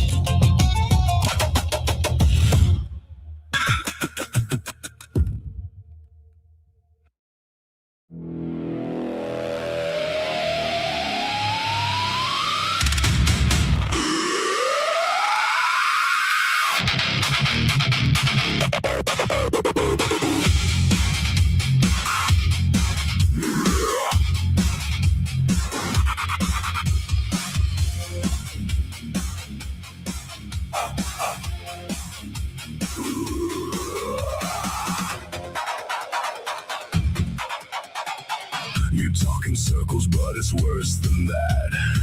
You spin around and never find your way back. Round and round while you twist and turn like a figure eight that never learns. You think you've mapped infinity's face just because you're trapped inside your maze. And if your mind can't comprehend the scale, you declare that everybody else must fail. You draw the limits of your tiny frame, then stamp the universe with your God's name. Round and round, twist and turn. Watch another bad conclusion burn. You call it wisdom, caught in fate, but you're just trapped in a figure eight. Round and round, nowhere bound, lost while claiming higher ground. You think you've solved eternity, but you're choking on infinity.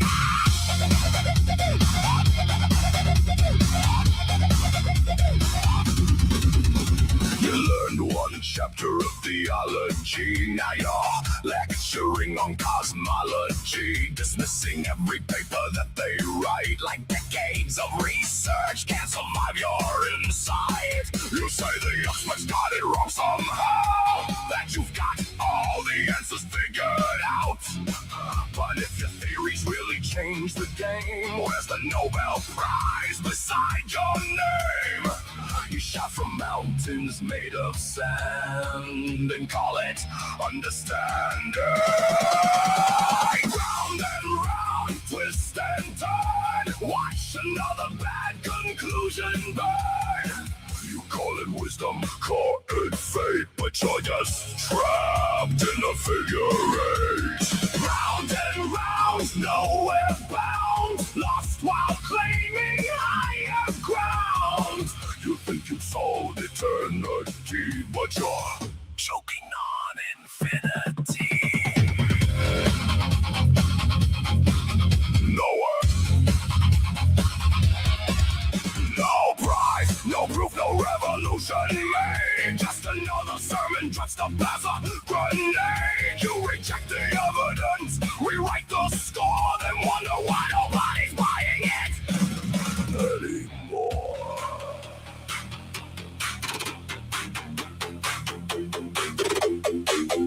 You cry about evolution every day, cause you need to feel you're built a special way. A soul that lasts forever after death, a cosmic guarantee with every breath. You'd rather trust a tale that's centuries old, a man from dirt and a rib turned whole, than scream, why are there still monkeys from the crowd, while screeching like one twice as loud.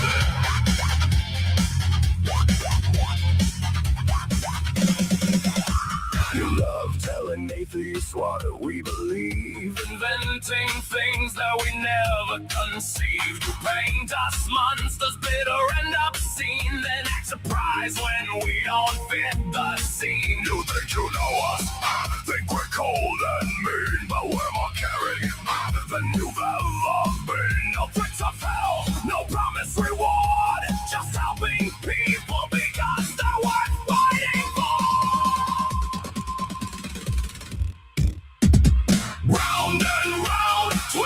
and turn. Watch another bad conclusion burn. You call it wisdom, call it fate, but you're still trapped in a figure eight.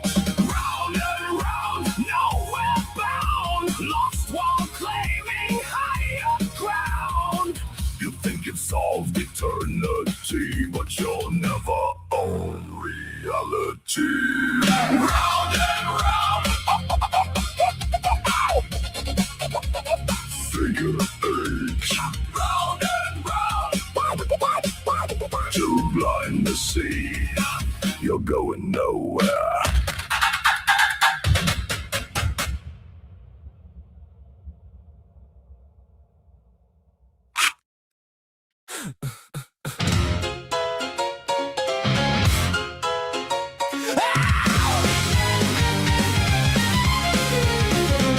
You dress up doubt in velvet robes, throw dead men's quotes like holy stones, name drop Plato and wave your hands like a mystery will make us understand. You sell transcendence cheap online with cherry-picked and twisted lines, a sermon built from smoke and mirrors, preaching louder cause the truth gets nearer.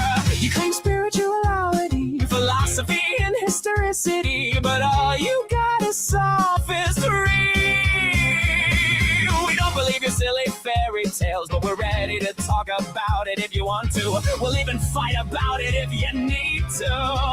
So light the match, strike up the choir, turn your doubt into wildfire. We're dancing on the altar rails tonight. You call it faith, we call it theater, cheap illusions dressed up deeper, but everybody loves a beautiful life. Whoa, whoa, you want salvation with the spotlight glow. Whoa, but the house always wins the holy show. You wear gullibility like couture, but every answer sounds rehearsed. You quote the saints, ignore the science, then call your contradictions guidance. A martyr complex in high heels, selling wounds that never healed. You need an enemy to justify the glitter in your bloodshot eyes. You claim spirituality, philosophy, and historicity, but all you got is sophistry. We don't believe your silly fairy tales, but we're ready to talk about it if you want to. We'll even fight about it if you need to. So light the match, strike up the choir, turn your doubt into wildfire. We're dancing on the altar rails tonight. You call it faith, we call it theater, cheap illusions dressed up deeper, but everybody loves a beautiful life.